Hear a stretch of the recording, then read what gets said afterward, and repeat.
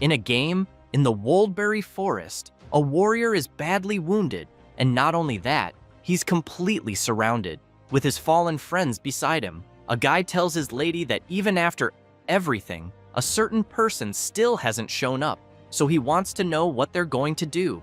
With a sinister look, she orders them to eliminate everyone. Thus, the executioner, without a second thought, charges at the warriors to wipe them out.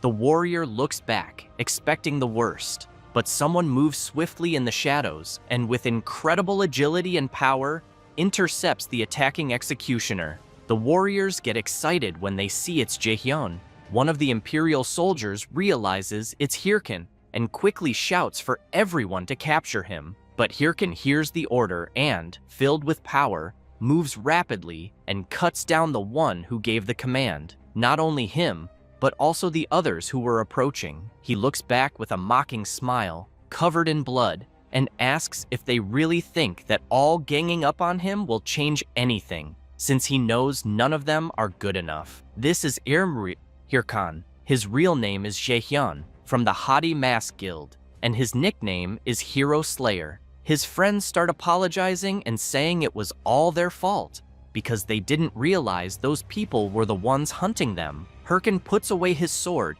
and makes it clear they don't need to apologize. He says that and extends his hand to help them. Then he reassures them that he's fine and tells them to get up. His friends are moved, having been saved once again, but Hirkan keeps emphasizing that, honestly, none of what's happening is their fault. And, looking at the person sitting and watching, he concludes that they're the real pathetic losers, since the real problem is people who can't fight fairly. With a sinister look, he asks the woman if he's wrong. She just smiles without saying a word, stands from her chair, and comments that it's all very exciting, but wants to know what's the point of their friendship. As she walks up to Hirkan with two people at her side, she makes it clear that trash coming together is still just a pile of trash.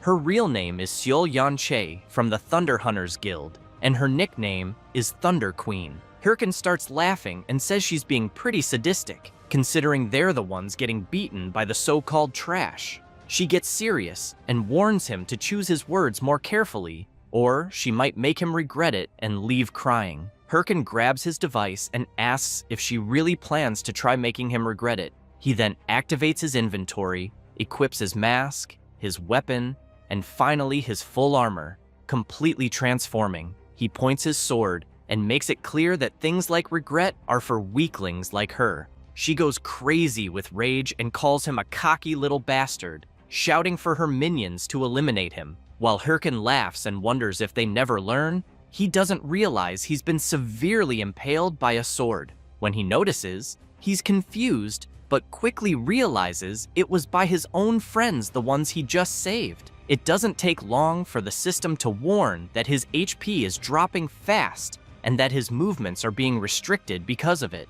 As he collapses to the ground, he wonders what the hell just happened. His friend, upset by what he did, apologizes and explains that everyone there has to put food on the table in real life and that they have nothing against him. Hirkan wonders why his friends betrayed him like that. Meanwhile, Sil starts laughing hard and, unable to hold back, keeps mocking him, saying he's such a fool for believing in their act of friendship, as if that mattered when money is involved. She then starts walking toward him. As she reaches his fallen body, she calls out to him and makes it clear she's kicking him out of the game. She also emphasizes that if she kills him every time he logs in, she bets he'll eventually quit playing. While Hirkan is lying on the ground, furious, he hears her say that she heard he's a full-time warlord player and that without the game, he's just a useless piece of trash in real life. With a completely mocking expression, she wants to know if he really looks like he's gone back to being just trash. He becomes restless, claws the dirt with his nails, and charges at her, screaming for her to shut the hell up. But in an instant, blood sprays through the air, leaving him in disbelief. She's also surprised, seeing his friends stopping him with several swords stabbed into his body. She thanks them all. With the little strength he has left, Hirkan starts trembling and still insists on knowing why his friends did this. since the guild they had meant everything. His friend, guilt-ridden, simply asks Hirkan to die already. Then he says they were paid a few billion just to eliminate him. Hirkan remains disappointed in his friends, even after everything he did for them. He makes it clear that they once said they'd all be a family, but looking closely at their greedy faces, he realizes it was all just an illusion. Then, several system messages appear saying that he has died and will receive a 48-hour login restriction penalty. He suddenly wakes up in the real world, terrified, screaming, and thinking he lost everything. The game in question is Warlord, a VR game that took over the world, highly profitable and powered by AI. Jaehyun thinks that game was what made him more than just trash. He remembers when he was playing and met the friend who betrayed him. At the time, he seemed really nice and even invited him to form a guild together.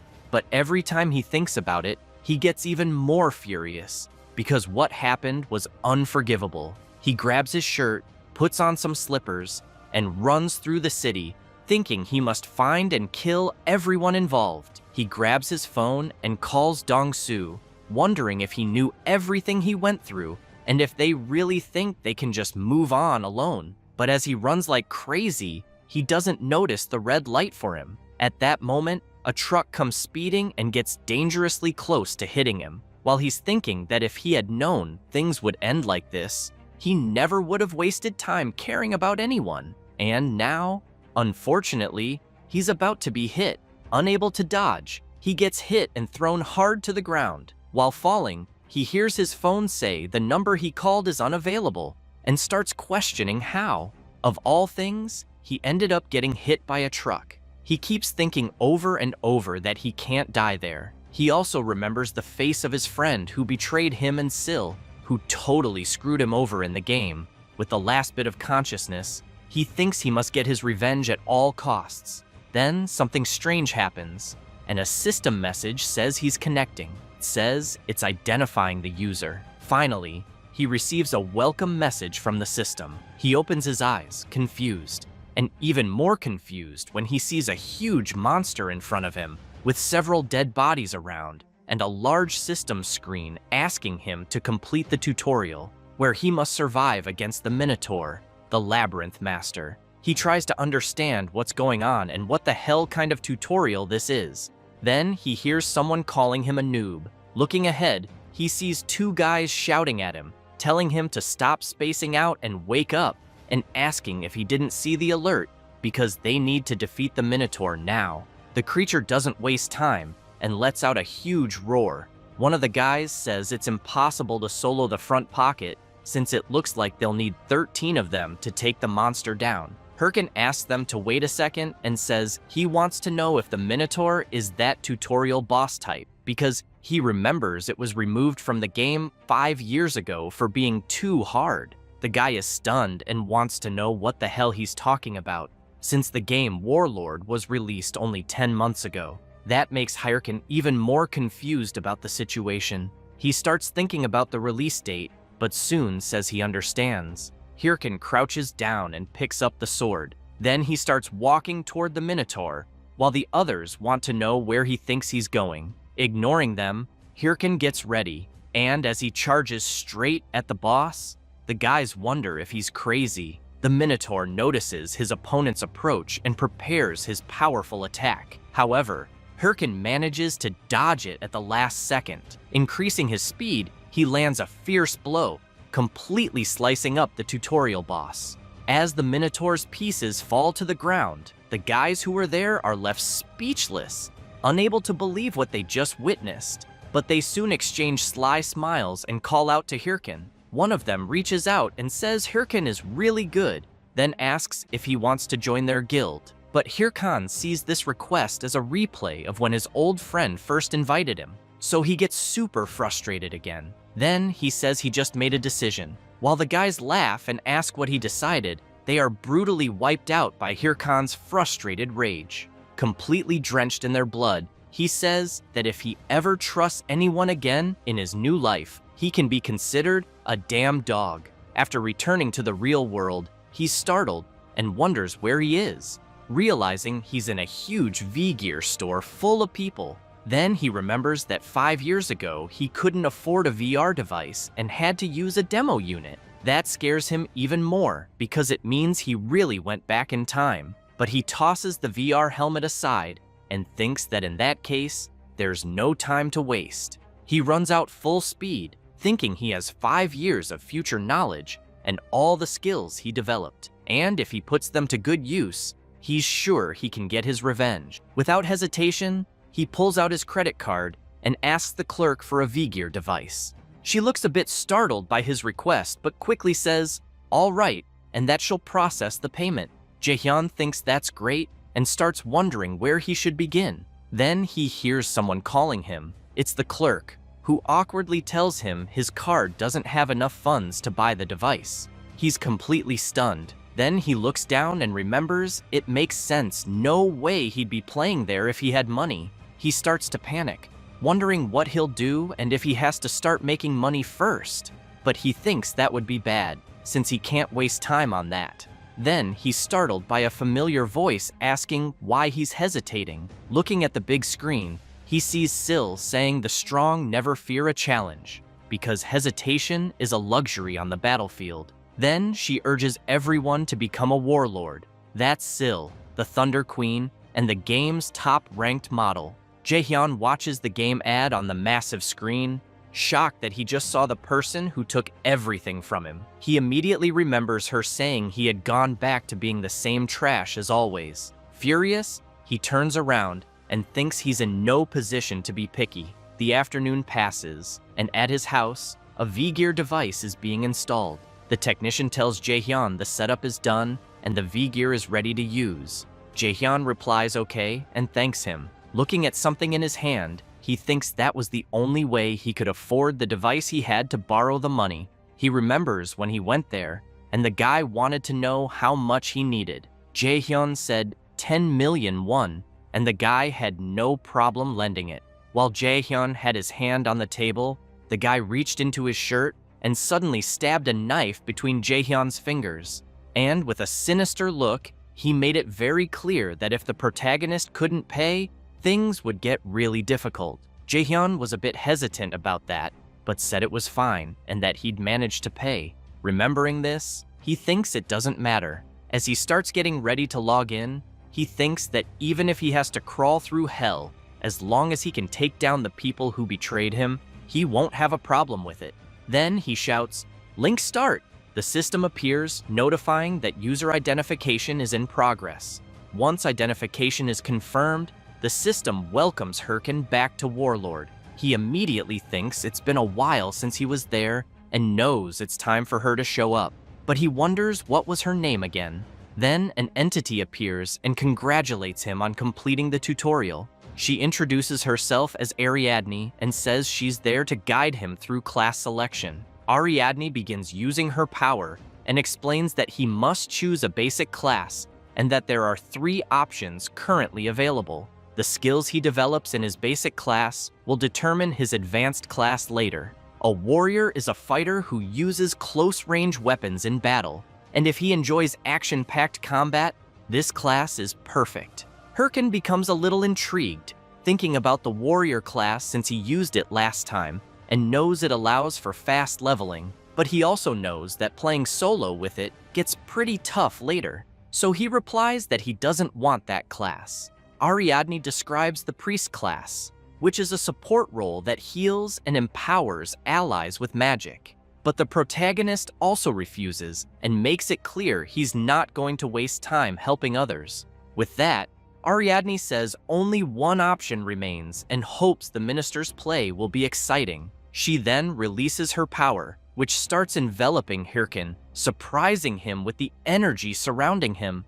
It doesn't take long for the system to announce he's chosen a basic class and will be teleported to his class tower. When he arrives, an old man sitting on a book welcomes him and calls him a young seeker of knowledge. He introduces himself as Golko and says he'll be the guide on the path of magic. He then asks what type of magic the protagonist wishes to learn. Without hesitation, Hirkin answers that he wants to learn dark magic. The room falls silent for a moment. The old man asks if the protagonist really said ancestral magic and apologizes, saying his ears aren't what they used to be. Hirkin replies no, and that he said he wants to learn dark magic. Shocked, the old man asks where he even heard of that, since dark magic is powerful but devours the user's soul. The protagonist confidently replies that he knows he's fully aware of it and is willing to bet everything. Gulko starts trembling and releases a black spring. Then his expression changes completely, and he says he hopes they can dive straight into this. He laughs, saying it's been a while since he saw a young person choose that path. After summoning a book of dark magic in front of the protagonist, he says that if he's ready, he should place his hand on the skill book, but warns again that this path is too treacherous for weak hearts. Without hesitation, Hirkin quickly places his hand on the dark book and with a confident look says to get on with it and emphasizes that his heart is far from weak. He starts laughing as the dark energy begins surrounding him. As the energy takes hold of him, Gulko comments that someone interesting has finally shown up.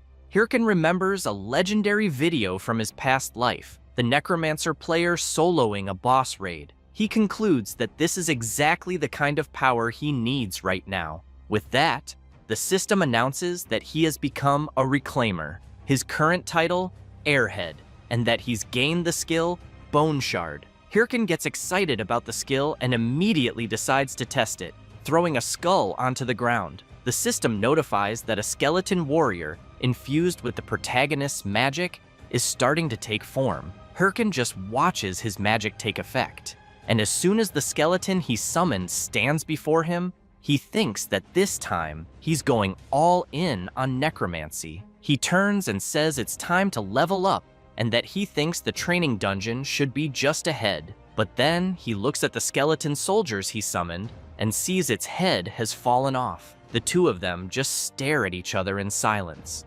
After that, a portal opens and someone steps out of it. It's the protagonist, with the system announcing that he has entered the beginner training dungeon. He's quite frustrated because seeing his summoned skeleton lose its head so easily makes him think back to how the summons he saw in his past life weren't that fragile. So he doesn't get it and opens the status window of his summon. He sees his skill, Bone Shard, Proficiency F, Summoned Unit, Level 1 Warrior. Usage, creates a Bone Shard. Target, infuse it with mana to summon the skeleton. Hirkin wonders if maybe he overdid it a bit. That's why he thinks he needs to level up quickly. Then he hears a sound and quickly turns to see what it is. Several charcoal wolves are approaching. Hirkin gets excited. It's finally time to test his skill. Some say charcoal wolves aren't that strong, but they're very fast, making them perfect to test combat performance. So he casts his Bone Shard skill and commands it to go after the wolves. As soon as the skill hits the ground, the skeleton soldier is summoned. The system then notifies that the skeleton warrior has detected an enemy and assumed a combat stance. The wolves, upon seeing the summoned creature, seem a bit intimidated, but the protagonist simply tells his summon to eliminate them quickly. The skeleton soldier charges at the creatures. Hirkin is excited, thinking this looks better than he expected and that at this rate, he'll reach max level fast. But with just one of the wolves' attacks, his skeleton soldier is completely shredded. He's left extremely disappointed by what he just witnessed. The skeleton's skull is thrown to his feet, making him furious and confused at the same time. He quickly opens the system screen and asks it to wait because this can't be right, and he wants to check the skills again. Clicking for more information, he realizes he probably forgot to set the mode, so he switches to Defense Mode 1, but the result is the same, and this time, the wolves are just gnawing on his summon's bones. He switches to Mode 3, Special Action, but that mode makes the warrior do the dance of enthusiasm. Hirkin starts crying, thinking he's completely screwed. He sits down and thinks this is a nightmare he's going through. When he tries to delete his character, the system notifies that character selection is unavailable because newly created accounts can't delete a character for 3 months. Hirkin reflects that unfortunately, he can't delete the account, can't change classes, and to make things worse, his loan payments start next month. He starts wondering if he should find another way to fix this. He also questions why nothing is going his way, just when he thought he was finally getting somewhere. Looking at his summon, he knows that idiot doesn't help, so he asks his summon to just stand still, please. He wonders how the hell that necromancer from his past life endured so many battles. Then he remembers something. He looks at the status window and sees that it's possible to improve in combat. He recalls that when he defeated the charcoal wolves, his summon was watching him the whole time, as if it were learning the movements. Then he smiles, throws his club to the summon, and makes it clear that it's lucky to be his minion, because, even if it doesn't seem like it, they used to call him a genius he trained a whole life and turned them into rankers. And there's only one thing his summon needs to remember about combat. He says this as he charges forward to land a blow, emphasizing that if the summon doesn't dodge, it dies. After landing the punch, he throws his summon far away and immediately tells it to get up again. Then, the same thing. He keeps doing it over and over, landing multiple hits on his summon, always slamming it hard against the wall, until he yells, telling it not to just stand there like an idiot after getting hit. It's supposed to dodge first, then counterattack when there's an opening. The skeleton soldier wipes its face and prepares for combat again, but this time, it's against the charcoal wolves once more. This time, however, it manages to dodge the wolves' charge and then lands a counterattack right on the jaw, and finally, a powerful spinning strike. With that, it defeats all the charcoal wolves. The skeleton soldier then turns to its master with a grateful look, but the protagonist wants to know what his summon is looking at. He already said there should be no distractions in battle. Still, he smiles and comments that the last strike wasn't bad at all. Then, the system informs that his bone shard proficiency has increased multiple times.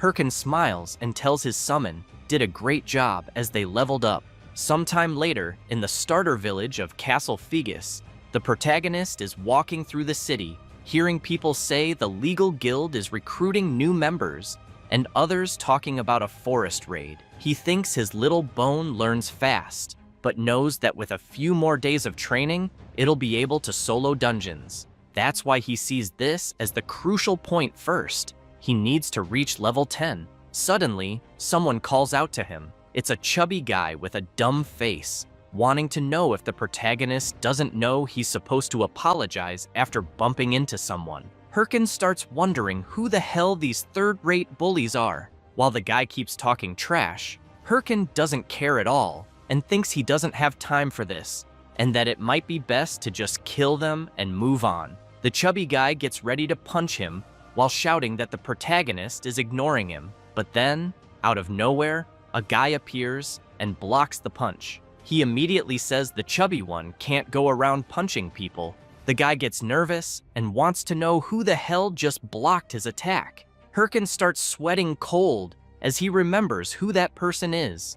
Looking at the guy's muscles and strange clothes, he's sure it's Shev the Slayer, the legendary warrior from his past life. The protagonist, afraid of what the chubby guy might do, shouts for him to wait without thinking, but the guy doesn't care and spits on the ground near the legendary warrior. Then he cracks his knuckles and tells Shev to stay out of it if he doesn't know anything, because it was the protagonist who bumped into him and didn't apologize. So he wants to know if Shev's never heard the saying, an eye for an eye, a tooth for a tooth. Shev starts laughing, but then releases his terrifying monstrous aura, which makes the chubby guy crap his pants. The protagonist is really impressed by the power he feels. Shev smiles, but with a terrifying look, and says that in that case, since the guy hit the palm of his hand, should he retaliate? The chubby guy's friend screams, warning him that the man in front of them is Shev the Slayer. Then he says Shev is the leader of the Red Bulls, one of the top 30 guilds, a battle-crazed lunatic known as Shev the Killer Slayer. The chubby guy turns to his friend and asks why someone like that would be there, but Shev grabs his shoulder and wants to know the answer. The chubby guy turns with a terrified face, but then he and his friend run away apologizing. Chev starts laughing and says he's glad everything was resolved peacefully. Then he pats the protagonist on the shoulder and asks if he's okay, saying he shouldn't worry about people like that. But Hirkin quickly turns and brushes Chev's hand off his shoulder, making it clear that next time, he doesn't need his help. The Slayer is left confused, not understanding what the hell just happened. Smiling, he thinks that was pretty cold. As he quickly walks away, Hirkin thinks that for a moment, he was completely overwhelmed by Chev's power. But he clenches his fists and, furious, swears that the next time they meet, he won't be the same person he is now. Sometime later, in a dungeon, the protagonist is still thinking about what happened earlier and how the difference in strength is painfully obvious. But he knows Syl and Chev are at the same level, which means he needs to become just as strong if he wants revenge. While he's thinking about that, a massive black tiger charges toward him. However, without doing anything, his skeleton soldier easily defeats the creature coming his way, and with no mercy, the skeleton finishes off the black tiger. The system announces that the skeleton warrior has killed a black tiger and leveled up. While his summon looks pleased, Hirkin takes a deep breath and wonders if it really took him 3 days to reach level 10, thinking that it took longer than expected. That leaves his summon a bit upset, but after a while, the system finally congratulates the protagonist for reaching level 10. It says, monsters will no longer appear in the training dungeon, his beginner mark has been removed, and his rewards will be processed. Hirkan gets excited he finally made it. The watch is an essential device with several functions: stats, quests, map, inventory, and messages. The protagonist thinks it's been a while since he used it. He quickly opens his status window and sees that he's level 10. His class is Necromancer, with 3 points in strength, 3 in stamina, 5 in intelligence, and 5 in magic. He thinks it's a shame that his stats, but then the system prompts him to allocate his available stat points. He reviews his stats to decide what would best support his goals. He knows this is just the first stat distribution, so he needs to be careful. As a Necromancer, the obvious choice would be to increase intelligence or magic, but he decides this time will be different and puts all his points into strength. With that, the protagonist's strength stat increases by 50 points, bringing his total strength to 53. His summon looks extremely disappointed. Seeing it upset, Hirkin asks what the problem is. Then he knocks on its skull and makes it clear he hasn't given up on necromancy, he's doing this to train it. He explains that increasing intelligence or magic right now won't make much difference, but investing in strength will allow him to teach it every move he mastered at his peak. He's literally betting his life on his summon's learning. The skeleton soldier gets emotional at its master's words, which only makes Hirkin more irritated, telling it to just focus on training while he takes care of the rest. He then says there's another way to make up for the other stats. The next day, he goes to the Monster Hunting Association at the Castle Figus branch. The mission distributor grabs an item and shouts to everyone there that fresh missions just arrived. While the crowd starts fighting to grab missions first, the protagonist calmly walks through them, thinking that missions this time of year are usually bad, but the guys are still hyped. So he figures they're all noobs. When he gets to the counter with the old man who gives out missions, he says he wants one and asks to see the list. The old man agrees but warns him that all that's left are the ones no one wants, either too hard or with lousy rewards. As Hirkin scans the available missions, he thinks most of them are really boring, but he notices one that catches his attention. After picking it up, he thinks he's found his ace. It's the Baima Mountain Cave, a basic mission with low-level monsters. The old man finds it strange and asks if he's sure he wants that one, since the reward is just 10 gold coins. He replies yes, and the system notifies that the quest has been updated. Then he thinks that at first, it seems like just any quest, but if completed before level 15, it'll grant him an ultra-rare title, Rising Star. The protagonist reflects on how people often question the value of a simple title, but he knows that titles increase a player's stats. For example, a scatterbrained mage who gets mocked by a wolf might just be a low-level alchemist with poor attributes.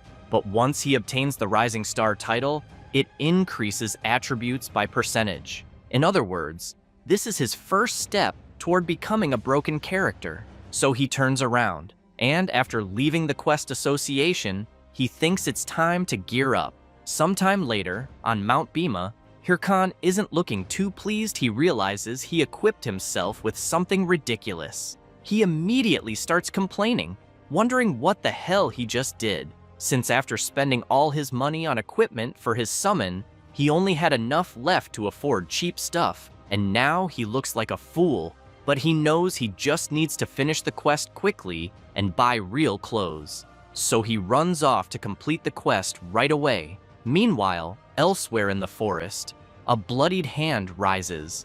It's a man lying wounded among the plants, calling for help until he gets dragged back in. Sometime later, a warrior arrives at Mount Bhima and declares that the grand adventure of the Great Multi is about to begin. He feels proud for being level 11 and thinks he might even become a top ranker in record time. Then he hears someone screaming for help, asking for someone to save their lost friend. The warrior rushes over and asks what happened. The priest says a monster started attacking them out of nowhere, but he barely escaped, and to make it worse, they ran out of healing potions. The warrior starts looking through his device and says he thinks he has some potions and tells them to hang in there. The priest starts crying and thanks the warrior, but it was a total setup. Another guy was ready to strike the warrior while he was off guard.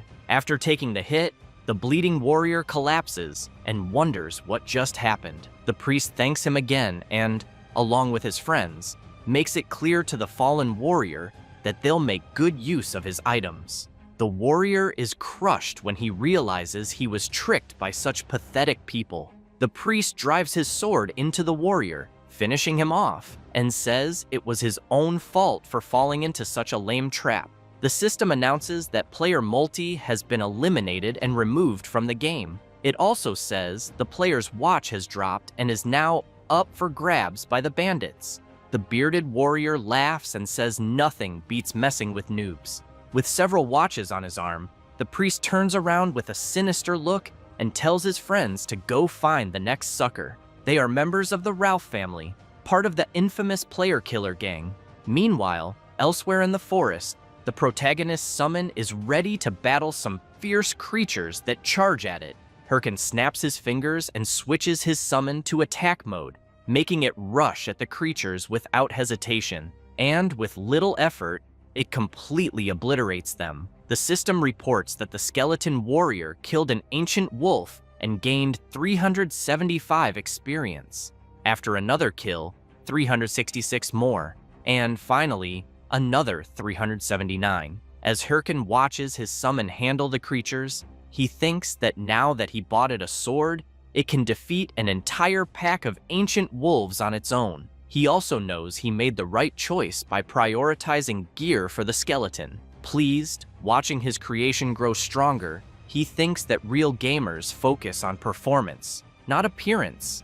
The skeleton soldier looks back, sees his proud master, and immediately wonders why he's looking at him like that. However, Hirkan turns and replies that it doesn't matter if his summon is done dealing with the ancient wolves, then they should just leave already, because he needs to level up and get rid of the horrible outfit he's wearing. Little Bone runs after his master, but something suddenly comes flying, and an arrow hits the summoned skull dead on. This startles the protagonist, who wants to know where the hell the arrow came from. Someone approaches, apologizing. It's the same cheating players from earlier. The priest says he's really sorry, and explains that he saw the protagonist's creature from afar and thought it was a monster.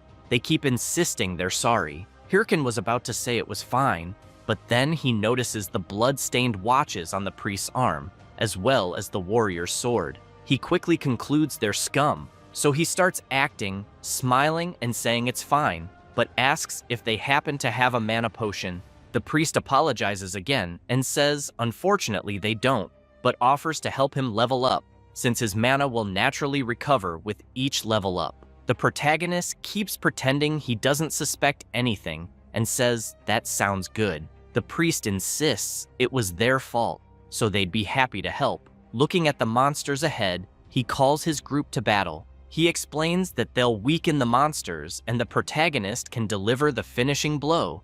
As they move in, the priest quietly asks if everyone knows the plan. They all respond yes. The warrior whispers that he'll take aggro first. Then, the mage says he'll cast an attack buff second. And finally, they'll accidentally let the monster loose toward the clueless protagonist. That way, the poor idiot will panic when he sees the beast charging at him, so they all just wait for it to happen. However, they're quickly left speechless, unable to believe what they're seeing. The protagonist's summon easily defeats the creature. Hirkin then says he's fine and asks them to just keep going. They start wondering what kind of summon he's using, and maybe his level is higher than they thought. In that case, they decide to start sending multiple waves at once against him. Then, while he's distracted, the warrior sneaks up behind him. As he's about to strike, he thinks all he needs to do is defeat the summoner. But when he attacks, Hirkin easily dodges it, leaving the warrior confused as hell. His target just dodged an attack from a blind spot. With no time to react, he gets hit by a brutal blow from the protagonist. The priest panics and shouts, wanting to know what the hell is going on. Hirkin snaps his fingers and calls for his summon, Little Bone, who immediately joins him and charges at the thugs alongside his master. They scream in fear, begging them to wait. But with no chance to defend themselves, both are attacked by the coordinated strike of master and summon. After their bodies crash to the ground, Hirkin makes it clear he knows their kind all too well. As he walks toward them, he says they're the type who earn people's trust just to stab them in the back and take their loot. But he admits that if he still thought like before, he might have fallen for it. The blood-covered priest starts screaming in desperation, begging the protagonist to wait a second and just take all his items and go. But sadly, Hirkin makes it clear it's too late. He no longer trusts anyone. He says that, then mercilessly finishes off his opponent. At that moment, the system announces that player Ralph has been eliminated and that the 8 watches he carried have been dropped. After seeing how many watches Ralph had, the protagonist becomes furious, thinking the guy really was a scumbag. But something about it also makes him happy. He knows he'll make good use of the drops. First, he's going to get himself some proper clothes, but as he turns around, he sees his summon kicking the already defeated warrior, so he calls out to him and asks if he wants any of the drops lying around. Then the protagonist extends his hand and starts healing the wound caused by the arrow his summon took. It doesn't take long for Little Bone to be fully healed. He then raises his sword and strikes a heroic pose. Hirkin looks at his excited summon and says, "It really looks like he's happy." The protagonist also comments that appearance doesn't matter in the game, but while striking a ridiculous pose, he emphasizes that what truly matters is being beautiful on the inside. As his summon stares in shock at its master's absurd pose, Hirkin smiles and says the priest's dropped watches were truly a jackpot. There's less than a 1% chance that when someone sells another player's watch, the inventory will drop random items like rare gear with stat bonuses. For example, the goblin's black pants he equipped, which grant 5 extra points in mana and 5 in intelligence. Also the Sword of Ancient Essence, which gives 10 more points in mana, plus the skill books, from which he obtained the Book of Demonic Curse. And lastly, the most important, lots of gold. Hirkin picks up a mask from the dropped inventory and thinks that thanks to the fools he defeated, this was faster than expected. He then concludes that he'll soon start recording his gameplay and knows he'll need the right style for that. But after thinking about it, he remembers something that makes him uneasy. He starts recalling his past life, how he once asked the friend who betrayed him to imagine their whole guild wearing traditional hey-ho masks. At the time, he was so excited, saying the next day they'd rename the guild to Hey-Ho Mask.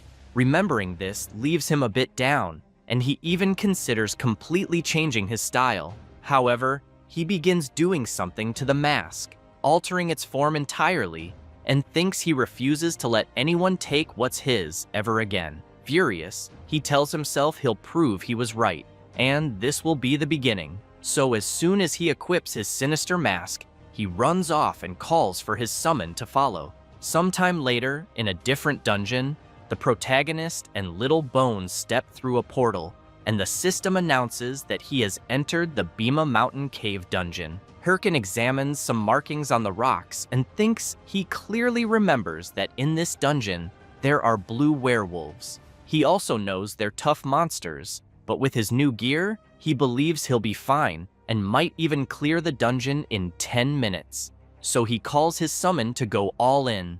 A few hours later, Hirkan is in disbelief and yells, asking why there are no monsters around. He starts thinking this is driving him crazy because he knows if someone had already cleared the dungeon, the system would have sent a message. Then he sees his summon doing something near the rocks, and when he turns, he notices something that grabs his attention. So he heads over to where his summon is and sees something strange on the rocks. Suddenly, a massive dark energy begins to swell. The system announces that the protagonist has discovered an instance dungeon and asks if he wants to enter. He falls to the ground, startled, and says that must be why no monsters were spawning, because instance dungeons are random dungeons that appear inside another dungeon, and when they do, the normal dungeon shuts down until the instance one is completed. He also knows these dungeons are much harder, but give double the rewards. He starts wondering if it might be a trap because he knows once someone enters an instance dungeon,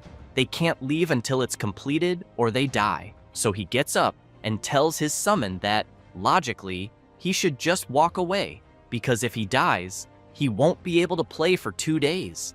It would make much more sense to just farm easy missions, but he knows that's not what matters right now. With that, the system confirms he's entered. After stepping through the portal, he says that as long as he doesn't die, he should be fine. But soon, a bright light covers his face, and as he tries to look around, he wonders if the place he's in is an ancient arena, also feeling an intense atmosphere. Then he gets startled by a powerful tremor, which was caused by a massive, sinister werewolf standing before him. It's a corrupted werewolf of unknown level. The creature doesn't hesitate and immediately launches an attack at the protagonist, who is still trying to understand what's happening and, unable to defend himself, is struck and thrown hard against the wall. Little Bones sees his master in trouble and immediately gets furious, assuming a battle stance. But Hirkan laughs and says this is perfect. He keeps laughing and says his luck is insane since a corrupted monster appeared. He's convinced this must be material for a main quest. He then calls for his summon and makes it clear that if they can't defeat the werewolf, they can say goodbye to dinner. With that, he charges at the creature. Little Bone gets ready too. Then, he lays down his sword for his master to step on and leap toward the corrupted werewolf. The creature lets out a loud howl, but Hirkan uses his skill curse release, and his sword is instantly infused with the energy of the demonic curse. The werewolf has no idea what this mere human is doing, but in the blink of an eye, it's struck and has one of its arms sliced off. The werewolf starts screaming in pain as the system notifies that the protagonist's skill is active and the target's stats have been reduced by 10%. As the werewolf howls in agony, Hirkan looks at his sword and reflects on the demonic curse, thinking that for a first try, it wasn't bad at all. However, the werewolf starts releasing a bloody aura and, now extremely enraged, charges straight at the protagonist. At that moment, a system message appears, warning that the corrupted werewolf is enraged and all of its status effects have been nullified. Hirkan simply prepares for the worst, thinking he was already expecting at least this much from a dungeon boss. Then he smiles and says he was saving this for later, but right now seems like the perfect time to test it. He activates his inventory, and a dark energy begins to surge, completely engulfing him, until an explosion occurs, unleashing all the energy, and Hirkan appears fully equipped in sinister battle armor, laughing and asking where he left off. A slot is one of Warlord's unique game features. When activated, The slot channels pure energy from the world of Warlord, enhancing attributes and shaping the player's body. As for the form, it's completely unpredictable, as it varies for each player, which is why most players usually call it Supreme Mode. Hirkin calls out the corrupted werewolf to bring it on and show what it's got. The beast becomes furious and lets out a powerful roar. Then it charges at the protagonist, but as it tries to strike, Hirkin dodges without much trouble. He keeps avoiding multiple lunges from the werewolf. Then he jumps back to gain some time, but the creature doesn't care and unleashes another powerful attack. While evading the werewolf's strike, the protagonist thinks that his opponent is definitely a boss. Given its speed and power, he starts to wonder how many of the beast's attacks he could withstand. The werewolf comes charging again, showing several possible openings.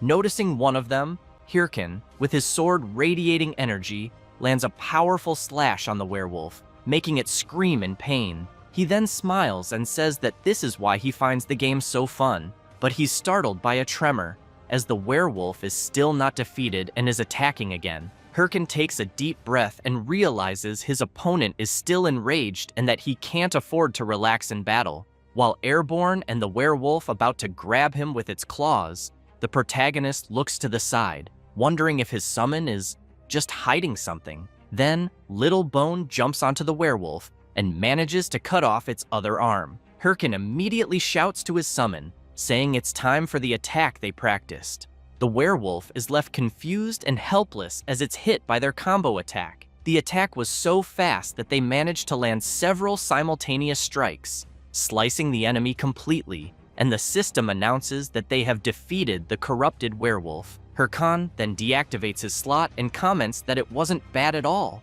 Next, the mission card the protagonist selected starts spinning and glowing brightly. It reveals that the Mount Bima Cave mission, Defeat the Monsters, has been completed, and the protagonist received 10 gold coins as a reward. The system also announces that the Skeleton Warrior defeated a high-level monster, and the skill, Bone Shard, has been upgraded to rank E. Additionally, the protagonist also obtained the werewolf's skull and hide. While his summon celebrates, Hirkin notes that it seems like instant dungeons really do have the best drops. The system continues by announcing that the protagonist obtained the Corrupted Tracker's Necklace, a unique chronicle item. It boosts all class-related attributes, plus 18 to all stats. It's bound to the user, non-transferable, with only one requirement: the user must have the Corrupted Tracker title. Hirkan is quite surprised by this drop. He knows he can't sell it, but it's still a higher class item than any standard one. He gets even more surprised as he also earns 3 new titles. Rising Star, which grants plus 3% to intelligence and mana. Hirkan knew he was going to get that one. The next title is Hero Challenger, granting plus 3 to stamina. Hirkan comments that he even got a group title, since he soloed an instant dungeon. And finally, the Corrupted Tracker title. He's quite surprised and wonders if this is the introduction title for the first chapter of the main quest, the Corrupted Count. Hirkan knows that the main quest is the foundation of the Warlord game world, being a crucial storyline, and because the rewards are insanely good, every player wants in no matter what. It's the core content of Warlord for players. While trembling from all the rewards he received, he thinks that even in his past life, he barely made it to Chapter 4. He gets excited and thinks that what he got wasn't luck, but a jackpot. So he yells to log out immediately. Back in real life, he sees a breaking news live stream, with a player announcing that his guild, Hydra, has officially entered the final phase of the Corrupted Count scenario, and that they aim to complete it within 3 months. Jaehyun pauses the live stream and feels really down, because what he thought was a jackpot in-game turns out to be nothing in the end. Then he gets furious and starts banging his head on the desk, since that player and his guild are already in the final phase. He considers that maybe he has no choice but to stay out and wait for the next chapter. But then he gets an idea. He goes back to his computer, thinking that maybe this is actually the perfect opportunity, since he knows the entire world is currently focused on the Corrupted Count and the first main quest of Warlord is about to be completed. So he wonders if anything would change if he posted his video about the corrupted count, thinking it might go viral. Jaehyun thinks it was a great idea to have recorded everything, so he knows he needs to edit and upload it to WTube as fast as possible. However, he also knows that editing is the key, and he can't just leave that to anyone, meaning there's only one person for the job: the legendary editor from his past life, the filmmaker, Romeni. She sees the protagonist's request and wonders who this person named Hairkin could be. While checking the request, she questions what a level 15 could even accomplish. Maybe the starting cave, guessing it's just some rich newbie making a flashy video for social media, until something catches her eye and she ends up genuinely shocked, remembering a certain person. Then she gets really excited upon realizing who it is. This is Romeni, a freelance video editor, and her in-game nickname is Hell's Mouth. Meanwhile, elsewhere, a woman is watching some news on her tablet. One of her employees rushes in, asking if she called. She says a new video about the corrupted count has just been uploaded. She hands the tablet to her employee and says it's quite interesting, since a level 15 defeated a corrupted werewolf solo. The four-eyed guy laughs and says her team also saw him, but made it clear that corrupted werewolves are low level, so they didn't think it was worth tracking. She smiles and says she liked it. Then she asks her employee to bring the person from the video to her. This is Sholyon Che, heiress of the Thunder Corporation, the biggest business conglomerate, and her name in Warlord is none other than Thunder Queen Syl. The next day, the protagonist is quite surprised looking at something on his phone. Seeing the video he posted the day before, he notices it already has many views. To be exact, over 6,000 views. He feels awkward, knowing it took him months to reach that many views in his past life. Looking at the message Romeni sent, asking if he saw the view count, he realizes something else has changed. She contacted him first. He knows that normally she never reaches out first, as she's supposedly a very mysterious person. Then she asks when he'll send the next video. Jaehyun lies back in his pod, takes a deep breath, and says he's wondering that too, since he has no idea what to do for the next video, and there's no way he's going to find another monster like that werewolf with the ear again. So he thinks it's better to start making videos only once he reaches level 50. That said, he turns on the VR device, begins logging into the game, and thinks he needs to strike while the iron's hot. Meanwhile, Shev the Slayer is watching the protagonist's video. He comments that no matter how many times he watches it, the protagonist's moves always seem impressive. However, he becomes intrigued by something while watching the video and wonders if he doesn't already know him from somewhere, as he seems very familiar. Then a beautiful woman arrives. This is Yell, affiliated with the Red Bulls. Shev tells her he's talking about Herkin, the one with the ha-ho mask, and that he's one of the trending topics right now. She wants to know if her friend is watching the video again, saying it would be strange if he weren't familiar when Shev watches it all the time. The blonde guy takes a deep breath and, all excited, shouts that the game makes you feel like you're moving in real life. So when people play for the first time, they tend to be shy with their movements.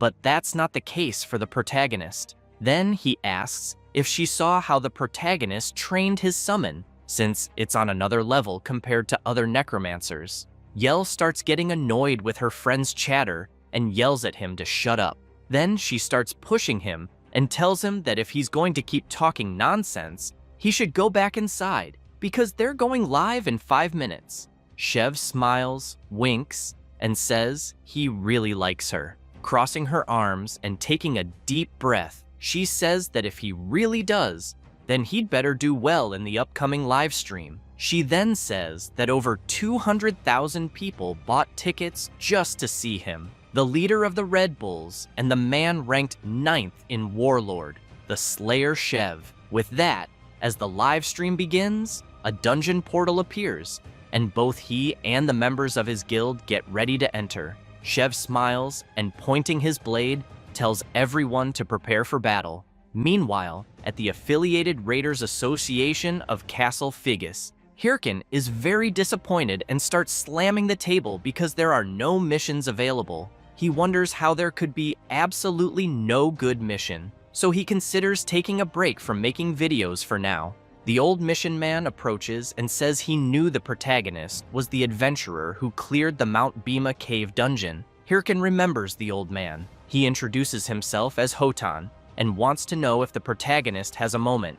After going to a more private place, the old man says he's heard everything and knows the protagonist even encountered a mutant in the Mount Bima cave. Hirkan is puzzled, thinking he doesn't remember any such quest, so he says he just saw a werewolf with strange eyes.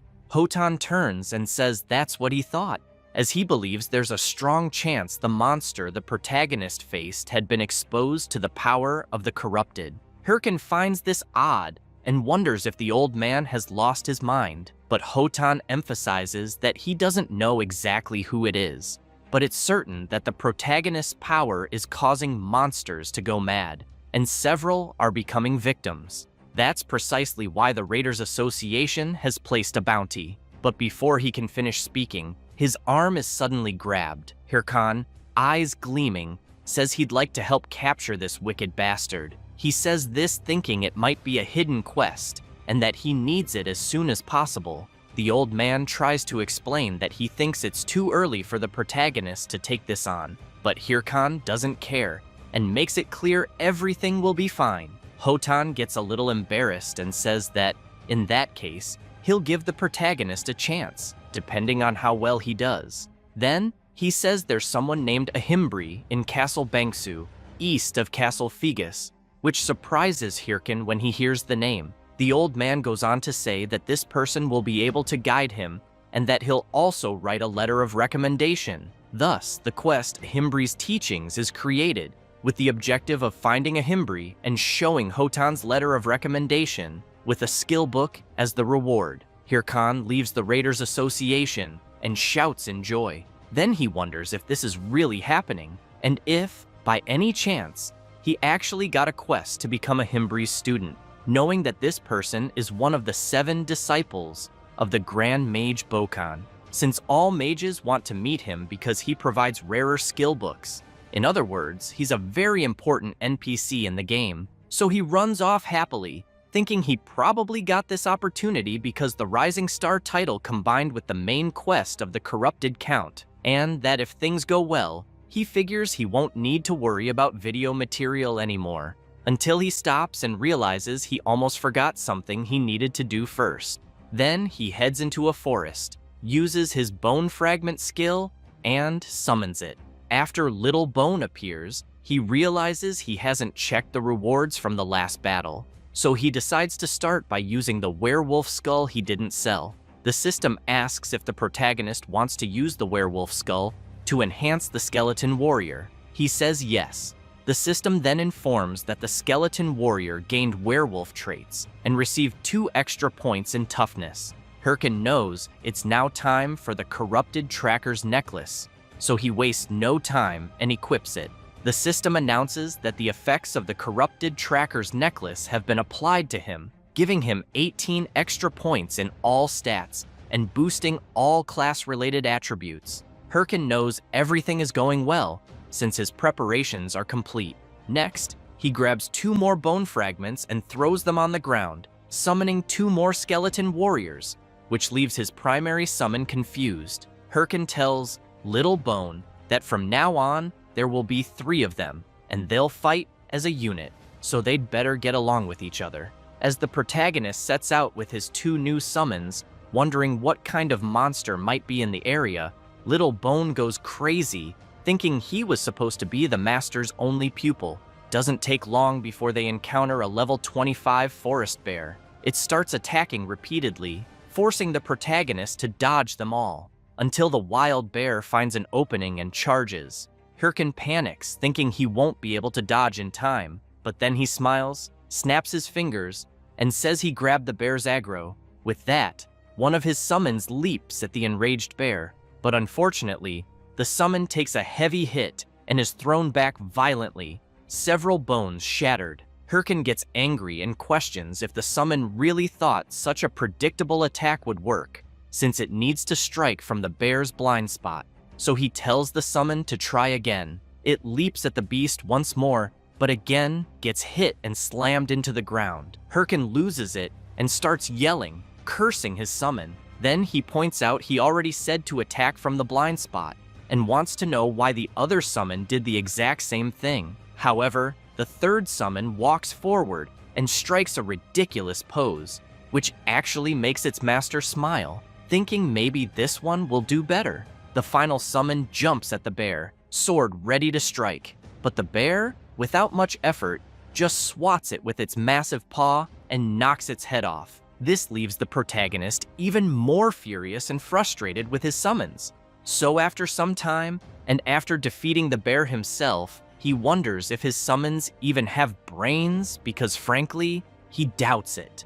Then he tells them to put their heads back on. While they do that, he tells them to listen carefully and explains that when monsters are attacked, they obviously turn toward the direction of the attack. Then he draws a diagram on the ground and says that's why his summons need to go for the monster's blind spots. He then asks what would happen if they charged from where the monster is looking. The summons just make faces like they didn't understand anything, which makes him even angrier, and he tells them to just forget it. Even so, he thinks it's great that the skill's rank has increased, and that he can now summon 3 skeletons at once, thanks to the effects of the corrupted tracker's necklace.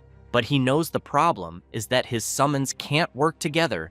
They just repeat what was told to one of them before, but since they haven't learned to fight as a team, they don't know how to do it. So he finds himself in a dilemma, knowing that his summons cost triple the mana, but are even worse than before. Then he gets up and says whatever, since he already reached level 20 like he wanted, and it also seems like he won't be able to make combat videos for a while. So he turns around and tells his summons to get up too, because they're going to train all the way to Castle Bangsu. He thought he'd leave the fighting to his summons while he sat back and relaxed like a necromancer should, but it seems he won't be able to avoid the front lines. So he concludes that he's totally screwed. After a while, he returns to the Raiders Association branch at Castle Bangsu. Inside, it's full of players.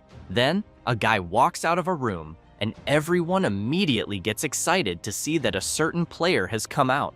They desperately want to know what quest that player accepted, and that's when the protagonist enters, thinking everyone there is like a bunch of hyenas. He covers his face and concludes that clearly, you can find people like this anywhere, knowing they don't even try their best on their own and just want to leech off others. Then he hears someone call him. A bald guy wants to know if the protagonist has a good quest, suggesting they could do it together. But Hirkin couldn't care less and tells the guy to fuck off. As he walks up the stairs, he reflects that he can't let anyone find out he's doing a Himbri's quest. At the top of the stairs, he hands over Hotan's letter of recommendation. The player inspects it, confirms everything, and politely asks Hirkan to head to the second floor. Meanwhile, people keep acting like parasites and desperately try to get in, claiming they're in a party with Hirkin. As he walks, he wonders what kind of reward a Himbri might give him, thinking it must be good,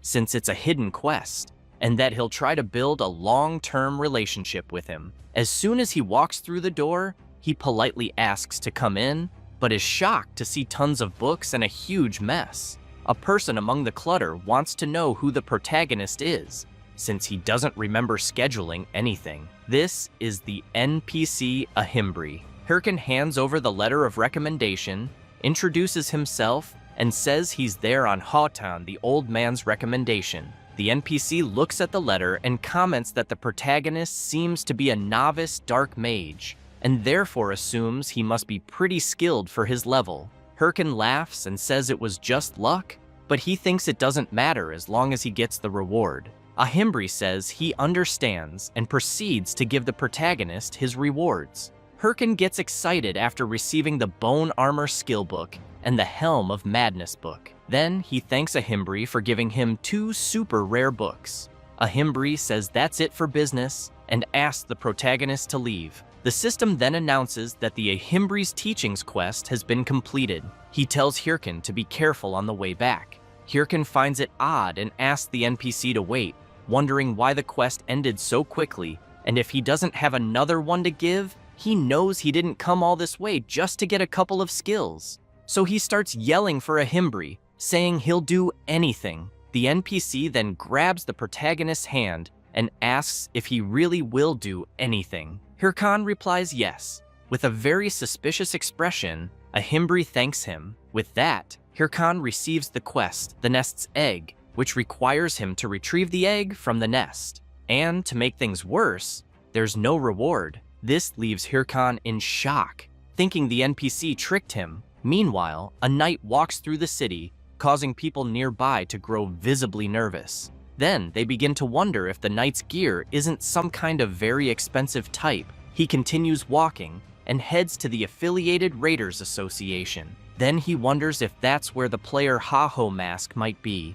Meanwhile, the protagonist, after leaving Ahimbri's room, feels very disappointed, thinking it's really possible to get scammed by an NPC. So he walks off, thinking he expected to receive a quest related to the main storyline. But now he wants to know what the hell this egg quest is, especially since it has no reward. Still very frustrated, he keeps questioning if he really needs to do it. Then, out of nowhere, a strange guy appears right in front of him, asking about the quest. Soon, several other players surround the protagonist, all trying to find out what mission he got. He panics, thinking he forgot those guys were there, and wonders what to do now. Maybe he should just kill them all. Then, out of nowhere, the knight appears, releasing his intense power and blasting the players away. He asks the protagonist if he has a moment for a talk, saying he'd like to speak somewhere quiet. Hirkin finds it strange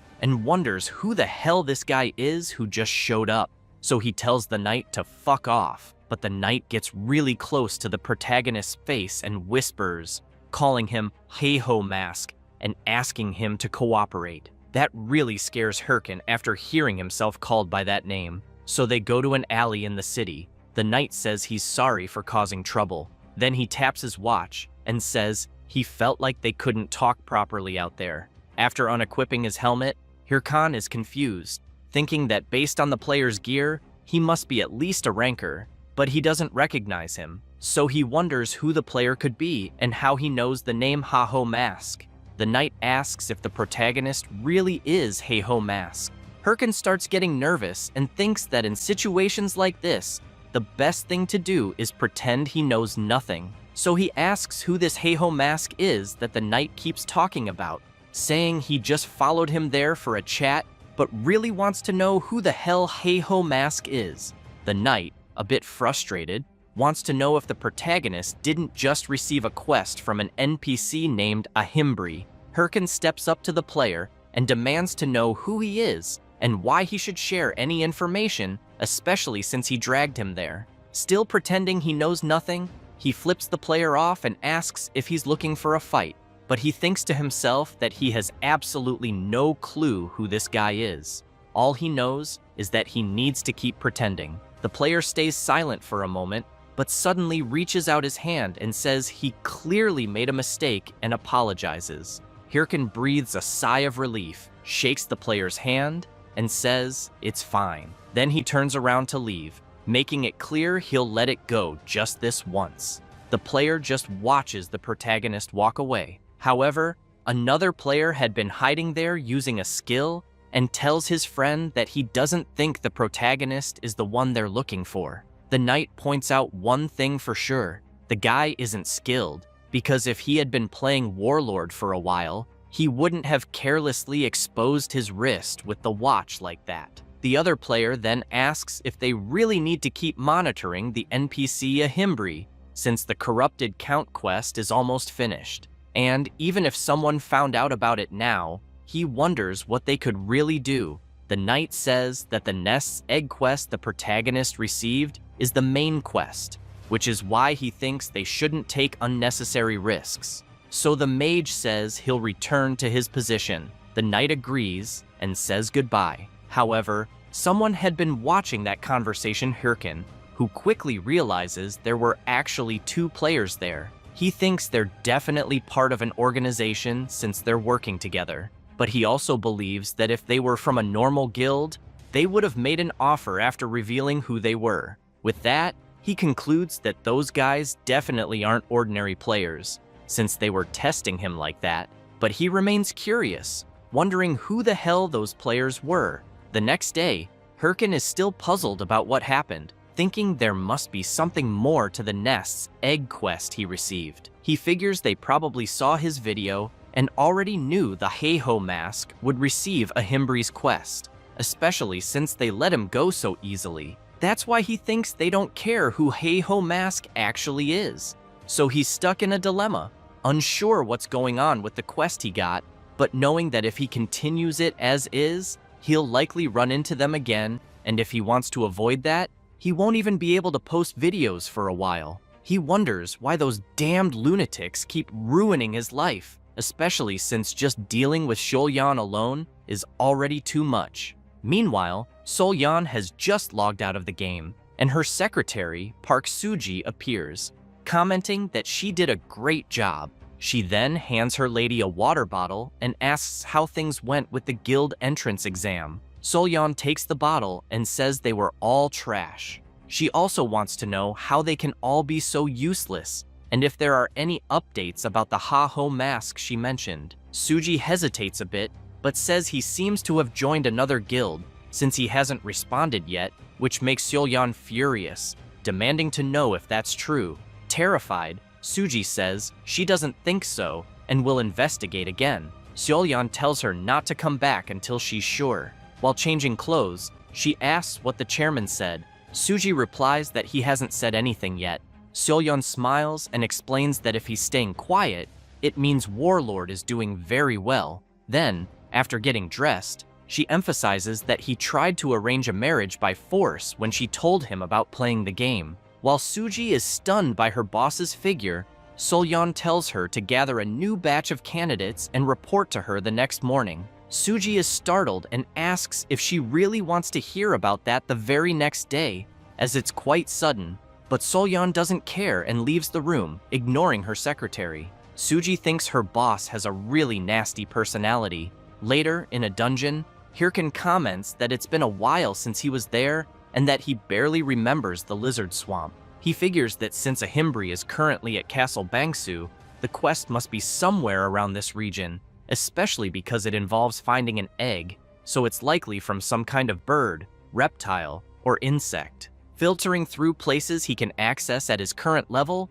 the lizard swamp was the only option. He then calls one of his summons and says the monsters here are high level, so he'll probably need to use the skill enhancement he received. Referring to the Helm of Madness, he knows he has to draw a mark and cast the proper spell. So he activates the helm, and his summon begins to change, its gaze now filled with a bloody energy. It quickly starts releasing a powerful aura that leaves the protagonist stunned. He gets really excited seeing his summon transforming into something incredible. He says they need to test it first, so he tells the summon to attack him, but he forgets the note in the skill that says there's a chance the summon might lose sanity. One of them takes a deep breath, eyes full of bloodlust, and charges at its master, who is now terrified. But Hirkin lands a solid punch to the summon's skull, launching it high into the air. As the skull crashes back to the ground, he demands to know how the summon dares to scream. Then he decides to review the skill more closely to check for a bug, but finds nothing. He figures maybe he got hit by his own skill somehow, but doesn't notice something emerging from the swamp behind him. A level 30 lizard man appears, ready to attack. Hirkin turns and says that, apparently, the test subjects arrived at just the right time. With that, he activates his skill again, and the system notifies that when the Helm of Madness is active, it increases the summon's attributes. And currently, the boost rate is 1.2x. Hirkin also activates Bone Armor, equipping his summon with armor, but for now, the only available piece is the chest plate. With that, all his summons are ready for battle, which makes the lizard men a bit nervous. So Hirkan orders his summons to wipe out the monsters.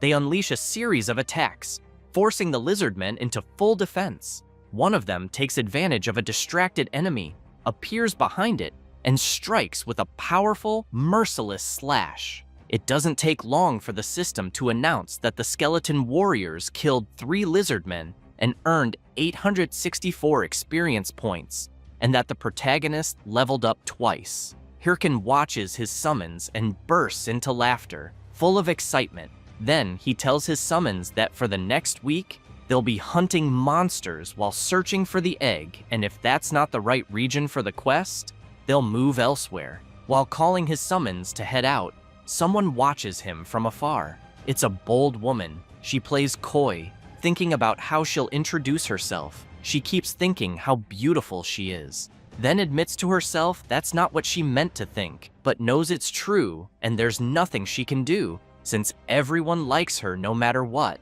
That's why life has always been easy for her. When she pretends she's in trouble, her slaves always come to help. But as soon as she takes a step, she slips in the mud and falls face first into a puddle. Furious, she thinks about how much she hates this place. She then remembers that one of her slaves brought her there to help her level up, but in the end, he died quickly, and now she's stuck there. Watching the protagonist from a distance, she knows the monsters there are too strong and the terrain is difficult.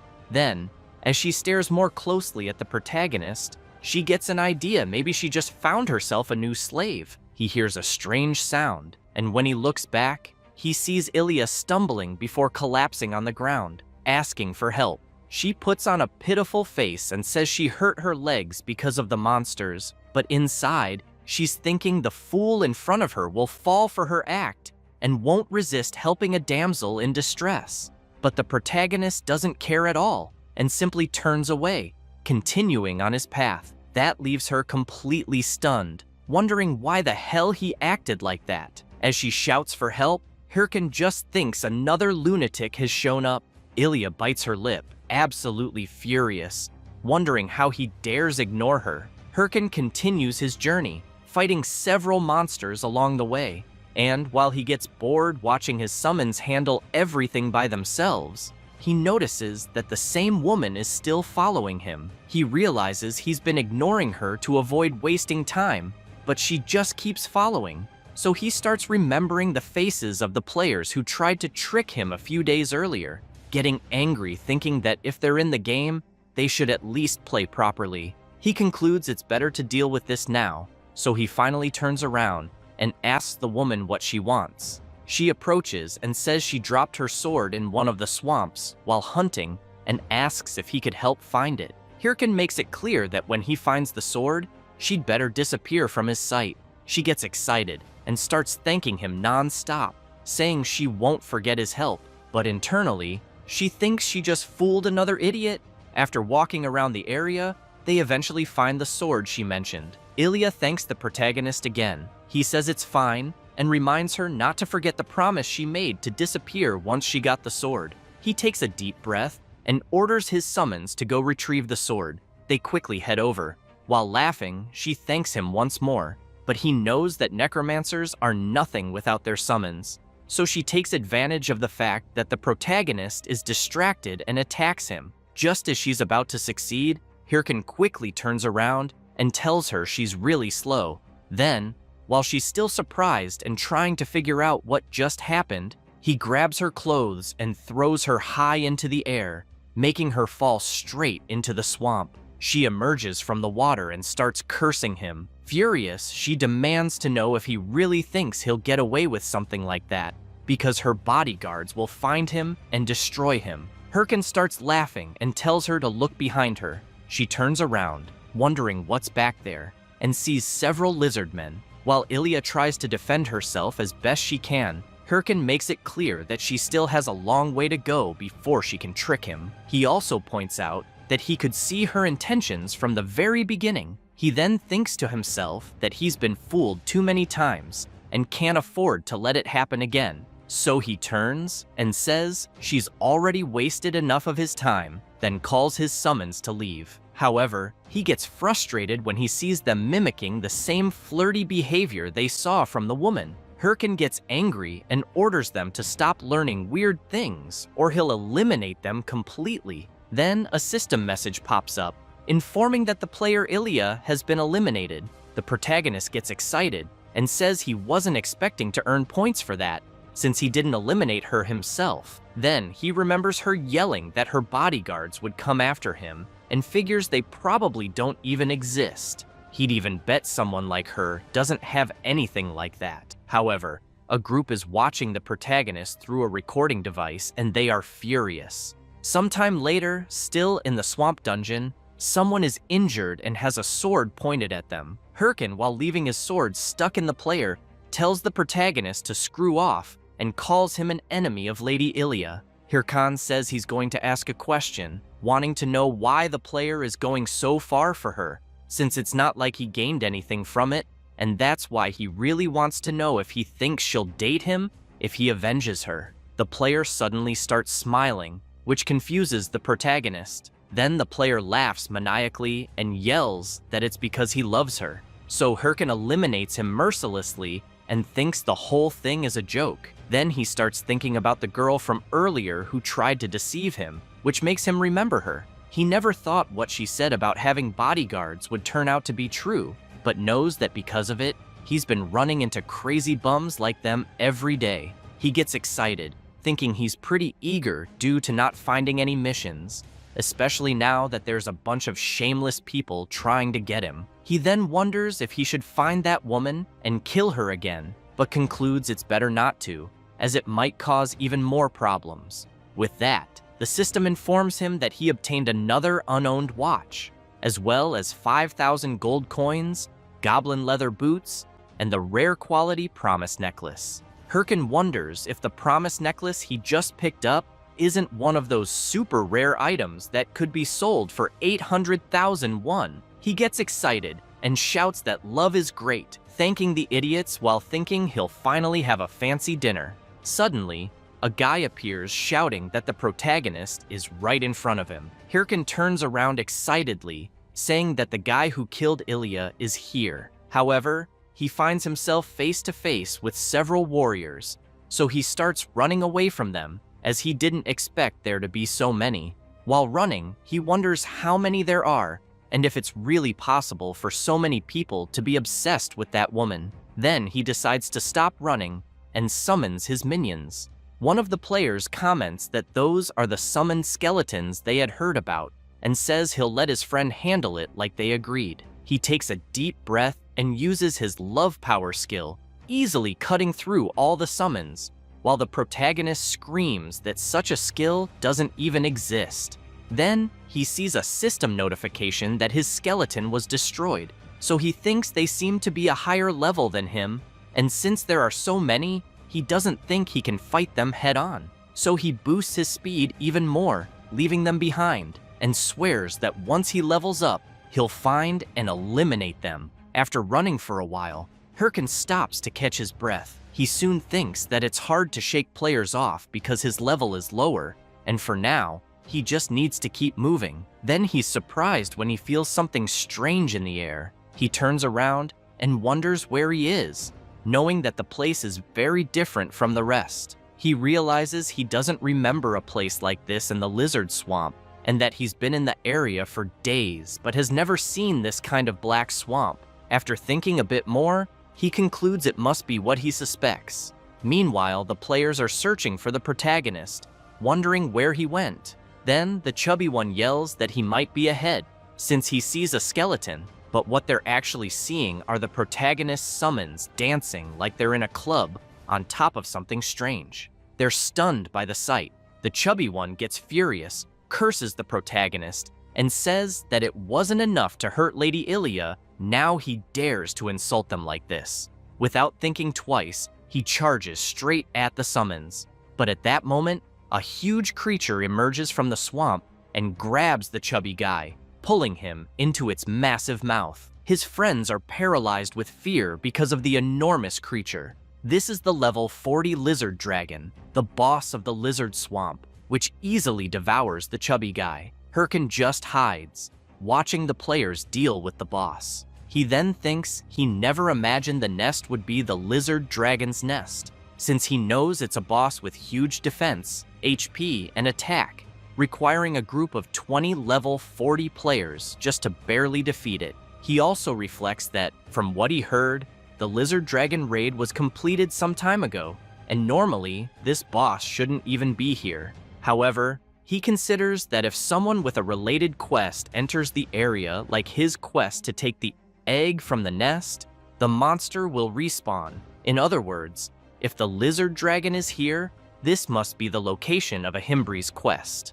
That makes him even more curious, wondering if Ahimbri really sent him there to defeat that thing and take the egg back, even knowing he's only a level 20 player. He gets furious, thinking that NPC is a real scumbag, but he also knows that luckily he managed to gather some good comrades, so he figures it should be fine. One of Ilya's love slaves yells that the lizard dragon is too much and they better retreat, but Hirkin shows up and says they can't do that. He then uses his bone fragment skill and summons his skeleton warriors.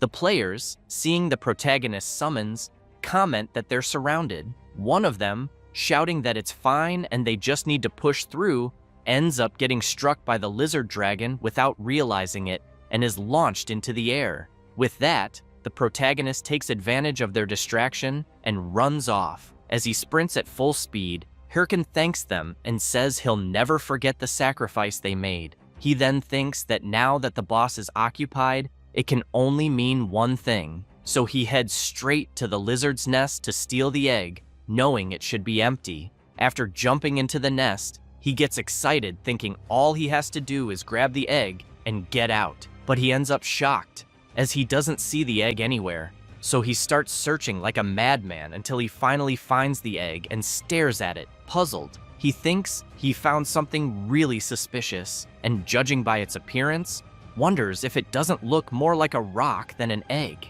Then he gets spooked when the system informs him that his skeleton warrior was destroyed. He turns around and assumes the lizard dragon must be returning after detecting an intruder. It doesn't take long before the boss returns to the nest, furious. The protagonist tries to hide and thinks he's totally screwed. He also knows that now that the boss is back, he won't be able to search the nest any further. But looking at the thing that looks like an egg, he figures that if that's the case, he has no choice but to take it, even if it isn't really an egg. After returning to where the players were fighting the boss, he sees a chaotic scene with several bodies.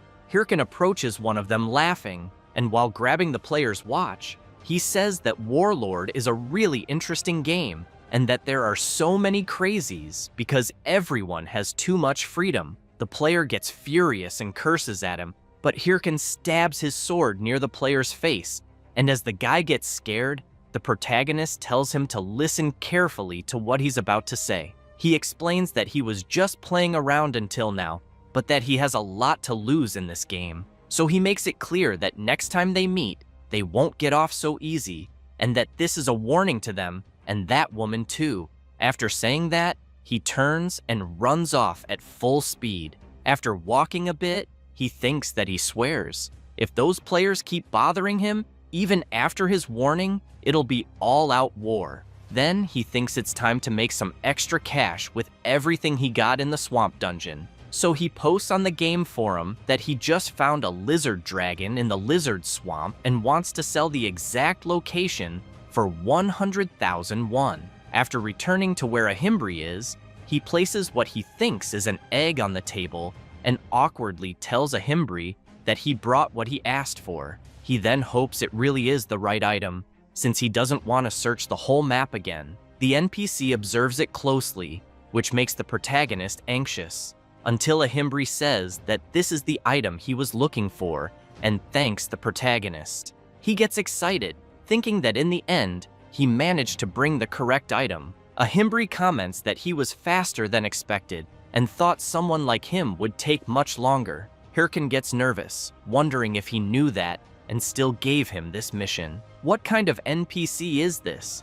Still, he says he did his best and wants to know if he'll get another mission. Ahimbri asks if the protagonist knows what the item is, because when they investigated the area near where the mutant monsters were, this thing was found. That's why he temporarily named the item, which looks like an egg, the Stone of Corruption. Hirkin is shocked, realizing that must be the reason those guys were after him, since he knows the Stone of Corruption is an important origin item related to the main quest. He figures they just wanted to make sure no one else got the item that could impact the main quest's progression. But at the time, he thought he had been scammed when he got that quest, so he never expected it to be part of the main story. Ahimbri apologizes and says he knew the mission would be too hard for the protagonist, but since they're facing an unknown and powerful being, he needed to test Hirkin's willpower. He then gets serious and asks if Hirkin is ready to fight against corruption. The protagonist clenches his fists tightly, thinking he has plenty of willpower, and if this is part of the main quest, then it's his golden opportunity. So he yells that he'll devote his body and soul to it, but Ahimbri replies, "Not right now," which leaves the protagonist completely confused. So he asks the NPC to be clearer. He explains that Hirkin must have seen how strong the monsters are, and therefore doesn't think he should give such a mission to a rookie. The protagonist is stunned, wondering if his level is really too low to continue the mission. But suddenly, the NPC changes his expression and tells the protagonist that if he asks the great mage Ahimbri to please accept him as a disciple, he might be willing to help and train him. After that, the protagonist leaves Ahimbri's room without saying a single word. Not long after, the system informs him that he completed the nest egg quest, obtained the title of Ahimbri's disciple, and that the quest, Ahimbri's Teachings Part 2, has begun, which requires him to reach level 40 before meeting Ahimbri again. The reward will be a skill book of the corrupted tracker ring. Then he remembers the pathetic scene he had to act out exactly what the NPC told him to do, so he gets furious, thinking Ahimbri really is a con artist. Meanwhile, in some dungeon, a fierce monster has been completely defeated. They shout to end the battle, and for anyone needing healing to head to the healers. One of the players tells his captain that their guild finally did something big. He agrees and asks the warrior to tell everyone to regroup after resting. He then runs over to another player, thanks him, and says he was even stronger than expected. That player is the knight who went after the protagonist. He replies that it was no problem at all, and that it was all thanks to the other players who supported him so well. The guild captain insists that wasn't the case and says that if it had been just them, at least 5 members would have died. That's why he believes it was thanks to him that they completed the raid with no casualties. He also admits he had doubts when he heard there were helpers who accepted money to assist in boss raids, and says he's really glad he hired him. Then he takes a pouch of coins and says it's all they have to offer. The knight notices that this isn't the promised payment. The captain awkwardly admits he knows that, but says it's separate from the original deal. However, the knight gets serious and says he won't accept it, as he doesn't like breaking the rules. This leaves the guild captain embarrassed and very surprised, and he apologizes, thinking the knight was just helping out for the money. While the captain wonders why a ranker would take on such a low-level raid, the knight walks off, saying he's going to collect all the items from the nest, as promised. The captain yells to warn him that there probably isn't anything of value in the nest. Meanwhile, the player thinks he got really lucky, since he never imagined he'd get a chance like this to obtain the Stone of Corruption. He remembers being worried when he heard the lizard dragon had respawned, thinking that Hey-Ho Mask might already be on the quest. But since the lizard dragon was still alive, he assumes the protagonist must have failed. So he jumps into the nest and thinks that defeating a boss isn't something you do with mechanics alone. He gets excited, knowing that all he has to do now is grab the Stone of Corruption and stop Hey-Ho Mask from completing the quest. But then he's disappointed to realize the Stone of Corruption isn't there. He starts trembling with rage and shouts, cursing the protagonist. Meanwhile, the protagonist is logged out, staring intently at his phone. He takes a deep breath and says it's time, since during all those tough days, he kept telling himself that if he endured a bit longer, things would get better. But he gets nervous and decides that ends now. He builds up confidence and says he's going to do it. He's going to order steak. He grabs his phone, starts jumping around like crazy, and says he was trying to save on gas and food just in case.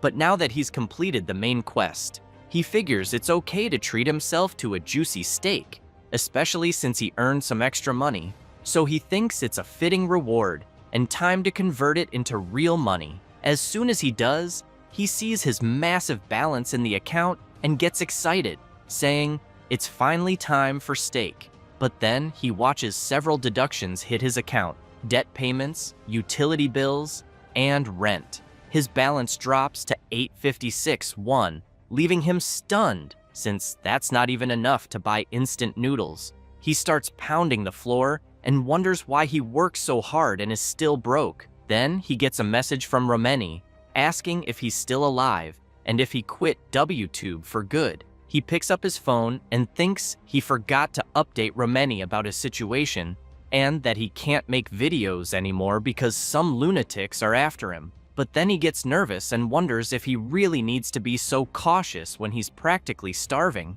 What did he even do wrong? He's just an innocent player enjoying the game. Frustrated, he gets up and decides he doesn't care anymore. He'll do whatever he wants. So he logs back into the game and goes to a creepy place that looks like a graveyard.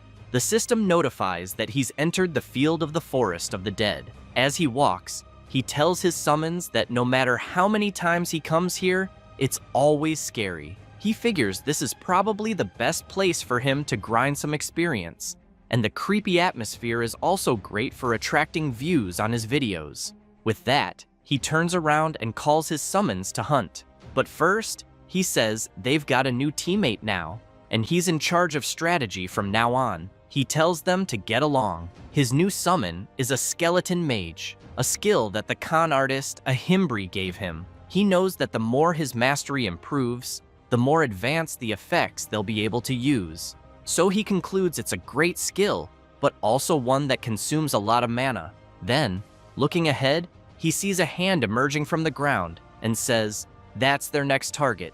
Several skeletons begin rising from the ground as well, all at level 33. This leaves his summons confused, as the enemies look just like them. Hirkin looks back and wants to know what his summons are doing, since they're supposed to be out there hunting monsters. But they're clearly terrified of fighting copies of themselves. Still, the protagonist couldn't care less, and makes it clear that his summons will realize once the fight begins that undead monsters have a different trait than normal ones. However, he sees his summons hiding in fear and immediately demands to know what the hell they're doing. Frustrated, he snaps his fingers and tells them to stop wasting time. They have a lot of work to do. Boney wastes no time and charges forward, striking a skeleton with pity. He then watches the enemy stand still for a moment, but it soon keeps moving even after being hit, leaving Boney confused. Hirkin comments that, yes, that's right, normal attacks don't work. So he pulls a warhammer from his inventory, one that adds 35 strength and lands a simple hit on the skeleton, shattering it completely. He follows up with a blow to its skull, sending it flying, and thinks it was a perfect home run. He turns around and asks his summons if they saw what he just did. They just have to smash the skull. But what he sees instead is all of his summons holding their heads in fear of him, terrified that he might do the same to them. Hirkan then says the goal is to hunt 100 skeletons in 100 minutes, because he's recording a timed attack video. With a sinister smile, he makes it very clear that if they fail, he won't let them leave. That instantly makes them dash off at full speed to hunt. After some time, the system reports that the protagonist has eliminated several skeletons and leveled up. He compliments his summons on doing a great job and thinks he expected them to take longer to get used to a weapon they'd never used before. But in the end, they're doing better than expected. Because of that, he believes the video will be a success, but he'll need to talk to Romeni first. That's when he senses a strange presence, and a massive level 35 skeleton warrior appears right in front of him. Hirkin gets nervous, realizing this is a rare monster that spawns randomly. He also knows there's a chance it might come back in a bovine form, so he runs at full speed with his summons toward the boss, thinking that he's finally going to get steak. As he charges, he wonders what he should eat first, grilled or roasted. But then he sees the skeleton warrior swinging a massive axe and has to leap back quickly, or he would have been wiped out by the monster's powerful blow. After retreating to his summons, he thinks that was terrifying. He nearly died without even reacting. Thankfully, he aimed at the creature's arm, which only enraged it more, and it quickly follows up with another strike. But Hirkin anticipates it, and together with his summons, strikes the skeleton warrior in the pelvis, slamming it to the ground. He then checks if his summons are okay. While saying it was easier than expected, he doesn't notice the skeleton warrior charging at him again. Just before it hits him, he comments that the creature is quite impatient. Then he yells out that there's still one last attack left from one of his summons. The skeleton mage begins channeling fire magic and launches it, hitting the warrior dead on and setting its bones ablaze. The system announces that the protagonist has slain a skeleton warrior and earned a large amount of experience. Hirkin takes a deep breath, thinking that was a close one. Looking at the flaming remains of the creature, he concludes he should get at least 10,000 views on that video. But he's still hungry and decides he's definitely grilling that steak.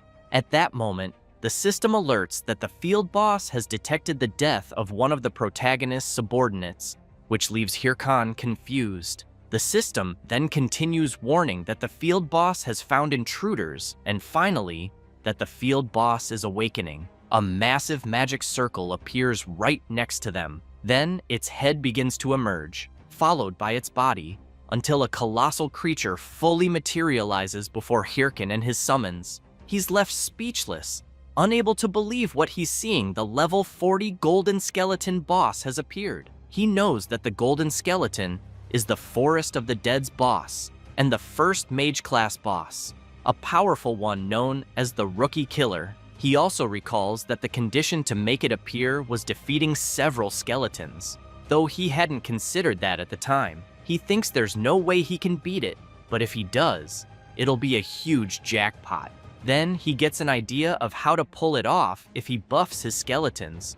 Maybe there's a chance. So he calls his summons into battle, only to notice they've vanished. The system then informs him that his summons were dispelled due to lack of mana, which leaves him stunned. He starts to panic. He's all alone in this fight. He doesn't realize it's normal, since he had summoned all four and even made the mage cast all those spells. So there's no way he'd still have mana left. Facing the colossal creature, he knows he has no choice. He grabs his watch and says it's time to warm up his body for the first time in a long while. He activates his slot and equips his battle armor. With that, he faces the boss and dares it to bring it on. Without hesitation, he takes the initiative and charges forward. The golden skeleton quickly begins channeling its skill, growing stronger, and once it's ready, it fires at the protagonist, who has to dodge the powerful attacks. Hirkin knows that a single hit would kill him, and yet the boss is launching multiple attacks. It's no wonder it's called the Rookie Killer. While the golden skeleton continues attacking, Hirkin realizes he has no chance of winning if he allows it to keep casting spells freely. He jumps, and just before striking, thinks that all he needs to do is stop it from casting. He delivers a powerful blow to one of the golden skeleton's palms, managing to delay its attack. Hirkin notices that the boss's hands are tied to its spells, so he figures he just needs to destroy all of them. At that moment, the golden skeleton begins to react strangely, and the system alerts that the field boss is staring directly at the protagonist, which confuses him. Then the system warns that the boss has seen through him and is evaluating the protagonist's skill level. After making several gestures with its hands, the golden skeleton releases an intense wave of dark, negative energy. Hirkin gets scared, wondering what the hell is happening. In a blink, he's bombarded by the boss's dark energy. While running from the attacks, he tries to understand what's going on until he sees he won't be able to dodge one of them. At the last second, he leaps to the side, causing the attack to crash into the ground, but the impact launches him violently across the area. Lying on the ground, he catches his breath and questions the boss's insane attack pattern. He doesn't remember it being like this. He wonders if he's misremembering, or if the golden skeleton had hidden patterns, or maybe it just got rebalanced in a patch, like the Minotaur in the tutorial mission. That thought discourages him, since, unfortunately, he can't recall clearly after all. It's been years since he last hunted a golden skeleton. Still, he grabs his weapon and thinks how frustrating this is, having no skeletons to summon and not even remembering the boss's full attack pattern. Looking up at the colossal creature in front of him, he wonders how he's going to defeat it. The boss quickly launches another attack, forcing the protagonist to dodge again. He keeps doing this with every attack the golden skeleton makes. As he gets a little closer to the boss, he thinks he can actually dodge the attacks as long as he knows their trajectory. Unfortunately, he also knows that this leaves him with no time to counterattack, so he reflects that he needs to find a blind spot as fast as possible. That's when he gets startled. The boss grabs him with one of its arms. It pulls him in and lets out a tremendous roar right in his face. Hirkan thinks he's completely screwed. Watching the creature channeling an attack right in front of him, he wonders how many attack patterns this thing has. But he smiles and says he has a trump card too. He uses his demonic curse skill to inflict a debuff on the boss. The system announces that the target's stats will be reduced by 13%. With that, the protagonist breaks free from the boss's grip and charges at it. He comments that he didn't know how he'd get an opening, but the boss ended up giving him one. Then he channels power into his fist and delivers a powerful punch straight to the golden skeleton's face. A huge explosion follows from the impact.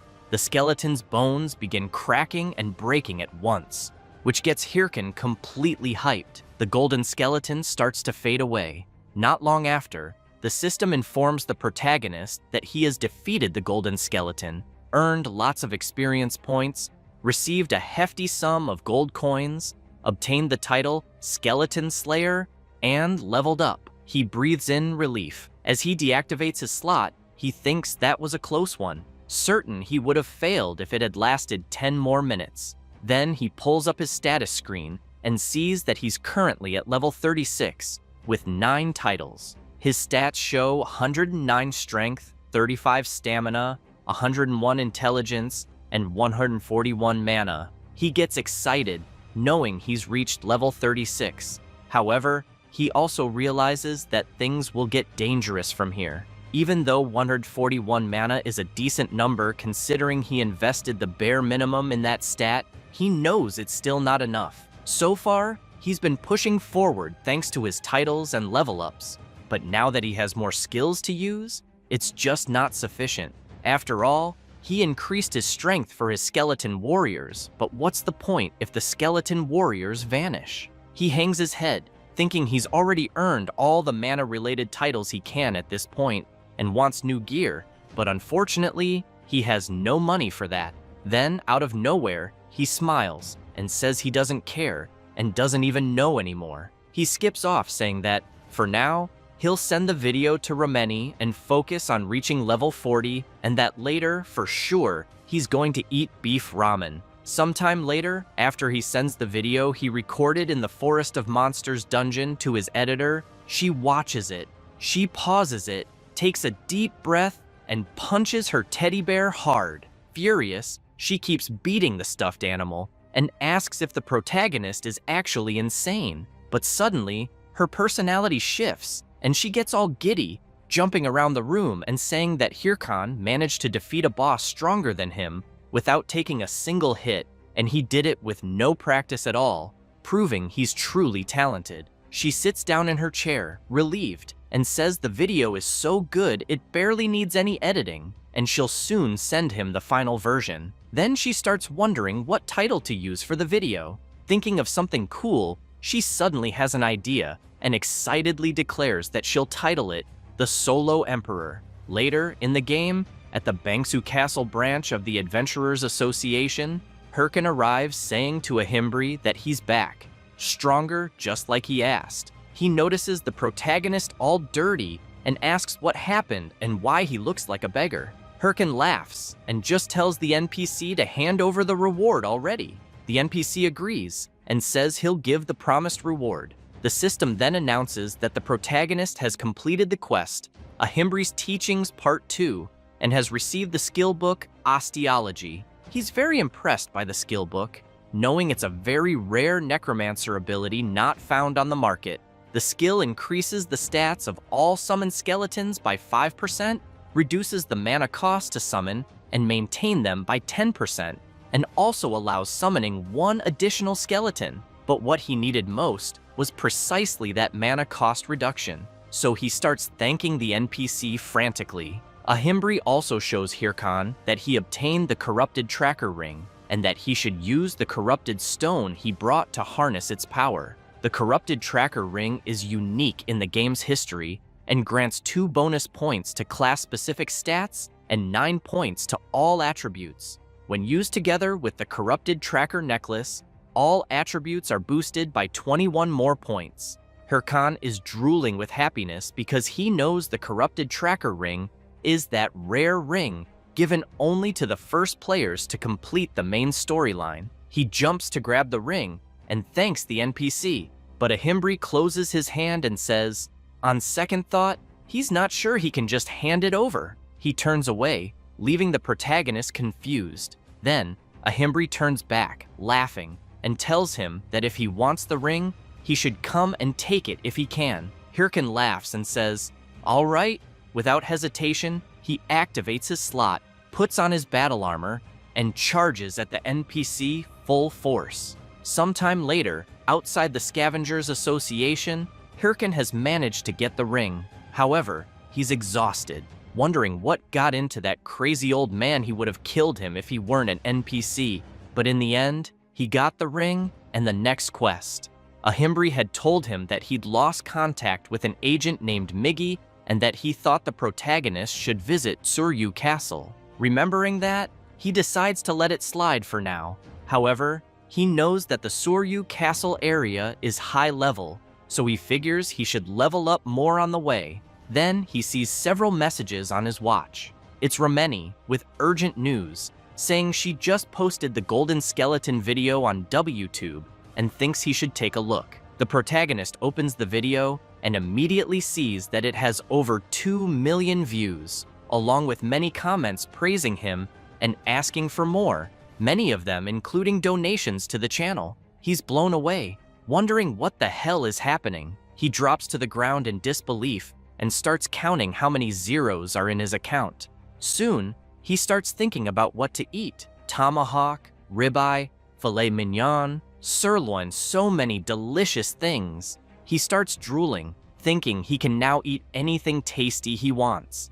Then he wonders about the jackpot he just hit. He knew the reactions would be good, but not this good. As he's thinking that he needs to log off soon, his watch beeps with a new message. It's a huge donation, and someone says they've been sending him messages. The message is from the recruitment leader of the Thunder Hunters Guild, saying they've tried reaching out several times but hadn't gotten a reply, so they're leaving a comment here. He says that the Thunder Hunters Guild would like to officially recruit him and asks if he could spare some time to discuss it with them. Hirkan gets furious. He knows that the Thunder Hunters is Chae Sol-yeon's guild, the woman who kicked him out of the game in his previous life. He then remembers how persistent they were back then, and apparently, they're still doing the same thing. Furious, he flips off the message and says he wouldn't join the Thunder Hunters even if his life depended on it. But after thinking a bit more, he feels like he said this before,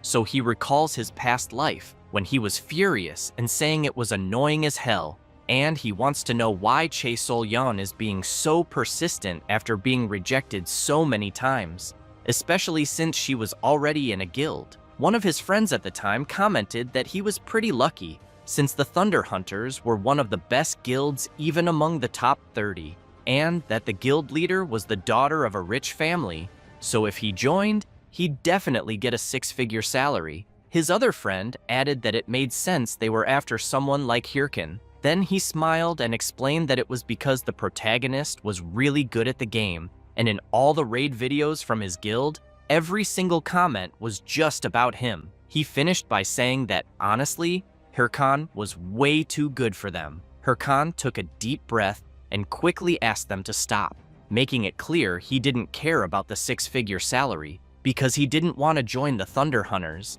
and the money would come once their own guild became the strongest. Plus, he preferred to keep playing with his current guild. His friend gave a fake little laugh and said he was right. So, after remembering all that, he feels even more frustrated now, but he knows they don't need to betray him again over it. He starts slapping his own face and thinks it's not time to get drunk on the money. He's got a lot of work to do, so he pulls out the skeleton fragments and throws them. As soon as he summons them all, he makes it clear to his minions that they know he was the one who did everything in the Golden Skeleton raid and that they did nothing. He explains that they're going to start training again because they need to move more efficiently and can't repeat what happened last time, so he asks if they're up for it. But he ends up seeing his old friends in his summons faces, then quickly realizes they're not them, and that makes him happy, thinking this time will be different. He calls his summons to become the strongest, then says their next destination is Suryu Castle, and asks if they should train along the way. All his summons nod, suggesting yes. With that, Hirkan summons his weapon and says the training will be simple, they're just going to run all the way there. And if any of them fall behind, they'll get punished. That makes them take off running at full speed, afraid of getting hit. And so, they head for Suryu Castle. Meanwhile, Syl is deep in thought. A mage approaches and asks what she's thinking about. She's standing over several defeated monsters.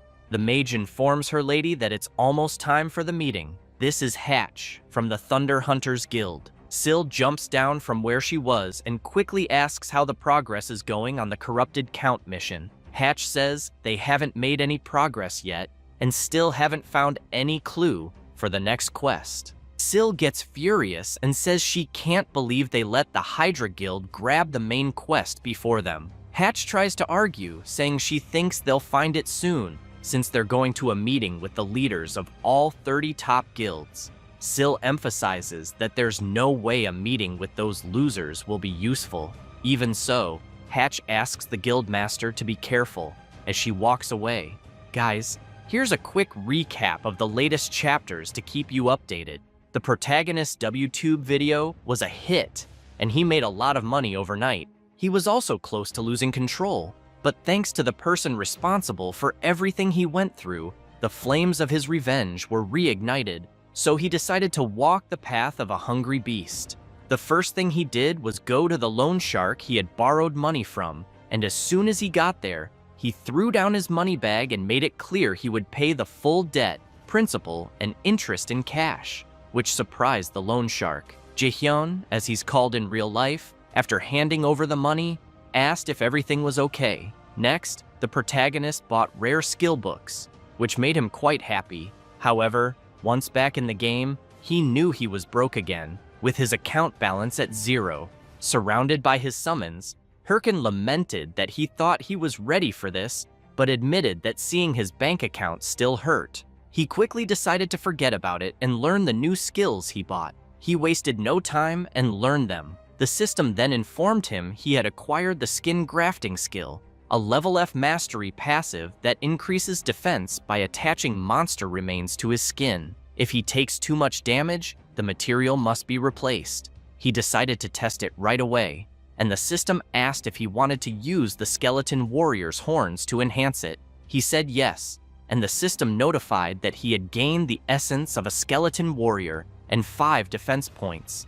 Curious, he equipped a sword and tested it by attacking himself. He was pleased and commented that he was perfectly fine and that it was much better than expected since nothing happened to him. Then he moved on to the next skill. The system notified him he had acquired the Curse of Sloth skill, allowing him to cast a curse that slows the target's movements. The larger, faster, and stronger the target, the more mana it consumes and the shorter the duration. Hirkan found it interesting, looked to the side, saw his summons, and tested the skill on them, concluding it could be useful in battle. Finally, he opened his last book. The system then informed him he had obtained the Golem summoning skill. Hirkan knew this was the hardest skill to get and the one he wanted most. He tested it immediately, which even surprised his summons. He smiled, and seeing his summoned golem, said he could finally summon it.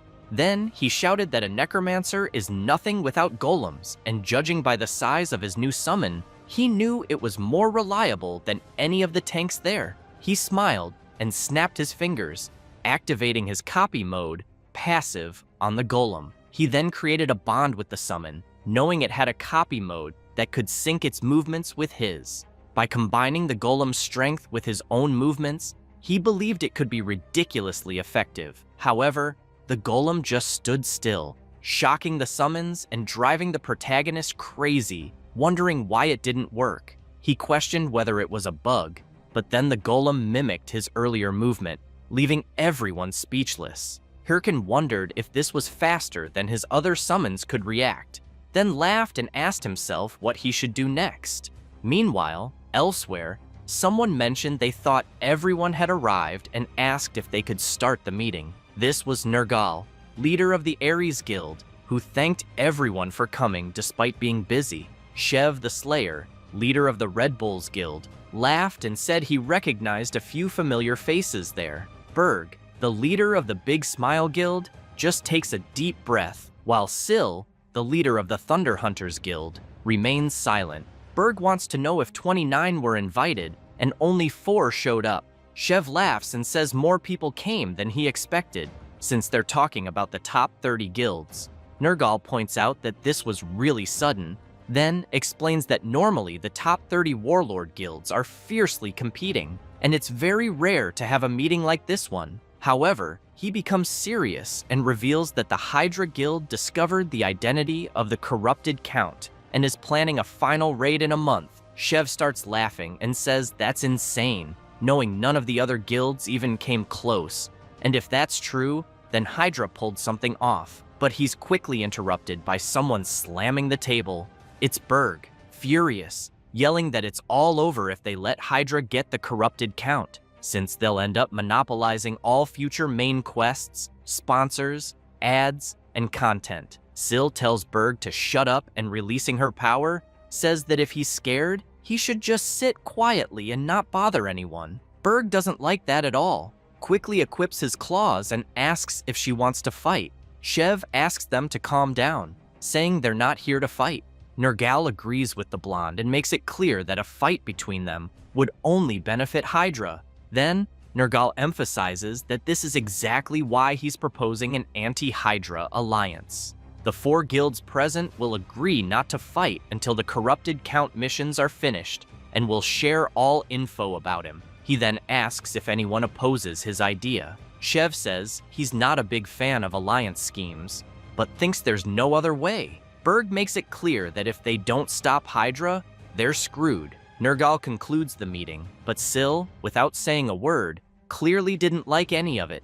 Later, outside the game, someone's taking a shower. It's her, thinking the meeting was humiliating since they couldn't even defeat the Chapter 1 boss alone and had to join forces with other guilds. But she knows there's nothing she can do for now, because if Hydra gets the corrupted Count first, they're done. So, for now, she knows it's time to lay low and wait for the next chance. She picks up her phone and tells someone to order all guild members to keep an eye on Hydra and report any strange activity, because the corrupted Count will be theirs no matter what.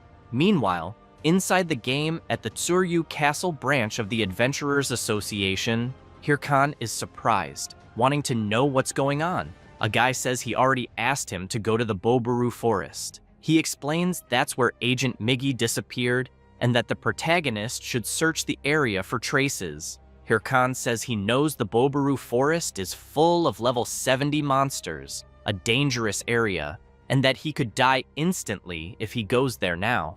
The adventurer sighs and says that's exactly why he's asking him, a disciple of Ahimbri. He then makes it clear that if the protagonist refuses, he'll lose his status as a corruption tracker, which scares him even more. After leaving the association, Hirkan sits by a fountain thinking, and concludes he's totally screwed. He opens his quest window and sees he has to find the missing Agent Miggy, who's investigating the corrupted stones, and continue the mission with a reward of 500 gold coins and additional rewards. The penalty is losing the corrupted tracker title. If the quest isn't completed in time, he has 29 days, 9 hours, and 33 minutes. Herkin gets furious, knowing that if he loses his corrupted tracker status, he'll be kicked from the main quest. Scared, he realizes that accepting all those high-level quests backfired, since he normally wouldn't be able to complete them, but somehow managed an advance to the next stage. And to make things worse, he now accepted a quest meant for level 60 or higher, so he finds himself at a crossroads, wondering what to do, knowing he can't just give up on the main quest like that. But at the same time, he knows he can't go to the Bobaru forest either. That's when he overhears a player asking a mage if she thinks the Hydra Guild will complete the main quest. Because if they do, he believes they'll definitely rise above the other guilds.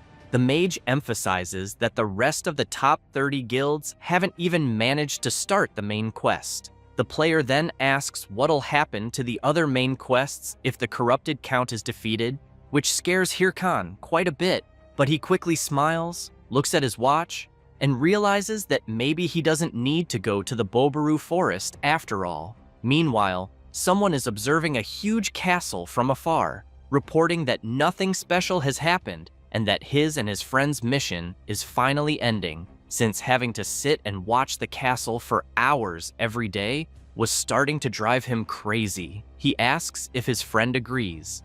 After getting no reply, he calls out to him, his friend being Nadal, 8th in command of Hydra. The guy wants to know what the reward for defeating the corrupted count will be, and if Hydra will definitely become the best guild. Nadal clearly says not to get ahead of themselves. He adds that it's not over yet, as their mission is to secretly monitor the corrupted count's castle. He explains they can't let their guard down or leak info, because true professionals know how to stay calm. Then, out of nowhere, a player runs up shouting that he's found Natal, which makes him furious, asking what the hell is going on. The player is Kim's, rank 3 of the Red Bull Guild, who smiles and says it's been a while. Natal, shaking with rage, demands to know what a Red Bull member is doing there. Kim says the boss on that mountain is high level, so he came to defeat it. He then asks if that's not what they're there for too. Natal looks at his friend, knowing they can't reveal their real mission, and replies that yes, that's exactly why. But Kim's walks up and asks why he looks like he's dying to take a dump, which enrages Natal even more, yelling that it's not true. Kim's turns and says he's leaving, and tells Natal to feel free to go relieve himself, making him even crazier with rage, screaming that he already said that's not it. So Kim's walks away while Natal yells at him to come back. After walking a bit, Kim's taps his watch and informs someone that the 8th in command of Hydra is there, and that it looks like the lead they got was true. Shev and Yell are listening as Kim's passes on the information. The leader says it's unbelievable that the anonymous lead about the corrupted count's location was accurate. Yell says she was sure it was a prank, but in the end, they sent Kim's just in case. So she points out that they were given such important information way too easily. She wonders what the motive is. Shev says he doesn't know, but maybe it's someone inside Hydra holding a grudge against their own guild. Kim's chimes in, saying they're not really in a position to be picky about things like that, since they were about to lose everything to Hydra. So he asks if he can start a fight to buy them some time. But Yell tells him no and says to fall back for now, since if that really is the corrupted count's location, then most of Hydra's forces must be there, and they can't afford to lose one of their top members right now. Kim says the leader is being too soft on him, since it's not like the Red Bulls will fall apart if he's not around. But at that moment, someone charges at him and a massive explosion goes off. Shev and Yell are immediately concerned about their friend. As the dust settles, Kim's finds a sword pointed at his face and realizes they weren't the only ones who got the anonymous tip. He then starts laughing and announces that the princess of the Thunder Hunters is there. She immediately demands that Kim's tell her everything he knows or she'll eliminate him right there. This is the Thunder Princess, Hahui, from the Thunder Hunters Guild. Meanwhile, a bear growls fiercely as the protagonist's golem prepares for battle. The massive bear wastes no time and strikes the golem, which simply defends against the attacks. Eventually, it spots an opening and counterattacks. While the protagonist's summons watch the fight. The battle rages on, and the skeletons are enjoying the show while eating popcorn. Hirkan, however, is puzzled, checking his status and wondering why everything is so quiet, since he's sure the emails were sent and he should be getting replies. He knows the only way to solve this without going to Bobaru Forest is to force the mission to end. He's aware that Warlord's main story consists of many chapters. The current one is Chapter 1, The Corrupted Count. And when the Corrupted Count is defeated, the chapter ends and all related missions are forcefully concluded. He takes a deep breath and realizes that even if he tried to defeat the Corrupted Count himself, he wouldn't make it in time. So he prefers to move on to the next chapter within the remaining time. He then starts yelling that he doesn't care who it is. He just needs someone to defeat the Corrupted Count. That's exactly why he's spreading the information to several guilds, except for Che Solyon's. So he wonders why no one is responding. Suddenly, something catches his attention. The system notifies him that the Hydra Guild is starting a live stream. Meanwhile, his golem is being severely attacked, having its arms broken, and the giant bear doesn't stop, launching another powerful blow. But Hirkan shows up, punching the bear in the head and telling it to shut up and stay quiet while he's thinking. He makes it clear that he needs to watch a stream, so he wants peace.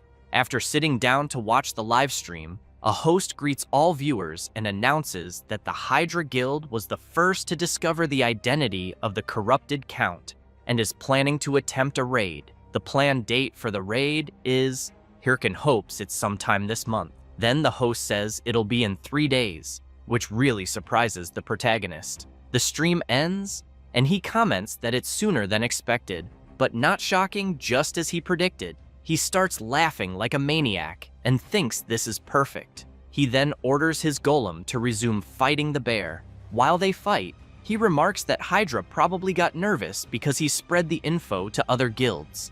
Since he knows that if it's Hydra, there's nothing to worry about. They're far ahead of the other guilds in terms of progress on the main quest, and have many skilled players. So he concludes that once the main mission ends, his biggest obstacle will be gone, and in 3 days, his happy life will begin. After some time, the 3 days pass, and many players are being defeated. The system announces that all Hydra Guild members died in the raid and the mission failed, leaving the protagonist in utter disbelief. He throws his phone to the ground and yells, demanding to know if they're messing with him. He shouts that if they were going to start the raid so early, the least they could have had was a plan. He wants to know why they even tried if they were going to fail in an hour. He also questions whether he overestimated them and if he now needs to start looking for alternatives. Then he sees that the Red Bulls Guild has started a live stream. He quickly grabs his phone and wonders if Red Bulls is where the Slayer Shev is from. Meanwhile, in the game, Shev the Slayer comments that since the field is being reset, he assumes the Hydra Guild's raid failed. He then asks if his soldiers saw what happened. He explains that the Corrupted Count is a powerful enemy, powerful enough to massacre even the Hydra Guild. And not only that, but they also won't have backup item supplies, meaning their chances of success will be very low. Even so, Shev slams his sword into the ground and shouts, making it clear that the Red Bulls Guild will accept the challenge. The soldiers immediately start yelling, fired up for the battle ahead. Jae-hyun, watching the stream, wonders if the Red Bulls Guild is really going to start the Corrupted Count quest, since even though they're good, he knows it's still not enough. Then he's surprised to hear Shev announce that they'll be joined in the raid by their partner, the Guildmaster of the Thunder Hunters, the Queen of Thunder, Sil. This leaves the protagonist confused after realizing it's Chae Sol-yeon. A bit earlier, at the Red Bulls camp, Shev was commenting on how unexpected it was that the Queen of Thunder herself requested a meeting, so he wants to know if she's declaring war. Sil replies, no, that for now, they're still allies. Shev looks at Kim's and says he heard one of his men got beaten up, while Sil says it was nothing, just their guild's way of saying hello. Hahui sticks her tongue out at Kim's, teasing him. Shev then gets serious and asks to cut to the point, saying he heard they have info on the corrupted. He pretends not to know what she's talking about, but Sil says she doesn't have time for games, and that she's confirmed some members of the top 30 guilds received information about the corrupted count, and that since someone like him, who couldn't even begin tracking the count, suddenly started doing it, even an idiot would notice. He laughs and admits she caught him, saying it's true, but notes they don't know who provided the tip. She gives a sinister laugh and asks if he really thinks the Hydra Guild will succeed. Shev says he's not sure. Sil replies they'll fail, and that they moved up the raid date just to be first. But she knows the corrupted count is the first boss, so it won't be that easy. They'd have better chances if they let others go first to gather information. Shev gets serious and says he's sure she didn't come just to talk about Hydra, so what's her real point? She gives a slight smile, then slams her sword hard into the table, even surprising the Red Bull's leader. While Kim's gets ready for the worst, Shev signals him to stay calm. Sil asks if they can't work together on the corrupted count raid, and says she'll let him get the first kill. Shev is quite surprised and thinks she's bluffing, but now, with her in the raid against the corrupted count, he sees this was expected. Watching how she fights and slays raid monsters, he realizes she's not just talk. Still, he knows the corrupted count is no joke. As for the count himself, he laughs and says they're not doing bad for scum like them. This is the corrupted count, the main quest boss and final boss of Chapter 1. He then commands his creatures to attack without rest, and declares he'll crush their will completely. Thus, an intense battle begins, with the Red Bulls and Thunder Hunters alliance on one side, and the corrupted count on the other. As the fight drags on, Shev knows their allied forces are reaching their limit. Sil comments that the monsters just keep coming. Then Shev steps forward and, unleashing his fearsome power, yells to the Queen of Thunder that he'll clear a path for her. He launches a powerful forward strike, and she rushes in alongside him. As Shev's mighty attack heads toward the corrupted count, the Queen of Thunder follows close behind. The boss becomes enraged and counterattacks, demanding to know how they dare challenge him. Sil tries with all her might to keep dodging the countless attacks from the corrupted count until she leaps into the air, fully confident, and prepares her strike, but ends up being severely hit, leaving her confused and trying to understand where the attacks came from. The corrupted count had buried his strikes into the ground, so they would come up behind her and intercept her midair. Shev, worried, shouts to know if she's okay. Sil takes a deep breath, gives a slight smile, then unleashes several attacks, breaking free and rushing toward the corrupted count. With eyes full of confidence, she manages to land her powerful blow on the boss. Shev breathes a sigh of relief and says she's scarier than he thought. And so, before the fallen body of the corrupted count, Sil sees the system message confirming that the Red Bulls and Thunder Hunters guilds have defeated the corrupted count. The protagonist is stunned upon hearing that Chae Seol-yeon defeated the boss of Chapter 1. He throws his phone to the ground and mutters that it doesn't matter, he only needed the corrupted count to be defeated, and it didn't matter by whom. He then hopes Sil enjoys it while she can, because the corrupted count will be the last she gets. After all, he knows that in the end, the one who'll win will be him. Sometime later, in the dungeon of the Bulkus Mountains, the protagonist is with his summons, thinking that his real name is Jaehyun, and currently, in the game, he's Hirkan. He's a warlord player who somehow reincarnated. His dream is to become the strongest in the game, to get revenge on the bastards who betrayed him. As he reflects on all this, he suddenly hears a tremendous noise around him,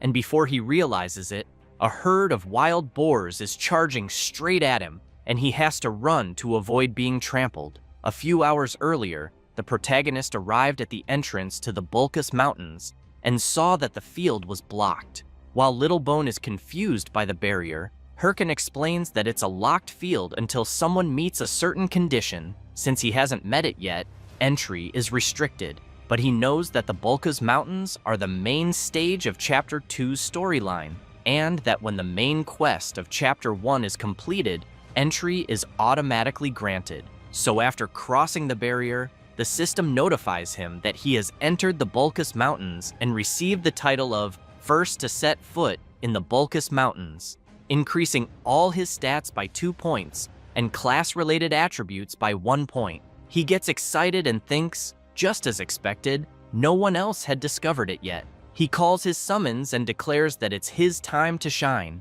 but he quickly comes face to face with several monsters.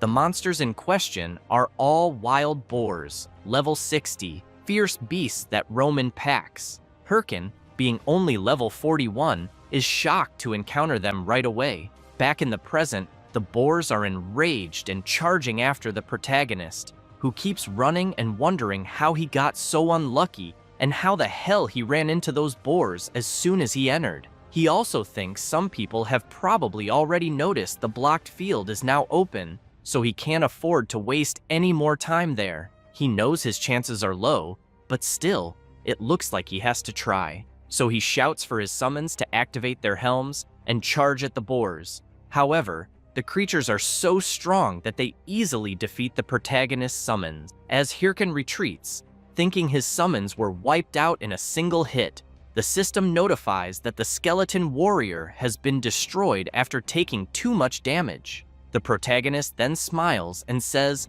that was just bait. He activates his sloth curse skill on the massive wild boars. He approaches and tells them they won't be able to move for a while. Then, drawing his sword, he charges in and says it's time to pay for destroying his skeletons, until he steps on a banana peel and face plants right in front of the massive beasts. Then, another banana peel falls onto his head. Hirkin grows furious, demanding to know what the hell is going on and where the banana peel came from. Up on a tree branch, a monkey is laughing. It's a level 50 armored monkey, a monster known for playing tricks on humans. Hirkin gets even angrier, quickly stands up, and tells the monkey to wait because he's about to get beaten up.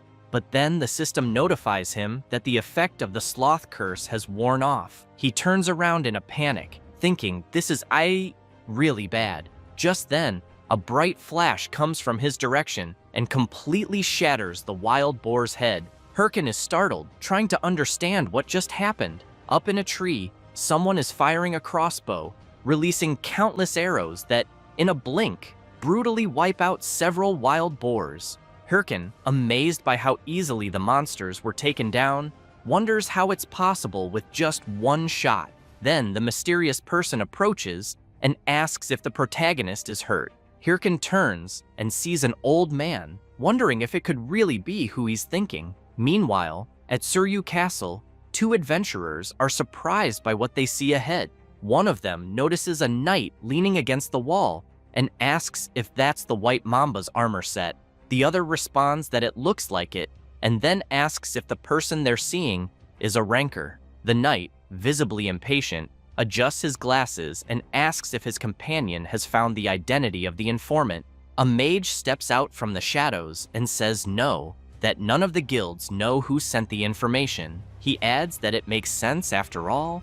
We're talking about someone who knew the identity of the corrupted count and was willing to give that information away for free. So how are they supposed to find someone like that? The knight also wants to know about the Ha-Ho mask, if his friend has any updates. The mage replies that he's just posting regular hunting videos, and that it seems to be something about giant bears. The knight begins to get angry while the mage continues, saying there's no way a newbie who just started the main storyline could be behind all this. He then asks where the knight's next assistant job will be. The knight says it'll be with the Sweepers Guild. The mage, frustrated, comments that it looks like they're going to be really busy again. The knight assures him he'll handle the assistant job and asks his friend to focus on finding the person who leaked the information. He emphasizes that they don't know who this person is, but swears he'll make sure they pay for destroying the balance of the world. Later, in a humble cabin in the Bulka's Mountains, The old man who saved the protagonist from the boars asks if he's really a disciple of the mage Ahimbri. All excited, Hirkin replies that he is, and thinks to himself how lucky he was. He never thought he'd run into Ma Wong, the main NPC from Chapter 2's central storyline.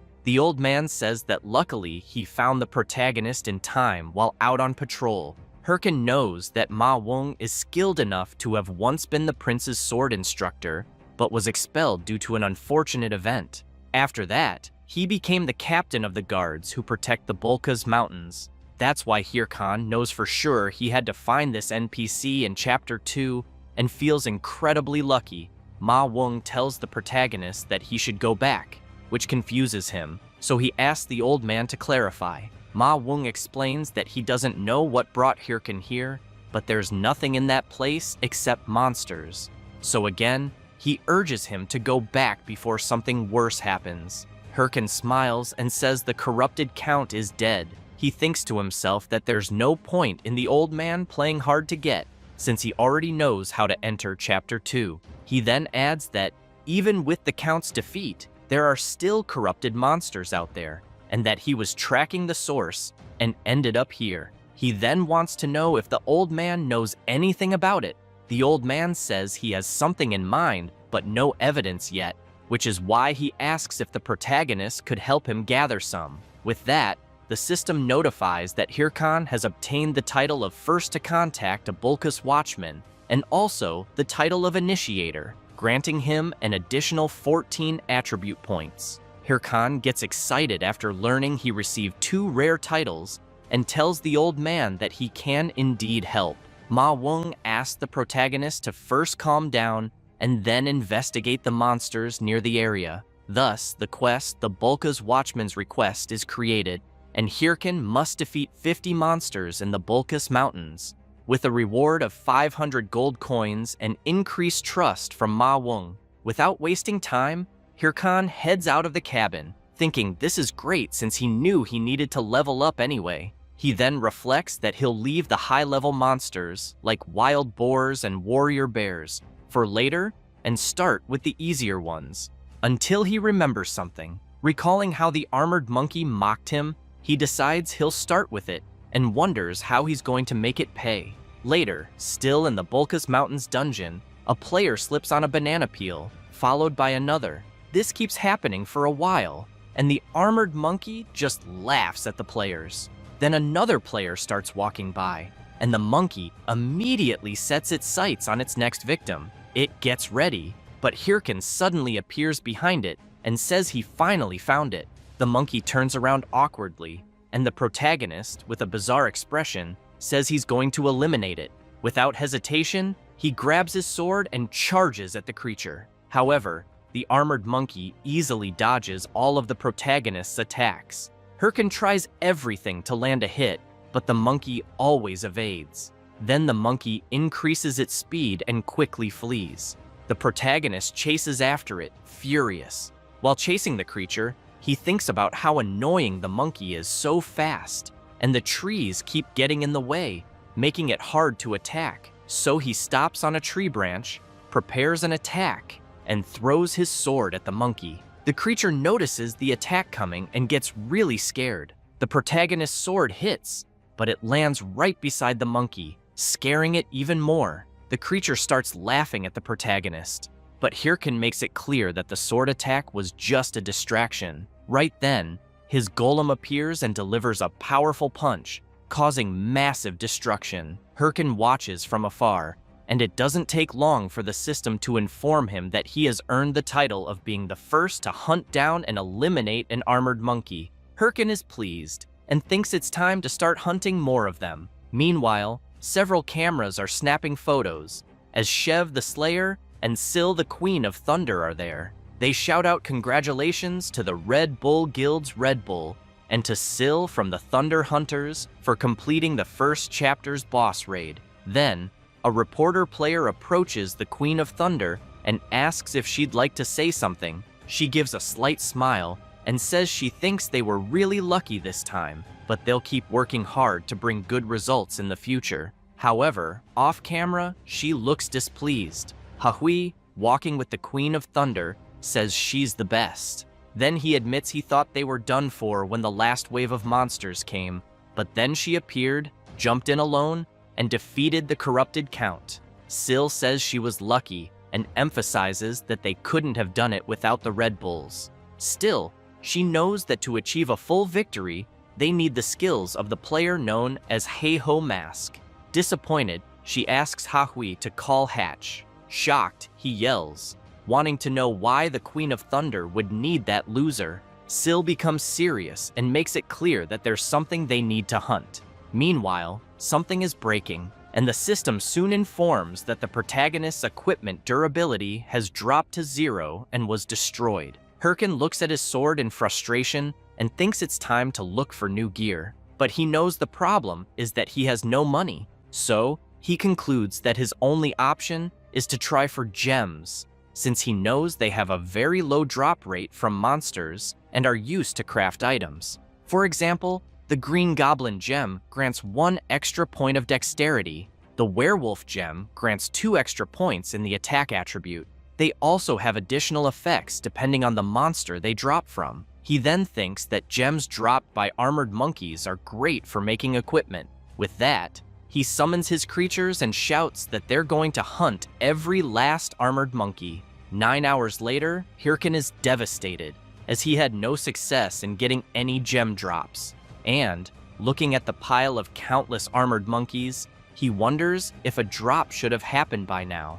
Then, with a crazed expression, he tells his summons that he'll try just 1 more, because he thinks maybe this time it will drop. Suddenly, someone approaches, calling out to the protagonist. A warrior in sinister armor says that Hirkin must be Heiho Mask. The protagonist is intrigued, wondering who this person appearing out of nowhere could be. Looking more closely, he notices the man is decked out in a full and expensive fire lizard set and wields a hero orc sword, meaning he's at least level 70. So he starts thinking maybe the guy is one of those players.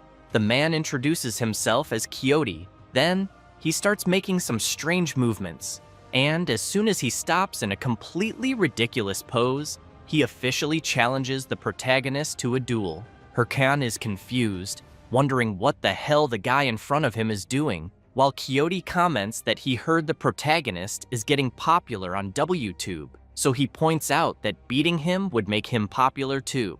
Hirkin thinks that he must be just another attention-starved loser. He turns away and says he's busy and tells him to get lost. Quixote yells, asking the protagonist to wait. Hirkin, irritated, wonders why the gem isn't dropping, and now there's a crazy idiot bothering him on top of it. Quixote shouts that he'll pay 5,000 gold if the protagonist fights him. Hirkin stops when he hears that, quickly turns around and runs up to the player, saying he'll gladly accept the duel and welcomes him, calling him a customer, and thinking that he loves customers. A few hours earlier, Quixote was thinking about himself, believing he was the hero of justice, and that, thanks to his talent, he, Quixote, was a hero who was always the center of attention, no matter what game he played. Well, at least that's what he thought, because in Warlord, no one really paid much attention to him, since he always heard people saying it was much more fun to watch Heiho Mask. And as soon as he looked around, he saw that no one was paying attention to him, and he only heard people asking each other if they had seen the new video from Heiho Mask. That made him furious. He punched the ground and, thinking about Heiho Mask, began yelling that he was being buried by him because they started the game at the same time. Quixote knew his opponent's level was lower than his, and that he didn't even have good items, so he wondered why everyone loved him. Then, upon realizing something, he questioned where he was, since he had run off without thinking and ended up there. And as he looked ahead, he saw a player surrounded by little creatures, but upon closer inspection, he realized it was Heiho Mask. However, he knew that was supposed to be a blocked field, so why was he hunting there? Then he had an idea.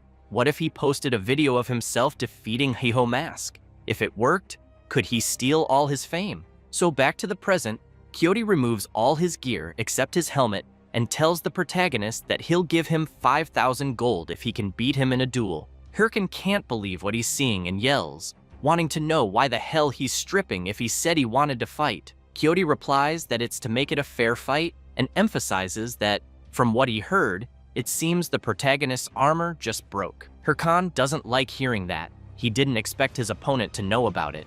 Kyoto insists that what he wants is a fair one-on-one battle and that he doesn't want anyone saying he only won because of his gear, which is why he asked the protagonist to give it his all. Still in disbelief, Hirkan wants to know if his opponent really thinks he'll take him seriously dressed like that. But as Kyoto charges at him without hesitation, he shouts for them to cut the chatter and just fight already. Hirkan dodges the first strike and points out that Kyoto should listen when people talk, but the player doesn't care and keeps launching a flurry of attacks, forcing Hirkan to dodge all of them. Kyoto gets irritated and demands that the protagonist fight back instead of just defending. While still dodging, Hirkan tells Kyoto to make him do it, which enrages him even more, prompting him to activate his booster skill and throw a powerful punch.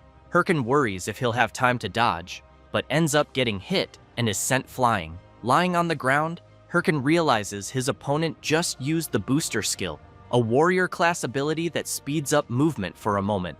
Watching Kyoto from a distance and seeing his aura, he reflects that, although he may look like an idiot, his level seems higher than his own. So he concludes that facing him head-on is a bad idea. Then he gets an idea. He gets up from the ground, and Kyoto comments that it looks like the protagonist is finally ready to face him. He tells him to go all out because he'll surpass his best. As he charges again, yelling that he's going to show everyone he's stronger than Heiho Mask, he activates his booster ability once more. But Hirkan throws dirt at Kyoto's eyes, and while he's distracted, the protagonist sweeps his legs out from under him, making him lose balance and tumble to the ground. Hirkan makes it clear to his opponent that if his strength stat is higher, he just needs to overcome it with his own skills. That said, he lands a powerful kick to Kyoto's face, followed by a strong uppercut, launching Kyoto hard into a tree. The player trembles with rage, calls Hirkan a coward, and demands to know how he considers what he just did a skill. The protagonist responds that no one cares about that when fighting for their life. Hirkan laughs and makes it clear to Kyoto that he lost because he'd rather stick to his pride than focus on winning. Then, he activates his skin grafting skill, Armored Monkey Hide, and the system immediately notifies that the protagonist has been strengthened with the Armored Monkey's attributes. Kyoto becomes very worried and thinks that if he's hit by that, he'll definitely die. With a sinister aura, Hirkan tells Kyoto that he's the one who started this fight, so he better be ready for it. As he charges toward the player, Kyoto starts screaming, asking the protagonist to wait. Then he starts crying and says he surrenders. However, the protagonist can't stop his attack, and a massive wave of destruction follows. Fortunately, and luckily for Kyoto, Hirkan manages to change the direction of his blow, hitting right beside his opponent's head. The tree and everything behind it are completely destroyed. Kyoto trembles in fear, thinking it was so terrifying that he almost forgot he was in a game. Hirkan laughs and tells Kyoto to hand over the 5,000 gold already. However, he adds that he's sure his opponent would prefer not to be forcibly logged out for 2 days, so he suggests they settle things peacefully from now on. Kyoto removes his helmet and shouts that Heiho Mask is an amazing guy. He also says the protagonist is so strong and impressive, which scares him, wondering what's gotten into this guy. The blonde emphasizes that he, Kyoto, admits defeat and hands over the 5,000 gold he promised, along with his sword. Hirkan looks at the sword in his hand and realizes it's the hero orc's sword, marveling at it, saying he knows it grants plus 66 strength, plus 66 vitality, and also ignores 9% of defense, and figures it must be worth at least 15,000 gold at auction. However, he tries to stay calm and asks why the blonde is giving him such a rare item. Kyoto smiles and asks the protagonist to consider it a token of his gratitude. He then explains that he had been blinded by popularity all this time and didn't work hard to actually get stronger, and that Hirkan made him realize that. With that, he strikes a ridiculous pose and asks the protagonist to please accept it, emphasizing that he's truly worthy of becoming his brother. Hirkan is dumbfounded by the scene before him and wonders if that's really the reason he gave him the sword. But he also knows that while Kyoto may seem like an idiot, he might have a cool side. Still, he kicks the blonde and asks if that's what he thought he was going to say, then tells him to go to hell and fuck off. He then tells his summons to get him. Later, Quixote is left with a swollen face after getting thoroughly beaten. He tries to explain again, saying his full name is Don Quixote, and that he'll return when he becomes worthy of being the protagonist's brother. As Hirkan walks off with his summons, Quixote continues shouting that he'll be looking forward to the day they meet again. The protagonist smiles and comments that it looks like Quixote is having fun with the game. Then, changing the subject, he starts laughing like a madman while looking at his new sword, and says that now that he's got it, he won't need to hunt armored monkeys anymore. He reflects that now he should be ready to take on the next quest, but suddenly turns with a calm expression and asks his summons if maybe he should just hunt 100 more armored monkeys, because he feels like something really good will drop this time. All his summons hate the idea and start grabbing him, trying to stop him from going after that.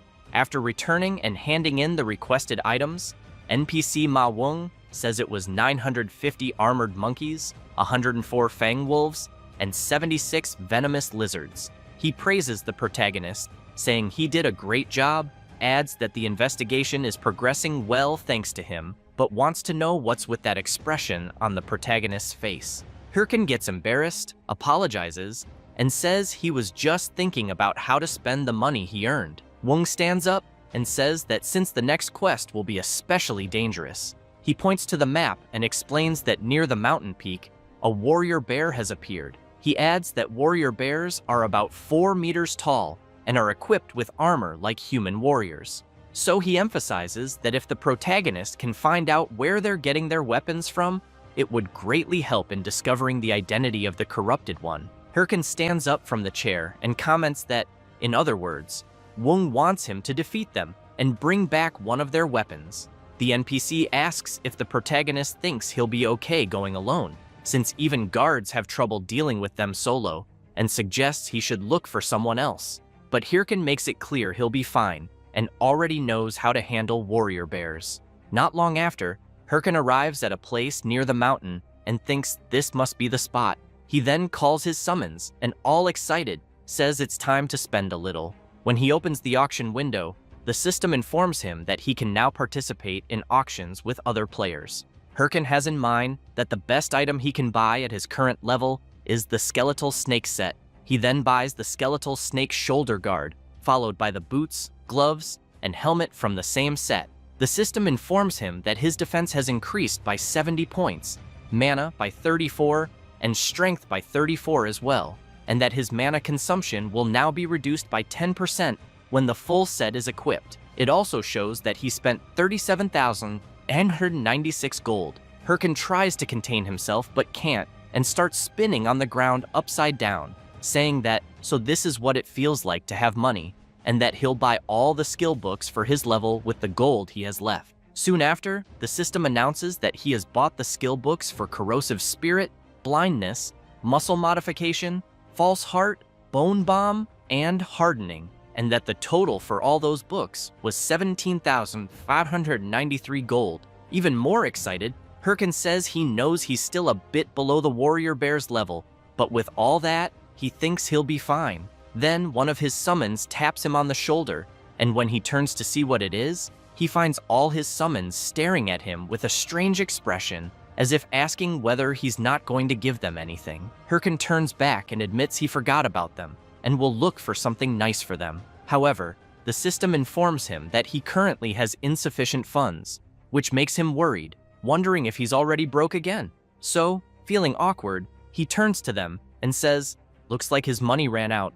Hirkan immediately gets scared when he sees that the attitude of his summons has turned creepy. While he tries to explain that it wasn't on purpose, some creatures appear behind him. Without any warning or order, his summons charge at the creatures, while the protagonist shouts that maybe he'll get more money when they eliminate them. Hirkan feels a bit relieved watching his summons finish off the boars and thinks, thankfully, some wild creatures showed up at the perfect time. A few moments later, the last wild boar is tied up with a very sad face, and Boney is licking his sword with a very sinister look. Hirkan tells them to stop wasting time and finish off the boar already, as he'll equip them on the way. Then, out of nowhere, a powerful attack hits the big boar.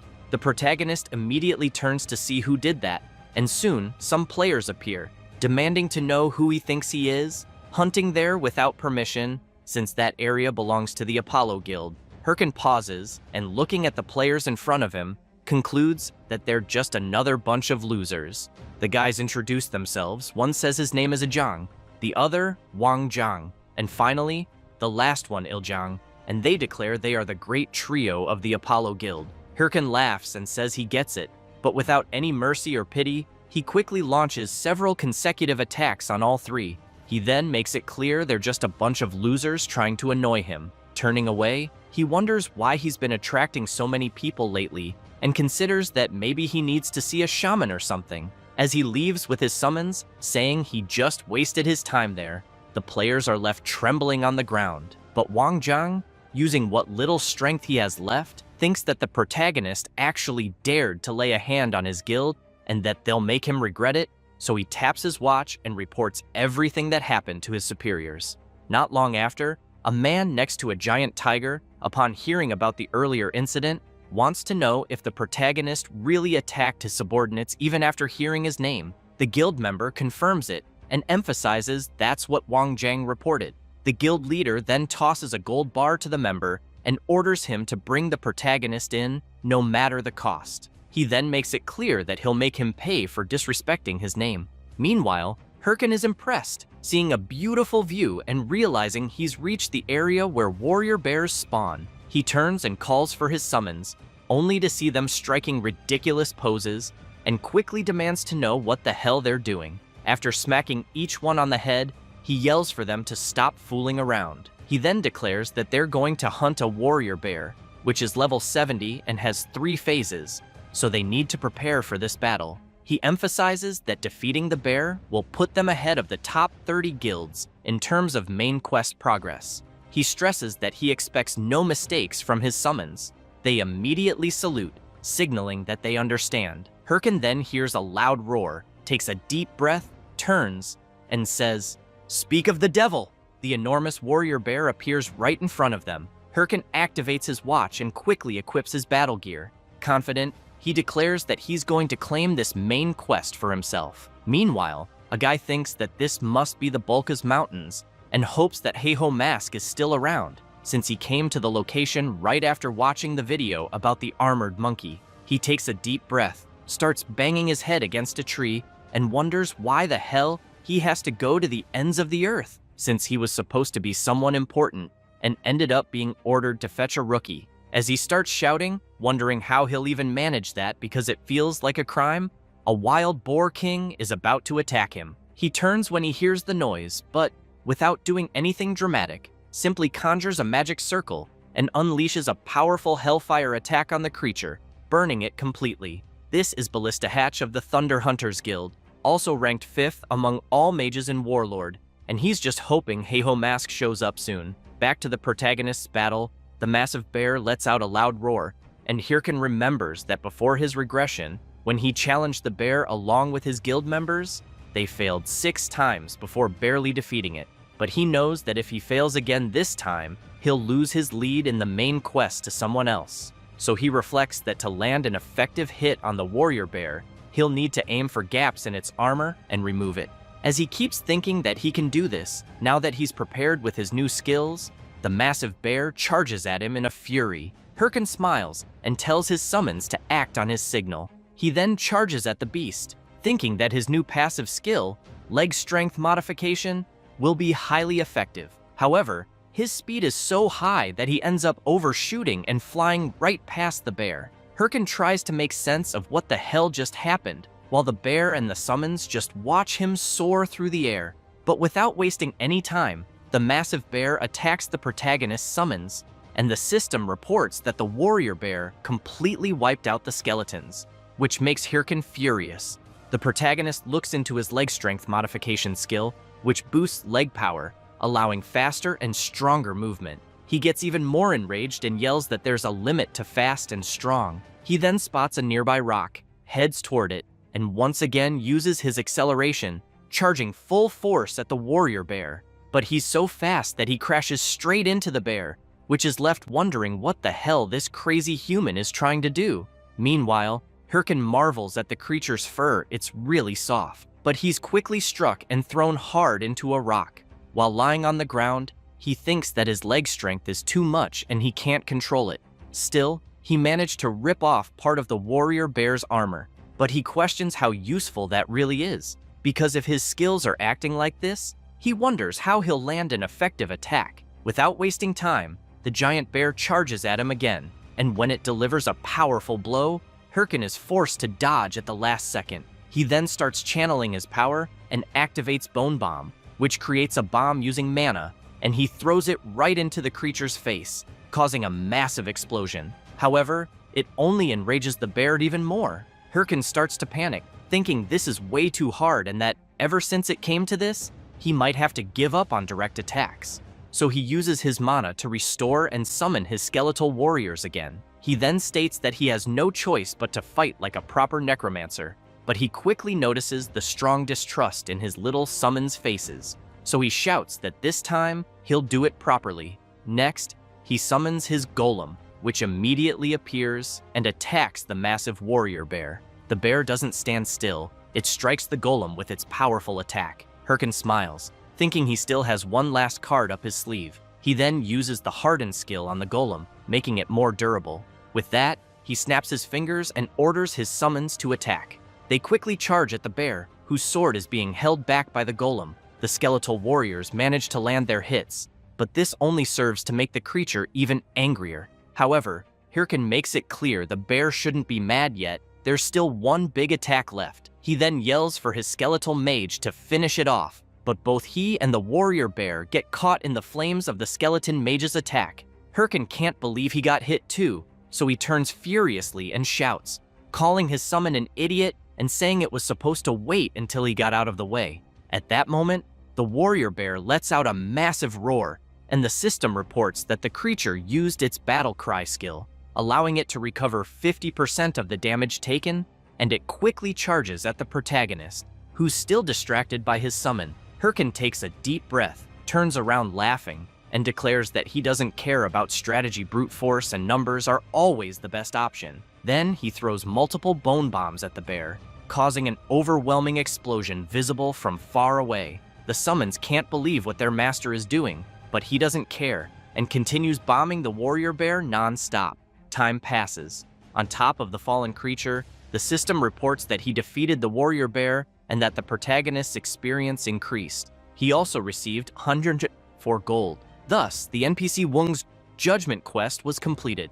Hirkin looks at his trembling hand and thinks that the warrior bear was the one his entire guild struggled against before his regression. He then clenches his fist tightly, thinking that now he managed to defeat it alone, and that means he wasn't wrong after all. So he walks over to his summons and tells them they did a great job, and that now he can return to the NPC guard and proceed with the next quest. And, striking a ridiculous pose, he shouts that the extermination of the warrior bear is complete. But when he sees his summons talking among themselves, saying that he did it without fighting properly, Hirkin goes absolutely nuts and yells at them to shut up. Meanwhile, at the tavern in the western base of Bulkus, while a few warriors are laughing, the mage Ballista is sitting alone in the corner. He takes a deep breath and, on the verge of losing his sanity, thinks about how he still hasn't found Haho Mask. He also reflects that he's been combing the mountains for days, and the guy is nowhere to be found. To make things worse, Haho Mask's video has gone viral, which means the Bulkus Mountains will probably be crowded soon, making his mission even harder. He starts banging his head on the table and concludes that if he returns without the protagonist, Lady Syl will kill him. He then questions whether it's not a bit absurd for his lady to ask him to search an entire mountain alone looking for one man. The mage gets frustrated and curses the Thunder Hunters Guild, not noticing his watch making noise. Then he realizes he's in a call with Syl. He quickly jumps from his seat, trembling, and tries to apologize, saying that's not what he meant. But she replies that he's working hard, which makes him a little uneasy. Syl says she thinks the task she gave him was unreasonable after all. He's searching an entire mountain on his own, and that she understands how hard it must be, even for him. The mage is stunned by her words. He starts laughing, saying he's fine, that it's no problem at all, and asks if he can get back to the mission. Syl then tells him that she sent Hahui to help, Out of nowhere, an explosion goes off in the tavern, blasting a hole in the wall. As Hatch turns around startled, Syl makes it clear that the two will work together to find Heiho Mask. Someone walks through the hole and yells at the mage, calling him an idiot. It's none other than the Princess of Thunder, Hahui of the Thunder Hunters Guild, who's furious and tells Hatch that it's his fault she had to come all the way there. Hatch is stunned, thinking she's one of the people who hate him. He screams that he hates this rotten world. Later, someone from above comments that Bulkus seems to be getting pretty crowded and that even a village has formed. It's the protagonist, who also mentions that most players have probably realized this is now the main search area. He then takes off at full speed, leaping from tree to tree, thinking he has to hurry and reach NPC Wung, until he sees three guys coming his way and upon closer look, notices their clothes resemble those of the three guys he saw earlier. So he wonders if they're there to get revenge for their friends. He closes his eyes and tells them to attack already because he doesn't have time, but he doesn't realize they run right past him without paying any attention. He turns around, confused, trying to understand. They just shout for help. Hirkin is puzzled, saying he didn't do anything, but doesn't notice something approaching. In a blink, the three guys are brutally attacked, and Hirkin's face gets scratched in the process. He turns to see what's going on and sees two people. It's Hahui, the Princess of Thunder, and the Mage Hatch. Upon noticing the emblem on their clothes, Hirkin realizes they're members of the Thunder Hunters Guild, but he's quickly startled by a sword pointed straight at him. Hahui demands to know if he's the guy called Heiho Mask from the videos. Hirkin recalls that Hahui is the second in command of the Thunder Hunters and also a fanatic who would crawl through hell if Syl ordered it.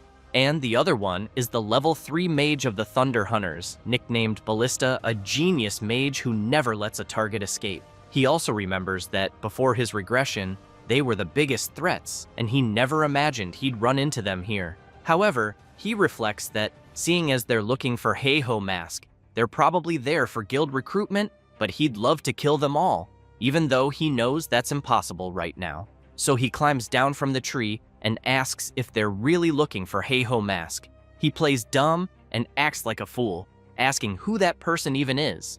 While putting on a ridiculous act, he laughs internally, thinking he'll just keep playing dumb since they won't be able to do anything without proof. But Hahui suddenly approaches him with a sinister look and yells that he's lying. The Thunder Princess's gaze grows even more terrifying as she explains that there's no way someone could cross the Bulkus Mountains without hearing about Heiho Mask, especially since that idiot's video hit 20 million views. She emphasizes that the hood the protagonist is wearing reminds her very much of Heiho Mask, which is why she really wants to know if he's the one they're after. Hirkin gets nervous, realizing she's very sharp. The mage steps in and tells them to stop, saying that's not the issue right now. He then points at the Thunder Princess's forehead and yells that the problem is her. He starts ranting that she destroyed the inn, killed people just because she thought they were suspicious, and now he wants to know how she plans to fix all this, since everyone knows their guild and they won't even be able to deny it. Hatch starts shouting even louder, demanding that she apologize quickly before the guild's reputation takes a hit because of her. Hahui also gets flustered and yells back, asking why the hell she should have to apologize. Hirkin watches, stunned, wondering if they've always been like this. Eventually, Hahui, visibly annoyed, mutters an apology. Hatch watches her walk off and asks what kind of dumb behavior that was. He then turns to the protagonist, apologizes for his partner, and wishes him a good game. But as Hirkin sighs in relief, thinking he narrowly avoided trouble, he fails to notice someone rushing at him. When he sees a fist flying straight at his face, he's terrified, and before he can react, he's punched by the Thunder Princess and slammed into a rock. Hatch loses it, grabs Hahui, and screams, demanding to know why the hell she hit someone again. Did he call her a mad dog, or has she actually gone crazy? She replies that she thought the protagonist would at least dodge her punch. Hirkin wants to know if they really just assaulted an innocent user who had his guard down, so he calls them out. Then, putting on glasses, he announces that he's formally filing a complaint against the Thunder Hunters Guild. He opens the forum window and explains that first, he'll post it on the official forums to make it public, and the title will be Thunder Hunters is a cruel guild that massacres newbies. The mage panics and quickly apologizes, saying they'll compensate him and begging him to just forget about it if possible. So Hatch hands the protagonist a handful of gold coins, and Hirkin comments that since the mage is offering 1,000 gold coins as a gesture of sincerity, he'll let it go. Hatch breathes a sigh of relief and thanks him. He then grabs Hahui's arm and while dragging her away, yells that he can't stand her. Hirkin knows what he just did is pathetic, but for now, it's the best option because he's fully aware that provoking them carelessly would be a disaster. That's why he knows he just needs to endure this a little longer. As they walk away, Hatch asks why the hell she causes problems every single time, and if she doesn't realize image management is vital for a major guild. Slightly confused, Hahui wonders if people don't instinctively dodge when attacked. Hatch asks if she's seriously trying to say it's his fault for not dodging her punch. She replies that it's not that, it's just that guy. He looked like he was just annoyed seeing the attack coming his way, almost as if he thought he had no choice but to take the hit. Hatch says he's begging her and asks if she can just be quiet. She tells him to shut up and calls him a loser. Meanwhile, the protagonist returns to NPC Wung's house and hands over a piece of the warrior bear's armor. Wung comments that this was expected and that something is definitely going on. He thanks the protagonist once again and emphasizes that if it weren't for him, there would have been many casualties. However, he wants to know if he's okay, since he sees him trembling. Hirkin replies that he's fine, but is thinking that the NPC needs to hurry up and move on, because if there's any delay, the top 30 guilds will catch up. With that, the NPC grabs a chest and places it on the table. As he opens it, he asks the protagonist to pick just one. Wung explains that while he was active in the Bulkus Mountains, he marked maps of monster dens. Hirkin remembers that means they're treasure maps, and gets excited, thinking that all kinds of rare items can be obtained from the dungeons marked on them. But just as Hirkin reaches for one, the NPC makes it clear he has a favor to ask. Hirkin gets furious, thinking he knew it, there's no way he'd give something like this for free. The NPC then explains that there have been reports of armed monsters appearing beyond the Bulkus Mountains too, and he wants the protagonist to go to those places and investigate, just like last time. Hirkin takes the map, says yes, and asks where the location is. Wung says it's the Perung Forest. The protagonist makes a face like he just sucked a lemon, and the NPC, noticing, asks if he has something to complain about. Hirkin says no. As he steps outside, he takes a deep breath and gets really annoyed, because he knows Perung Forest is a level 90 hunting zone, which means he'll need to level up separately on the way there. He then wonders if the perfect hunting ground right now is the Sura Canyon, since he knows there are level 75 demon worshippers there. But he gets excited and thinks that since he already defeated the warrior bear, a demon goat should be easy to hunt. However, as he walks a bit further, he gets really startled, and upon seeing Shev the Slayer ahead of him, wonders what the hell that guy is doing there. Shev, in turn, is surprised to see the protagonist. Meanwhile, Hatch is crying, calling Lady Syl through remote transmission. The mage says he can't work with such a barbaric person.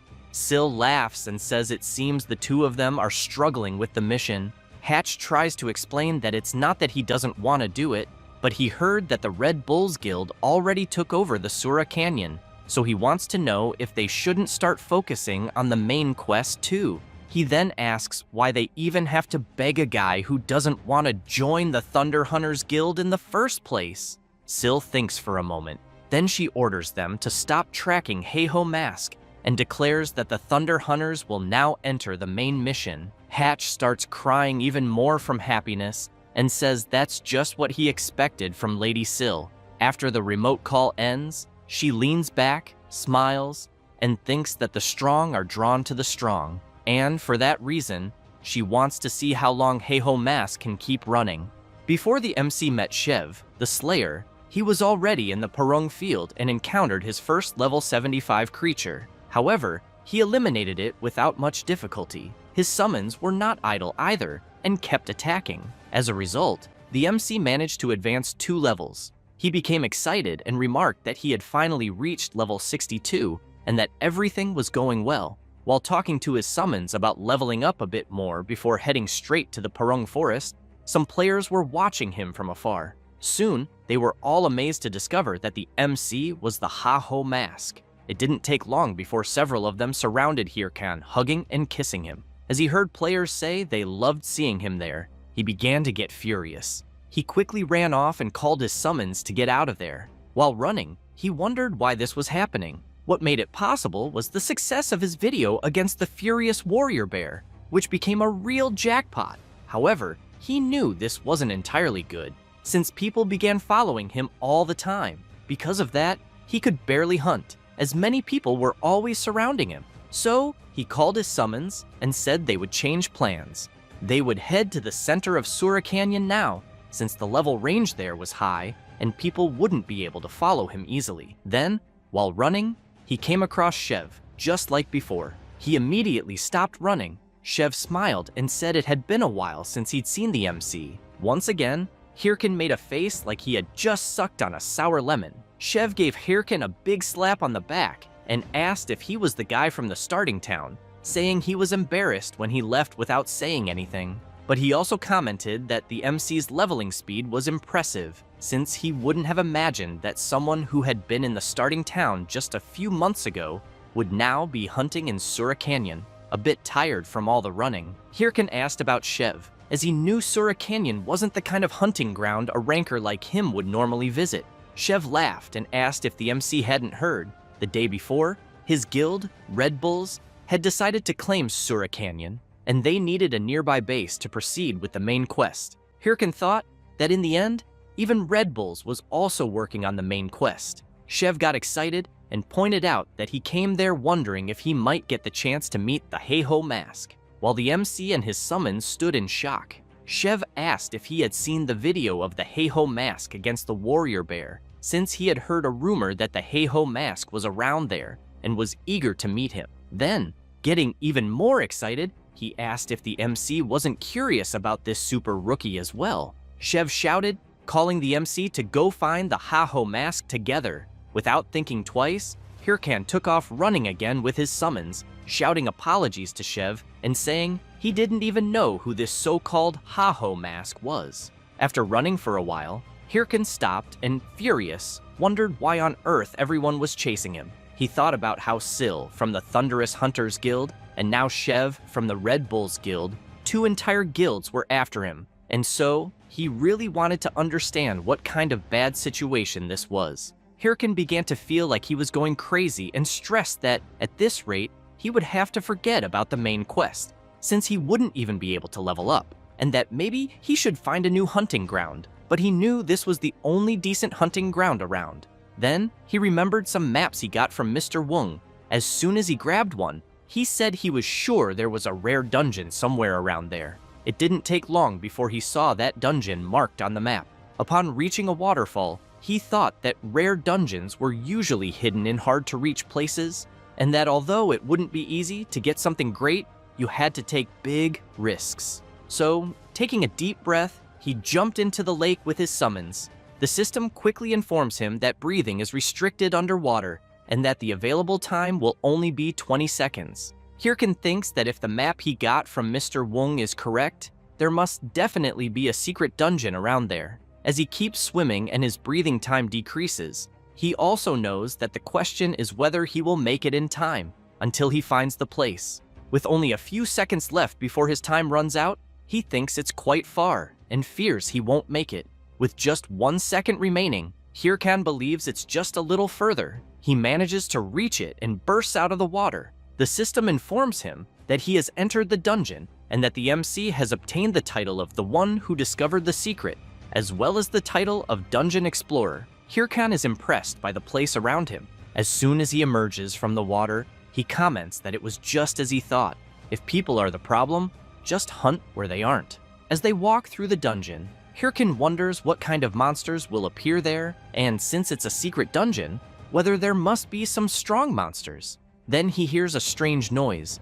A creature appears, its eyes glowing intensely. The MC is a bit startled, but upon looking closely at the creature in front of him, he is left stunned, unable to believe what it could be. The two stare at each other for a while, until Hirkan becomes furious and shouts, wanting to know if the creature is messing with him and whether, by any chance, it wants him to defeat it. However, he is surprised to see the creature emitting fire from its body. Hirkan wonders if this dungeon is the kind of place where elemental-type monsters appear, knowing they are among the rarest monster types in Warlord. That's because the items they drop are materials for attribute gear and are incredibly popular. Thus, he gets quite excited and comments that, in other words, this means he can make a fortune just by hunting them. The little creature, in turn, is shocked by the expression on the MC's face. Without a second thought, Hirkan orders his summons to eliminate all elemental-type monsters. The little creature, terrified, lets out a loud sound. Immediately after, a tremor begins to shake the area. Hirkan grows worried, wondering what it could be. Then, a massive level 70 fire salamander appears to protect its little creature. The MC can't believe that this monster has shown up here. The salamander wastes no time and begins channeling its flames, quickly firing them toward the MC, forcing him to run to avoid being hit. Hirkan observes the salamander's fiery attack and is surprised, as he didn't expect such an opening move. He gets up and thinks he has no choice, knowing things will get troublesome if this keeps up. So, he wonders if he should try using his new power. He then activates the Helm of Madness ability on Little Bone. Next, he uses bone armor. Finally, he equips the Black Orc Skull, an item he spent a fortune on to strengthen the skeleton. Thus, he completes the summoning of the Skeleton Knight, which terrifies both the huge salamander and the little creature as it approaches. The Skeleton Knight points its sword and in the blink of an eye, completely slices the fire salamander apart. Hirkan is thrilled and thinks that the Skeleton Knight is ready for battle. Thus, it does not take long for a horde of wild salamanders to appear. Hirkan knows he will have to fight them. They begin preparing their flaming attacks, and the MC only smiles, thinking that it will be the perfect test. Then he shouts for the Skeleton Knight to attack immediately. Without much difficulty, his summon easily slices all the salamanders. With their elimination, the system announces that the MC has defeated some salamanders and gained experience points. However, he keeps watching the Skeleton Knight showing off to the other summons, but he does not care and shouts saying that hunting on auto is really very good, since he has in mind that he has improved a skeleton and it can hunt alone automatically. Besides, the salamander essence is worth more than he expected, and it will be more than enough to offset the cost of the upgrade. Therefore, he comments that he just needs to keep going until he upgrades all the skeletons. Then he shouts to his summons that they will continue until they kill the boss, so they can go to the Parung Forest. However, an hour later, the MC is furious, thinking that he already knew something like this would happen, since the system is warning him that he has discovered the instant dungeon of the throne room. Hirkan, intrigued by the instant dungeon, comments that there is no way to know what is inside and that it is not like he can return once he enters it. Then he thinks that he will not be able to play for 2 days if he enters the dungeon and fails, since he has in mind that this is more than enough time for the Thunderous Hunters and for the Red Bulls to get ahead of him in the main quest. However, he also knows that it is not like he has another place to go around there, and that apparently he will not have a choice. Therefore, he decides to enter, and after passing through the entrance, he makes it clear to his summons that he can only depend on luck. As soon as he walks a little inside the instant dungeon, the system warns him that he has already reached the throne room. And while they continue walking through the place, he notices that there are many statues of knights and thinks that it seems like it was meant to be an abandoned temple. And observing the statues more closely, he realizes that they all have blade marks, and therefore thinks that something strange is happening, until he is very surprised to notice something in front of him, as he sees a huge creature sitting on a throne. As soon as he gets closer to the creature, it awakens and begins to release its intense power. Hirkan becomes worried, as that was not his intention. Then he shouts, asking his summons to enter defense mode as quickly as possible. However, it is too late, and the creature attacks them all at once. The system warns that the skeleton warriors were destroyed after taking too much damage. Hirkan jumps back and becomes worried about the situation he finds himself in, as he did not expect the creature in front of him to be there. The creature in question is a level 80 Spirit Knight.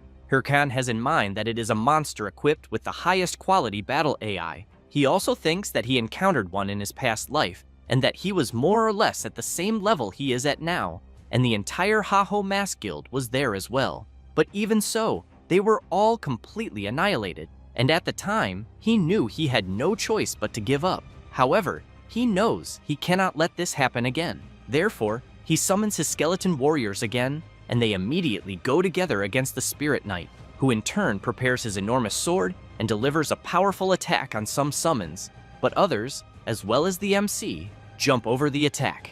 Hirkan tries to take advantage of the gap, and along with his skeleton knight, delivers a joint attack, but the Spirit Knight easily manages to block the double attack, until one of the MC's summons tries to take advantage of the fact that the Spirit Knight is busy blocking the attack and goes to his back, landing a full thrust on the creature. However, the summon is left not understanding anything, as it seems that his attack had no effect at all. Hirkan shouts, calling the skeleton warrior an idiot, and orders him to immediately get away from the Spirit Knight, but it is already too late and the summon is brutally attacked. With that, the system announces that a skeleton warrior has been completely destroyed. Hirkan and the skeleton knight take distance, and the MC comments that a stab in the heart is not a critical attack on the Spirit Knight. And observing the creature closely, he questions himself about what to do, since he knows that normal skeletons or the golem will not be useful there, until he begins to remember a moment in his past life of his old friend wanting to know why he attacked a monster 4 times bigger than him head-on.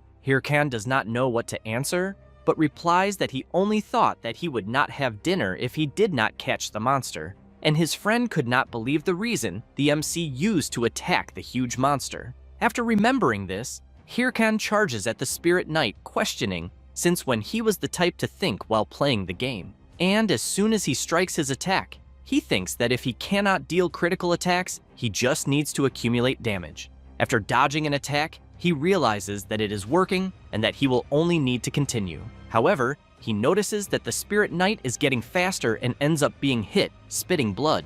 Then, he stands still for a brief moment, and soon after, while holding the Spirit Knight's sword, he laughs and says it was just acting. Thus, the Skeleton Knight appears behind the Spirit Knight and with his attack cuts off the arm of the knight that was holding the sword. The Skeleton Knight jumps close to his master, and while Hirkan observes the Spirit Knight, he makes it clear to his summon that they will not have dinner if they do not defeat the opponent. Meanwhile, in the village of Sura Canyon, Shev and Yel are walking through the village, and he comments that apparently the place is doing better than expected. Yel replies that it is obvious, since the Red Bulls Guild is in charge of the area, and that they secured a good supply route to ensure nothing is missing. Until suddenly, Shev starts laughing, and all excited comments that then he thinks maybe the Haho mask could appear there. Hearing this makes Yel furious, and unable to believe what the idiot of her friend is saying. Thus, she emphasizes that he has been going crazy about this Haho mask, and that she just does not understand it, since all this person did was hunt some low-level monsters. Shev makes it clear that the monsters may even be low-level for them, but for the Haho mask, the monsters are high-level, since in the game they are in, where the person can feel pain, there are only 2 types of people who dare to challenge monsters stronger than themselves. That said, he becomes serious and says that they are either crazy or they are born warriors, and thinking about the Haho mask, he stresses that he is both types. Back to the fight between the MC and the Spirit Knight. The place where the creature had its arm cut begins to have a strange reaction, and it does not take long for a spiritual blade to be created in its place. Hirkan laughs and questions if the creature losing an arm means nothing, then calls it annoying. He then takes a deep breath and exhales, trying to stay calm. Thus, he charges at the Spirit Knight along with his summon. The creature prepares its attack and soon delivers a powerful slash, completely shattering the ground and forcing the MC and his summon to jump back. Hirkan jumps onto a rock and comments that apparently his opponent is really trying to bury him alive, but he does not care, and together with his summon, he keeps jumping from rock to rock, and they go against the creature. The MC delivers a powerful slash from one side and the Skeleton Knight from the other. Then both start running around the Spirit Knight, striking several consecutive blows. Hirkan gets excited when he realizes that it is working, and that they only need to accumulate a little more damage the way they are doing, and thus, they will be able to defeat the Spirit Knight. However, the creature begins to emit a strange power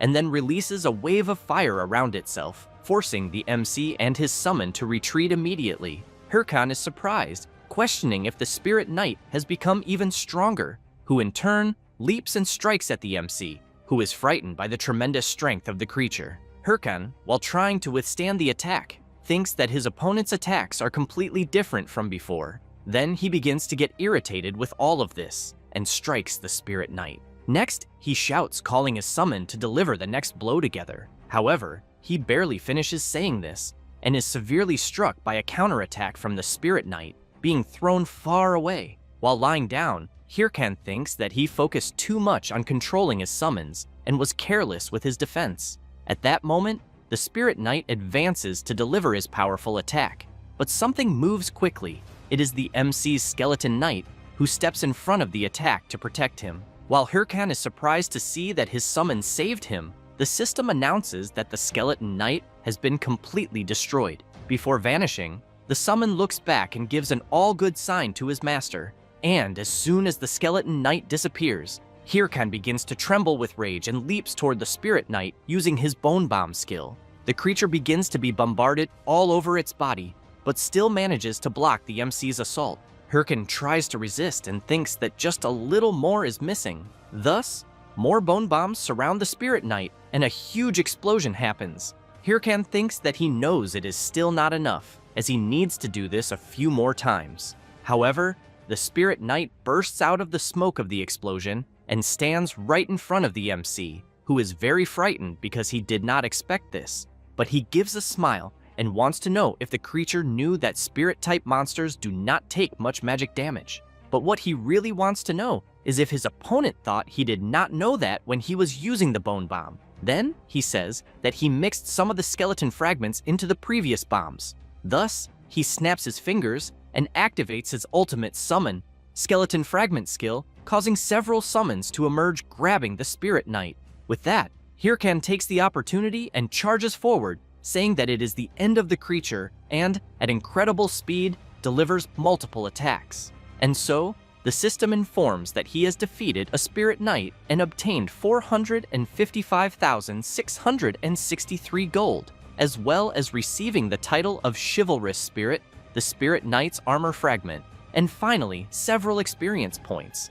In this way, he manages to level up once again. Hirkan begins to remember something and thinks that in the past, the members of his guild said that there was no way they could defeat a Spirit Knight and that the MC had led them to their deaths. However, seeing his summons all gathered again, he also sees the Skeleton Knight making a gesture that everything is fine. Then he thinks that now it is very different from that damn time. Thus, he tells his summons that they did a great job. But as soon as he sees them putting on a ridiculous act, he turns back and questions why he is not able to leave the instant dungeon. And, while the summons surround him, he wonders if perhaps another boss could exist, but does not notice something emerging right behind him. And as soon as he hears a noise, he turns startled and sees a door opening, and questions if it could be a randomly appearing reward room. Then he runs excitedly, thanking several gods at once. As he approaches, he begins to wonder what rewards he might receive, if it could be gold, a weapon,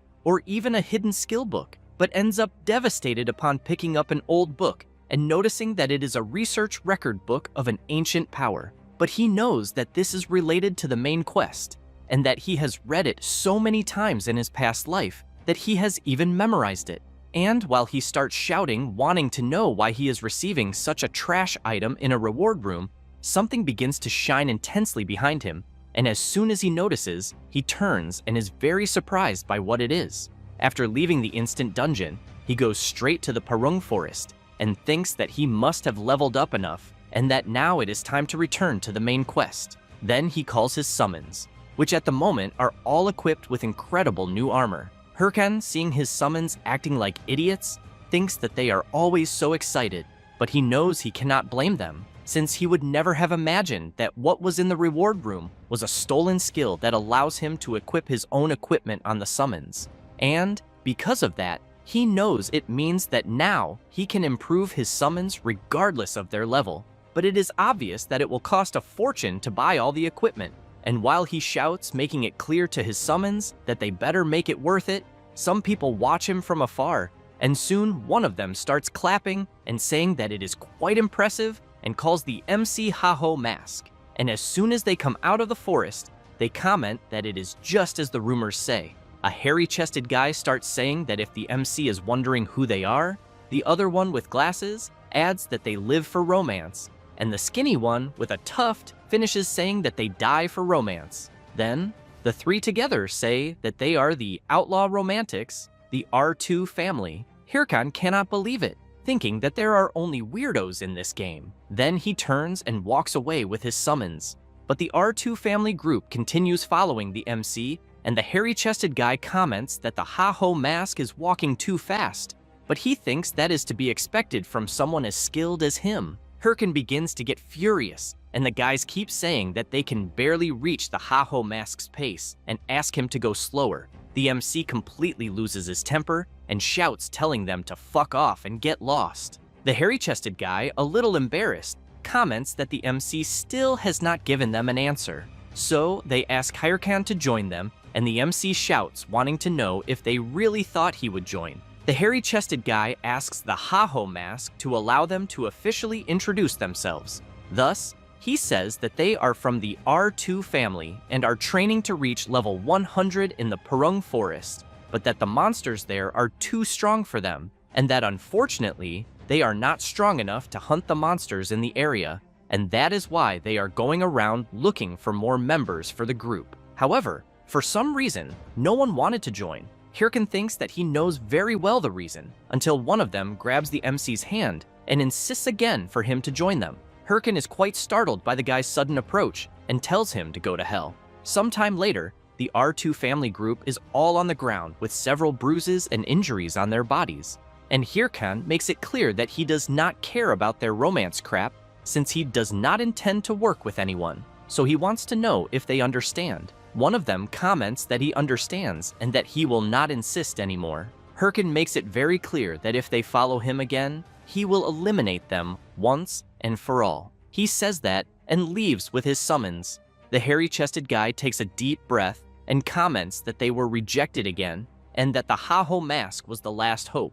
The guy with the mustache and glasses wants to know if they should just give up on the Purung Forest until the one with the tuft sees something on his watch and asks his captain if he remembers the musical family from last time. He wants to know if the tufted guy means the group that hung them on a tree for thinking they were creepy. His partner replies yes, and warns that they are asking for help. Meanwhile, the MC is facing a huge ogre with his summons and quickly asks them to prepare because they will all attack at once. Thus, Hirkan leaps, and together with his summons, they completely retaliate against the monster. With that, the system announces that he has defeated a black ogre and gained experience points. Hirkan deactivates his battle armor and, looking at the defeated creature, comments that with it, they have defeated 55 black ogres. Then he thinks that since he has already faced the Spirit Knight, most monsters will be much easier from now on, since the monster's movements will be very predictable.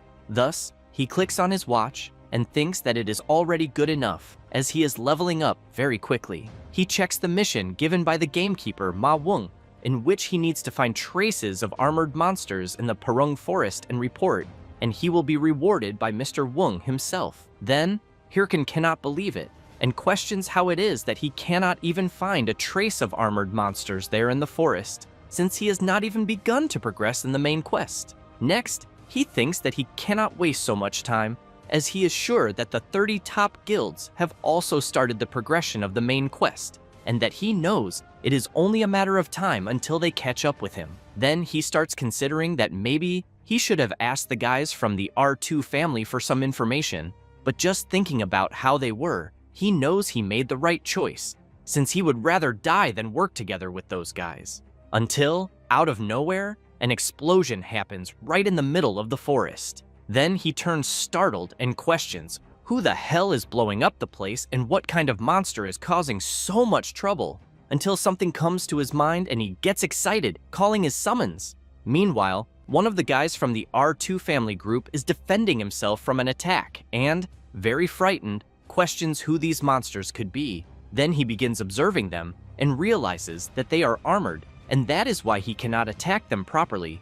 And besides that, they have formed a battle formation, and it is not like he can simply attack directly. But the strangest thing is that he knows these guys were not supposed to be there, and he thinks that what is behind them all is their boss. Then he thinks that it is a monster intelligent enough to command a monstrous army, and that he thinks it is not something the R2 family can handle alone. Until the skinny, tufted guy arrives and uses his firewall skill, separating his captain from the black ogres. The mustached guy arrives too and asks his captain if he is alright. Next, the mustached guy informs that the musical family is practically exterminated, and that he also thinks they will not be able to hold on for much longer. At this moment, the tufted guy starts shouting in fear, wanting to know if they should just flee while they still can, as he thinks they will end up dying if they continue there. The captain thinks that his friend is right, since he knows that the chances of defeating them are tiny, until he remembers something, in which he was always asking for help,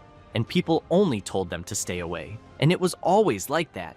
Every time he asked for help, he never got anything in return. So in the end, it was always just the three of them. Thus, he takes a deep breath and orders his partners to use all the remaining mana to secure an escape route for the musical family. They do not understand this sudden request, but the captain turns and makes it clear that they know well what it is like to have people abandoning them all the time, especially when they need help. So he stresses that they must not abandon these people, knowing that. Both the mustached guy and the skinny tufted guy are moved by their captain's determination. Next, the captain charges at the monsters, saying that he will hold them off, and that they will help the rest. Then, he starts delivering several attacks and finishes with a powerful charge strike to the black ogre's belly. He begins to get excited, thinking that it is working and that he just needs to keep up the pace. However, it does not take long before he receives a counterattack and is thrown hard to the ground. While lying down,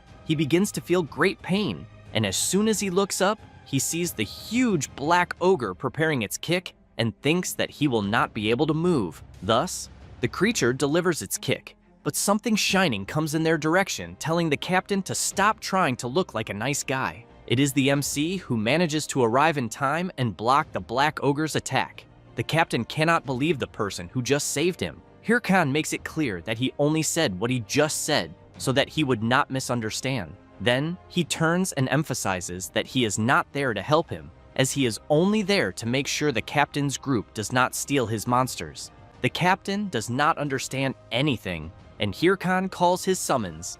Then he orders them to attack the monsters immediately, and thus an incredible battle begins. The hairy-chested guy cannot believe the agility of the MC's summons and questions if they can really move the way they are moving.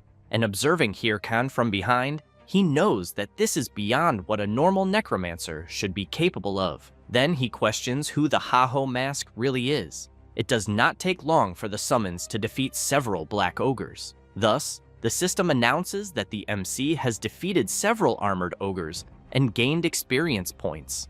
Hirkan breathes in relief and comments that now that he has finished with the small cockroaches, he points his sword at the ogre boss and calls him. Then he wants to know if he is sad for seeing his subordinates eliminated, but makes it clear that he should not worry, as soon he will be with them. Hearing this drives the boss mad with rage, but before that, the MC looks at the captain of the R2 family and asks his summons to take him out of his way, as he does not want any trash getting in his way in the battle against the boss, until the boss stomps on the ground with everything and makes the whole place shake. Then he stands before the MC and lets out a powerful roar. This is the level 80 Helmet Ogre. While receiving medical treatment from the mustached guy, the captain comments that he thinks it is difficult even for the Haho mask to fight the boss alone. But here's someone saying that they think it is an exaggeration even for the Haho mask. Then the captain turns and sees that it is a member of the musical family guild. The guy comments that the boss's eyes are marbled black and red, which means that it is a corrupted monster related to the progression of the main quest, and that normally corrupted monsters are 3 times stronger than normal monsters. Meanwhile, Hirkan tries to block the huge creature's strike, but has to jump back immediately to avoid being hit by the boss's powerful sword attack.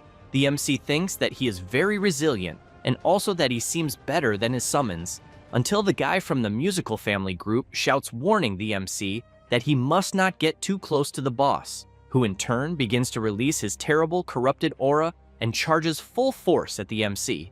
The guy from the musical guild is worried, commenting that he thinks not even the Haho mask will withstand this. However, Hyrule takes his sword and while channeling power into it, laughs and wants to know why the boss does not try to block his attack. Thus, he delivers his powerful strike that opens a huge hole in the middle of the helmet ogre, who soon falls hard to the ground, completely defeated. Both the R2 group and the guy from the musical guild are stunned, unable to believe what they have just seen. With that, the system announces to the MC that he has defeated a helmet ogre and that he obtained gold, experience points, and leveled up. Hyrule deactivates his battle armor and comments that it was much easier than he imagined. Then the system announces that he has obtained a fragment of the ogre's helmet and that now the MC meets the requirements for the mission's completion. Hyrule looks at the mission and comments that now he just needs to return to Mr. Wung's house and continue with the main quest progression. But he knows that before that,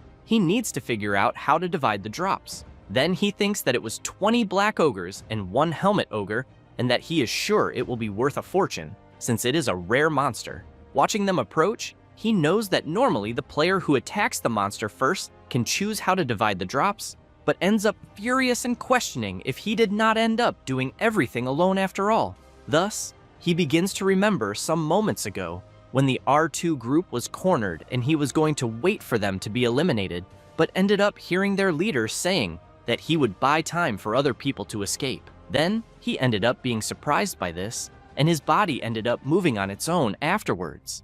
The R2 group goes to the MC, and the captain thanks him, saying that they survived because of his help. Hyrule takes a deep breath and thinks that at least they are grateful. However, the captain becomes serious and makes it clear that he does not think they can let the MC leave so easily. Hyrule thinks that he should have guessed that nothing is more important than money. The R2 group captain grabs the MC and comments that he will take a picture. But the guy from the musical family group says that he cannot let him do that, since he was the first to arrive there. Hyrule wants to know what the hell they think they are doing. The captain replies that they are trying to take pictures with him as proof that they were there during the attack, but Hyrule wants to know if they will not want to split the drops. This leaves the captain a little thoughtful, and then he asks the guy from the musical group if they will need any drop. He was about to answer yes, but the captain slaps his shoulder hard and with a sinister aura comments that he is sure he will not mind leaving the drops behind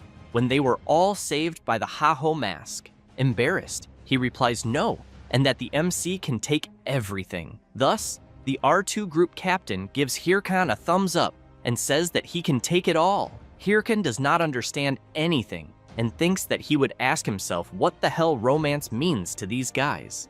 With that, some time passes, and in the middle of the Purung forest, the MC and his summons keep running back to Mr. Wung's house. Hyrule keeps thinking about their request for him to join the guild, and that the captain had said that he was sure they would not go far, but that with his skills they would always be there to help him whenever he needed. Thus, Hyrule concludes that although they seem like idiots, he thinks he is sure that the game would be fun with them, but he also knows that if he did that, he would never become the best version of himself. Then he smiles and reflects that he should be against the top 30 guilds. After thinking about this, he calls his summons to speed up the pace and all excited shouts that they will soon finish the mission and move on to the next. Meanwhile, elsewhere, a huge warrior bear is being defeated, and on top of its body is Syl, the leader of the Thunderous Hunters Guild. The members, seeing her wielding the sword, start shouting that she is amazing, until Hatch and Hahui appear running and calling her. Hahui comments that her master was amazing as always, and that they were such elegant moves. Syl wants to know what the problem is. Hatch says that he has 2 new pieces of information to report, and that the first is that 2 of the top 30 guilds have started a war, and that the guilds involved are the Triple Wing Guild and the Big Smile Guild, in which it all started when Burke, an officer of Big Smile, started a fight with a member of the Triple Wing Guild when they met during an attack, and that since then, the 2 guilds have been investing an enormous amount of resources in the war, but that the Big Smile Guild especially has been the most affected. Sil comments that a war during such an important period in the progression of the main quest is something very foolish, and that she sincerely hopes one of them falls after this. Then she wants to know the second piece of information. Hatch feels a little awkward to say it, but informs that the Yahello mask seems to have defeated the Helmet Ogre, and that it seems he is always ahead of the Thunderous Hunters Guild when it comes to main quest progression. Sil is stunned hearing this, but soon gives a smile, which leaves the Mage Hatch unable to believe that he saw his lady laughing, as he thought she would be angry. Sil only comments that she thinks they need to speed things up too. Thus, she makes it clear that they are to immediately receive the next mission from the monster hunter Wung, since the Thunderous Hunters Guild must take on the second chapter of the main quest progression. After a while, in Bangsu Castle, the NPC Ahimbri is very happy to see the MC, who in turn is very disappointed, questioning why he had to come back there. Ahimbri comments that he heard from the hunter Wung that the MC completed his missions well, and that the hunter had asked him to give something to the MC. Then he takes an item from his clothes and says that it is the Ring of the Secret Order, which increases all attributes by 77 points, increases HP and mana recovery by 20%, and finally attributes related to the job by 22 points. Hirkan, a little worried, thinks that everything is going well so far, since before, in Mr. Wung's cabin, he was all excited saying that he would join the Secret Order without problems. However, the monster hunter replied no, and stressed that the MC really should think about it, because as a member of the Secret Order, he must be prepared to put his life at risk. Hirkan, all excited, commented that he was not afraid to put his life at risk to fight evil, but inside he thought that if he joined the Secret Order, he would receive the ring that would give several attribute boosts. With that, the MC was trying to hold himself back from screaming with happiness. The hunter Wung commented that he understood, and that if that was what the MC wanted, he would not stop him. Then he commented that the MC should go meet Professor Ahimbri again, which left Hirkan in disbelief that he would have to see him again. Then he wanted to know why he should see him. Wung explained that Ahimbri was also a member of the Secret Order, and that he would give the emblem of the order. Hirkan was quite frightened, because he knew that bastard Ahimbri would not give anything for free, and he was not wrong in the end, since the NPC, making a bizarre face, asks the MC to say please for him to give the ring. However, furious, Hirkan slams his hand on the ground, which catches the NPC's attention. Thus, the MC wants to know if the professor is going to keep doing this every time. Then he goes upside down and, trembling all over, starts begging the professor to please give him the ring. Ahimbri just keeps laughing at the MC's face. After getting the ring, Hirkan knows that the reward is too good to refuse. The NPC then comments that now that the MC is part of the Secret Order, he will give him a mission. Then he summons something in his hand and makes it clear that now what the MC needs is a mission that will make him stronger, and that is why he will go to the war zone next. Hirkan looks at the mission in front of him and cannot believe it, since it is a place where there are several bizarre creatures, and the place is in complete chaos, being a true scenario of a chaotic war zone. Thus, after arriving at his destination, Hirkan is impressed since he is standing before the war zone, because he knows that in this place there is an endless wave of monsters coming from beyond the castle walls, and that the creatures keep appearing for a certain time, which makes the raid more dangerous than normal ones. But on the other hand, the person is rewarded according to the amount they manage to kill, so it is possible to make a lot of money from it. Then he checks his Warzone mission, in which he needs to defeat the monsters coming from beyond the castle walls, and that the reward ranking will be defined based on the number of monsters eliminated. Thus, he thinks that he had been waiting to go there before he reincarnated but couldn't because the guild members didn't want to. While walking through the area again, he thinks that he will first make some preparations. Someone is watching him from afar. The person thinks they found him, and, observing the MC closely, believes they found the Yahello mask. Meanwhile, in another place, some guys are being attacked, and a huge furious tiger lets out a roar that leaves another man terrified. Then, he bows and screams, begging the man in front of him to spare his life. That man is Apollo, master of the Apollo Guild, who calls everyone fools and comments that they couldn't even handle a rookie and still came back empty-handed. The fat man furiously rises from his throne and demands a more precise explanation. The man says that the Thunder Hunters interfered out of nowhere and then they couldn't do anything since those people are supposedly trying to recruit the MC for their guild. Apollo becomes even angrier upon hearing that. Then, he opens a system window and emphasizes that he thinks the Haho Mask is acting arrogantly, believing that the top 30 guilds are supporting him, and that in this case, he thinks he will use a certain thing against him. In another place, Heavybean, an officer of the Big Smile Guild, one of the top 30, receives a message from Apollo. He takes a deep breath and wonders what the fat man wants now, then answers the call and asks what he desires. Apollo says he has a favor to ask and requests that he teach the player Haho Mask a lesson. Heavybean wants to know if it is that rookie who has been rising recently and why. The fat man grits his teeth and says that the Haho Mask dared to touch his guards and did not apologize. Then he yells that, in other words, he made a fool out of him. Heavybean is surprised by that and, furious inside, thinks that means it is nothing serious, but apologizes to Apollo and emphasizes that he thinks he cannot do that because a guild like Big Smile should not get involved in such matters. The fat man becomes serious and makes it clear that there is no other choice since, from now on, he will stop sponsoring the Big Smile Guild. Then he wants to know if it was not thanks to his sponsorship that the guild entered the top 30. Heavybean begins to get angry, while Apollo continues saying that if he cannot fulfill a simple favor, then it makes no sense to continue sponsoring him. The guild officer slams the table and calls out Apollo. With a completely different expression, he says that now that he thinks about it, the Haho Mask is just a piece of trash and that he will teach him a lesson. Then he makes it clear that he will contact him as soon as the matter is settled. After ending the call, he goes crazy and starts screaming that rejecting this request would cost the guild a lot. But on the other hand, he knows that attacking the Haho Mask would ruin the guild's reputation. Then he wonders why the hell Apollo is trying to make his life harder than it already is, until someone approaches, wanting to know if he needs help. That is Cho Wurung, a reserve affiliate of the Big Smile Guild, who wants to know if she just needs to eliminate the MC. Heavybean thinks that if he leaves this matter to her, who is not an official member of the guild, he might avoid tarnishing the guild's reputation. Then he wants to know if she thinks she can handle the Haho Mask. Cho Wurung asks Heavybean to leave the matter to her and emphasizes that she owes her life to him. With a sinister expression, she emphasizes that to reward him, she will definitely eliminate the Haho Mask. Back in the war zone, a soldier beats the drum and shouts for all participants to gather at the castle gate.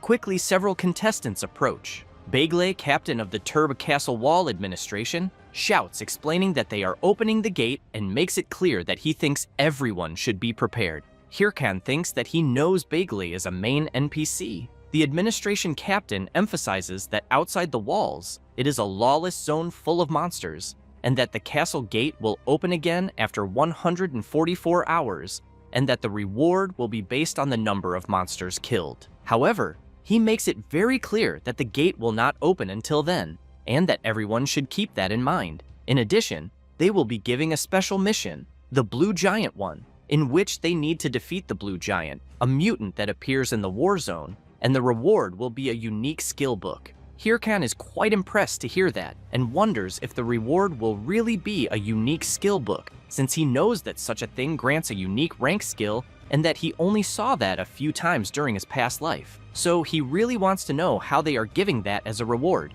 Thus, he looks back and, seeing the expression of the contestants upon hearing about such a reward, also wonders if it is not too much. The participants begin to comment among themselves that they need the unique skill book. Then, they stare at the MC since they know he is the strongest among them and that this means they will have to join forces to eliminate him. Hirkan thinks that he doesn't believe it is a matter of being able to defeat the Blue Giant or not. Then, while he prepares, Bagel shouts asking everyone to get ready and open the gate. As soon as the gate opens, the MC rushes forward at high speed ahead of everyone and thinks that he just needs to be the first. The contestants can't believe the incredible speed of the Haho Mask and start shouting that they need to chase after him as fast as possible, until Cho Wurung, in the middle of everyone, comments that she has an idea and wants to know why they don't form a team among themselves. One of the contestants goes to Cho Wurung, who is just a rookie. and wants to know if she thinks she can say anything about what they should do. Then he puts his finger on her forehead and tells her to get out of there right away. With a simple move, she brutally attacks the guy, and as soon as he falls completely injured to the ground, Cho Woo-rung wants to know why everyone is so nervous. While the other participants are afraid of her, she comments that she thinks it must be because of the unique skill book, but emphasizes that she doesn't care about it since she just wants to kill the Ha-Ho mask. Then she turns and states that if everyone listens to her, she will give them the book since, after all, they won't be able to get it with the level they have. And that's why she thinks it's a good deal for everyone. They are scared, thinking about what they will do, but in the end, they end up agreeing to join her. From the top of a mountain, the MC observes the scene and, furious, wonders if they really teamed up to try to eliminate him. Then he thinks that he will already be busy hunting monsters, and now will have to worry about them too. However, he smiles and thinks that there is no other choice. Meanwhile, Cho Woo-rung thinks she was lucky to gather so many people and doubts that the MC can win against so many people, but wonders what she should do after eliminating him. Cho Woo-rung thinks that when she manages to do that, Heavy Bean will recognize her, and she will be able to join the Big Smile Guild as an official member, and then she will have her subordinates to praise her. Then, she starts imagining herself being flattered and served, and that, in the end, she can have as many pieces of furniture as she wants, until she gets scared upon hearing someone calling her and warning that the monsters are approaching quickly. She gets ready and shouts for everyone to form up and deal with one at a time. One of the guys shouts that he thinks something seems strange since there are more monsters than usual. Cho Woo-rung has in mind that she knows they won't be able to maintain the formation this way, until she notices the MC sitting on top of the golem. He, in turn, wants to know how she dares to be in his return. Then he starts banging on a golden gong and shouting for everyone to fuck off. She can't believe what she's seeing, because clearly the MC is attracting the monsters. At that moment, the participants start being attacked by the creatures, and a soldier, while trying to hold back the monsters' advance, shouts warning Miss Cho that they won't be able to endure for long because there are too many monsters, and that's why he wants her to give the order for everyone to retreat. Cho kills a creature and thinks that she knows the plan was ruined because she wanted to ambush the MC while he was hunting, but in the end, the ones who got ambushed were them, until she has an idea and orders everyone to hold out as long as they can, because once the lure fades, the monsters will calm down. Then she makes it clear that she will take care of the MC personally. Thus, she rushes out at high speed, jumping from creature to creature, thinking that while the small fish serve as bait for the monsters, she will handle the MC alone. Meanwhile, Hirkan is playing his lure along with his summons until he notices something and sees someone approaching quickly. Cho, as soon as she arrives where the MC is, calls him out and challenges him to a one-on-one duel. He smiles and wants to know if she really thinks he will accept. Then he wants to know if she is the leader of the damned little group ahead. Then he stands up, draws his sword, and wants to know if she knows him, because no matter how much he thinks about it, he can't remember her face. And it's quite strange for someone he's never met to want so badly to eliminate him. Cho thinks she knows very well that she can't expose her connection to the Big Smile Guild, so she says she just wants to eliminate a competitor who seeks the unique skill book. Hirkan wants to know if that's really true, but soon launches an attack and, while she blocks, makes it clear that she's lying. Thus, he says it's written all over her face that she doesn't care about the skill book. Cho readies her daggers and tries to strike the MC, who in turn blocks her assault and thinks her movements aren't bad. But he quickly crouches and unleashes his bone bomb skill. An explosion occurs, but she manages to dodge by jumping back. Hirkan is impressed to see that she managed to evade his attack and emphasizes that there's no way someone so skilled could be unknown, so he wants to know what group she's from. Cho wants to know which one the MC thinks she's from. Then she activates her clock and says that if he's curious, why doesn't he try to find out? Thus, she activates her battle armor and releases an intense power throughout her body. Hirkan concludes that she's really serious because she even activated the armor. Observing her more closely, he reflects that if he eliminates her, he won't know which guild she's from, but he knows she's not an opponent to play around with. Then he understands he's in quite an annoying situation, but still prepares himself and tells her to give it her all. While Cho says she will start with everything right from the beginning, the MC's summons watch her while eating popcorn. She notices the summons and wants to know what the hell is going on. Hirkin tells her not to feel bothered by his summons because he ordered them not to interfere. Cho is intrigued and wants to know why. Hirkin wants to know if she didn't challenge him to a one-on-one duel, so why would he summon creatures for a duel? She becomes even more intrigued by the answer and thinks she had imagined he would just be a superficial guy based on his previous actions, but also seems to have an innocent side. Then she knows that because of that, his death will be inevitable. Thus, she charges at him with everything she has, but is very surprised to see her attack being blocked. Hirkin laughs and wants to know what she's doing because nothing has changed from before. However, she moves behind the MC in the blink of an eye and strikes him. Hirkin becomes concerned and questions whether her speed really increased in an instant. She stares at him with a sinister look and makes it clear that she's not done yet, then unleashes several consecutive attacks in a matter of seconds. Hirkan is attacked from all sides and soon falls to his knees on the ground. Cho comments that he's being really cute since he's even making the pose of a chair on the floor. However, she doesn't care and charges at him again, shouting for him to die for going against Heavy Bean. The MC keeps his head down, but someone trips Cho.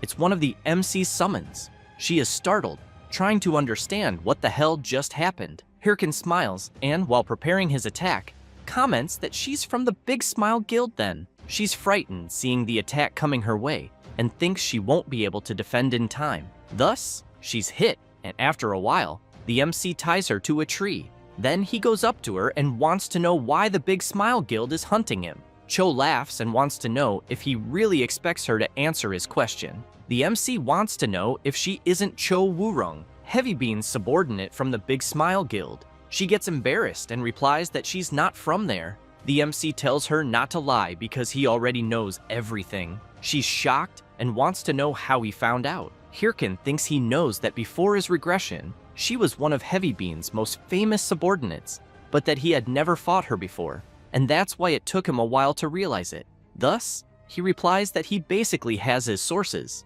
However, he wants to know why Big Smile is after him since he knows he didn't get involved with them. Cho takes a deep breath and says she doesn't know, but soon screams asking the MC to eliminate her once and for all. Hirkin says he would never do that, and makes it clear that it would be a waste to let someone like her die. But he thinks that besides that, he knows she'll resurrect after 2 days anyway, and that it's better to leave her tied there rotting until he sees something on his watch and questions if the blue giant really appeared. Thus, he turns around and, while leaving, makes it clear that if she tries any funny business again, he'll eliminate her once and for all. Cho lowers her head and thinks that the MC saw through her plan and was one step ahead the whole time. But even so, he said it would be a waste to eliminate her, so she wonders what kind of idiot he is. Then Cho starts trembling all over and, with a completely new feeling she's never experienced before, wants to know how Mask Haho dared to flirt with her. After some time, Heavy Bean is receiving a call from Cho Wurung, and she apologizes. Then she says she failed to eliminate Mask Haho. Heavy Bean says she did well and asks her to rest. Cho replies that she understands and apologizes again. After the call ends, Heavy Bean goes crazy with rage and shouts that even she, whom he trusted, failed. However, he knows he needs to think positively because Apollo still doesn't know and might try again. Then Apollo calls him and wants to know if Mask Haho has already been eliminated because he heard news that one of the top 30 guilds, Big Smile, was defeated by him. The chubby guy also points out that if this is made public, he wants to know what Heavy Bean thinks will happen. He's embarrassed, feels his soul leaving his own mouth, and thinks that everything happening is because of that damn Mask Haho. And while thinking about him, he keeps cursing him. Meanwhile, he wants to know why he's suddenly feeling an itch in his ear. Meanwhile, the MC arrives where the blue giant is, and, all excited, summons his invocations to deal with the creature as quickly as possible. However, it takes longer than the MC expected, and he is completely exhausted. On the ground, he comments to his invocations that he barely managed to defeat the level 85 blue giant. After unequipping his battle armor, he wants to know why the blue giant has the HP of a level 100 monster, since he didn't expect it to take 30 minutes to defeat it, even going all out. Hirkan thinks about some people and comments that he should thank those idiots who ended up killing themselves, as he believes that if it weren't for that, they would have stolen his monsters.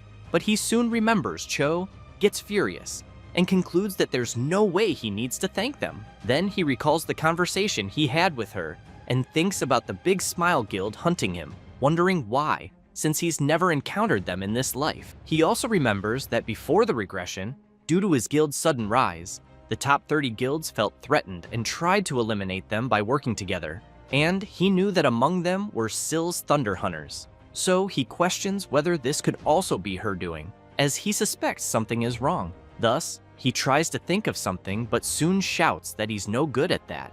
Then he calls his invocations to make things clearer, because if anyone gets in his way, he will eliminate them. Next, he sees that there are 138 hours left until the event ends, and, all excited, comments that now they will start making money. 138 hours later, the castle gate opens and the participants return angry, saying that it was really difficult this time. One of them emphasizes that they shouldn't have messed with the Haho mask. His friend comments that it was all because he wanted to listen to that Cho Wurung. However, he gets nervous and yells, wanting to know how that was his fault. At that moment, the MC appears covered in cash and makes it clear to them that they don't need to fight since the day is beautiful. But upon noticing one of their faces, he quickly wants to know what's wrong. Then he starts mocking them, saying they're idiots who came back empty-handed. They don't like being mocked at all. But while the MC thinks it's just karma, Cho is once again watching from the shadows. She gets nervous and, observing the MC closely, swears that next time it will be different. But in her eyes, she's seeing the MC differently, wanting him for herself. Then she turns away all embarrassed and thinks she needs to eliminate him instead of fantasizing about him. At that moment, Bagel shouts that he will announce the mission's top contributor. Thus, he yells the MC's name and asks him to go to his office. Hirkan gets excited, thinking that he's finally been recognized. It doesn't take long for him to reach the office of the administrative captain, who comments that the MC was truly incredible since he defeated the most monsters and even the blue giant, so he thanks him for his efforts. However, he says that lately, more strange monsters have been appearing, blue-skinned monsters with ice energy, and some they had never seen before, like the blue giant that the MC defeated, and he firmly believes they are coming from the Ice Mountain. Then he emphasizes that if they had the opportunity, he would like to send an expedition to that mountain. But Bagley notices that the MC isn't paying any attention and quickly wants to know if he's listening. Hirkan replies yes, but thinks that he knows very well about the map of the Frozen Mountain Kingdom. As soon as Bagley mentions the mission reward and wants to send the MC, he gets all excited, and the administrative captain comments that he's quite predictable. However, he says that there's a letter from his master requesting that the MC go to the Urgel Mountains to begin the secret organization mission, and that he will need to speak with the blacksmith wolf to receive the next mission. The reward itself is unknown. Hirkan keeps in mind that the Urgel Mountain is full of high-level monsters, and it's no wonder he was sent there. But he gets furious and considers that maybe they just want to mess with him. Bagley takes the unique skill book and gives it to the MC, saying it's his reward for winning. While Hirkan keeps kissing his reward non-stop, Bagel comments that he's giving him such a reward and hopes that the MC will take good care of it. Hirkan, all excited, wonders which skill he will get but knows that any unique skill is great. Then, he places his hand on the book and the system notifies that he used the unnamed skill book. It then informs him that he obtained clay creation. Hirkan gets confused, trying to understand what kind of skill that is. Meanwhile, elsewhere, the Thunder Queen wants to know who it was. Hatch asks her to calm down, but she is extremely furious and unleashes her attack, completely destroying everything in front of her. The mage can't believe the extent of her destructive power, and while he's terrified, dying of fear of his lady, she remains furious, thinking about some idiots who appeared out of nowhere and stole her monster from the main mission her guild was doing in the raid. Sill looks back with a terrifying expression and asks the mage who those bastards were who interfered with her plans. Hatch says they aren't part of the top 30 guilds, and, judging by how they escaped their investigation, he thinks they must be quite high-leveled.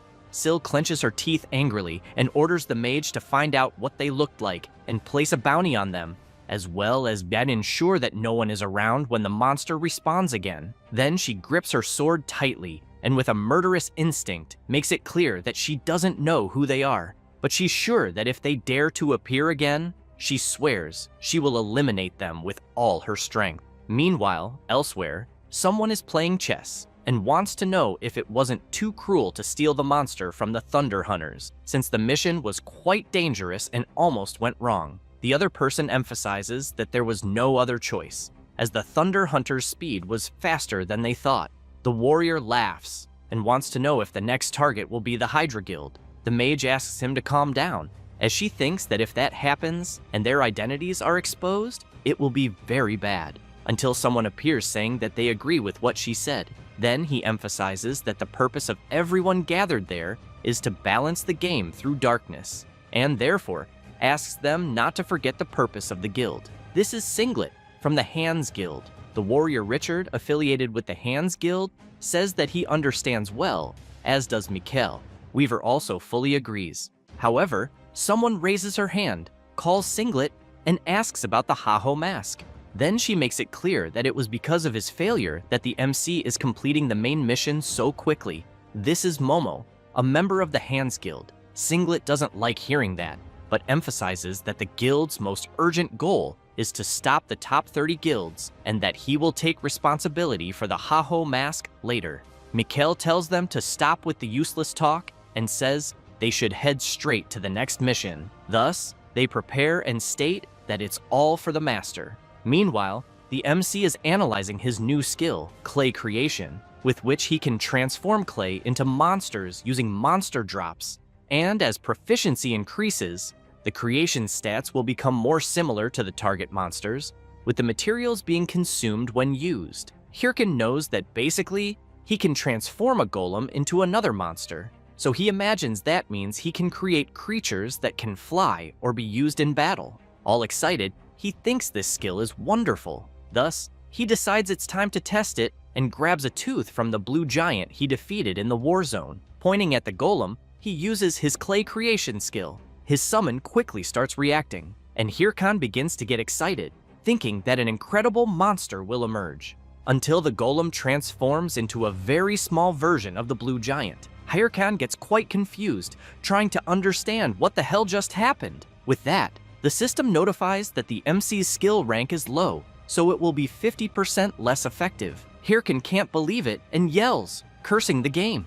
After some time, he arrives at Urgel village and still very furious. Thinks it's his fault for getting his hopes up, since he knows pets are rare even in his past life, and there was no way to get one so easily. But he thinks he'll level up the skill rank slowly, and that, for now, he should focus on the main mission. As soon as he checks it in the system, he thinks about the blacksmith Wolf, as he knows him very well, since Wolf is part of the Secret Order and the most famous blacksmith NPC. Many epic items with incredible stats are born from his hands, and no one can meet him outside of the main mission, which is why Hirkan has never met him before, thinking that maybe this time he can get some good weapons.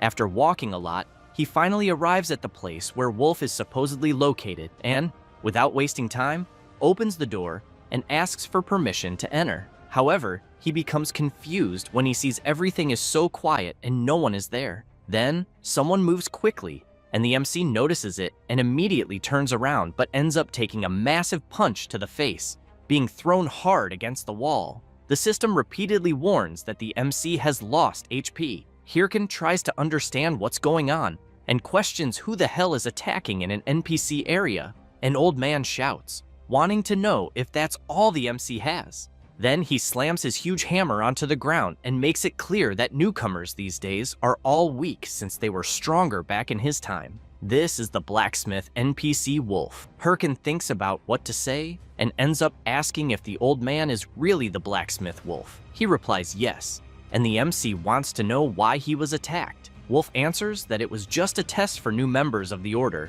as they are not a secret order for nothing. Hirkan goes crazy with anger and questions if the old man is mocking him, since who would attack someone out of nowhere just for a test? However, he soon sees a system notification informing that he obtained the title, the the first to speak with Wolf, and that his work-related stats increased by 25 points, as well as the title, the first to survive the blacksmith, increasing his HP by 25%.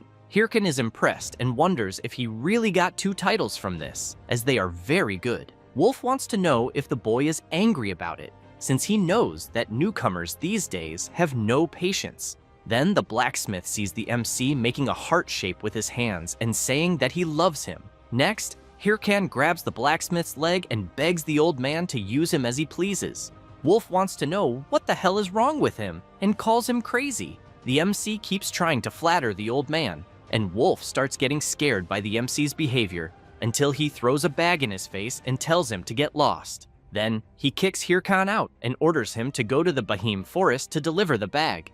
Hirkan stumbles down the stairs and falls face first onto the ground. The MC begins to get up and, excited, thinks he'll endure being cursed at and attacked, since he knows that NPC gives out titles easily, and he'll do whatever it takes to make it happen again. At that moment, a system notification arrives informing that a new mission has been registered, being the request of NPC Wolf, in which the MC must deliver the bag to those who reside in the Bahim forest, and the reward will be being recognized by the blacksmith. Hirkan gets excited, knowing that those who live in the Bahim forest are elves. However, he thinks there's a problem, since he knows elves are generally hostile toward humans, live hidden in the forest, and are even harder to find because they move around frequently. Then he thinks that, in his past life, people made maps to find them, but he doubts that a bit, since, in the first place, he doesn't understand why they're so obsessed with elves. Therefore, he figures he'll have no other option.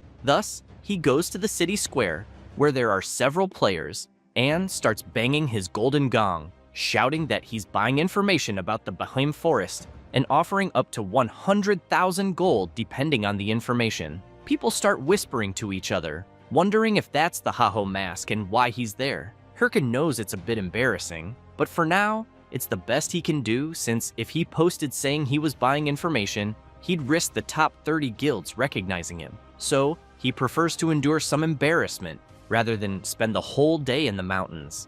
Then, someone approaches, and everyone, including the MC, becomes startled as they see a man carrying a huge, completely defeated creature. This man says to the MC that he must be the so-called Haho mask. Hirkan is shocked, as he knows that the man in front of him is Pitbull Singh. As soon as the surrounding players realize who's there, they start asking if it's really one of the top 100 ranked players and why he's there. They quickly begin speculating that maybe Singh came because he plans to fight the Haho mask, who in turn knows he fought Singh in his past life and back then managed to defeat him, though he also knew that Singh was a very skilled fighter. However, he thinks he can't guarantee victory this time. One of the players asks if the Haho mask isn't strong enough to defeat Pitbull Singh. Another comments that Singh got the nickname Pitbull because of the cruel way he defeats his enemies, and that his level is much higher than the Haho masks. They keep saying that the MC doesn't stand a chance against him, and that they believe Pitbull Singh could defeat the Haho mask with one hand. Hirkan goes crazy with rage hearing the other players' comments, and immediately yells at them to shut up or he'll eliminate them first. Then he's surprised when someone mentions hearing that he's buying information about the Bahim forest. Singh approaches the MC with a sinister aura and says he'll tell him everything about the forest. Hirkan wonders if the big guy really knows about the Bahim forest, or if it could be a trap, so he decides to ask about his price. Singh starts talking about the price, and both Hirkan and the other players wait anxiously to hear what the big guy will say. However, the furious Pitbull says that the price is that he'd like to confess his love, which leaves the MC completely confused, not understanding anything. The players around them become embarrassed and wonder if the infamous Pitbull Singh is really confessing to the Haho mask. After leaving the city and heading into the forest, the MC takes a deep breath and wants to know what the hell happened back there. Singh raises his hand and asks the MC to first calm down and control his breathing. Hirkan goes wild and shouts, wanting to know if he thinks he can calm down after such humiliation. Then he says that Singh confessed in the middle of the square, and now the whole city is in chaos, and that's why they had to run into the forest to escape the crowd. Singh tries to explain, but the MC interrupts him and makes it clear that he doesn't like men, and therefore has to reject his confession. As soon as he says that, Silence fills the area, and Pitbull gets irritated, wanting to know what the MC is implying since he never confessed. Hirkan is confused, not understanding anything. Singh says that a few months ago, as usual, he was hunting around there until something caught his attention, and he saw that it was just a rabbit. Then someone approached the rabbit, saying it shouldn't be wandering alone. He was immediately impressed, and says that's when he met her, realizing she was the most beautiful being in the world they live in.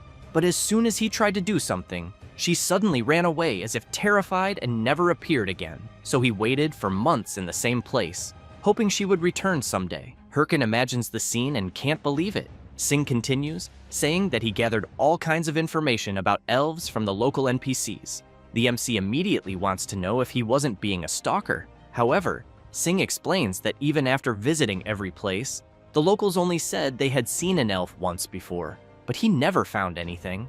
Until, when he was thinking of giving up, he heard the Haho mask looking for information about elves and decided to ask for help. Hirkan concludes that's why he acted that way back then, but he gets nervous and wonders why he didn't just say that instead of starting with a love confession. Even so, he feels he's gotten involved with someone exhausting, but needs to finish the mission quickly since only he has a lead about the elves. Thus, he asks the big guy to take him to where the elves usually appear. Singh gets excited and says he'll take him. As soon as they arrive in front of a huge waterfall, Singh explains that based on what he heard from the residents, the place where elves most often appear is there, at Bikong Waterfall, and the other location where they sometimes show up is beneath the great oak tree. Hirkan thinks about what Pitbull said about the residents and quickly wants to know if monsters also appear there. Singh replies yes, especially large monsters. The MC smiles and thinks that then it's just as he imagined. Then he says they'll do as always, hunt some monsters. It doesn't take long for a massive snake to appear. It's a level 90 bark serpent. Singh says he'll handle it quickly, but Hirkan tells him to wait and says he'll take care of it alone. Singh asks if the MC is sure about that since the creature's level is quite high and it won't be easy. Hirkan asks who he thinks he's talking to and then dashes forward at high speed, shouting that he's the Haho mask. The serpent, upon noticing the MC approaching, lunges to attack. Hirkan smiles, but the creature is very fast and ends up headbutting him, throwing him hard backward. Singh sees the MC on the ground and can't believe what he's seeing. Then he wants to know if the Haho mask wasn't supposed to be amazing. Hirkan takes a deep breath and immediately starts screaming in pain, saying his nose hurts. Both Singh and the huge serpent can't believe what they're witnessing. While Pitbull wonders what the hell the Haho mask is doing, the serpent charges at him again. Then he yells for him to dodge. Hirkan panics, thinking he's about to be eliminated. At that moment, an arrow is fired, hitting the serpent squarely, followed by more attacks striking the creature. Singh is very surprised. Hirkan laughs and comments that NPCs, known as residents, unlike players, don't fight monsters, since he knows that when they encounter monsters, they run for their lives. So he suspected that when the residents there are hunted and cornered by monsters, the elves end up appearing. Singh wants to know if the Haho mask predicted that from the start. Hirkan laughs and replies that it's something like that, and that he thought there was a chance, and apparently, it looks like the elves finally appeared. Then he goes up to her, introduces himself, and says he's there under Lord Wolf's orders. But while he continues explaining that he has a very important mission, an arrow is aimed at his face. One of the elves comments that, in other words, he deceived them. The other becomes furious and shouts that she told them not to trust humans. She then adds that humans are liars, disgusting and greedy creatures. Hirkan feels all those insults are directed at him. Soon after, one of the elves says there's no way Lord Wolf would entrust a task to a lying scoundrel like the MC, who begins to get nervous, wondering what to do and if he should try convincing them by force. Then Singh kneels down, which makes the MC curious to know what he's doing. Singh apologizes for deceiving them, but makes it clear that he needed to meet one of them since they had met before right there in the forest. She is surprised, and Singh continues, saying that back then, he fell in love with her at first sight. Then he extends his hand and gently asks the elf to give him a chance to get to know her. Hirkan can't believe what he's seeing since he knows the elves already hate humans, and now he's revealing that he's a stalker. However, the elf replies that it's fine, leaving the MC even more confused. they start talking and laughing, saying that Selene ended up charming a human. Thus, they begin taking Sing to their village, leaving the MC standing there speechless, still shocked, and not understanding what the hell the game is doing. However, in the end, the Haho mask completed the mission of finding the elves. Thus, Hirkan and Sing go after the elves. However, the MC is furious, wanting to know if this was supposed to be a dating simulation and why the hell everything is unfolding this way. Sing, a little embarrassed, calls Hirkan and comments that he feels like he could die of happiness. The MC gets even angrier and tells Pitbull to go to hell since they were almost killed by one of them. Then, he wants to know if he is going to keep walking around with the elf he fell in love with just because his confession was accepted. Next, he makes it clear to Sing that the prettier they are, the crazier people get, as he knows someone even more beautiful and completely nuts. Sing points out that he doesn't like elves just because they are beautiful and emphasizes that elves are symbols of fantasy. Hirkan is intrigued by this and soon thinks that Pitbull is actually a pervert, but Sing quickly explains that it's not the way the MC is thinking. Then he tells him that when he was younger, in all the games, novels, and comics he read and played, elves, especially dark elves, were essential icons of fantasy, and that adventuring through magical worlds alongside them had always been his dream. Hirkan becomes even more confused and questions what the hell he's talking about and what that has to do with confessing. However, he is surprised to hear Sing asking if he doesn't feel the same. Then Pitbull wants to know if the MC isn't in this game to fulfill his dreams. Hirkan takes a deep breath and says that he doesn't have stupid dreams like that. Then he laughs and says that his dream is to become the strongest in the game and destroy any idiot who looks at him the wrong way. Sing listens to the MC say that it's just about imagining their faces because he'll be thrilled when that day comes. So Pitbull asks the MC if that doesn't make him the same as those who looked at him the wrong way. That question leaves Hirkan completely surprised since he hadn't thought of it that way. However, he smiles and, showing his middle fingers to Pitbull, wants to know what's wrong with that since he knows that the strong always devour the weak, and that's how the world works. Sing comments that if it's natural for the weak to be devoured, then he wants to know if what happened to the MC wasn't natural. Hirkan starts getting angry, and while Pitbull was about to say something else, he punches him. A huge explosion happens, drawing the attention of even the elves. Hirkan grabs Sing by the collar and asks what the hell he knows. Then he emphasizes that dreams and happiness, that kind of thing, are for people who already have something. Next, he wants to know if Sing knows what it's like to fight to survive day after day, and if he also knows what it's like to lose the little he had in an instant. Hirkan grips Sing's clothes tighter, and as he starts equipping his battle armor, becomes even angrier, and says that he knows Sing is trying to give him a sermon, but makes it clear that he doesn't want to hear it anymore. Sing is very surprised by the MC's words, until the elves shout that humans are always picking fights for no reason. However, one of them turns and says that they have arrived in Behem, their village. Hirkan steps forward and asks them to show the way. One of them says that the village elder is in the largest tree, and while the MC walks ahead alone, one of the elves wants to know if Sing really got into a fight with his companion. Sing just stays quiet. As soon as they reach the largest tree in the village, the elf calls for the elder and says that she brought a human who said he was there at Lord Wolf's request. The MC takes a deep breath and thinks that Sing started the fight and ended up losing his composure. So he thinks it's better to let it go since he knows it won't lead anywhere and that he needs to focus on the main mission. The village elder appears and says that since it's a message from Lord Wolf, it must be from the secret order. This is the elder elf of the Behem tribe. The NPC Dadre Hirkan takes a package and says that's exactly what the elder said, and as soon as he delivers it to the elder, the system informs that Hirkan has delivered Wolf's package to the Behem tribe and that the Wolf's message mission has been completed.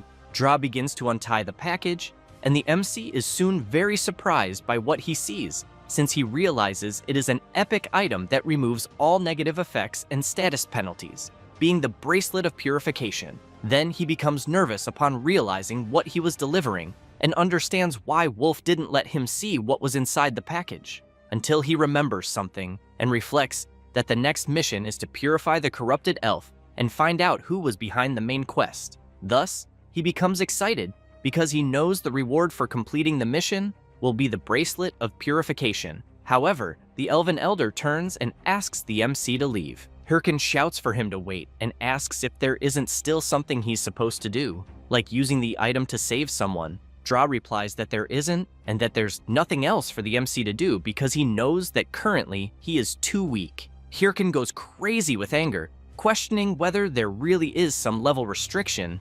Then he thinks it's like before, where his level is too low for mission progression. Next, he clenches his fist tightly and makes it clear to the Elder that he will return once he completes his training. That said, he goes to an area with monsters, and while eliminating them, he thinks that nothing has been going right lately, and after defeating several creatures, he thinks about the Thunder Queen, and that, at the moment, the main quest progression belongs to the Thunder Hunters. And as more creatures rush toward him, he reflects that they recently defeated the Ogre and must be in the Urgal Mountains, and will not need to go to the battle zones. Then, very angry with how things turned out, he brutally slaughters the creatures and thinks he's quite satisfied with himself because he knows he should have reached level 100 long ago, even if he had to stop sleeping. As he keeps slaughtering the creatures mercilessly, he wonders if he can still make it in time. One of his summons just watches its master acting strangely. Hirkin thinks about what Sing said earlier,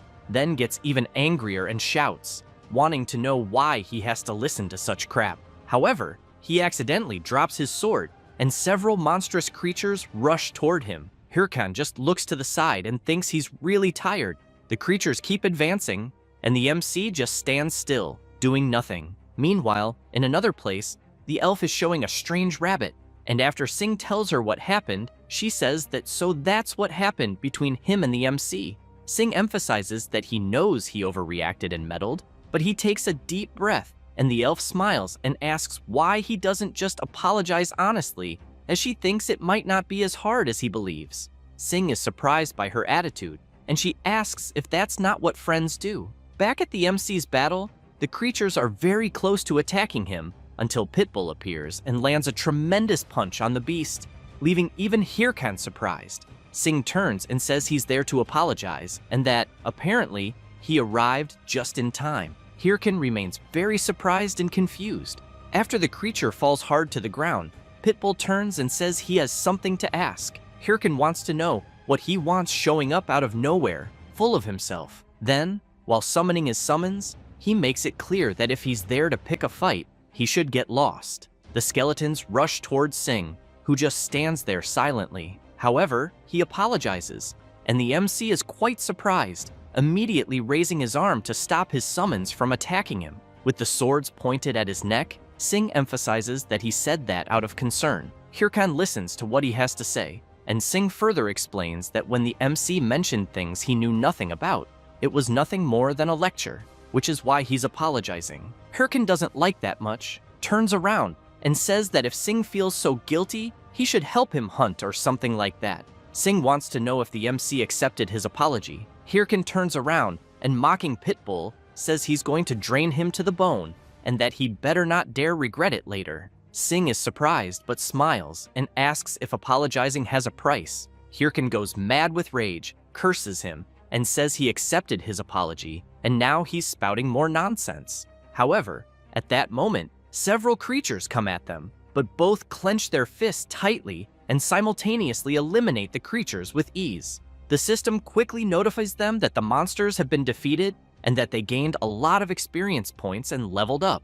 After a while, the MC sees another system notification saying he leveled up and completely exhausted on the ground. He thinks that he finally reached level 100. Then he sees that he currently has 34 titles. His strength is almost 10,000, his endurance 445 points, intelligence 658, and mana 755 points. Sing, also very tired after defeating several monsters, comments that it was all insane. Hirkin says he knows that very well since they spent 3 days without sleeping for more than 3 hours. Then Sing says he is going to log out of the game. The MC replies that it's fine, but thinks that now that he has reached the level he wanted, he can take the quest without any problem, though it would have taken an eternity without Pitbull's help. Then he gets nervous, stands up, calls Sing, and with great difficulty, thanks him. Singh takes a deep breath, calls out to the Haho mask, and before logging out, tells the MC not to be shy since they are both men and that it's quite embarrassing. That said,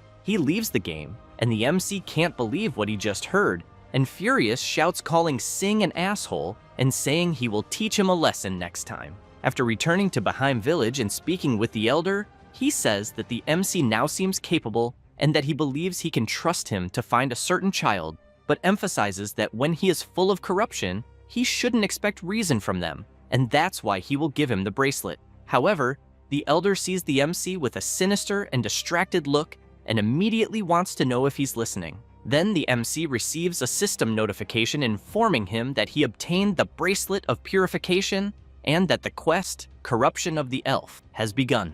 While Hirkan is amazed by his reward, the indignant Elder comments that apparently the bracelet's effect seems truly solid. However, he makes it clear that he's counting on the MC for such a mission. Hirkan replies that yes, he can rest assured, but thinks that he will finish the quest soon and keep the bracelet.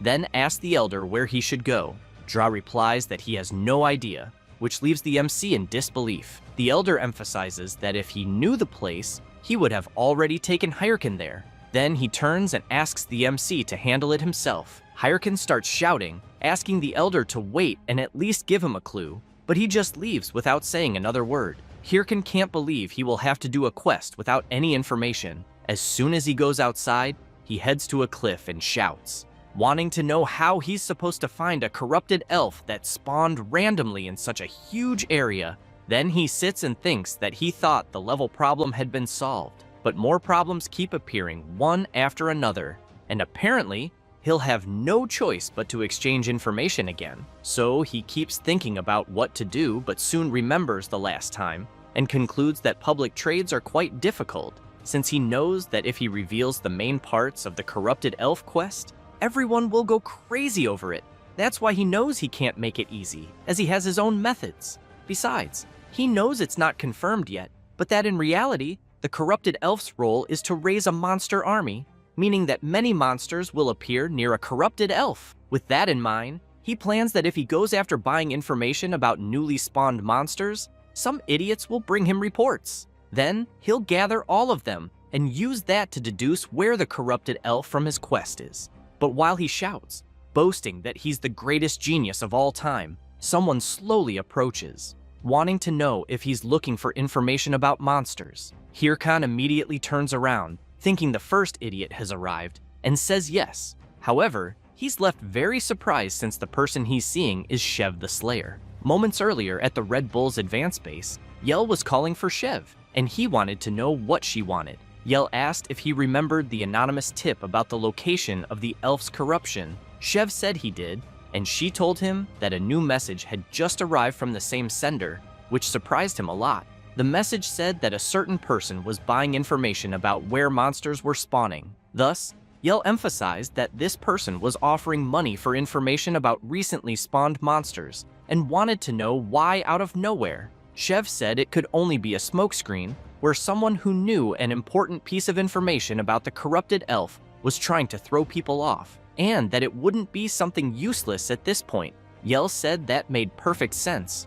Shev pointed out that someone saying they're hunting monsters is just an excuse because they're after something else. Yell got excited and, while grabbing Shev, asked what he thought about monopolizing the information. He smiled and said he'd be back soon, but that he'd be with the goose that laid the golden eggs, saying that while thinking about the MC. Back in the present, Hirkan remained very surprised because he had been thinking of finding some random garbage guild where they'd throw the information at his chest and then take off. But seeing the overwhelming presence of Shev, the Slayer, right in front of him, he wondered why the hell it had to be such a big, overpowered fish. Then he stood up, thinking that for now, the plan was canceled, and he would act silently without leaving any trace of suspicion. But he soon felt crushing pressure since the leader of the Red Bulls Guild was right in front of him, wanting to know if he was thinking about running away. Hirkan quickly summoned his summons, which immediately surrounded Shev.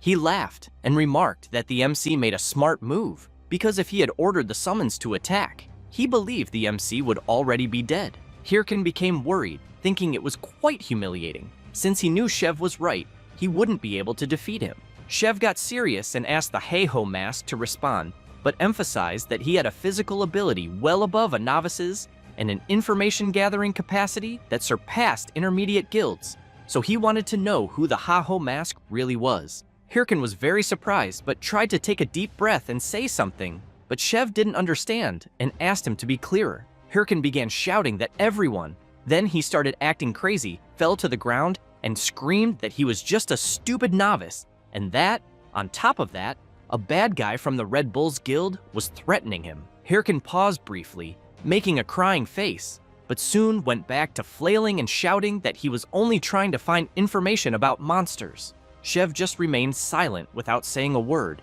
and the MC wondered if his plan to play the fool had worked, and if Chev had fallen for it. Chev took a deep breath and then said that apparently there had been a misunderstanding since he didn't think the MC was the same person from the report.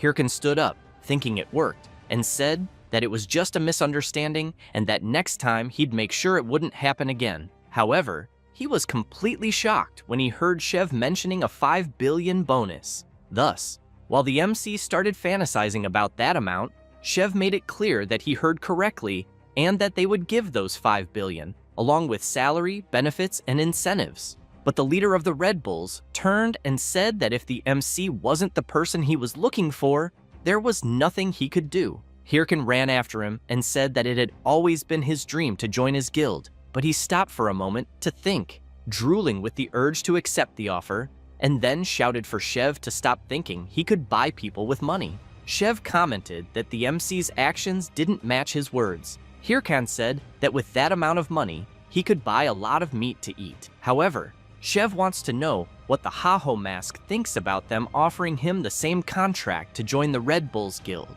Hirkan is surprised and replies that it's very sudden and that he would never accept. Chev quickly unleashes his incredible power and, placing his sword on the MC's neck, wants to know if even then he would still say no, making it clear that if he doesn't join, he'll consider him a rival and eliminate him right there. Hirkan swallows hard but still answers no, which leaves Chev very surprised. Then, while the MC releases his power and equips his battle armor, he makes it clear that he will not depend on anyone's strength because he will become stronger on his own, even if it means dying there. Chev remains silent, and the MC, while signaling to his summons, also makes it clear to Chev that he better be ready because once he becomes stronger, they will be the first ones he crushes. However, Hirkan becomes completely confused when he sees Chev sitting near the cliff, commenting that the view is quite beautiful from up there. Thus, he wants to know what the hell he's doing. Chev says something about the Red Lake, which confuses Hirkan even more.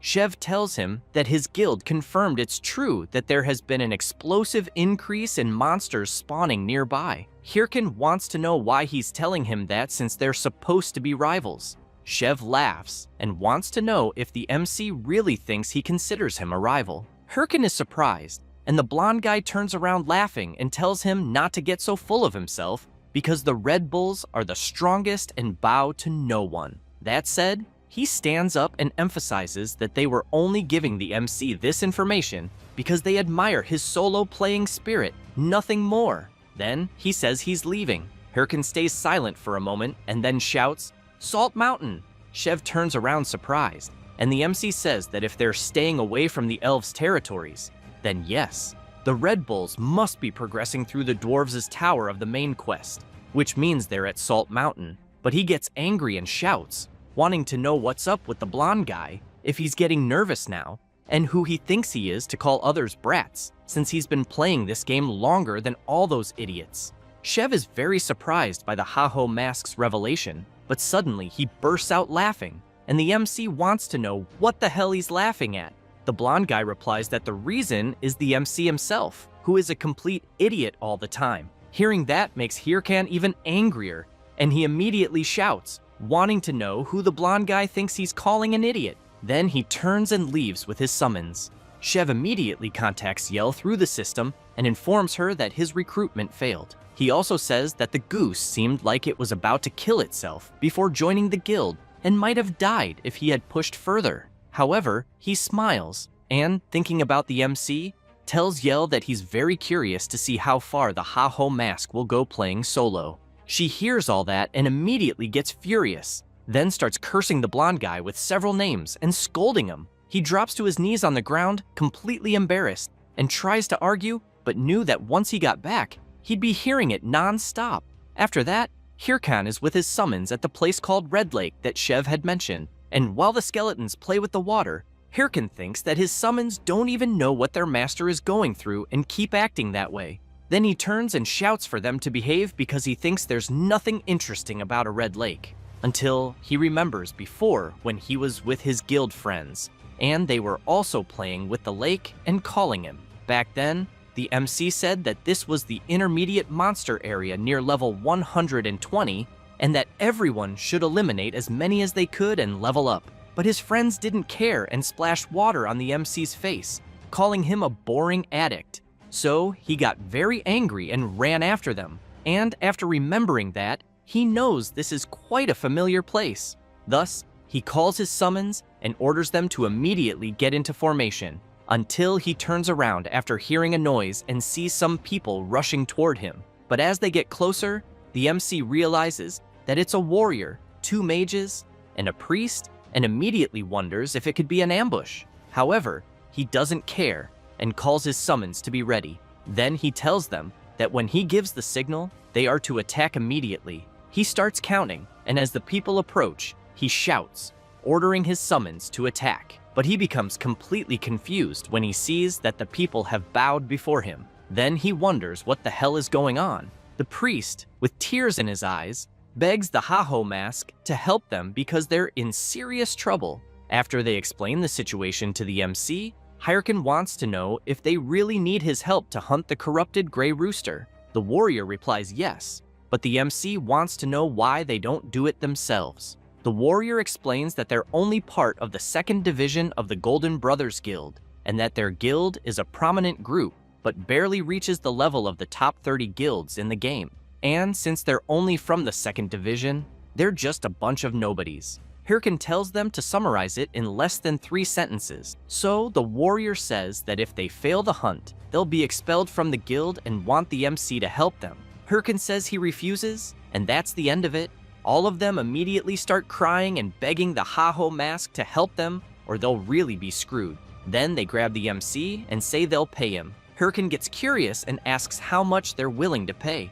The warrior says around 20,000. The MC turns around and says that's too little. However, the warrior jumps and grabs the Ha-Ho Mask's leg, shouting that it's all they have and that he can take the rewards if he defeats the monster. Fed up with hearing them beg, the MC thinks that he still needs to deal with corrupted monsters anyway. Thus, he says he'll accept the 20,000 and all the rewards and asks if they agree. They get excited and thank the Ha-Ho Mask repeatedly. Hirkan just tells them to make the payment quickly and walks off. Suspiciously, they thank the MC again. But sometime earlier, the warrior and his friends were handcuffed and begging for more time to pay their debt.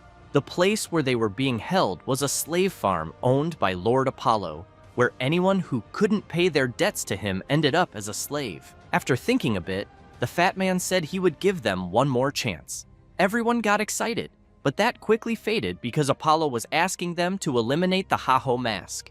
The warrior wanted to know how they could kill such a skilled player. Apollo said he would lend them high-quality equipment and didn't care if they killed the MC fairly or lured him into a trap. Then he made it clear that if they couldn't do it, they would rot there for eternity. Back in the present, they all know there's nowhere to run, and watching the MC's back, they know that when the Ha-Ho Mask is distracted by the monster, they'll attack him when his guard is down. Thus, they ready their weapons. But suddenly, a massive claw stomps the ground, terrifying them since the level 120 corrupted Grey Rooster has just appeared right in front of them. Hirkan says that the creature is really noisy, then turns and emphasizes that he'll strip the creature's armor and that they're to handle the rest. Then Hirkan places his hand on the ground, activates muscle modification, and rushes toward the creature at high speed. They're surprised by the Ha-Ho Mask's speed, and watching him fight alone, wonder if the MC will duel the creature by himself. While the rooster attacks with its sharp feathers,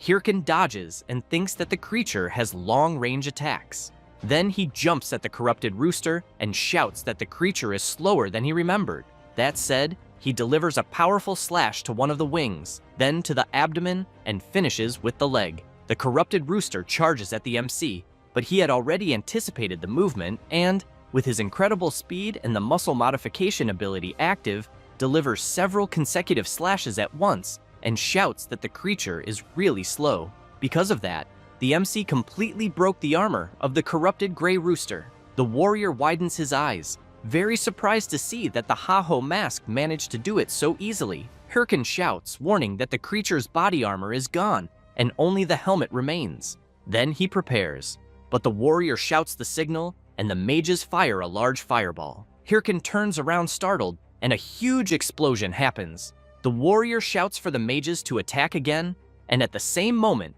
they fire another fireball and another and another. In the middle of the dust, they wonder if they managed to do it. Then they get excited and celebrate, shouting that they finally won't be slaves anymore. However, the warrior becomes completely terrified upon hearing someone say that it was just as he thought. Hirkin, amid the dust, says he knew something was wrong from the start because they were all supposed to be poor but had high-quality equipment and made a necromancer fight on the front line. Then, he makes it clear that it's a good thing he was prepared.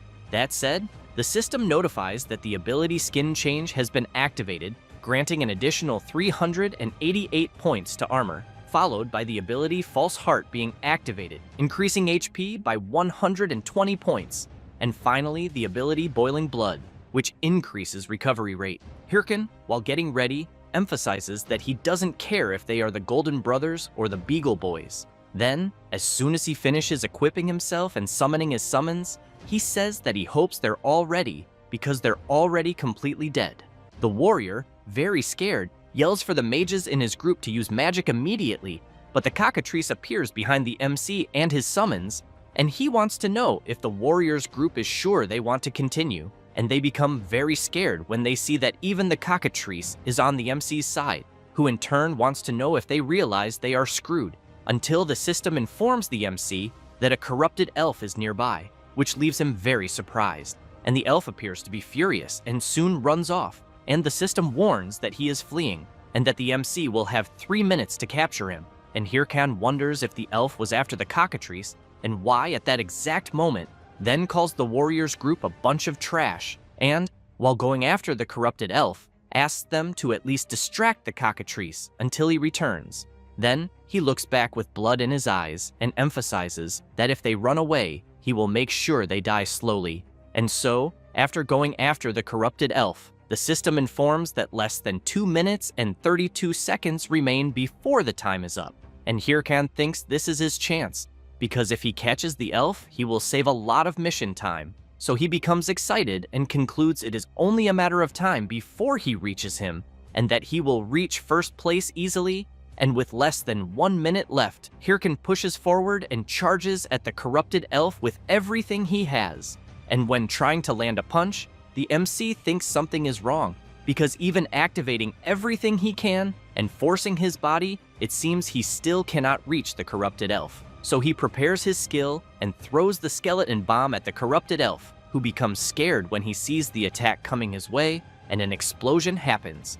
But the MC cannot believe the corrupted elf managed to dodge his skill, so he runs after him again, thinking the game is just screwing him since this is much harder than he imagined. And with only 10 seconds left, Hirkan becomes surprised, thinking the time passed too fast. And as time runs out, he keeps questioning what he can do. Then he prepares his skeleton bomb skill once more and thinks he cannot afford to fail the main mission. And from far away, he launches his skill at the corrupted elf, who once again dodges, but becomes surprised when he hears the MC saying he does not think it is time for the creature to be giggling. And so the MC appears where his skill was, and, with only 3 seconds left before time runs out, he uses the explosion of his skill to propel himself and charges at the elf, saying the reason he threw the skeleton bomb was solely to gain momentum. And with that, he manages to place his hand on the elf and thinks that he managed to succeed in the end. But the corrupted elf bites his own tongue, and Hirkan becomes very confused seeing that. And without thinking twice, he grabs the elf and slams him into the ground with full force. Furious, The MC wants to know how the corrupted elf had the nerve to bite his own tongue, while the elf only laughs in Hirkan's face. And the MC, while summoning the tiara from his inventory, yells for the elf to wake up immediately. Then he places the tiara on the corrupted elf and yells that he needs to wake up so the main mission can be completed. And at that moment, the tiara activates its power and the system informs that purification on the corrupted elf has been activated. Then, as the MC hopes it worked, the elf takes out a map and hands it to him, and Hirkan becomes surprised at what it is, and the elf ends up dying right after.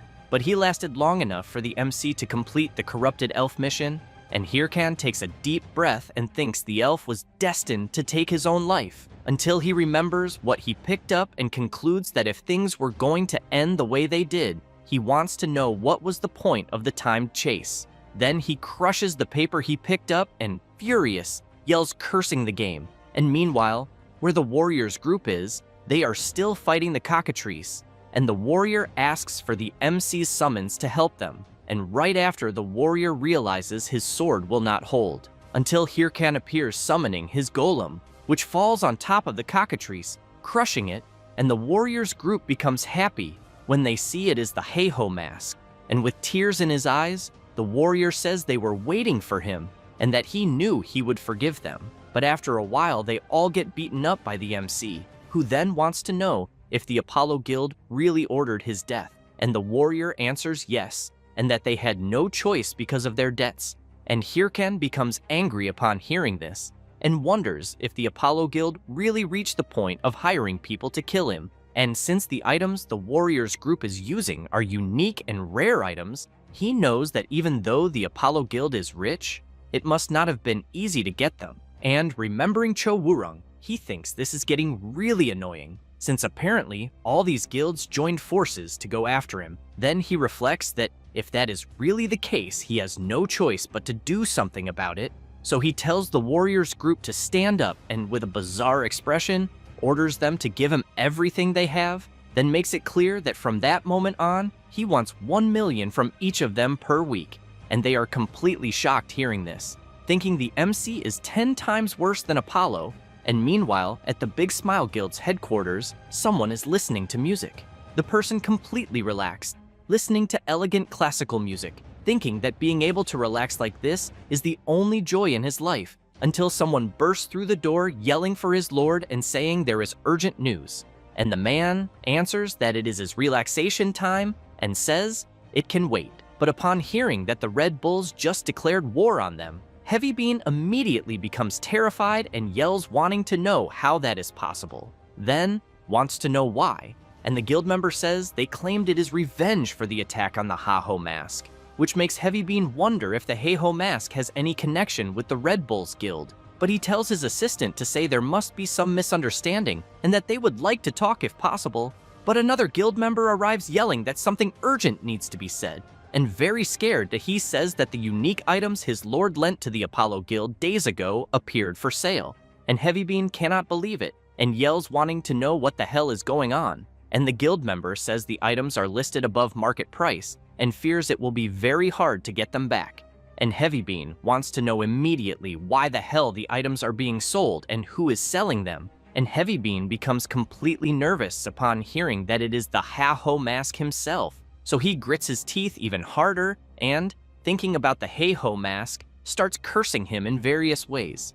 And after that, a few hours later in the Beheim forest of the Elven village, the MC is very frustrated because when he took the diadem back to the NPC Dra, he asked the MC to leave the purification diadem because he did not trust him. So while returning, he calls the NPC stingy since they would be seeing each other a lot from now on, and he could have simply given the diadem. But Hirkan still knew he at least managed to get the next mission, the Elven Remembrance mission, in which he needs to discover the secret of the place marked in the corrupted elf's memory, and the reward will be someone's memory. So the MC thinks the memory must be the letter the elf gave him moments before dying. Then he sees it is a place watched over by waters, where there are blue clouds covering the sky, and a village hidden among them. But he becomes angry and yells, calling the elves idiots because they write everything in the form of riddles. But then he takes a deep breath and thinks there is no way around it. because even though he does not want to, he knows he needs to ask a favor from the guy who understands the elven language very well. So he goes to where Sing is, who becomes surprised when he sees the Ha-Ho mask after some time, and surrounded by several elf women, he wants to know what brings the MC to his paradise. And Hirkan becomes furious with what he sees and yells, telling Sing to die. After that, one of the elf women asks Sing to eat a delicious apple, but her friend becomes jealous and says she knew Aisha was Sing's favorite, and he holds her chin and says it is not quite like that, then approaches her warmly and emphasizes that they are all important, which makes all the elf women there completely in love with him, while the MC goes to Sing, grabs his hair, and asks what the hell is wrong with him, and if he is messing around with the elf women, and Sing answers no and says that to stay in the elven village as long as possible, he needed the residents to admire him, then emphasizes that he simply did his best, and Hirkan wants to know if what he is saying is all part of a mission, until the elf women become nervous and, pointing arrows at the MC, tell him to stay away and want to know how he dares to touch Sing with dirty hands. And the pit bull asks them to calm down because they need to avoid violence. And one of them says the MC tried to hurt him, but Sing asks them to be quiet and asks if they really think the MC would be capable of that, which makes them even more in love with him. And Hirkan, with his eyes bleeding at what he is seeing, thinks he is risking his life in a mission, while Sing's mission is flirting with the elves. So he thinks all of this is very unfair. And while Sing apologizes and says that looking at a man for so long frustrates him, Hirkan punches Sing in the stomach and tells him to shut the hell up and translate a riddle. So after seeing what the MC brought, Sing says he thinks the paper is talking about the Blue Mist Forest, and Hirkan wants to know how he understood it so quickly, and if Sing really studied the elven language or something like that, and the pit bull says everything is written on the paper, then explains that if it is a place watched over by eagles, it must be something very high, and if there are blue clouds, it can only be referring to the blue mist of the forest. Then he takes a deep breath, calls for the Ha-Ho mask, and in a teasing tone wants to know why he does not take some time to read a few books like he did. And after a while, Hirkan starts remembering this and becomes furious, then punches a tree, and while continuing to strike it repeatedly, yells wanting to know what the hell Sing has become, and that he also thought elves hated humans, until one of his summons approaches him and pokes him, and when the MC turns around, he sees his summons trying to comfort him, implying that it is okay to be single, which makes him even more irritated, wanting to know if his summons really think he is angry because of jealousy, because he also read many books when he was a kid, and he can make his own harem if he wants. And at that moment, a huge creature approaches, a level 110 Smogrian with many terrible sharp teeth, which charges with everything at the MC, biting the ground powerfully, and then the creature looks up and notices something as Hirkan is counterattacking with everything together with his summons, and wanting to know why everyone insists on treating him like an idiot. And after defeating the Smogrian, Hirkan levels up, and while he cleans himself from the creature's blood, he wants to know if he is in the right place because so far he has only seen Smogrians.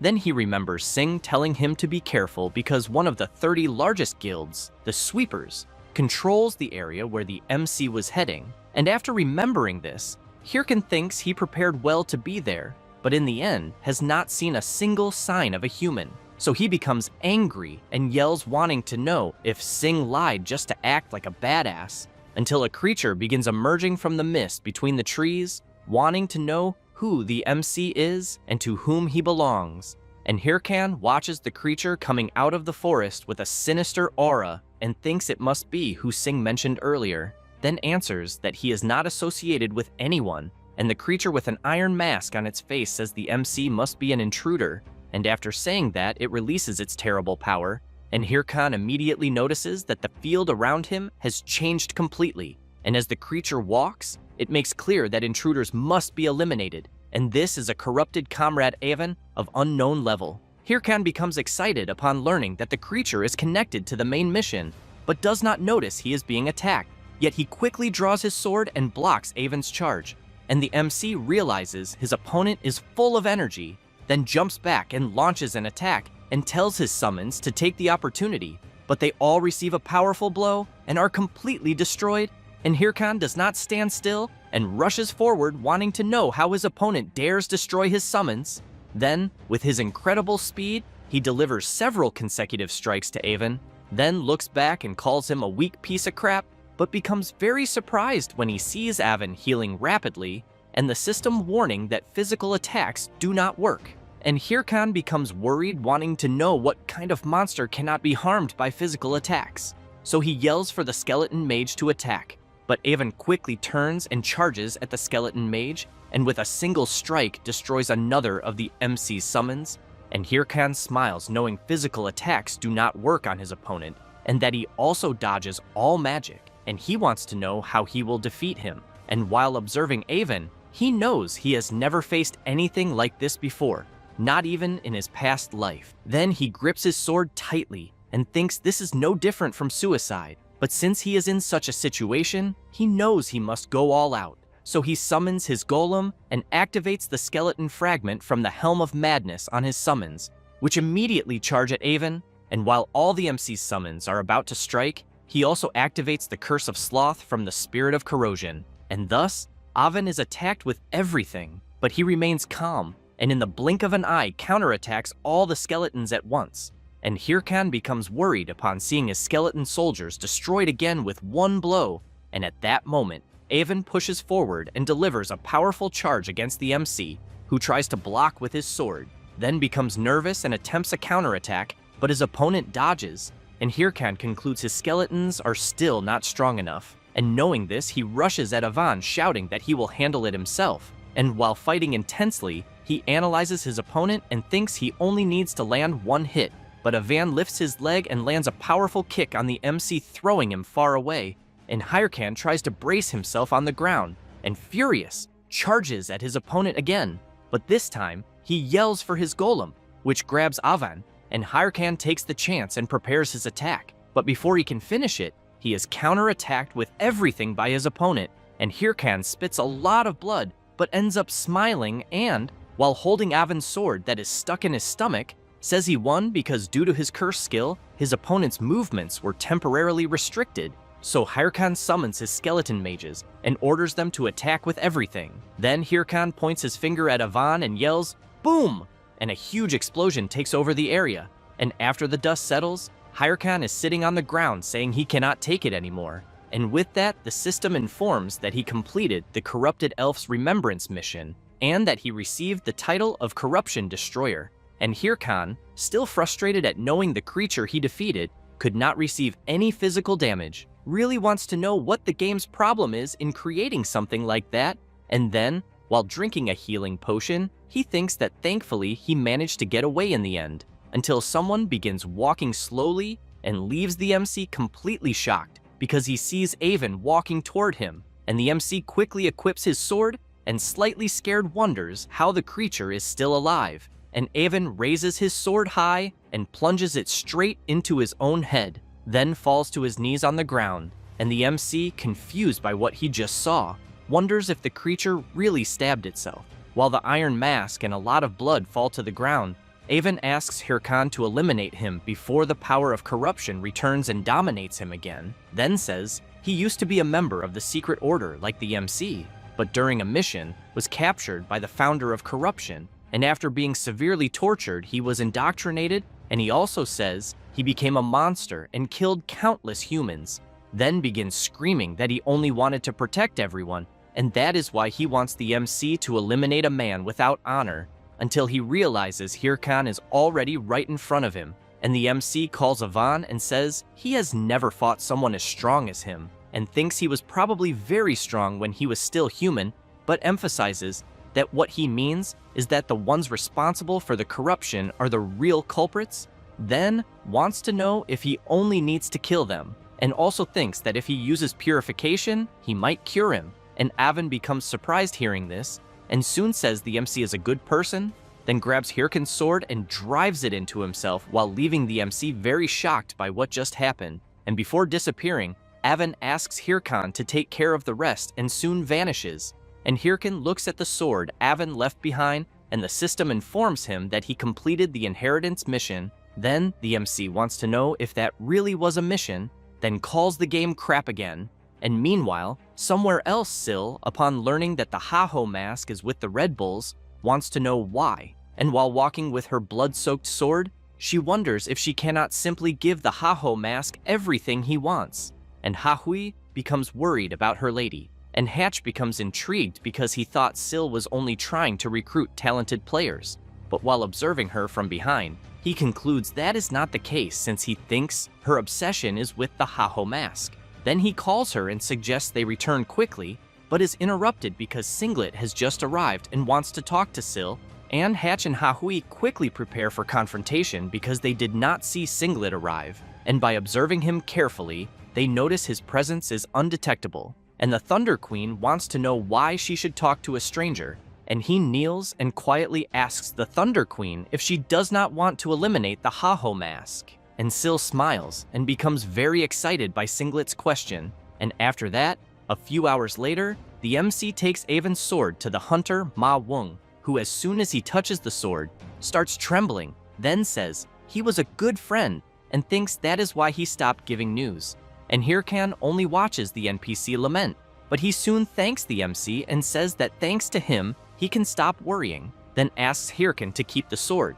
And while looking up information in his system about the sword, the MC thinks it is strange to use someone else's memory. But upon seeing Avon's sword, and that it is a unique type that grants plus 77 strength, plus 66 vitality, plus 55 intelligence, and plus 44 magic power, in addition to ignoring 15% of the defense of all monsters, the MC becomes completely shocked, saying the sword is insanely good, so he takes it, and emphasizes that if it is from veteran Avon, he will gladly accept it, then celebrates like a madman saying it is like winning the lottery, and when leaving the hunter's cabin, he thanks veteran Avon because he knows with this sword he will not need to buy another for a while. Then, still drooling over the sword, he wonders what he will buy with his savings, until several people in front of him begin calling for him and immediately rush toward the MC while shouting that the Haho mask needs to be eliminated.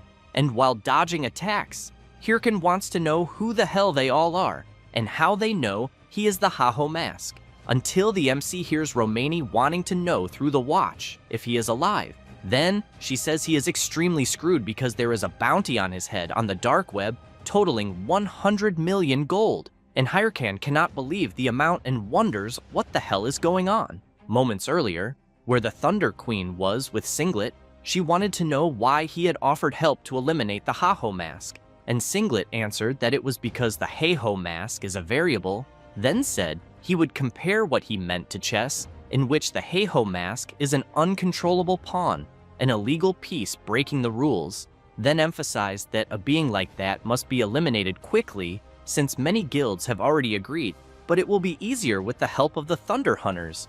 And Syl smiles and says she thinks the same. But while Singlet was about to ask if he could consider it an agreement, she lunges at him and strikes him, throwing Singlet violently to the ground. Then Syl stomps hard on the player's chest, making him spit a lot of blood, and the Thunder Queen wants to know if Singlet's guild were not the ones who stole the boss last time, then emphasizes that this is a problem. And with her sword over Singlet's stomach, she makes clear that she does not negotiate with those who steal what is hers. And Singlet says that apparently the negotiation failed, then equips his sword and attacks the Thunder Queen and quickly retreats.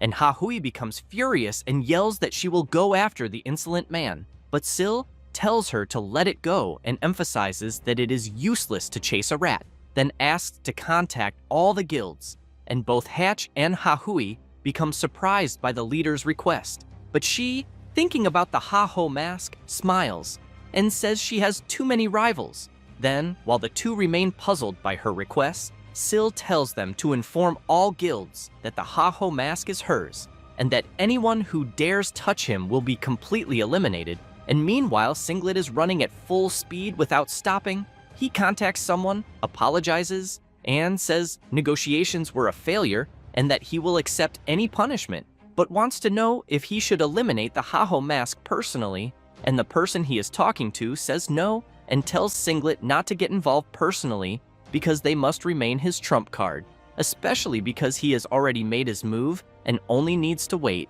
Then he turns smiling and looking at a large screen showing several events involving the Haho mask. He emphasizes that time is on their side, then tightly squeezes a chess piece, and while watching the MC flee from the players chasing him, he wants to know how the pawn will react, then simply watches the outcome unfold. And back where the MC is, he is running and thinking this is very irritating. And looking back, he knows that even if he knocks one down, more appear immediately, and Romani says it is almost like chasing a lottery ticket, then wants to know who the hell the MC pissed off this time. And he answers that he simply did nothing, but when thinking of some people he thinks maybe he did one thing or another, until he considers that maybe it could be Syl from the Thunder Guild, since she is a billionaire and 100 million is pocket change. But he knows that with her shitty temper, he thinks she would come to eliminate him personally. And while the MC keeps only running, Romani wants to know what his plan will be because she fears that at this rate they will not progress in the game, then emphasizes that the MC's commissions are her livelihood so far, and that if he dares quit the game, she will haunt him to death. And Hirkin wants to know who said anything about quitting, then opens the auction window and quickly buys the wyvern skull, then turns and yells that he will find out who set up all this crap. And after saying that he summons his golem, which stands before the players who were chasing him, and the players begin shouting, telling everyone not to panic, because golems are slow and they only need to stay calm and focus on taking down the Haho mask.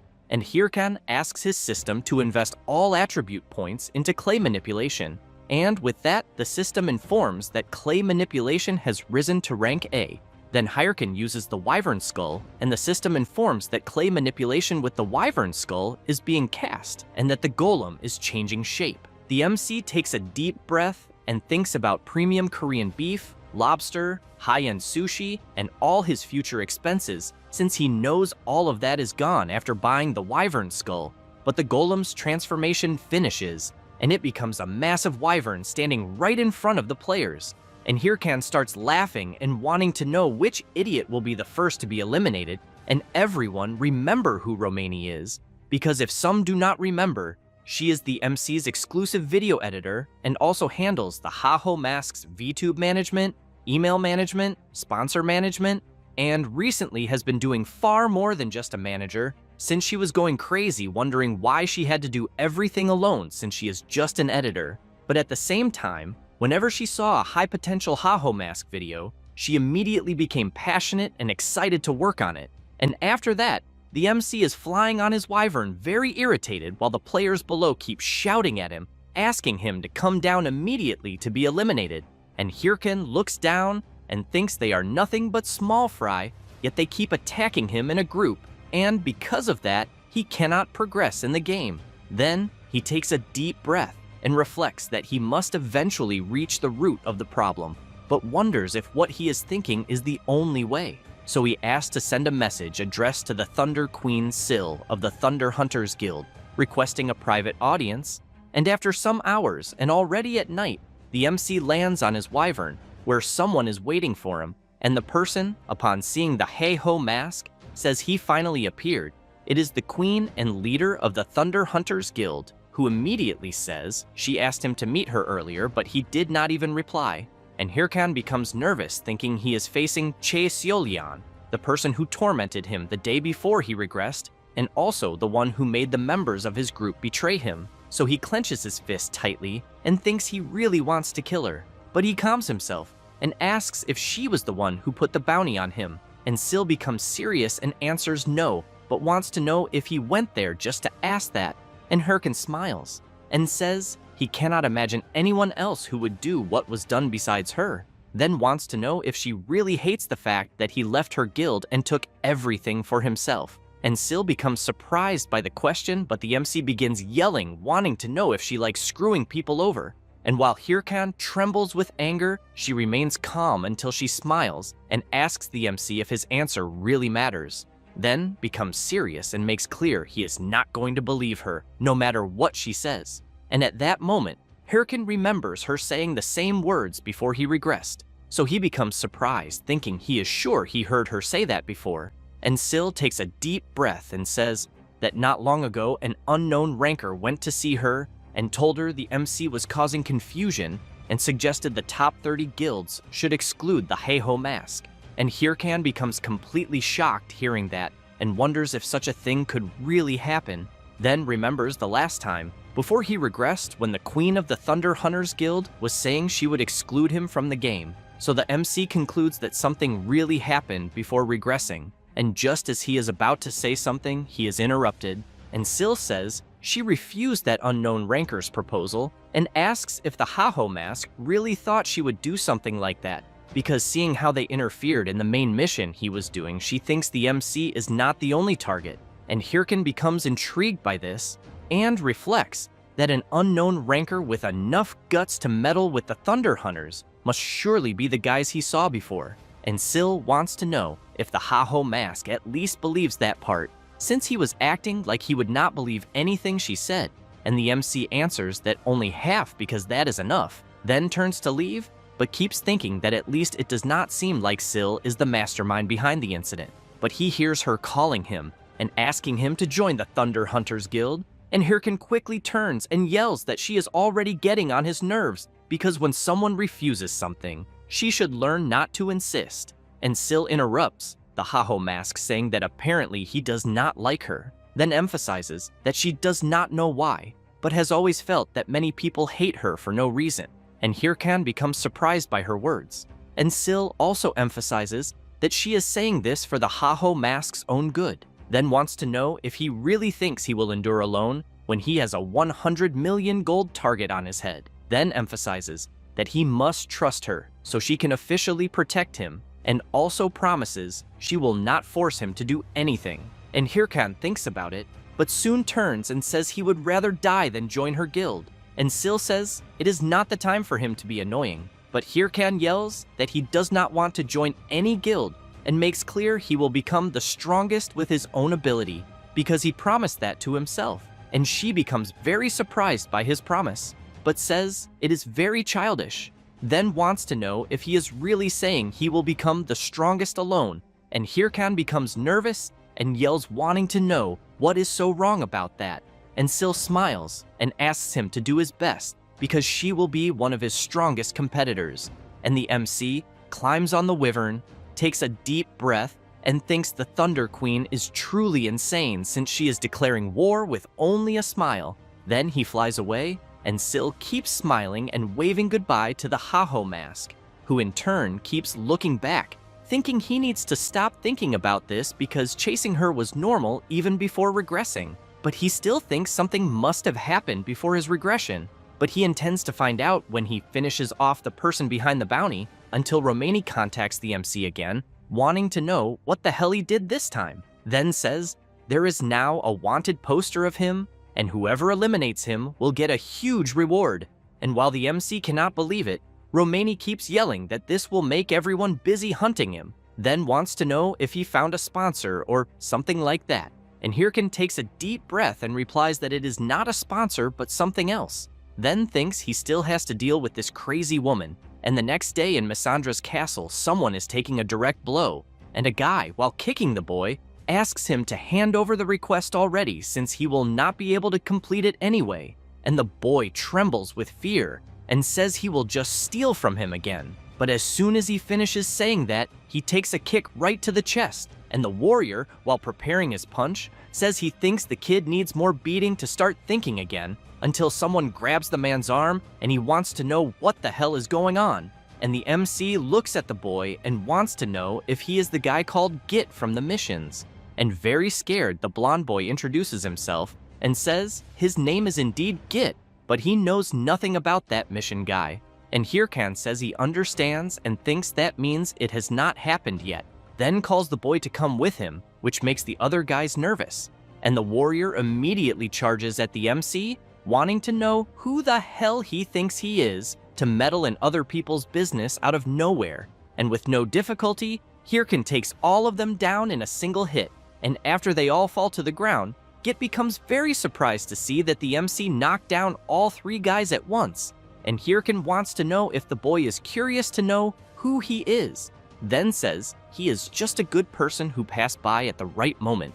Then, Hirkan shakes the dust off his clothes and then hears a choked voice. It is Git, who quickly thanks the MC for saving him, but starts trembling with anger and saying that he had already given up on everything. As he starts crying, he emphasizes that if it were not for the MC, he thinks those guys would have robbed him. Then, crying even more, he thanks the MC again. Hirkan wants to know if the mission they almost stole from him moments earlier was the exploration of the ruins dungeon, because once it is completed, the blocking field will be undone. Git gets a little embarrassed and wants to know how the MC knows that. Hirkan smiles, and taking advantage of the chance of having saved the boy, asks him to hand over the mission. Git keeps thinking that once again, he will have to go through this, and that, in the end, the MC is just another bastard. After that, Hirkan receives a system notice informing him that he has entered the Misandra Ruins dungeon and that he now has one more member. However, if a party member dies or leaves the dungeon, the mission will be invalidated. The MC, knowing this, becomes furious. While carrying Git in his arms, the boy keeps saying that he thought he would finally complete a mission, and that, in the end, he ended up finding out that this is how they are stolen. Hirkan gets even more nervous and shouts for the boy to shut up. Then, while Git keeps crying, the MC wants to know how long he is going to keep whining, and points out that if he hates having his things stolen, he needs to be braver and less fearful. Git tries to explain himself. However, the MC ends up hearing that it is useless, which makes his ear almost burst from hearing such nonsense. So he goes crazy with anger and asks if the boy is kidding. He replies that he always tried and it never worked. Hirkan is surprised to hear that. Git continues saying that he knows he is pathetic, then starts crying even more and wants to know what he will do when even resisting does not work, because he is very weak. Then he says that when he goes exploring, he only gets in the way and is insulted, and that even when he goes out alone into the field, he ends up being killed, until he eventually gave up and kept wandering around doing the village NPC's silly missions. After some time, the system informed him that it had found the hidden conditions of a mission. Git points out that this is how he got the mission they are doing at the moment, a mission that dissipates the blocking field. Because of that, he was very happy, and, for the first time, it seemed that the game was telling him that he could be worth something. The MC hears the boy ask if he really thinks the mission would be stolen from him.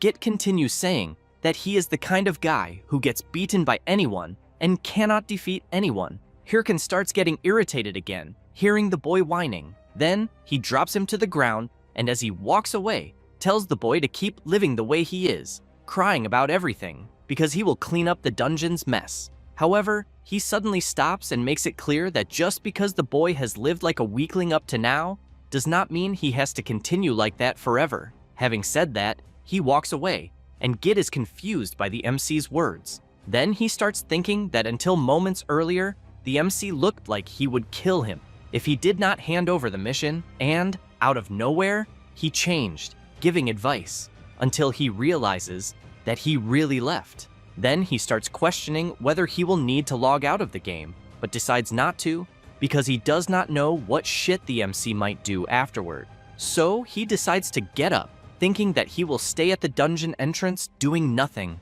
but he does not notice a large insect right in front of him. As soon as the creature makes a noise, Git cannot believe what he is seeing right before his eyes. Hirkan, from afar, manages to hear the boy's screams, who quickly arrives hugging the MC. Hirkan tries to push the boy away, while several creatures quickly approach them. A huge scorpion appears and ends up grabbing the boy, who starts screaming, saying that the creatures are going to eat him. The MC eliminates one of the monsters and frees Git, who in turn runs away screaming that he does not want to die. The boy is very desperate, begging to be saved. 1 hour later, after the MC defeats the creatures that were there, both of them are exhausted. Hirkan grabs Git and shouts, wanting to know if he did it on purpose and if he was trying to mess with him. The boy apologizes and says that monsters are too scary. Hirkan lets him go and says he does not care at all. Then he leaves, telling the boy to stay right there and pointing out that if he gets in the way when he is fighting the boss, he will eliminate him. Git thinks that the room ahead is already the boss room and that he ran so much he did not even notice. But he asks the MC if he will be fine alone, since he knows that the room ahead is the lair of the giant spider and that it is famous for being very difficult. besides the fact that the smaller spiders that respawn explode as soon as they touch someone, and that the boss, the giant spider, has a shell hard as metal.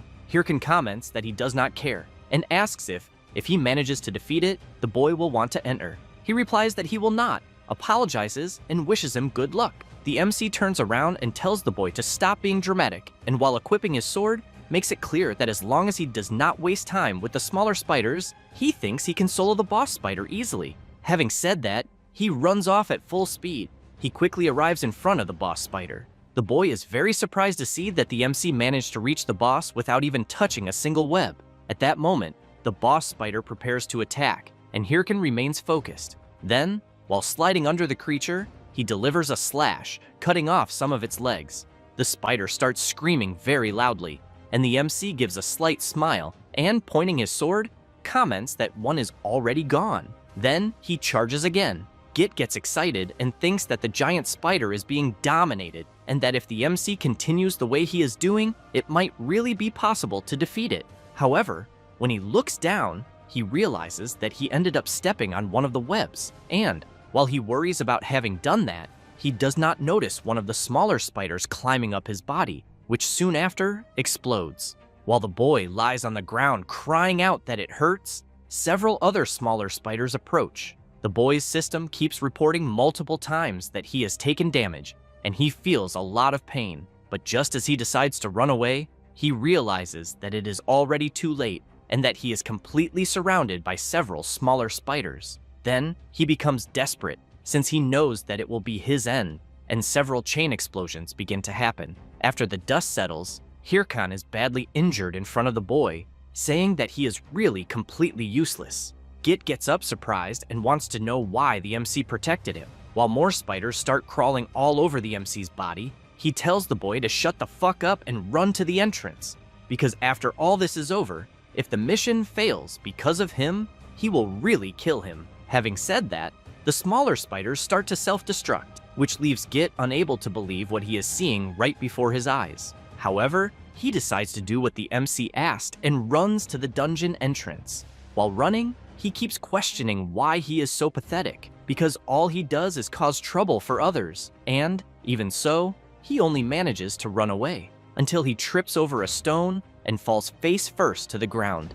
As he tries to get up, he starts crying and questioning why, even in the situation he is in, he can only run, but he knows that he has no choice, since there is nothing he can do. Then, he starts remembering some events in which people wanted to know why he did not quit the game, and in one of those memories, there was a guy telling him to acknowledge his place and live according to it. After remembering that, Git crouches down and keeps apologizing over and over again, but soon remembers the MC saying that he should keep living the way he was, crying about everything, and that just because he had lived like a weakling did not mean he had to continue like that forever. Git keeps thinking about what he heard. Meanwhile, the MC is trapped in a cocoon made by the spiders, and as soon as a smaller spider walks over the cocoon, Hirkan eliminates it, and then cuts the cocoon with his sword and jumps out from inside. He comments that if the boy had died, the mission would have ended immediately, and that is why he had no choice, but concludes that this no longer matters, and that he will summon his skeletons, until he is surprised to hear someone shouting. It is Git, who starts yelling while waving a torch to draw the attention of the smaller spiders. He is trembling with fear, but even so, he keeps doing it. Hirkan wants to know what the boy is doing. He shouts, saying that he will draw the smaller spiders and that the MC should focus on killing the boss. Hirkan comments that he does not need his help and tells him to get the hell out or he will end up getting killed. But Git shouts, saying that he will not die, and while holding the torch, says that he is good at running away. Then he points out that if the MC eliminates the boss, they will be even. Hirkan takes a deep breath, turns around and says that the boy really has a lot of courage and calls him a bastard, but wants to know how many times he saved him for him to think that this makes up for everything. Although in the end, he thinks this is very good, since it is better than seeing him crying and lamenting. Having said that, he charges at the boss. Git shouts, telling the MC to leave it to him, but while watching the MC fight the boss, he thinks that honestly, he feels his whole body trembling, because monsters are still scary and he is still weak. until a smaller spider explodes very close to his face. But Git tries to endure it, and while thinking that it is the first time the trembling he is feeling does not seem bad, he starts setting fire to the smaller spiders surrounding him. After some time, Git drops to his knees on the ground, very tired, and realizes that they have finally cleared the dungeon, since the system is notifying that they have completed the Misandra Ruins dungeon. Git is happy, thinking that he managed it, and that it is even a bit embarrassing to call this clearing, since he did not kill the boss in the end. But even so, he thinks that maybe he has grown a little. However, someone appears right behind him with a malicious look. Hirkin hears the boys scream. The guy who just arrived puts a dagger to Git's neck and comments that he did not think it would be possible for the MC and the boy to clear the dungeon. Then, together with several lackeys, he laughs and comments that apparently they even have some skill.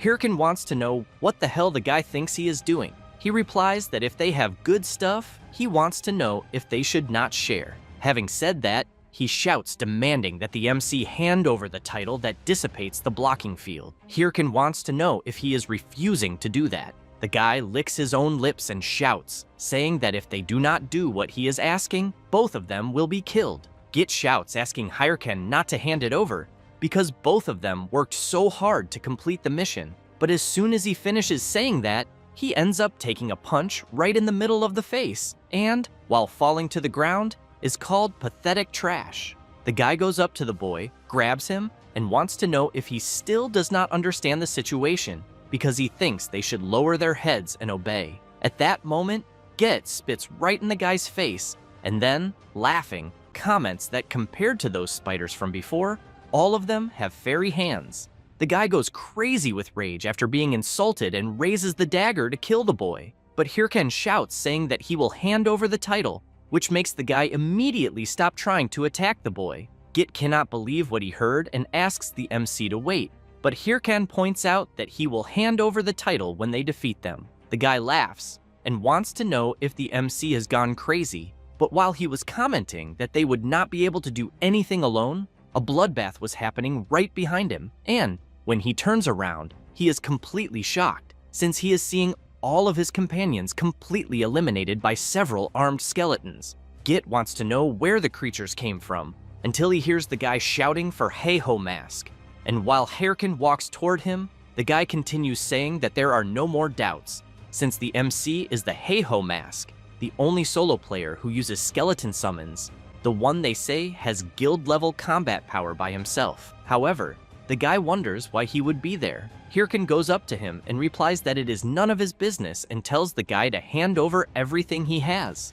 Seeing himself with no way out, the guy starts shouting loudly because he ended up getting himself into a mess. After that, Hirkin obtains the guy's ownerless war watch, and while they leave the dungeon, he comments that those guys who appear out of nowhere always like to act tough. Git keeps watching the MC and thinking that he had imagined he was just a slightly stronger player, but that in the end, he is a named player. Hirkin turns around when he hears the boy call him, and Git thanks him for saving him once again, and for helping him clear the dungeon as well. Then he emphasizes that if it were not for the MC, he thinks he would never have been able to complete the mission, neither physically nor mentally. Then, after saying that, he becomes a little embarrassed, and emphasizes that that was all he wanted to say and that he will be leaving. Hirkin asks the boy to keep something, which leaves him confused, but the MC says that he will be giving him the title. Git wants to know why, since he knows he does not deserve it,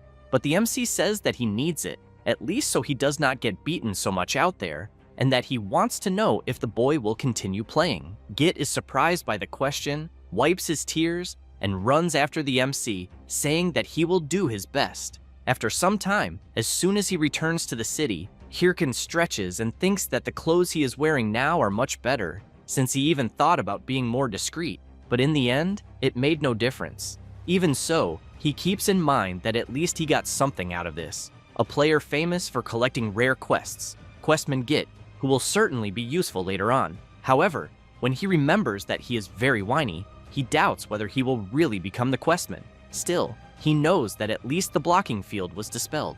Then he looks toward his destination and concludes that it is time to enter his true objective, since it is the starting point of the second chapter of the main quest. the famous Cursed Territory. Meanwhile, in the Cursed Territory, in Ricky City, in the city square, a young adventurer is looking at the surrounding map and comments that he has finally arrived. A little impressed, he also comments that the blocking field fell a short time ago and there are already many people there, until someone crashes hard into his back. A girl asks him to stop looking around because there are already competitors everywhere. Then she asks the boy to look ahead. Then she says that the second squad of Ares, a top 30 guild, is there, as well as the elite members of Triple Wing, another top 30 guild, and those with the greatest chances of clearing the main quest Hydra. The blonde girl also emphasizes that everyone already knows that this is where the next main quest begins, and that is why everyone rushed there. The boy wants to know if a nameless guild like theirs can hold out. At that moment, someone starts walking slowly and asks them to get out of the way, and everyone notices that it is Haho Mask. As he walks alone, people start wondering if it can really be him, because they heard that it was he who brought down the blocking field. Hirkin thinks that apparently there are already a lot of people there, and that they must have heard that he took down the blocking field and rushed there like vultures. At that moment, the MC hears someone saying that the game administrator must definitely be helping him. Then the same guy wants to know if everyone there really thinks that someone can be that good alone, because he thinks the MC must have powerful backing. Hirkin likes hearing that and hopes they keep talking, since he knows that unfortunately, he got there only with his own abilities. However, he is completely stunned when he hears others saying that he is Sill's pet, the Thunder Queen of the Thunder Hunters. The comments from others start hitting the MC directly, and one of those comments is that the Thunder Queen had said she would kill anyone who messed with Haho Mask, and another comments that he thought the MC was hanging out with the Slayer Chief, since Red Bull warned everyone not to get in his way. Because of that, everyone wants to know why these guilds are fighting over Haho Mask, until another adventurer comments that what Haho Mask did was something ridiculous, since he made 2 high-level guild leaders go crazy in such a way. Hirkin loses his temper and charges at the guy who just said that and tells him to shut the fuck up. Then, as he starts throwing several punches at him, he wants to know who is whose pet and tells him to repeat that to his face. Consumed by fury, the MC winds up to throw another punch and asks who is spreading those damn rumors. But he is interrupted by a man with a cane. This is Cerebro, the NPC of the Secret Order, who asks the MC not to disrupt the important mission. The people around are surprised to see that it really is an NPC of the Secret Order and conclude that this truly is the next main quest. Hirkin releases the guy and, still irritated, thinks that the mission is about to begin. Cerebro comments that now that the commotion is over, it will begin. Thus, he explains that the Cursed Territory, where they are all gathered, is the place where a corrupted existence carried out experiments, and that because of this, the surrounding monsters and several areas of the territory were cursed, which is precisely why they need to break this curse. Hirkin thinks that it is exactly like before his regression, when, to study this curse, everyone had to capture the goat-headed chimera, and he knows it is a treacherous monster, but not impossible to deal with, and that fortunately, he knows where it appears and how it fights. Cerebro begins to say what they need to capture, and Hirkin grows apprehensive, waiting for the NPC to say chimera. However, Cerebro says that what they need to capture is the evil eye. This leaves Hirkin completely surprised, since he was expecting the NPC to say it was the chimera. While the MC freezes, one of the adventurers comments that the evil eye is level 150 and even has an area curse passive skill. A girl asks how they are going to defeat that. At that moment, the NPC asks for everyone's attention and informs them that it is not necessary for everyone there to bring one back. Thus, he makes it clear that only 4 teams need to bring one, since only these 4 will have the chance to bring back a captured chimera. The competitors cannot believe this, and one of them raises his hand and asks about those who are not on one of these 4 teams. Cerebro replies that those who are not on any of these teams simply will no longer be part of their plans from then on. At that moment, one of the competitors gets nervous and shouts, wanting to know how they are supposed to complete the main quest. Cerebro makes it clear that only those who want to participate will do so and wishes everyone good luck. Some competitors look at each other briefly, turn around, and run off to do the main quest.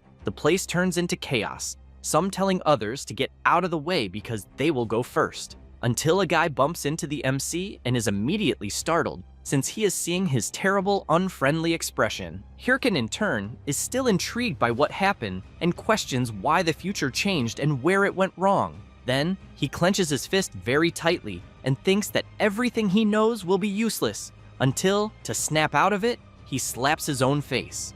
Thus, he takes a deep breath and thinks that this already happened, but that first, he needs to think about what to do at the moment, since he knows that there are two possibilities. The first is that the future changed because of his regression, and the second is that the information he had from the past was wrong. Then he questions which one is correct. Meanwhile, a knight is walking toward the cursed territory, and upon stopping, informs another person that he has just arrived at the cursed territory and intends to start the main quest immediately. This person in question is Singlet, who also informs that he will eliminate Haho Mask that day. Back to the main quest. The monsters are being attacked and the competitors are very excited to achieve their objectives. Until one of the competitors from the Nameless Guild starts jumping from side to side to avoid being hit and shouts, asking if the magic team is taking much longer. The girl, while channeling the magic, replies that it will only take a little more. As the chimera is about to unleash its attack, the competitor becomes frightened because he is going to be hit. However, before being attacked, the magic team manages to charge the attack and fires the charged lightning skill at the chimera, and thus they manage to defeat the creature. Their team receives the system notice informing them that they have successfully eliminated the goat-headed chimera. The blonde comments that everyone did a good job and that they should return to formation and prepare for the next one. However, the boy grabs her and starts shouting, wanting to know if they cannot leave already because he is scared shitless of the chimeras there. Then he comments that just thinking about the main quest gives him chills, and because of that, he wants to know how they will compete with the other guilds. The girl covers his mouth and comments that if he is going to keep complaining, he should at least look to the side and see what is happening, since Heiho Mask is facing several goat-headed chimeras together all by himself. Hirkin leaps and with his incredible speed and power, manages to deliver several attacks on one of the chimeras. Then he moves to the next one and cuts the creature's throat. When he returns to the ground, in the blink of an eye, he has managed to defeat all of those that were there. The boy, seeing this from afar, is very surprised, thinking that Heiho Mask managed to defeat the 3 chimeras alone. The blonde grabs her friend and comments that there are people doing the mission alone and tells him to stop crying. And as they leave, the boy looks back and thinks that he is even a little jealous of Haho Mask, since he wanted to play calmly like him. The system notifies everyone that the remaining time of the goat-headed chimera hunt is 19 minutes. While attacking, Hirkin thinks that he needs to go faster, and with each creature he eliminates, he thinks that he still needs to be faster. Then he decides to greatly increase his speed and power, completely shattering the chimeras, until he stops for a second and, while breathing heavily, questions why everything is so different from the information he knows and who these guys are that are chasing him. Then he starts getting irritated because he has no accurate data, and while observing his hand trembling all over, he questions whether it is really possible to complete the main quest. At that moment, one of his summons brings him a healing potion. Hirkin comments that he does not need it, and, as he charges at another chimera, thinks that he needs to stop thinking about what is going through his head at the moment, since other guilds have at least 5 people. The chimera turns upon noticing the presence of the MC and immediately starts launching several attacks against him. Hirkin narrowly dodges one of the attacks, but ends up having one of his legs hit. Even so, he prepares his skill, sends his summons at the chimera, and also charges forward, thinking that he needs to be faster. It does not take long before the system informs that the time is up. Cerebro looks at the watch and is impressed. And while the MC moves at high speed to the location, the NPC comments to the person beside him that defeating so many chimeras in such a short time and practically alone is a great feat, but says that he needs to report this to the association and asks what the name of the person there is. The person remains quiet for a brief moment until Cerebro looks to the side and sees someone coming at high speed. The NPC is intrigued, since apparently the second place is arriving by a minimal difference. It is the MC, completely exhausted, who soon starts questioning whether he really finished in second place. But since he is tired, he can barely see ahead, so he wants to know who arrived first, whether it could have been the Ares Guild, Hydra, or some other strong guild. But when he thinks about the boys from before, he believes they would not have taken first place to begin with, until he is startled to hear a greeting from the person, since he recognizes that voice. Then he starts remembering the voice he heard earlier in the city alley, and that on that day, the person wanted to know if he really was Heiho Mask. He also remembers Syl saying that some time ago, a player of unknown identity went to her. Thus, the guy who took first place walks slowly, and, as soon as he gets close to the MC, calls him Heiho Mask. The person in question is Singlet, who comments that even back then he already suspected that it was the MC. However, he barely finishes saying that when he already has to defend himself from a surprise attack by the MC. Hirkin wants to know who Singlet is, and then shouts, wanting to know who he thinks he is to keep interrupting him. Singlet becomes serious, asks Heiho Mask to speak properly, and emphasizes that it is not he who is interrupting. Having said that, he lands a powerful kick right in the middle of the MC's stomach and makes it clear that it is Hirkan who is interrupting. Hirkan is thrown violently against a tree and due to the impact suffered starts coughing a lot of blood. But he soon becomes frightened when he sees the tip of his opponent's sword in front of his face. Singlet takes off his glasses and, completely shrouded in a sinister aura, calls the MC Hirkan and Heiho Mask and requests a one-on-one duel with him, emphasizing that if he wins the duel, the MC will have to give up the main quest. Hirkan does not like the situation he is in at all. Then the MC grits his teeth, jumps to the side, and comments that Singlet has finally appeared. He laughs, and when he looks back, realizes that there are many people watching them. Then he calls Heiho Mask to go somewhere else. Singlet observes the MC closely and thinks that because of this brat, how much humiliation he had to swallow. Thus, he starts remembering some previous events, including his superior saying that she heard he had failed. After thinking about that, he grips his sword firmly and reflects that he needs to finish him once and for all and wash away all the humiliation he went through. At that moment, the MC is taking off his clothes, and Singlet immediately wants to know what the hell he is doing. Hirkan asks if Singlet is blind and says that he is preparing to fight. Singlet goes crazy with rage and shouts, wanting to know if Heiho Mask is going to fight naked. Hirkan wants to know if he does not know the armed pointer style. Then he explains that the armed pointer style only allows the use of a watch, and that is why it is called that, being a barbaric form that gives up defense and focuses only on attack. Singlet comments that he has never heard of such a pornographic technique. However, the MC shouts, drawing his attention, and tells him not to dare insult a sacred technique with such arrogant words. Then he emphasizes that this style does not depend on equipment or attributes, since only pure talent is used. Thus, he reinforces that he is accepting death if he loses. Having said that, he wants to know if Singlet asked for a duel without determination or if he is insecure about fighting without equipment. Singlet goes crazy with rage upon hearing this, since he considers it a great barbarity. Then he removes all of his equipment and emphasizes that he is very confident. Hirkan comments that then it will be for real, and both stare at each other for a brief moment, but Singlet soon asks to begin. Then both move, cross their swords, and stare at each other. Hirkan realizes that his opponent is quite strong. Singlet exerts more force and breaks Heiho Mask's defense, but the MC does not give up and tries to counterattack. However, Singlet appears behind Heiho Mask's back and, laughing, says that he is very slow. Then he delivers a powerful attack that causes a huge explosion. Then Singlet walks over to where the MC is lying, and upon seeing him on the ground, comments that it seems he only barks and does not bite, but wants to know where all that previous determination went. Hirkan does not like this very much, and thinks that this guy is not strong only in level or attributes, since he realized that his combat sense is absurd, and that all of his movements were read, and that the last time he felt this pressure was with Shev, the Slayer, and with Syl, the Thunder Queen. Then he thinks that he will not be able to defeat Singlet the way he is now. Then he grabs his sword, and while trying to attack Singlet, tells him to shut up.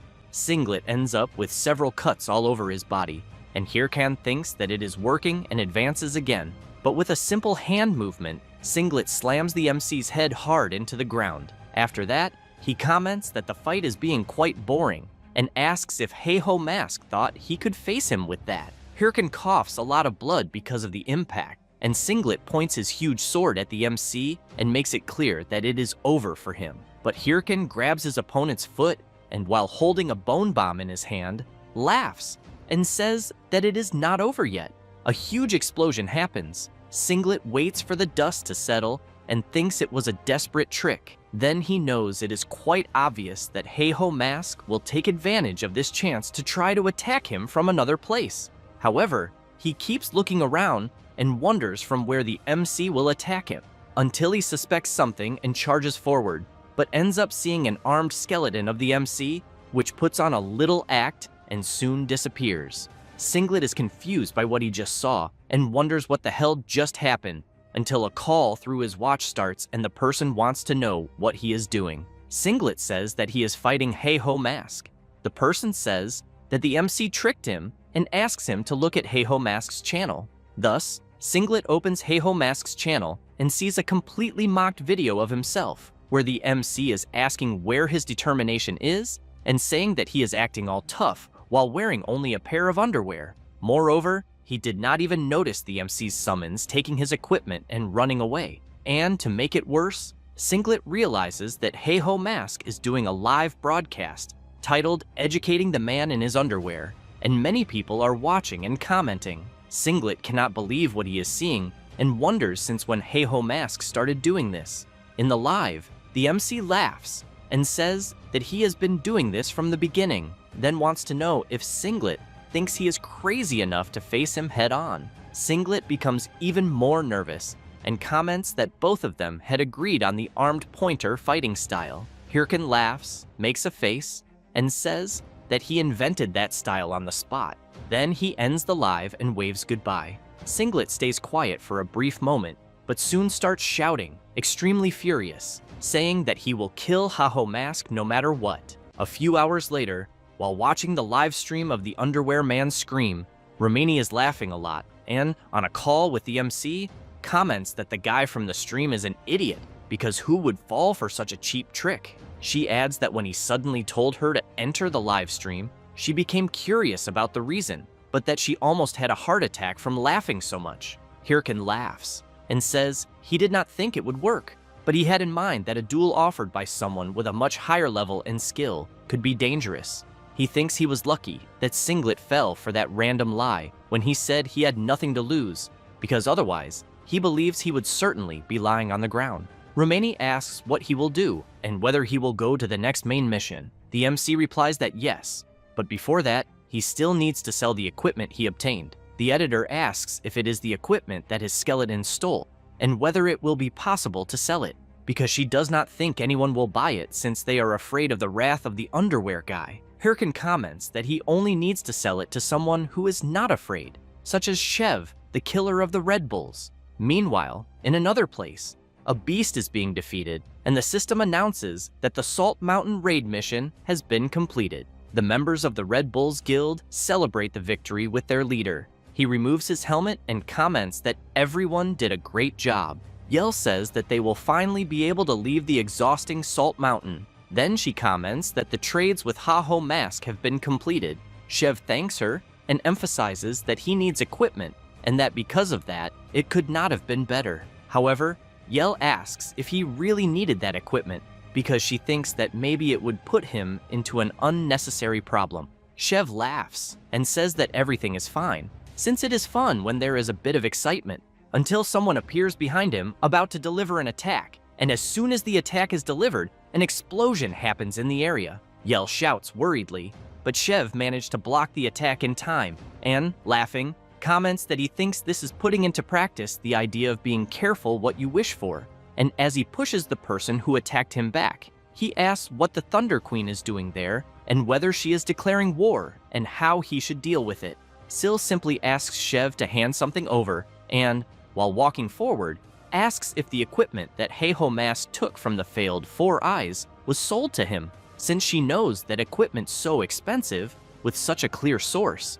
could only be sold to him or to her. And since she was not contacted, she thinks Heiho Mask must have spoken with him and as soon as she approaches face to face with Chev, she asks if she is not right. Chev thinks that in fact she is very intelligent and then replies that yes, but asks what that has to do with her. Sil asks him to refuse and stay out of the way, because the Thunder Hunters are the ones who will handle this deal. Chev apologizes, but makes it clear that it was Heiho Mask who approached him first, and that it is not his fault that he did not choose her guild. Hearing this makes the leader of the Thunder Hunters Guild furious. Chev laughs and asks if he hit where it hurts, but emphasizes that if this irritates her so much, then she should go talk to Heiho Mask about it herself instead of complaining. Sil says that she cannot. Chev becomes confused, not understanding the reason. Sil is a little reluctant to say it, but explains that Heiho Mask does not like her, and that because of that, it would not work, since he did not like it when she helped with the bounty. Chev reflects on this for a brief moment, but soon bursts into laughter. Sil becomes even more furious, telling him not to laugh, or she will eliminate him. Chev grabs her hand, and as soon as he removes it from his armor, thanks her for letting him see something so difficult. But even so, he cannot give the equipment to her because he also needs it. Sil does not like that, but Chev comments that he thinks he can help her in another way, so he asks if she accepts. Later, someone is receiving a gift from Chev, the skeleton armor set. The MC is amazed by the gift, and Chev explains that it is a present sent by an anonymous sponsor. Hirkin asks what he means by an anonymous sponsor, and who would give customized equipment for free. Chev says it is a secret, but asks what his ideal type is. The MC becomes intrigued by the question, and immediately asks why that suddenly matters. Chev says that his sponsor is curious. Hearing that, Hirkin comments that he thinks he has never really thought about that before. Chev waits for the answer, but comments that maybe it will work better than expected, which leaves the MC confused, asking what he is talking about. Chev replies that it is nothing, and that he will contact him again later. As soon as the communication ends, Hirkin feels annoyed for not understanding what just happened. Then he stands up and thinks that it does not matter, since he sold all the equipment and now knows that he needs to focus on the main mission. The next day, Cerebro comments that finally 4 teams have gathered there.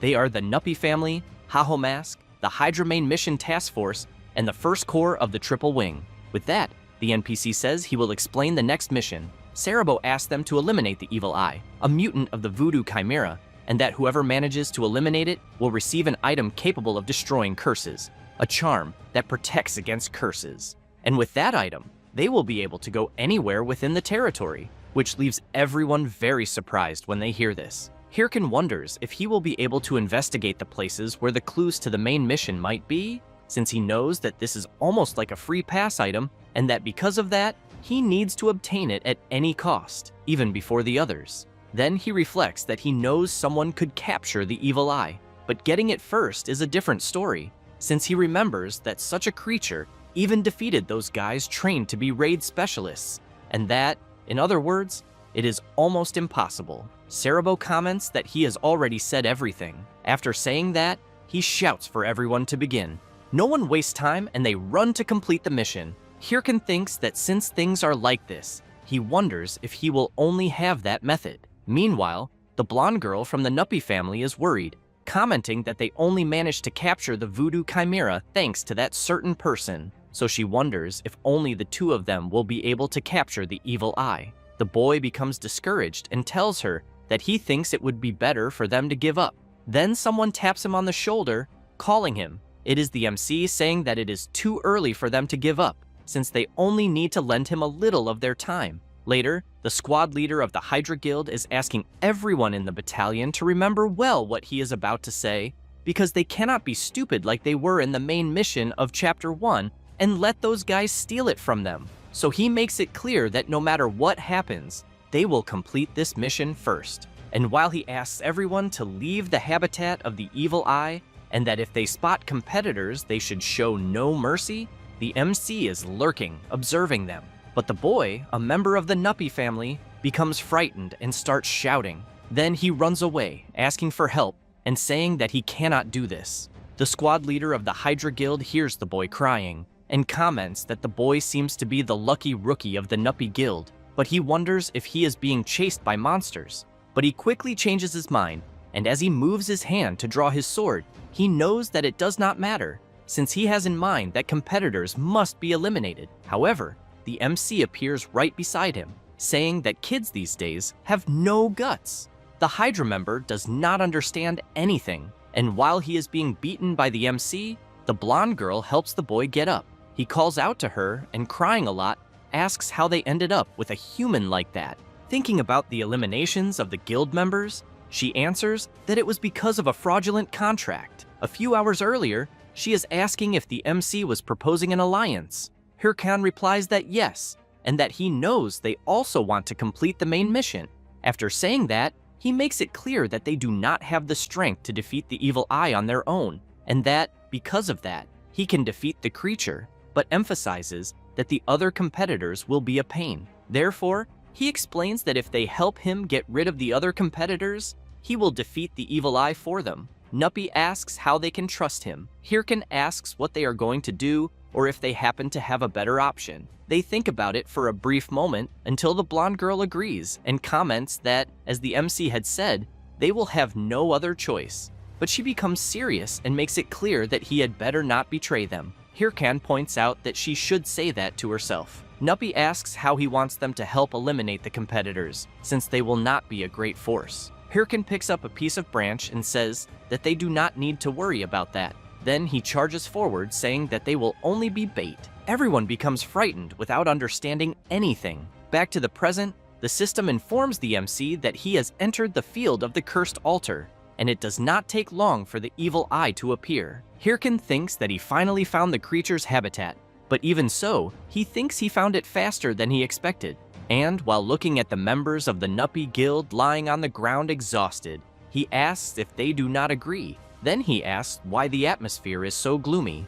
Nuppy shouts that it is because of him. Then she explains that he suddenly rushed forward and defeated a lot of people and made them serve as bait with their lives on the line. After that, he made everyone run away while throwing bombs from atop a golem. So she asks what that has to do with eliminating competitors. Hirkan becomes thoughtful and comments that he thinks it has nothing to do with it, but asks if it was not fun, since as a bonus, they even defeated all the other guilds.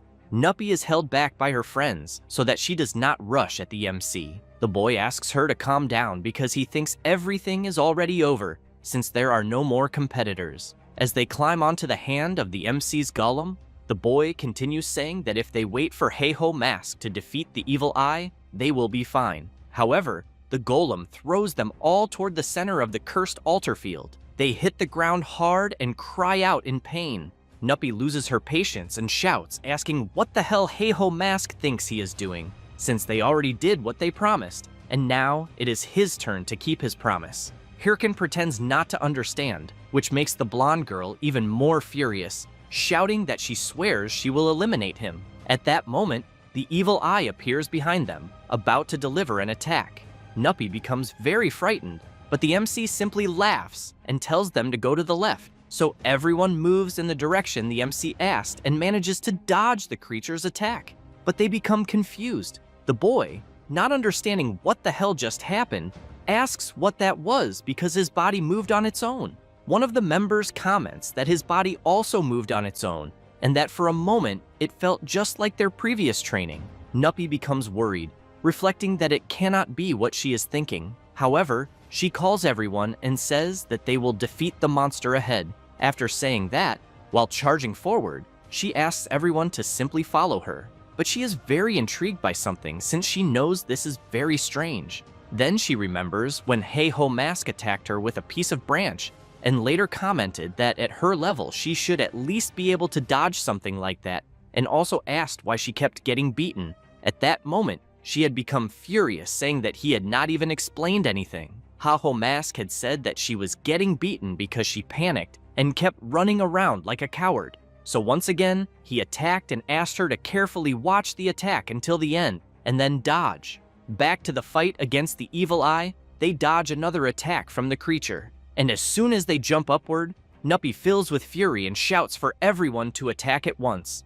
And as they fall onto the evil eye, they deliver several simultaneous attacks. The creature cannot withstand it and soon collapses heavily onto the ground. The boy becomes surprised and asks if they really managed to defeat an evil eye. Haho Mask walks over to them and says that he had already said they would succeed if they at least tried.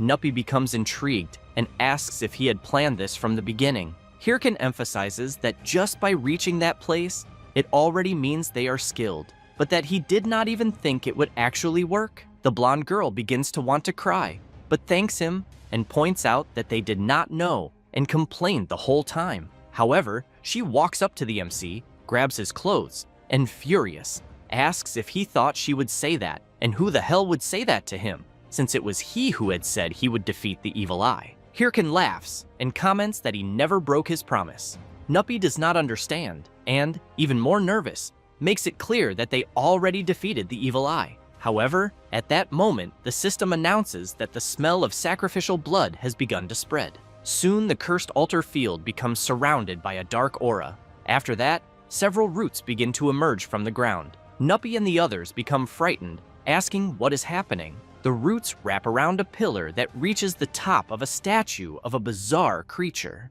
Hirkin places his hand on the blonde girl's shoulder and, stepping forward, makes it clear that he said he had not broken his promise, since what is about to appear is his true opponent. Then, finally, the true evil eye of unknown level appears. Nuppy, terribly frightened, asks what they defeated earlier. The evil eye opens its book and, releasing its dark power, the system warns about the outbreak of the demonic curse, the outbreak of the sloth curse, the outbreak of spirit corrosion curse, and finally, the outbreak of fear. Nuppy and the others begin to panic because of the effects of the curse outbreaks. The blonde girl tries to resist and thinks they need to run away immediately, but while the evil eye launches its attack, she realizes her body cannot move. Hirkin steps in front of them, completely repelling all the tentacles that were heading toward them. Then, while observing the outbreak alerts, he makes it clear to the boss that his curse ability is so weak that it does not even work on him. The evil eye becomes confused when he sees that his ability is not affecting the MC, who in turn smiles and calls the boss to come at him. After saying that, he begins his transformation, and as soon as he enters battle mode, he comments that since the evil eye will not come at him, he will go instead. The creature launches its tentacles to attack the MC, but he dodges the first, cuts the second, and advances toward the evil eye. The creature recites a chant in an ancient language, but the MC tells him to shut up and asks if the creature really thinks a simple attack will stop him. However, he soon feels his body becoming strange, and when he looks down, he sees one of his legs trapped by a magic circle. Then he thinks it can only be petrification magic, but he wonders if the creature placed a magic circle in advance along his path. While Hirkin is trapped, the evil eye recites another ability, but this time prepares a colossal black energy. The MC becomes excited, but asks if the creature will leave him trapped there and send a huge attack toward him. Therefore, he channels his power into his sword, and while preparing to throw it, says he needs to respond at the same level. After saying that, he throws the sword imbued with great power. Both attacks collide and a struggle over which attack is stronger begins, until the MC's attack begins to overpower the evil eye's attack. The creature's attack begins to weaken, and soon the MC's attack opens a breach and surges forward with full force, striking the evil eye directly. A massive explosion occurs.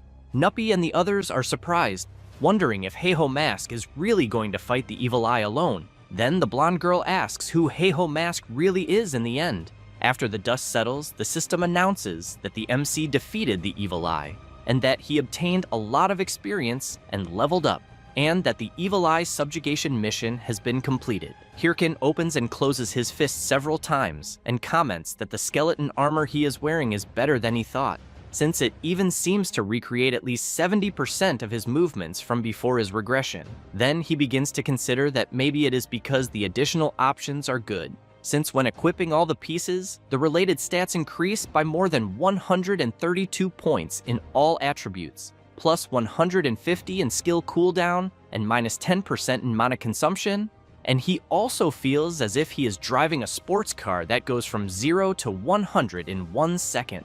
And with that, he does not even fear the main mission. Then he comments that he does not know who gave this armor, but that he wants to kiss that person, until when he looks back, he sees the boy coming toward him crying a lot. The MC is grabbed by the members of the Nuppy Guild and soon asks them to get off him. The boy comments that dodging all the attacks and taking down the evil eye with the sword wrapped in mana was incredible, and asks how Heiho Mask fights as if he were in a movie, since it was so cool, and he even thinks he will become his fan. While the boy does not stop talking, asking if he could train them and other things, the MC begins to tremble with rage. Then he throws the boy hard onto the ground and shouts for him to shut up and get lost. Meanwhile, in another place, a man was and is carefully observing all of Heiho Mask's movements, and when entering communication with another person, he says that Heiho Mask just defeated the evil eye and asks what the person thinks.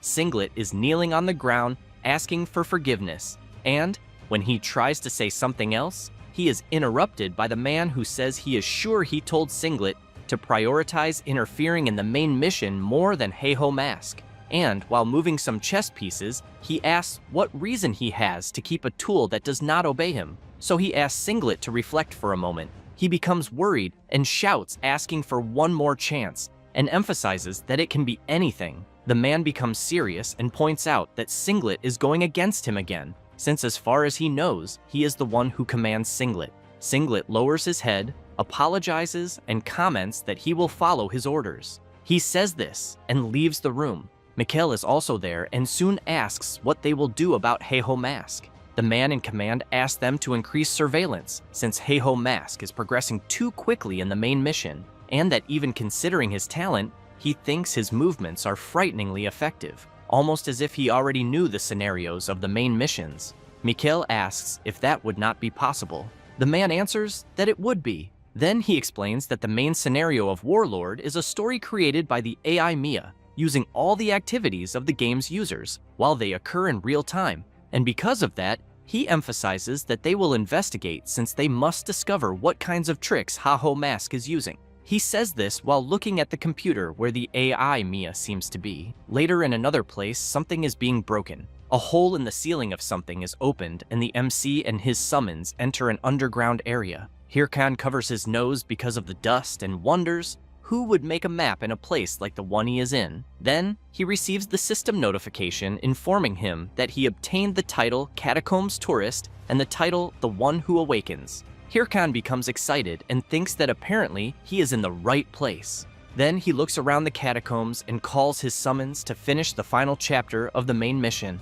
A few moments earlier, Sarabo was delivering the promised reward for eliminating the evil eye. The reward in question is Sarabo's anti-curse amulet, which allows the person who uses it to safely pass through cursed territories. Hirkan internally was very happy, celebrating like never before, but outwardly, he only thanks the NPC. Sarabo emphasizes that thanks to the MC's work defeating the evil eye, they were able to obtain that. However, he becomes serious and points out that even so, the danger persists, and that as explained before the place, there is where various experiments were conducted by the Corrupt One. And in other words, his traces probably remain, and perhaps those things may reveal his identity. Therefore, the NPC delivers the mission of the Cursed Land, the investigation of Hoban Castle, where the MC will need to investigate that land, discover traces related to the Corrupt One, and return. The reward will be the trust of the NPC Sarabo. Hirkan smiles and says that he understands. And while he was leaving, Sarabo asks where he is going, since the main entrance is on the other side. The MC replies that it is not, and that the correct path is where he is going, since he has in mind that the true evidence is in the basement of the outskirts of the castle, more precisely in the catacombs. Back to the present, the MC's summons are fighting the creatures that appeared while he sits watching everything. Hirkan has in mind that finally this is the end of the main mission of Chapter 2, and because of that, he thinks he will reach the final chapter soon. Then he reflects that he will clear the catacombs in record time and finish Chapter 2 before everyone else. After that, he knows that no one will even be able to aim for his position. After a while, one of the summons defeats a skeleton wolf. The MC likes the good work. Then another summon eliminates 2 more skeleton wolves with a simple attack. Hirkan becomes excited by the beautiful movements of his summons. Then they all gather and eliminate several creatures at once. The MC cannot hide his happiness when he sees that his summons are doing an excellent job. The summons, when they realize that they are being praised by their master, become very satisfied and soon make a face suggesting that the MC should praise them more. He walks over to them and says that if they learn from him, then they should know that there is always room for improvement and that because of that, they should keep advancing. Therefore, the summons run off deeper into the catacombs. The MC laughs and thinks that at this rate he will clear the place very quickly. Then he begins laughing even more and says that it will be very easy. However, 30 minutes later, he was thinking that he should not have said that, since while walking he was becoming confused and wondering why the path was complicated and if they had already passed through there before. 1 hour later, the MC was nervous, running from side to side and thinking that he was sure it was that way. 3 hours later, he was furious, punching the wall several times and asking why he cannot find the correct path. Then, he begins to wonder how many hours he has already been there, because he fears that at this rate, all the other guilds will catch up to him. Hirkin begins to feel like he is going crazy, since he formed an alliance earlier, precisely to speed up the completion of the main mission. Then, he begins to reflect that maybe he should have brought them, because with a mage there, he could use detection magic. At that moment, one of the summons taps the MC on the shoulder, and as soon as he turns to see what it is, he sees his summons forming a path with the armor pieces they removed. Hirkin becomes furious and orders them to pick up the armor immediately because it cost a fortune, since he bought it with his hard-earned money and by going hungry to be able to buy it. While the summons put the armor back on, the MC takes a deep breath to try to calm down. Then he thinks that it is not as if getting angry would solve anything. Then the system informs that he obtained a new title. Hirkin becomes surprised by that because he knows there was nothing to obtain. The system also informs that the MC's disorientation stamina increased by 2 more points, which makes him even more furious. After that, and sometime later, Hirkin finally finds the boss room, and the boss walks toward the MC, asking who is daring to interrupt his sleep. Hirkin stays silent without answering anything, which makes the boss furious, saying that he will make him regret coming there. However, the MC does not care at all, and while telling the creature to shut the hell up, he lands a powerful punch right on target. The boss asks Hirkin to wait because he has not finished speaking yet, but again, the MC does not care and lands another punch telling the creature to shut up. And, while delivering several punches without stopping, he asks if it was the boss who made that damn map of the place. Then Hirkin becomes surprised when a dark energy begins forming in front of the creature, which then creates a massive explosion that throws the MC far away, and shouts telling him never to interrupt his speech again. Hirkin falls near his summons, and the boss asks how the MC dared to beat him, especially him who was a commander when he was alive. After saying that, he releases his power and orders the dead to rise. Then he laughs and asks what the MC thinks of his army, saying that he must be scared to death. Hirkin simply pretends that he does not care, which makes the creature even more furious, asking if he is not going to show any reaction. The MC replies that he thought he would use some awesome ability, but apparently he only summoned a bunch of trash. Therefore, Hirkin summons his own summons and says that he can also play this game. After saying that, he orders his summons to run over the army of trash in front of them. A few moments after the battle begins, the boss is in shock.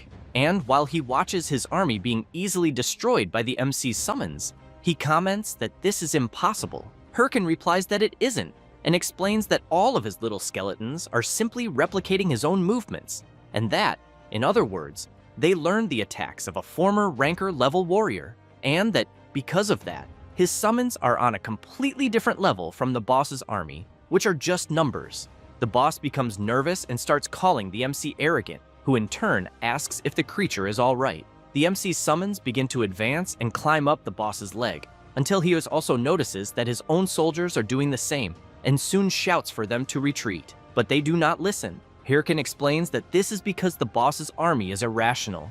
The creature becomes even more nervous, strikes the ground, and sends some of the MC's summons flying away, and then advances, saying that he simply needs to deal with them personally. Having said that, he prepares his club and shouts that he will eliminate the MC once and for all. Hirkin simply stands where he is without doing anything, and as soon as the boss approaches a little closer, the MC's summons unleash several consecutive attacks on the boss. The creature's head falls dripping down toward the MC, who stops it with his foot. Then he takes a deep breath and comments to his summons that once again, they did an excellent job.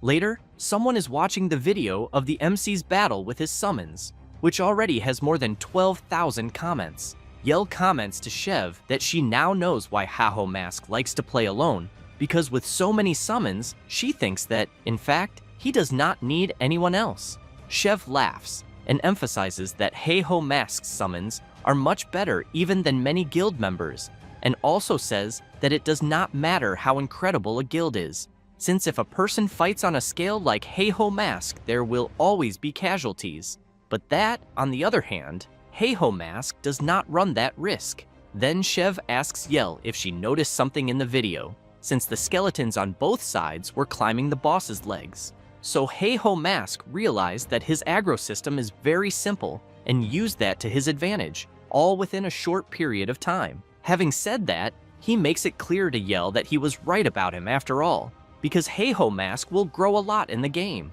Yell does not like hearing that, and immediately asks why Shev is so proud, since Haho Mask is their rival. The blonde laughs and says he knows very well, and that, as a guild master, he should be more worried, but that personally, he is happy to witness the emergence of a new rival, until suddenly, he becomes thoughtful about something. Yell notices this, and asks what the blonde is thinking about this time. He replies that it is nothing, but that he just remembered that there is probably someone happier than him to see Haho Mask doing well.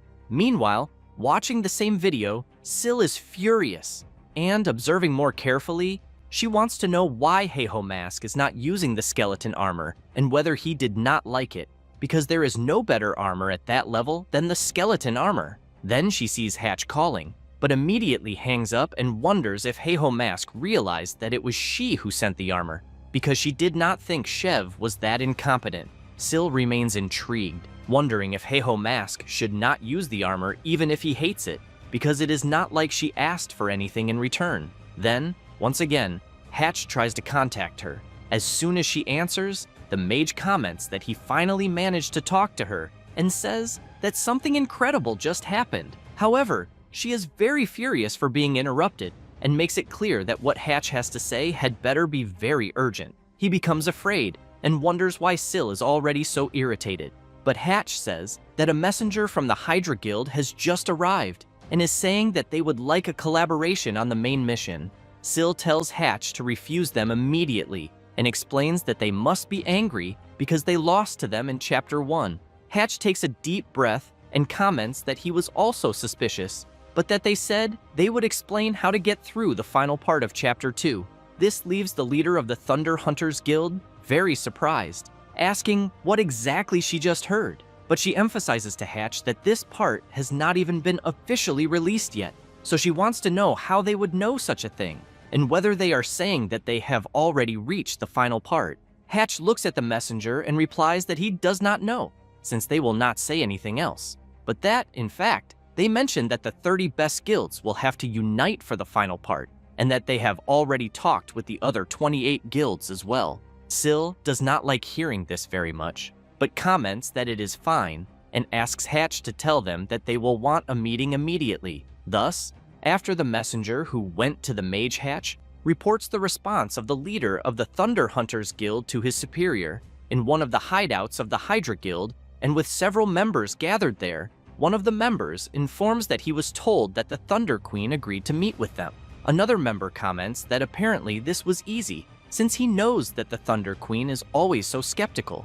Another member laughs and says that this will be perfect for them, because he thinks that at this rate they will be able to repay the humiliation of having the main mission stolen right in front of them. Having said that, he turns around and comments that he would like to thank a certain person, since thanks to his information, they will have a chance. Richard comments that it was nothing, and emphasizes that it is good that he chose their guild, but he smiles, and, thinking about his former guild, comments that he really wants to see how this revenge will unfold. Meanwhile, somewhere else, the MC is holding an artifact in his hand, wondering if this was what Cerebro was looking for. He becomes very surprised by the dark emblem he is seeing, and immediately shouts, asking where the MC found it. The MC says that it was in the catacombs, and that there was also a monster that was wearing armor with the emblem he just showed on it.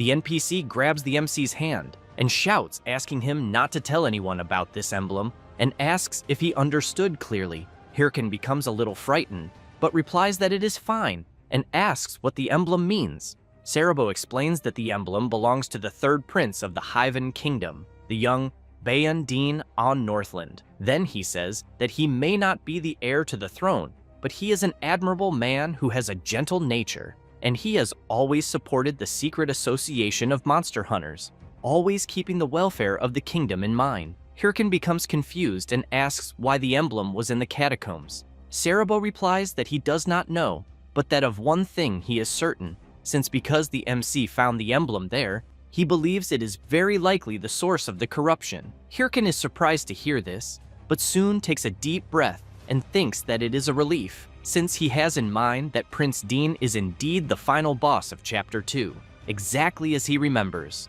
Since he was nervous because some of the information he remembered was not matching, but it seems that the main events are following the same path. Thus, he clenches his fist tightly and concludes that he will continue moving forward, and this time, he will finish the final part of the main mission alone and become the strongest. However, he hears Cerebro asking him to go see Ahimbri, which leaves him very discouraged, asking if Cerebro is sure about that. The NPC replies that yes, and explains that Ahimbri, the great mage, is also part of the secret order, and that he would like to hear his opinion about the matter. Hirkin, already knowing how Ahimbri is, asks Cerebro to wait a moment and asks if there are not many other members they could ask instead. However, he ends up receiving the mission to visit Ahimbri and deliver Cerebro's letter and meet the master whom the MC loves and respects. The reward will be the love of Master Ahimbri. Hirkan begins to tremble and then becomes desperate,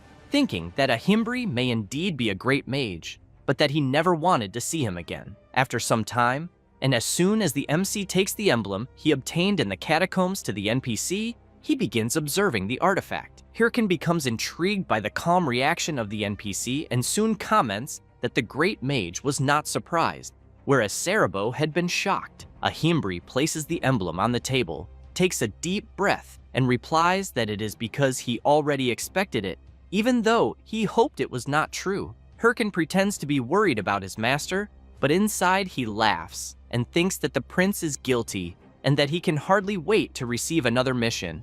However, the MC is surprised to hear that if the prince is truly the mastermind behind the corruption, he believes it will become very problematic. Having said that, Ahimbri emphasizes that the power of the corruption itself is formidable, but that if one considers the authority the prince possesses, in the worst case, he believes the MC could become the enemy of the entire kingdom. Hirkin comments that he just needs to become stronger as quickly as possible. Ahimbri says that it is exactly as the MC is saying. Then, while handing a book to him, he comments that this is why he prepared something. The book that the NPC is giving to the MC is the skill book of the Vessel of Life. Hirkan is surprised by what he has just received and thinks that it is an essential skill for necromancers, that it is extremely rare and cannot even be bought. Then he wonders how a skill book of the Vessel of Life is there. Thus, he becomes excited and thinks that he needs to obtain it as quickly as possible. But before he could finish thanking him for the book,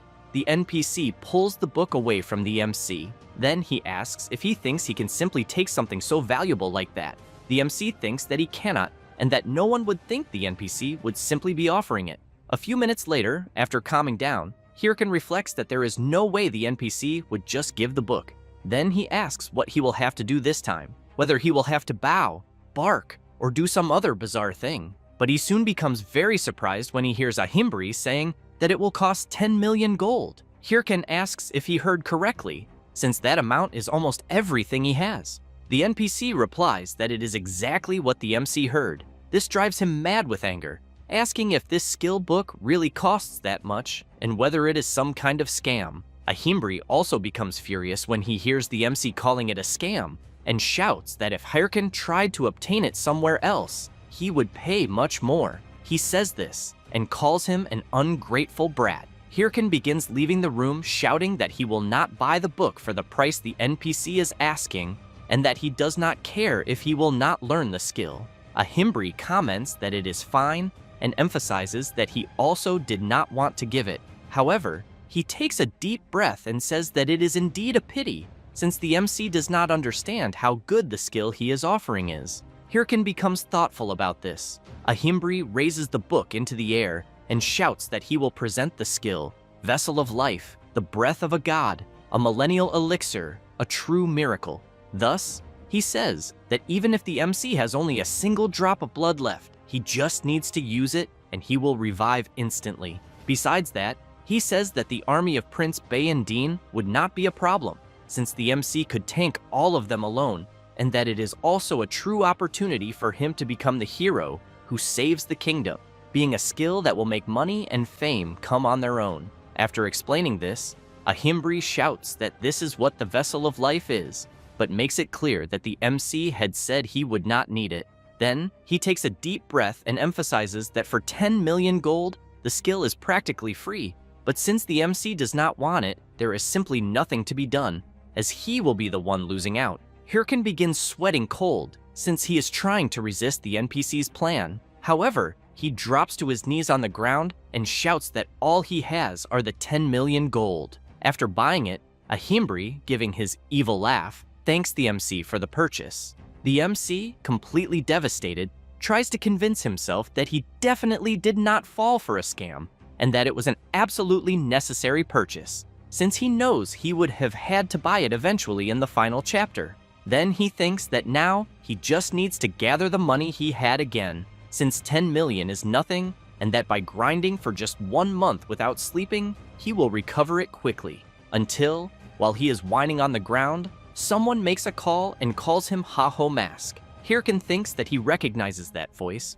so he asks what Pitbull Singh wants with a call like that. He apologizes for the sudden call, but asks if he could help him hunt a black tree. Hirkin comments that he does not have time at the moment and that he will refuse. But he soon hears Singh saying that he will give all the mission rewards to him. Thus, he tries to disguise it by whistling and asks what the reward will be. Singh says that it is a very rare reward, a purification diagram. This leaves the MC very surprised to hear about the reward. Singh says that if the MC puts the item up for auction, he can set whatever price he wants, but since he is busy, he will ask someone else. However, Hirkin, interested as always, says that he has always hated black trees and that he is going to smash some immediately. And as soon as he arrives at the location, he becomes nervous, since he sees the elves having fun and flattering Pitbull Singh as always. Then he thinks that he had forgotten the place would be like that. Singh, as soon as he sees that Ha-Ho Mask has arrived, greets him. The MC loses his patience and punches Pitbull in the face and asks him to apologize immediately. Singh asks why Ha-Ho Mask is angry. He starts shouting, saying that he was called for a mission while Singh is playing around with the elves. He replies that he was just enjoying some healthy leisure time, but the MC already tells him to shut up and just explain the mission. After sitting by the edge of the lake, Singh says that recently, at the request of a nearby elven tribe, he went to hunt a black tree. Singh explains that the creature was quite strong, but not impossible. But then, something happened. An arrow was fired and hit the black tree hard, creating a huge explosion. Some guys appeared asking who had given Singh permission to hunt there, since from that moment on the forest belonged to them, the Big Smile Guild. Thinking about the guild, Singh comments that he knows when a guild occupies a territory, they gain priority in hunting. But he wanted to know if interfering with an ongoing hunt was not going too far. One of the members became a little embarrassed and said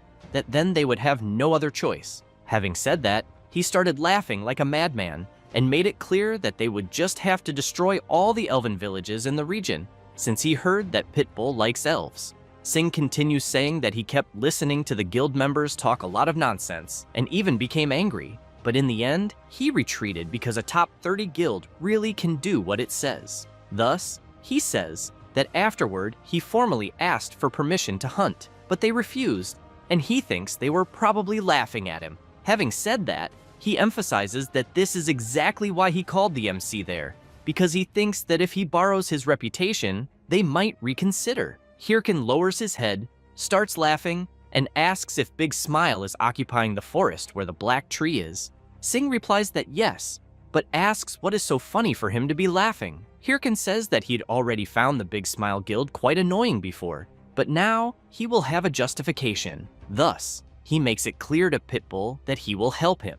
Meanwhile, some members of Big Smile are in the middle of the forest, and one of them comments that he is bored and wonders if that Pitbull will appear. His partner replies that apparently he is addicted to messing with Sing. He laughs, says that yes, and emphasizes that he loves seeing how Sing begs, until suddenly he takes a punch right in the middle of his face and is thrown violently backward. The other members ask who just appeared there and how he dares. Hirkin calls them all brats and says that he is in a bad mood because he has no money. Meanwhile, Sing puts his hand on his face, unable to believe the kind of approach Ha-Ho Mask used, who then starts cracking his knuckles and says that he will give the Big Smile members 10 seconds to hand over all their money or he will start beating everyone up. A few minutes later, Sing calls out to Masked Ha-Ho and asks if he is sure about what he is doing. Hirkin looks back and asks what he means by that, and while picking up the war watches from the defeated members of Big Smile, he comments that he thinks it is too late for that now. Sing says he has a point, and that he not only fought Big Smile, but even took their war watches. With that said, he emphasizes that their guild will hunt him down. The MC, thinking about more war watches, smiles, and says that will be even better, because then he will be able to get a few more watches. And while they are leaving, Sing comments that he thinks it may be too late for him, and that he might regret it. Hirkan tells Pitbull to shut up and stop complaining, because he thinks it will be very easy. However, they do not notice that one of the defeated members of Big Smile still had a war watch, and, even injured, was contacting the guild, asking for reinforcements and warning that Masked Ha-Ho was there. Later, the MC is quite surprised since they finally defeated the Black Tree. Therefore, the system informs that because they defeated the creature, they obtained gold and a lot of experience. Sing points out that it was very fast. The MC makes it clear to Pitbull that the Black Tree was not a very strong monster. Then he starts laughing and says that he fulfilled his part of the deal and that, because of that, he wants the reward that was promised. But suddenly, one of the elves rushes in, pushing the MC aside and calling Sing. While the elves flatter Pitbull, the MC, annoyed, shouts wanting to know if they noticed that he helped in the battle as well. However, one of them asks what that has to do with anything and calls him a disgusting human. Hirkin goes crazy with anger and shouts, asking how she dares to talk to him like that. Then another elf throws the purification tiara on the ground, tells the MC to pick it up quickly and get lost. At the same moment, he changes his behavior and starts shouting that he loves Sing, that he is the best and wishes him a long life. Pitbull comments that Masked Ha-Ho changes his opinion very quickly when it comes to rewards, while he keeps staring at the tiara and while drooling, wonders how much he will earn for it. Sing takes a deep breath but thanks Masked Ha-Ho. He looks back in surprise. Pitbull walks up to him, saying that he is thanking him for getting involved against one of the top 30 guilds to help him. With that said, he extends his hand and emphasizes that without him, he thinks he would never have managed to finish the mission and, once again, thanks him for the help. Hirkin watches Pitbull say all that, but soon laughs, slaps his hand, and says that he thought he did not like those cliches. Then he stands up and comments that if the big guy is so happy, he should send more money. Saying that, while leaving, he says he is getting out of there. One of the elves asks Sing if Masked Ha-Ho was not the friend he argued with before. Sing replies that they are not friends, but that yes, he is also happy. While walking through the forest, the MC thinks that this was great, because now he has many war watches and a purification tiara, and because of that, he knows he does not need to worry about money for a while, until he becomes confused when he sees Pitbull Sing calling. As soon as he answers, he asks what it is, but is surprised when he hears several screams. Sing tries to warn Masked Ha-Ho, asking him not to come back, but someone interrupts, tells him to shut up, and emphasizes that he had told Sing that they would not let him live unless he called Masked Ha-Ho. Hirkin becomes nervous, wanting to know what the hell is going on. Then a guy greets Masked Ha-Ho, apologizes, but emphasizes that he will have to come there, and that he better hurry if he wants to save his friend. Hirkin does not think twice and immediately runs to help Sing. Meanwhile, Pitbull is taking a punch to the face, a kick to the stomach, and is thrown hard onto the ground. The elves are all tied up and shout worried about Sing. He He lies on the ground without saying anything. Apollo comments that he is indeed a loyal friend, since even after all of this, he still refuses to beg Master Haho for help. Sing tries to stand up and says that in the end, the fault for what is happening is his, and because of that, Apollo should keep his promise and not do anything against Master Haho. The fat guy becomes furious, walks up to Sing, and lands a kick right in the middle of his face. Then he shouts that he will do whatever he wants and that Sing should not dare to order him around. Saying that, he stomps on Sing again with full force, and while calling him a piece of shit, he prepares another kick. But the MC suddenly appears behind the fat guy, about to deliver an attack. Apollo, noticing this, turns around in shock. But just as Hirkan launches his attack, Sing steps in front and blocks the blow. The MC looks at Pitbull in surprise, trying to understand what he is doing. As he steps back, he asks what the hell Sing is thinking. In great pain, Sing asks Master Haho to just leave, and says that it is nothing, since he can deal with what is happening on his own. Hirkan becomes confused, trying to understand what is going on. Then Apollo shouts at him and says that he always knew Master Haho's abilities were overrated. Hirkan is surprised since he now recognizes the person standing there. The fat guy, while walking forward, says that the MC apparently realized who he is. Then he introduces himself and says he is Apollo, but that he is now an executive of the Big Smile Guild. Hirkan wonders why the fat guy joined Big Smile, so he asks what exactly is happening there. Apollo replies that it is nothing special. Then he kicks Sing's leg and says that the MC's friend is dealing with the consequences of his actions. Apollo grabs Pitbull's hair and comments that he was told the two of them would have to pay for defeating the members of Big Smile, and he volunteered to take the beating alone, since he said that it happened because he asked the MC for a favor. Hirkan becomes furious when he hears that. Apollo laughs and comments that apparently Master Haho does not look very happy, so he asks if he wants to save his friend, but makes it clear that it will only be possible if Master Haho takes the beating in his place.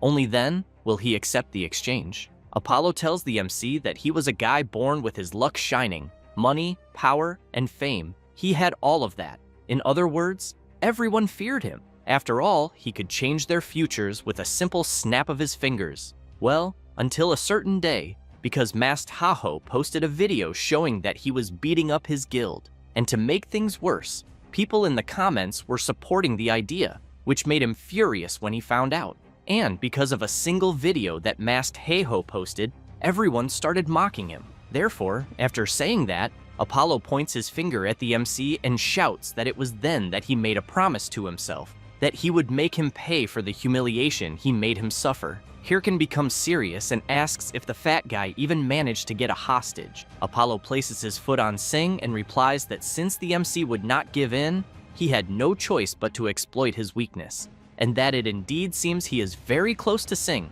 since he came running there as soon as he called him. With that said, he lands another kick on Sing's face and emphasizes that if Master Haho does not want to, he has another toy to play with. Hirkan listens to the members of Big Smile laughing about it and thinks that, to be honest with himself, it probably makes more sense not to get involved in this fight, because it is not like he is close to Sing, since he knows that if he tries to rescue him, it will only increase his value as a hostage, and that Sing had said he did not mind dealing with the consequences. So he wonders why he is feeling a strange sense of caring about what is happening. Then he remembers his past life, where he was betrayed. At the time, he could not understand what was happening. His friend who betrayed him had said that they were both alike. Since the moment things got difficult, he was already thinking about running away. So he wanted to know if the MC really thought he had the right to call him a traitor. Meanwhile, Apollo watches the MC and thinks that he knew he would be thinking about running away.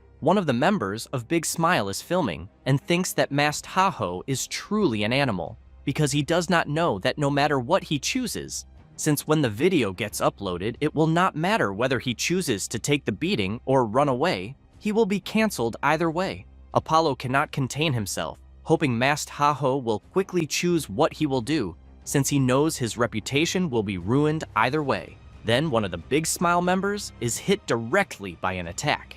Hirkan comments that he stopped for a moment to think, so he wants to know why he has to listen to him, since he simply knows he can eliminate them all at once. Apollo becomes furious and shouts, warning that if Masked Haho dares to do what he said, that will definitely leave him marked, and that every time he enters the game, Big Smile will send a mercenary to eliminate him. Hirkan begins walking toward the fat guy, asking if he knows why he tried to become stronger, sacrificing sleep and barely eating. Apollo does not care at all and shouts, ordering the members of Big Smile to eliminate Masked Haho immediately. Hirkan receives the first attack, the second, and several others, but keeps walking toward Apollo. But as soon as he summons his skeletons, he eliminates the guild members who attacked him and says that it is because he never wanted to bow to trash like Apollo. Seeing Masked Haho getting closer and closer, Apollo becomes scared, wondering if Masked Haho is really thinking about becoming an enemy of Big Smile. But when he looks into his eyes and sees that he is indeed serious, he starts saying that it is fine, that he already understands, and that they can just settle things by talking. However, the MC does not care about that nonsense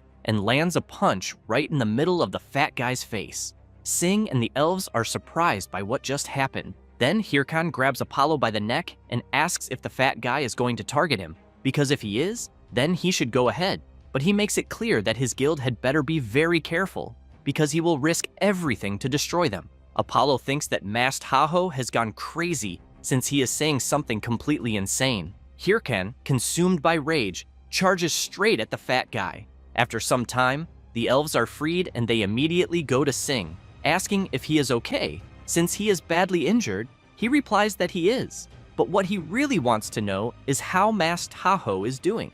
After Apollo's body is removed from the game, he stands up and asks why he would not be fine. Sing asks if he is not doing the main mission, since he thinks things will become more difficult now, because the top 30 guilds were already alert about him, but he just gave them a reason to target him. With that said, he apologizes and emphasizes that all of this is his fault. Hirkan comments that it is fine, because he could not stand the idea of having to cooperate with them, so he emphasizes that he did not want to save him and that he should not misunderstand. Sing stays quiet, but then throws a bag of gold coins to the MC, who asks what that is. Sing says it is everything he has, and that, as he said before, it was to thank him with money. Hirkan is surprised by Sing's attitude, but soon smiles and asks if he knew that he would have to give much more to make up for everything. Later, Heavy Bean is furious, slamming his fist on the table and asking how that damned Apollo dared to mess things up so badly, and says he knew he should not have let him become an executive in the guild. Heavy Bean's assistant asks what they should do and whether they will put a bounty on Masked Haho's head. Heavy Bean asks them to just try to cover up the situation. The assistant asks why, since the guild's reputation was stained. Heavy Bean throws a cup hard at the door, and Furious shouts that is exactly why he is ordering him to cover it up, since Masked Haho has both the Red Bulls and the Thunder Hunters on his side, and that Big Smile has gotten into trouble because they are fighting against Triple Wing, so he asks how they could fight even more enemies. Then he emphasizes that they will not have to do anything. With that said, he stresses that according to the information the Hydra Guild gave them about the future, he thinks that Masked Haho will definitely be eliminated in the next mission. Meanwhile, Sing wants to know why Haho Mask doesn't join one of the top 30 guilds, since not even Big Smile would dare touch him if he did that. Besides, he would earn a lot of money and level up much faster as well. Having said that, he points out that if he wants to become the best, doing what he suggested would be far more efficient. Hirkan responds no. Then, he makes it clear that if he is fighting alone, he only needs to think about himself. But as soon as others join in, he is no longer in control of the situation. And because of that, he thinks that for the future, staying alone is more efficient. Sing comments that this kind of mindset is actually surprising. Besides, he didn't know he was capable of thinking so rationally, because he thought he would just say that he is shy or something like that. Hirkan doesn't like hearing that, grabs Sing's clothes, and while preparing to punch the pitbull, wants to know if he remembers that he just saved him. Sing replies that he already gave him everything he had in return. However, he emphasizes that even so, Haho Mask should think carefully because he may be very skilled, but sometimes he will need other people's help. Hirkan tells Sing to shut up and once again makes it clear that he intends to stay completely alone. At that moment, the MC's war clock receives a notification. Singh wants to know if it could be an urgent message. Hirkan, upon seeing the message, stays quiet for a brief moment, but shortly after, he starts running at full speed, and while doing that, he questions who the bastard was that started the final chapter of the main quest before him, because the message he received was a notice from Sarabo asking him to return, since Prince Dean had started a rebellion. After that, and later, at Huvan Castle, Sarabo is in a frantic battle, but after dodging the attack, he counterattacks his opponent and cuts off one of the creature's arms, which is thrown far away. Sarabo becomes intrigued, thinking that he already feared this. But after carefully looking at the things in front of him, he concludes that they are truly no longer human. Then, he fears that at this pace, he will not be able to get out of there, until the MC appears, eliminating several enemies at once. Sarabo is surprised to see that Heiho Mask has already returned, who in turn comments that he will explain everything later, because first, he will clear the way. Thus, both of them head into battle. A few minutes later, the two manage to enter the castle, and while they continue running and eliminating enemies along the way, Sarabo informs the MC that the army he is seeing appeared out of nowhere and took over the royal palace. Besides that, he thinks Prince Dean must have realized what they were doing, so he went there as soon as he received the message, but he couldn't contact anyone who was inside. Having said that, he comments that he is certain Prince Dean wants to seize the throne by force. However, he thanks Heiho Mask for arriving so quickly. Otherwise, he fears he would not have been able to enter the palace. Hirkan becomes intrigued, since he has in mind that Prince Dean conquering the palace is the beginning of the second chapter of the main quest. But the fact that this happened at this moment can only mean that someone already started the quest. And as he opens the door, he questions who it could be. Inside, there are several players. Hirkan, after observing them, questions whether they could be from the Hydra Guild. Then he becomes worried, because he knew they were far behind during the Evil Eye raid. At that moment, Prince Dean slashes Begley, who soon collapses to the ground. The captain of the castle wall administration, while trembling in pain, begs Prince Dean not to do what he is about to do, because he never imagined he would do something so ridiculous. He laughs, and, while walking closer to Begley, wants to know how ridiculous it is for a prince with power to take the throne. And as soon as he kneels down, he emphasizes that the fact he was the third son eliminated his chances. Then, he wants to know if no matter how hard he tries, it still doesn't matter. Afterward, he asks Begley not to worry, because he will make sure the world that fails to recognize talent is destroyed soon. Besides that, he already ordered his monster armies to attack all the castles. Begley cannot believe what he is hearing, but Dean points out that soon the kingdom will be in ruins and that he will make everyone regret not choosing him. Begley becomes desperate and screams, asking the prince to reconsider this. But Sarabo grabs him and runs away from there. Begley asks Sarabo to let him go, because he cannot just run away. Sarabo replies no, and explains that as long as Suragardo, the kingdom's greatest knight, is there, they will not be able to win. Then, he thinks that if Prince Dean is telling the truth, they will have to hurry and contact all the fortresses as quickly as possible, since they will need to tell everyone to prepare for the monster armies. Thus, Sarabo, Begley, some Hydra members, and the MC retreat, until Hirkan looks to the side after being called. The girl wants to know if Heiho Mask really managed to come this far alone, because she thinks he is truly as good as she heard. Having said that, she points out that she would like to duel him someday.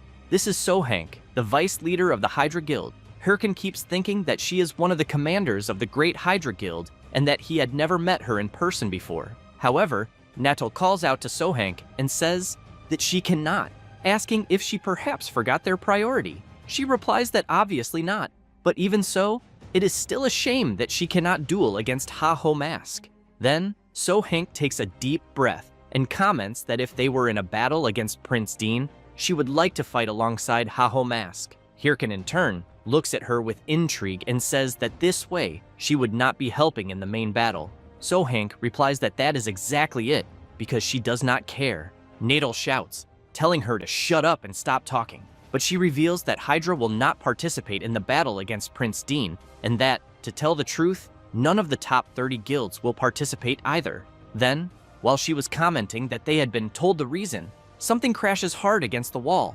It was the MC who furiously shouts, wanting to know if it is really true that the top 30 guilds will not participate in the battle. Meanwhile, at one of the Thunder Hunters Guild's bases, Hahui wants to know why they will not participate in the battle. Hatch comments that, according to the Hydra Guild, this battle ends in a great loss for the players, since Prince Dean's final boss raid only begins after this, because participating in this means casualties, and that it is much better to use their time preparing for the final raid. Hahui wants to know how they can be sure, because the Hydra Guild's Vipers might be lying. Hatch emphasizes that, as he already said, everything indicates that it is true. Syl, on the other hand, has in mind that she knows it is difficult to trust Hydra because they do not say where this information comes from or why they are sharing it. Then, she remembers when one of their members commented that if they worked together, they would provide information about future main quests.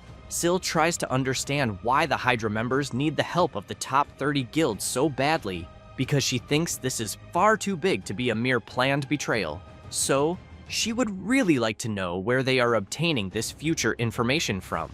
But at the same time, she knows that she agreed to cooperate because she knows that no matter their reasons, it is good to observe them closely. And for now, they will pretend to be on their side. At that moment, Hahui and Hatch suddenly begin arguing and fighting, but Syl shouts, telling them to stop and gather all the guild members because they are going out to hunt. Hatch wants to know if she is talking about the main quest raid. She replies no and emphasizes that they are going to hunt Vipers. Back to where the MC is, he is thinking about the siege battle, which is a type of event where a person has to defend a castle from attacking monsters. Waves of monsters attack all the castles on the continent, and if half of them are still standing after a certain amount of time, the final boss raid begins. He knows that it may even seem like a fun event for everyone, but there is always a catch, where the monster waves keep getting stronger. And by the fourth wave, most players can no longer deal with the monsters. Because of this, in the past, these events could only be won with all the top 30 guilds participating. Thus, he once again asks Sohank why the top 30 guilds are staying out of it and whether everyone wants to be eliminated. She becomes confused and comments that she does not know why Haho Mask is angry and taking out his fury on her. Hirkin becomes even more furious and tries to punch Sohank, but she blocks his attack. Afterward, she laughs and comments that since he attacked first, now they can finally fight. He replies that she can try. Having said that, both of them begin exchanging countless blows against each other until they distance themselves, and Sohank comments that this is wonderful, since she has been so frustrated from not being able to fight much because of a certain prophet. Hirkan becomes intrigued upon hearing this and questions what she is talking about. However, Sohank releases her power and asks Heiho Mask to continue having fun with her. Having said that, she begins activating something on her war clock. Then, a system notification appears between the two of them, informing them that the siege battle has begun and that all castles will be attacked by monsters, and that everyone should prepare for the invasion. Natal is completely shocked when he sees the remaining battle time. Thus, he runs towards Sohank and shouts that they need to leave because they are extremely late. She takes a deep breath, agrees with him, but emphasizes that this had to happen right when things were getting interesting. Having said that, she says goodbye to Haho Mask and comments that she will eagerly await their real battle. But before leaving, she turns around and warns him not to worry too much about the siege battle, because the prophet said that this does not change the future. After the Hydra Guild members leave, the MC becomes intrigued, wanting to know who the hell this prophet is and why the future will not change. Sometime later, someone is announcing that the top 30 Guild Alliance declared that they will not participate in the siege battle, in which the Triple Wing Guild, Thunder Hunters, and Big Smile already made it clear that they will not get involved. Meanwhile, in one of the attacked castles, the battle is already extremely chaotic. Shane, the Alliance representative of Tsuryu Castle's siege battle, shouts for the tanks to retreat because the second wave is already approaching. Then one of the warriors comments that apparently it seems they are almost finished, and that somehow the siege battle they are having will be easy to win. Shane replies yes, and that it really seems so. He says that, but deep inside he is celebrating a lot. Besides that, he is very happy that he returned to the beginner castle as soon as he heard the top 30 guilds would not participate. Then, they appointed him representative just because his level is slightly above average, and now he can just sit back and watch the XP and money come in. So, he thinks that he is very grateful to the top 30 for this easy victory. However, a few minutes later, he is completely terrified, wanting to know how the battle reached such a point, since he is seeing Black Lamius and Tailless Dragons, in addition to an entire wave of bosses. Then, a soldier shouts that they will not have enough time, since the final gate is about to be destroyed, and because of that, he wants to know what Shane's orders are. Shane, in turn, is completely devastated, thinking that they will not be able to win. The soldier starts saying that Shane will manage, and points out that they were doing well until now, and that they can hold out until reinforcements from other castles arrive. Shane agrees, and comments that it is too late to give up. But as soon as he finishes saying that, his partner is eliminated by the bite of a gigantic dragon, and he cannot believe what just happened.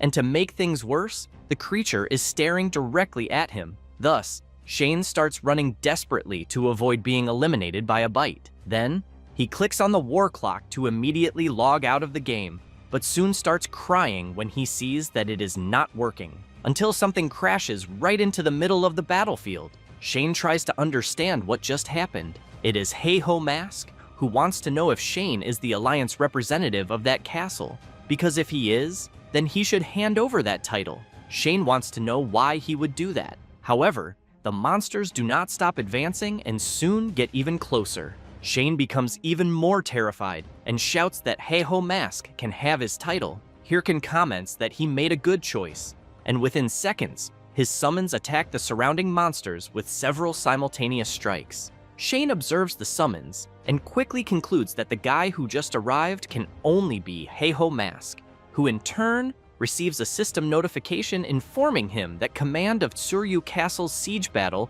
has been transferred to him. Thus, the MC turns around saying that he is leaving, and that if Shane wants to follow him, he can do so. He shouts for Heiho Mask to wait and asks if he is really going to continue the siege battle, because the way things are now, it is practically impossible, since 3 gates have already been destroyed. Hirkan takes a deep breath and then makes it clear that this siege battle has to be won no matter the cost. Besides that, he does not know what kind of bullshit that prophet was talking about. But the only scenario he knows is this siege battle being won. Then, he emphasizes that if they lose, all the information he has will be useless. Shane becomes confused and asks what the hell Heiho Mask is talking about.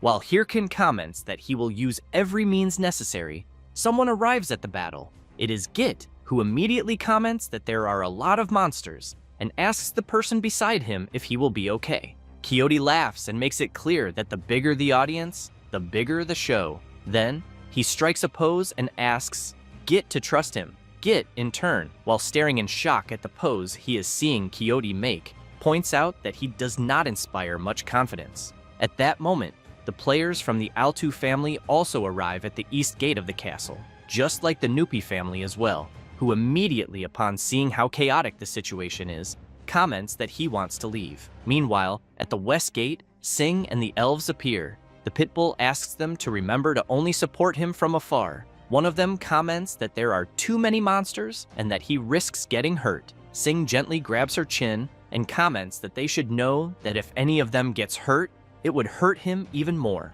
Thus, Hirkan is notified by the war clock that everyone is in position. He smiles and calls for everyone to start the party. A few minutes later, Shane cannot believe what he is seeing, and while observing everyone fighting, he thinks that he believed Heiho Mask only played alone, and, because of that, wants to know how he manages to command a raid so well. Hirkin, in turn, shouts asking if the area spells are ready yet. Git and the MC's summon shout back saying that there are only 5 seconds left. Then, Hirkin wants to know if the close combat team has already broken all the armor. The leader of the Nupi family replies that they are almost done, and after a few seconds, the MC shouts for everyone to retreat on his signal. The close combat fighters move back, and the mages prepare a gigantic fireball before launching it at the monsters ahead. Everyone is visibly exhausted, including Heiho Mask himself, who, after seeing that the monsters were defeated, shouts for everyone to rest until the next wave of monsters arrives. Thus, a few minutes later, everyone is making a toast celebrating the victory over the monster wave they faced. Quixote among the group is telling the story of how he and Haho Mask met. Meanwhile, Git comments that what they did was very complicated, in this case dealing with the people and not the monsters. Hirkan is standing at a distance, just observing everyone gathered together and laughing. Then, he remembers how things used to be before he was betrayed by his friends.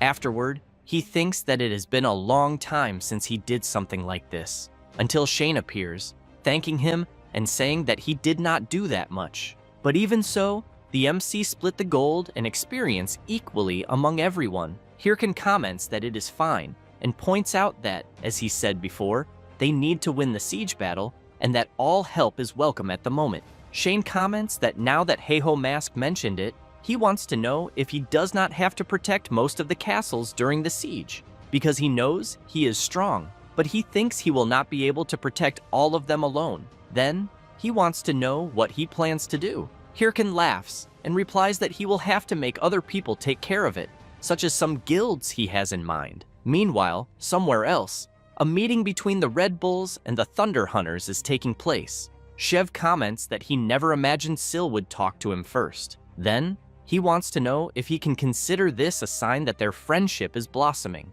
The Thunder Hunters leader tells Shev to shut up and says that she did not call him there for small talk. Having said that, she wants to know if he only agreed not to participate in the ongoing siege, so he could keep an eye on Hydra. He laughs and comments that apparently nothing escapes her notice. Thus, Sil comments that then he must have also noticed that suspicious guy who has been frequently meeting with Hydra executives lately, and that apparently he seems to be the so-called prophet everyone has been talking about, since, judging by his equipment, she thinks he is definitely a ranker, but emphasizes that she has never seen him before. Shev comments that someone at the level of a guy claiming to be a prophet should be very well known. Sil agrees with that, but points out that in fact, she has already seen someone like that before. Someone who was at least a ranker, but who was a complete stranger to her. And that person came looking for her, wanting to know if she wanted him to eliminate Haho Mask for her. Shev comments that this sounds very familiar.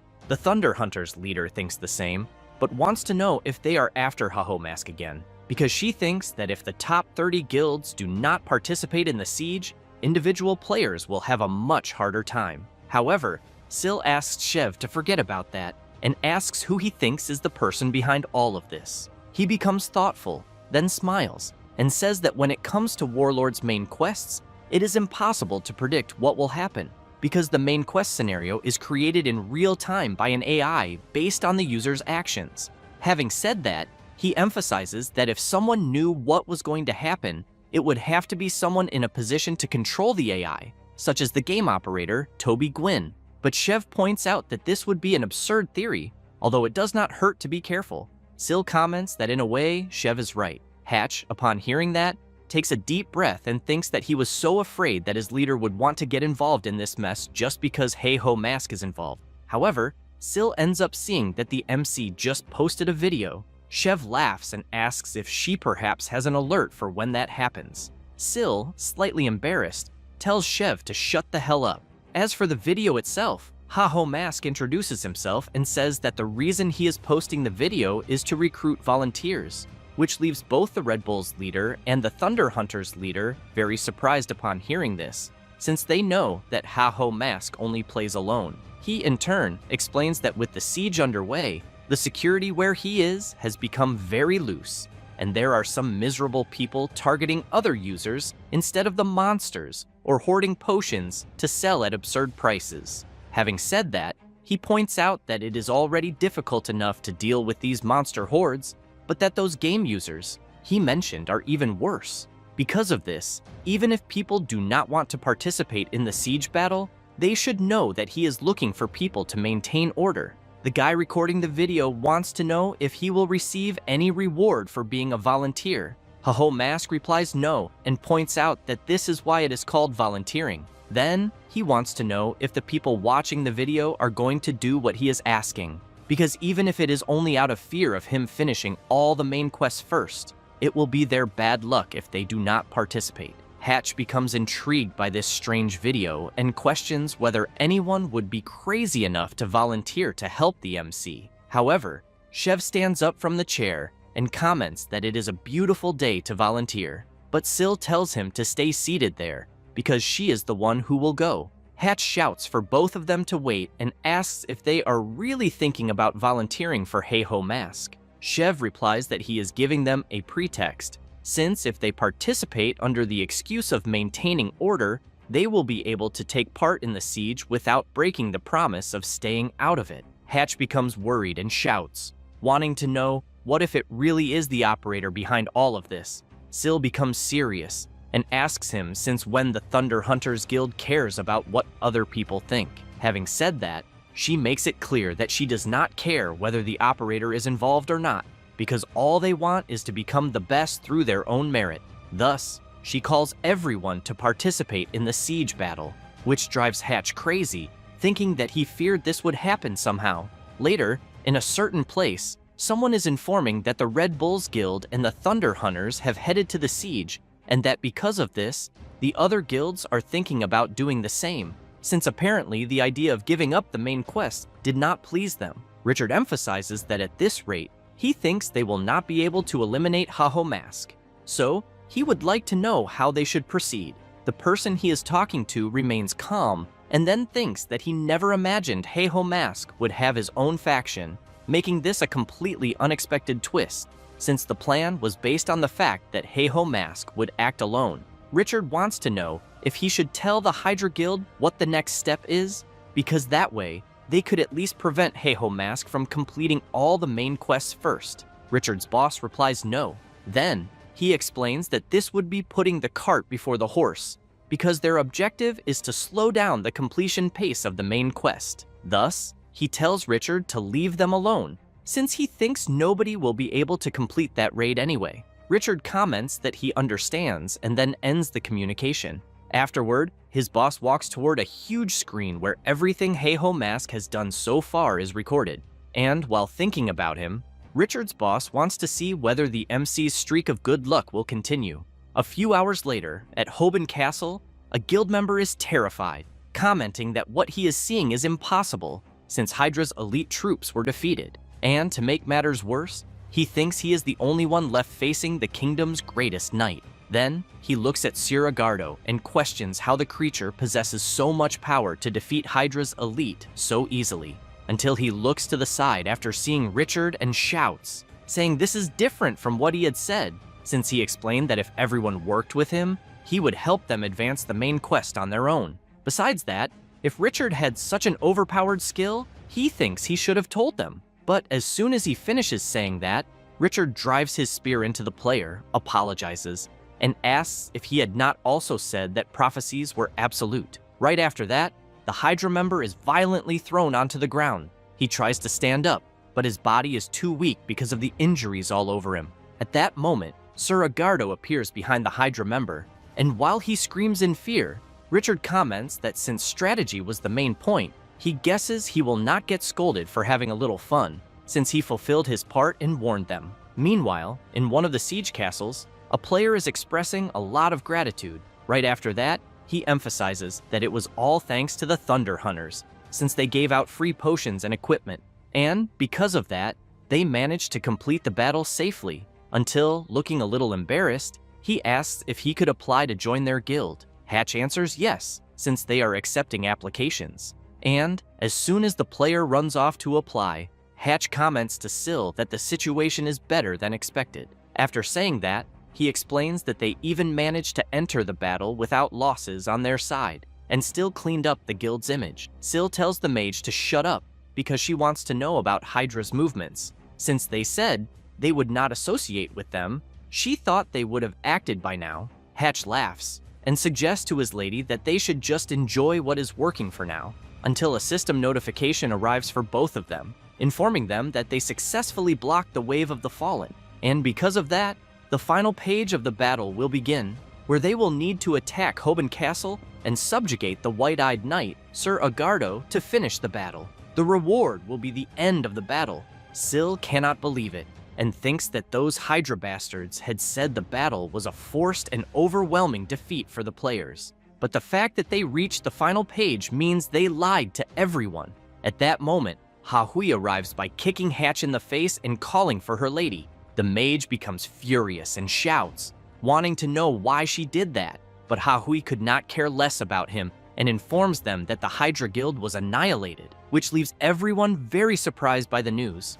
Right after that, the Thunder Princess explains that those guys already seemed to know about Suragardo's invasion, and while they were participating in the battle, they tried to invade, but ended up being massacred by the knight alone. Hatch asks if that is even possible, because he believes Hydra should have been fully prepared.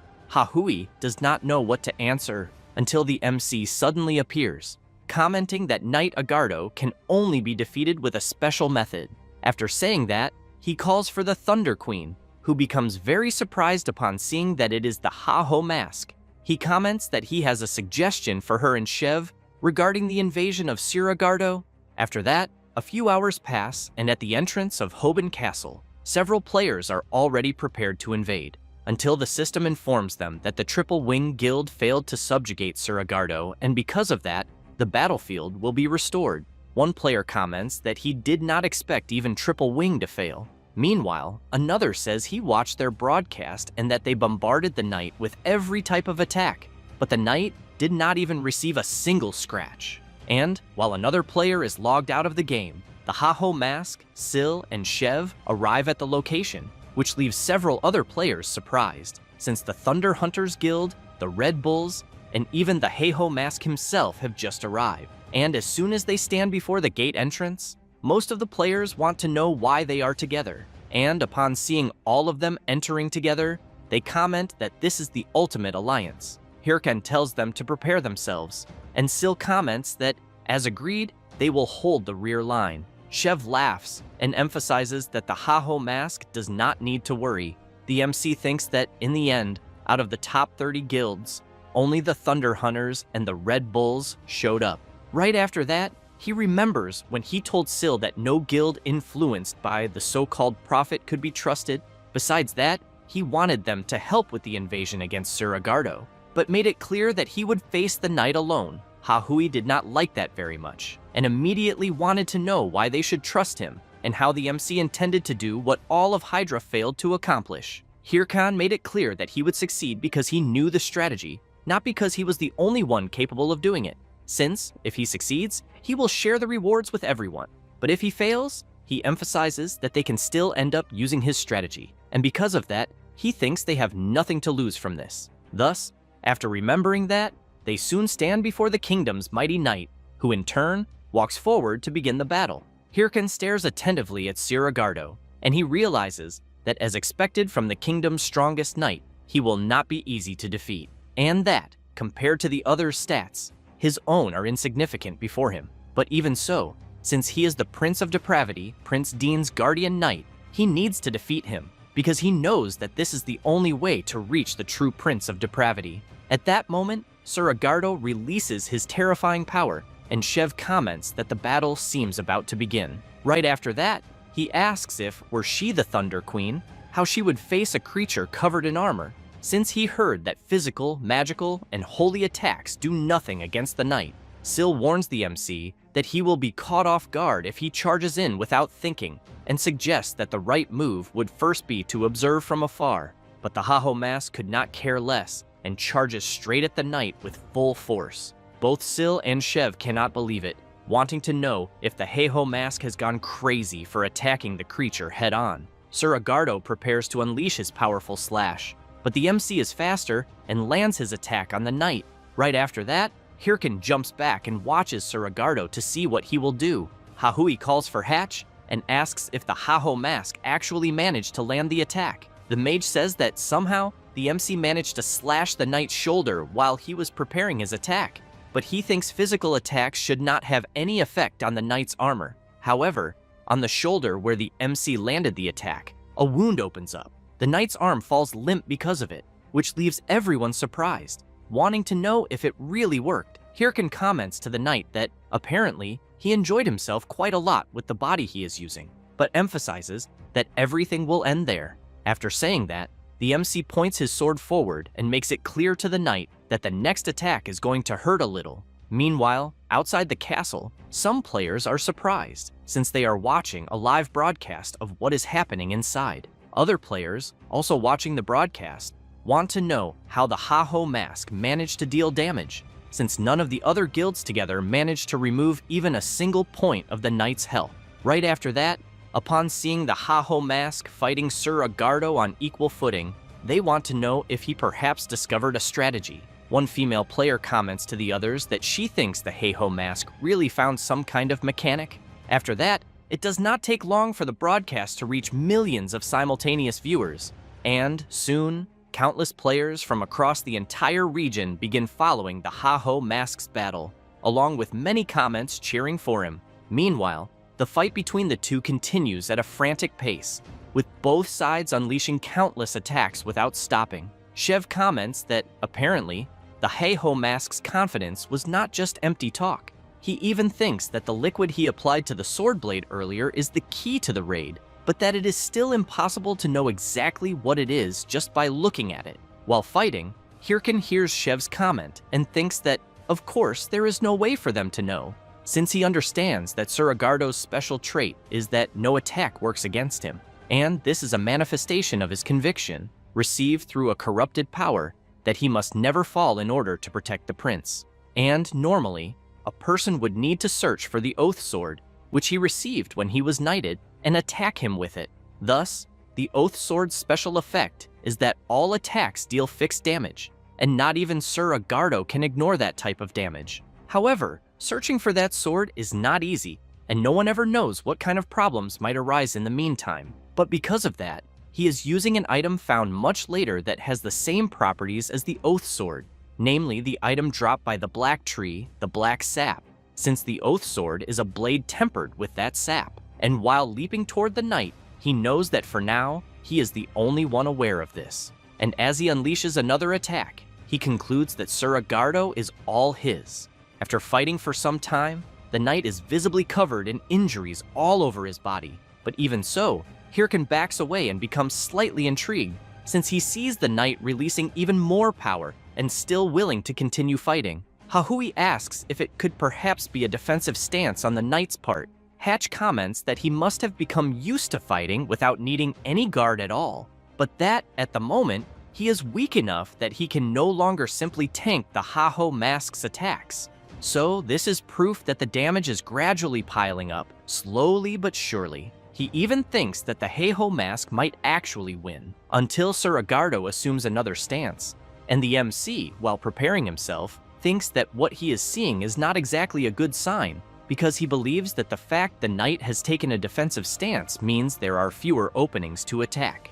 Thus, he laughs and asks if Sir Agardo has perhaps become afraid, and whether he thinks that just because he took a defensive stance, he still will not be hit. Then, the MC tells the knight to block what he is about to do. After saying that, Hirkan summons his summons and then enhances them with the armament skill, causing the skeleton soldiers to wield the weapon chosen by the player. Right after that, the Ha-Ho mask makes it clear to the knight that he is still going to win. The summons immediately charge forward, but the knight blocks their attack and then counterattacks all of them at once with several consecutive strikes. However, more summons rush toward the knight, who refuses to give up and unleashes a powerful circular slash that hits the entire area around him. Hirkan takes advantage of the opportunity and leaps forward, but Sir Agardo notices this and quickly turns around. The MC comments that it is too late, but the knight drops his sword onto the ground and grabs the MC's sword with his bare hands. While Sir Agardo's sword falls far away, Hirkan becomes very surprised by what happened, since the creature gave up its own sword just to grab his and block the attack. Right after that, the knight pulls the sword backward and then lands a direct blow on the MC's chest, who immediately feels the impact he received. Everyone around becomes worried upon seeing the Ha-Ho mask being struck, just like the other players watching the broadcast. However, the knight becomes confused about one thing, since the MC is holding onto his arm and asking if Sir Agardo thought he had already won. Thus, Hirkan grips the knight's arm even tighter and says that his real trump card will be what he is about to do. After saying that, he activates the skin stitching skill together with the black tree bark item. The system informs that the MC has acquired the properties of the black tree, and any target that comes into contact with his blood will receive fixed damage from the black sap. Suragardo quickly pulls his arm away and creates distance from the Haho mask. But it is already too late. The knight realizes that he is taking damage every second. Kims, upon seeing that, becomes very surprised, wanting to know how the Haho mask was able to think of that. But Yell wants to know if, even so, the Heiho mask will not end up being eliminated as well. Hirkin, in turn, picks up his sword from the ground and then activates the Vessel of Life, having his HP fully restored. Right after that, he activates the Diadem of Purification, which removes all status effects and debuffs. Then, Hirkin reflects that he has done everything he could, and, while watching the knight wither away, he concludes that, at the moment, all that remains is to endure until the knight finally falls. At that moment, Shev calls for the Thunder Queen and asks if she is feeling the same thing as him. She becomes confused by the question and asks him to be clearer. Shev says that it is that pure desire to fight that both of them lost a long time ago. And, while remembering the Haho mask's frantic battle, he wonders how long it has been since he last gave it his all the same way the MC did, just for fun, because he thinks he has not done something like that even once since becoming a guildmaster. After saying that, he emphasizes that he is even a little jealous of the Haho mask, who has nothing to lose. Sil points out that it is not because the Haho mask has nothing to lose that he can act like this, but rather because he currently has so much to lose. Then she becomes serious and emphasizes that what sets the Haho mask apart from them is that, even while risking losing everything, he has an absurd desire to conquer everything. Right after that, Sil thinks that this is something she herself needs. However, while everyone thought everything was already over, Suragardo activates his power and lets out a loud roar. With that, one of the castle gates opens, and many of his soldiers begin entering. And, while more and more soldiers appear, Shev comments that this is why the Haho mask asked them to hold the line while he fights the knight, since the Order of the Fallen Knights that follows Suragardo was guarding Hoban Castle. After saying that, he equips his massive sword and calls for the Thunder Queen to do their best as well. Thus, both Sil and Shev charge into battle, and soon the remaining members of both guilds join the fight too. The battle continues frantically, while the MC comments to the knight that his supposedly mighty subordinates are immobilized. So he wants to know what he is going to do now. Suragardo hears this silently, but soon becomes filled with fury and charges recklessly at the Haho mask, who in turn blocks the knight's assault. And then, while laughing, he becomes excited, telling Suragardo to keep going, since he understands that, unlike before, the knight has started attacking without thinking. And because of that, he knows it is obvious that the knight's mana has reached its limit. And, while observing him carefully, he realizes that the attack he is executing is the final pattern. And after dodging the attack and pushing the knight backward, he concludes that he is very close to completing the mission. Right after that, Hirkin grabs his war clock and then activates it. And, as soon as he equips his new battle armor, he charges toward the knight. Meanwhile, Richard's boss is carefully observing every movement of the Haho mask and reflects that he never imagined he would get this far, since he understands that Suragardo's raid cannot be beaten through skill alone. And, if a person does not use the Oath Sword, the game was designed so that they cannot even lay a finger on the knight. But time after time, the Haho mask keeps breaking the game's rules in an absurd way. Thus, the man picks up his phone and immediately calls someone, wanting to know if the person confirmed it. Mikhail replies yes, and informs him that the liquid the Heiho mask applied to the sword is indeed black tree sap. Right after that, she explains that even though it has the same constant damage property as the Oath Sword, the damage itself is low, and since there are no monsters that require it, it ends up being treated like a trash item. But it is very impressive how the Haho mask managed to think of that in such a short amount of time. Her boss does not like hearing that, and comments that the Heiho mask is always like this, but he thinks it is possible that he already knew about it from the very beginning. Mikhail wants to know what they are going to do with the obstacles they placed around the Oath Sword. Her boss tells her to get rid of them, since they are no longer useful for anything. After ending the call, the man thinks that no matter how much he observes, he cannot understand what makes the Haho mask so different, and that this guy is definitely a lawbreaker, being a completely irregular person, since he knows there was no way for him to have discovered the black tree sap. Besides that, this kind of development is truly a huge problem. Thus, he becomes nervous and then concludes that, for the sake of the future, he needs to get rid of the Haho mask no matter the cost. Back on the battlefield, Richard is watching everything that is happening. He thinks that, seeing how things are, there is no way for him to interfere, since he knows the battle is his responsibility, and, because of that, if he lets the Haho mask win, his boss would definitely give him a massive scolding.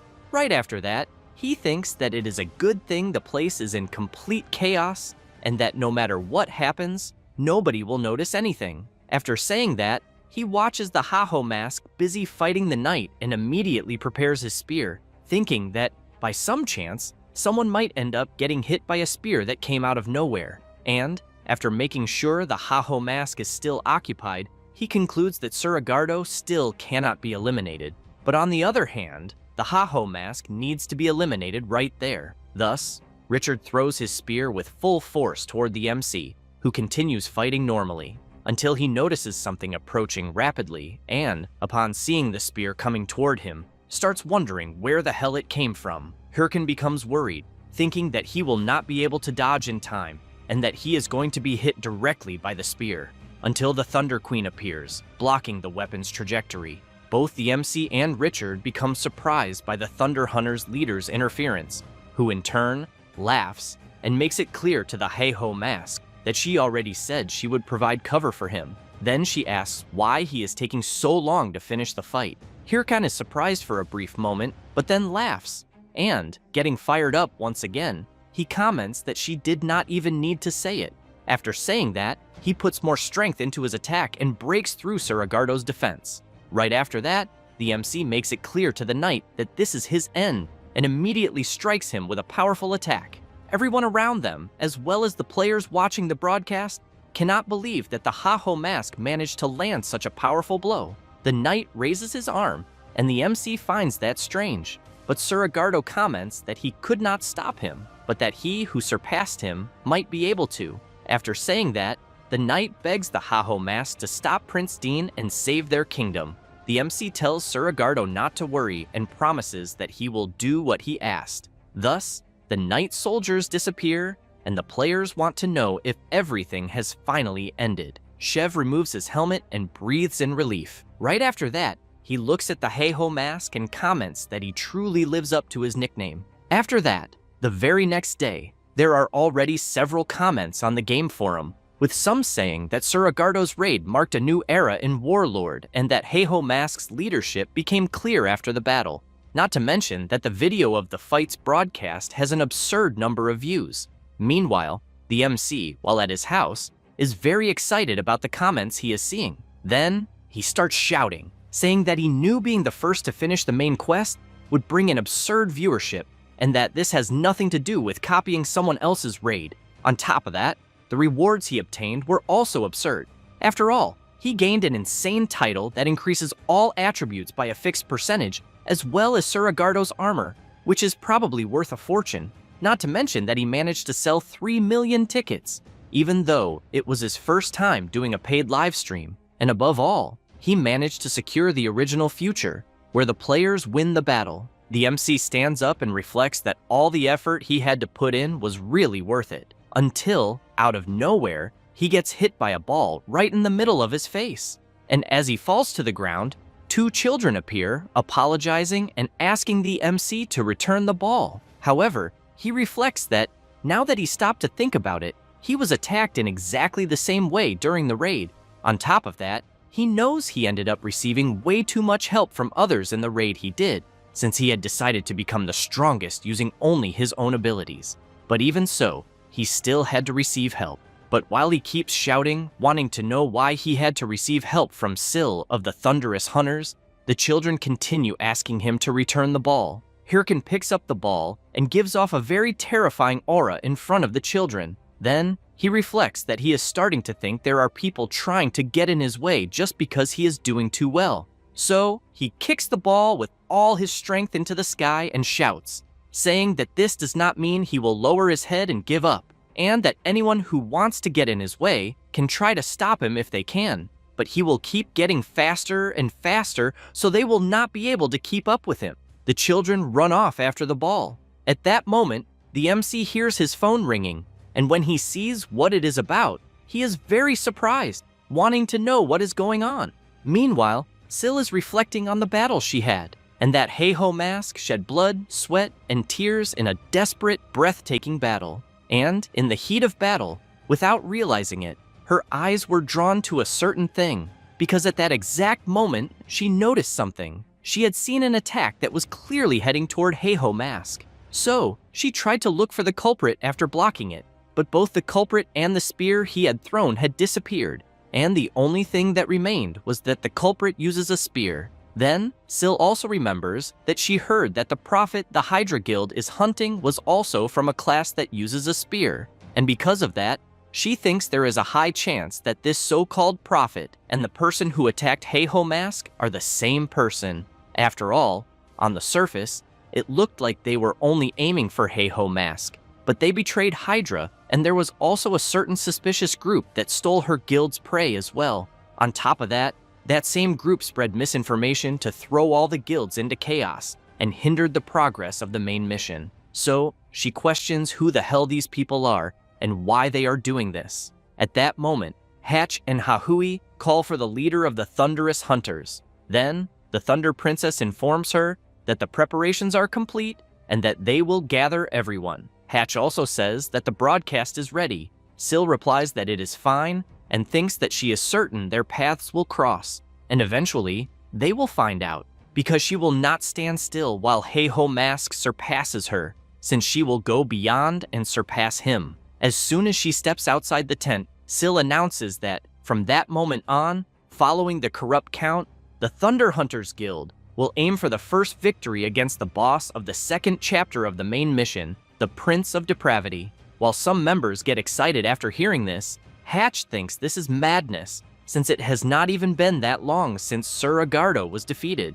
Sil calls everyone to move out, since they will prove once again that the Thunder Hunters are the strongest. A few hours later, on Mount Patagonia, at the final castle, the Thunder Hunters arrive at the location, and as soon as they enter the castle, a man laughs, welcomes them, and asks if the guild is there to try to stop him. This is the Prince of Depravity, the final boss of Chapter 2 of the main mission. Some members of the Thunder Hunters get scared, wanting to know if the person standing before them is really the final boss. Hahui asks them to stay calm and focused, and to prepare for the confrontation. Accompanied by two more bizarre things, the Prince of Depravity emphasizes that they may have stopped his monster army and defeated the White-Eyed Knight, but they cannot stop him. That said, he makes it clear that they will disappear along with this false kingdom, and that after that, he will raise the Kingdom of Ruin. Then, the prince orders his creatures to launch the attack. Sil grabs her sword and tells everyone to prepare for battle.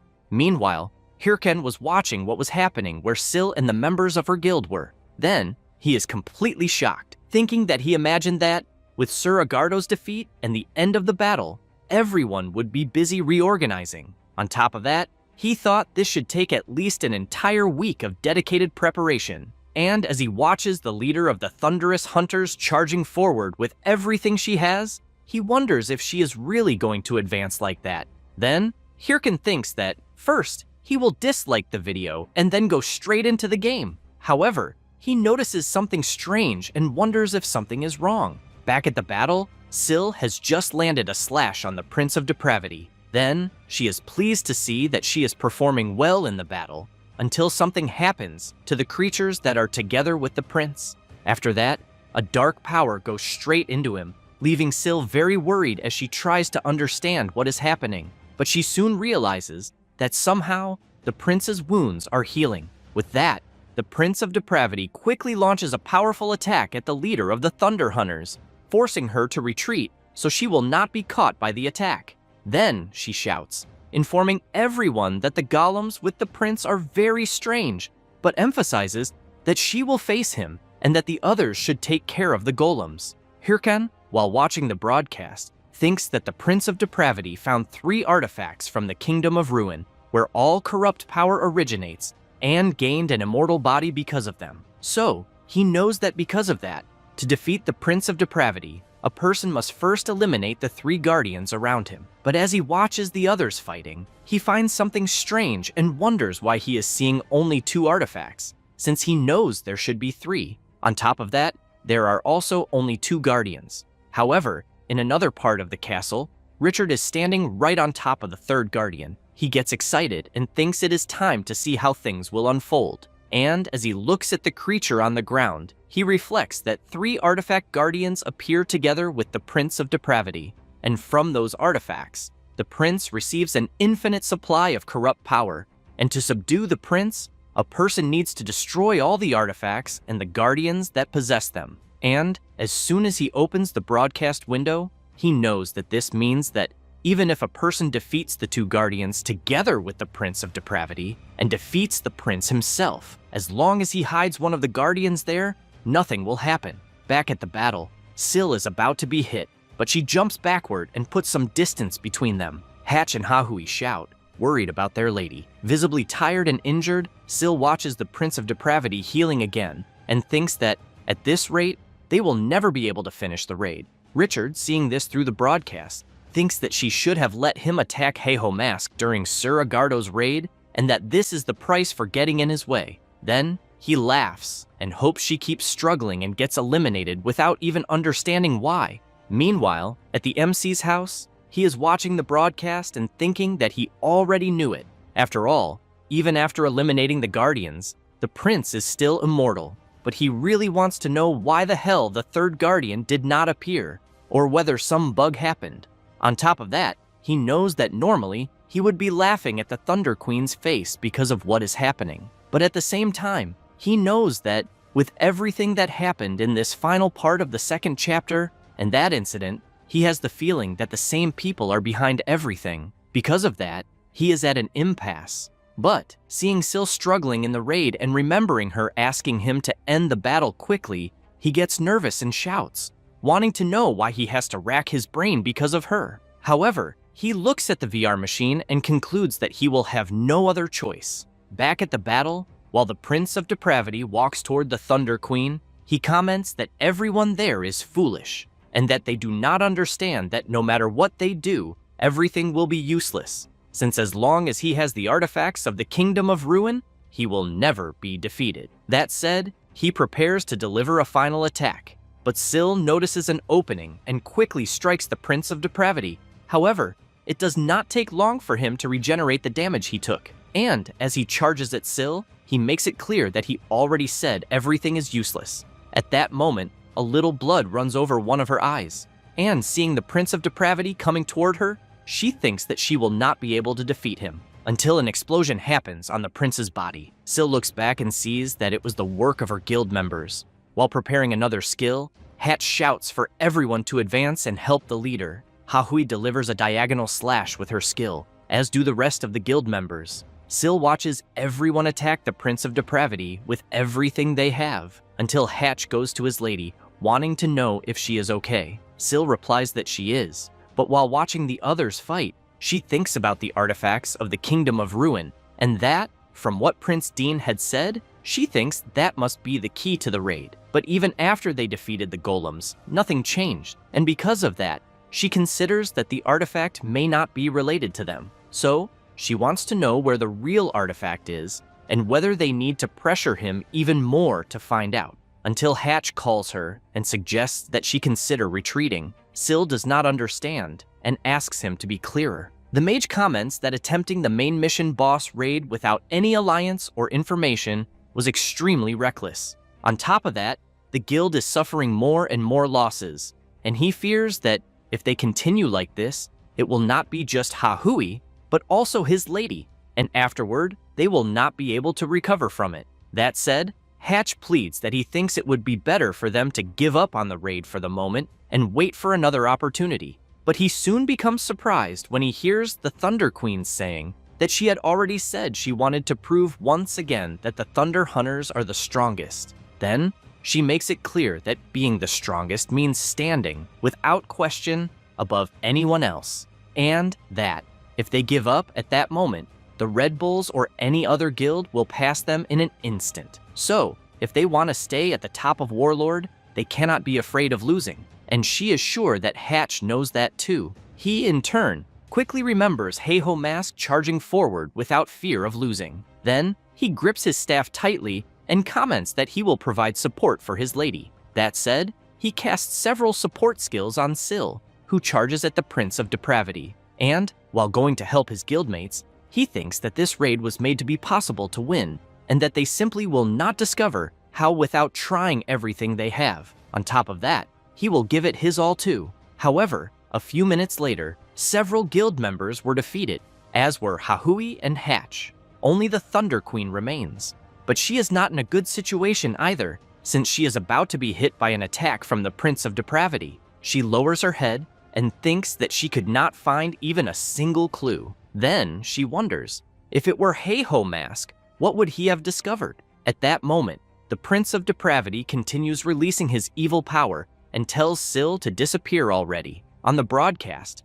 several people are wondering if the leader of the Thunderous Hunters is really going to be eliminated. Meanwhile, Richard is very excited as he watches this. However, as soon as the prince unleashes his attack, Heiho Mask appears and blocks it, leaving the Prince of Depravity unable to understand where he came from. The same goes for Richard, who is completely shocked. Then, the MC comments that he is saying this only so Syl does not misunderstand, and that he is not doing this because he likes her, but because he is only paying back the debt he owes her for the last time. That said, he makes it clear that he is the type who cannot rest while he owes something to someone. Syl is surprised and immediately wants to know how Heiho Mask ended up there. He says that he saw the live stream and that things looked bad, so he decided to run there as if there were no tomorrow. The Prince of Depravity gets irritated by the interference and shouts, saying that one worm after another keeps appearing, insisting on getting in his way. Hirkin comments that the prince has misunderstood,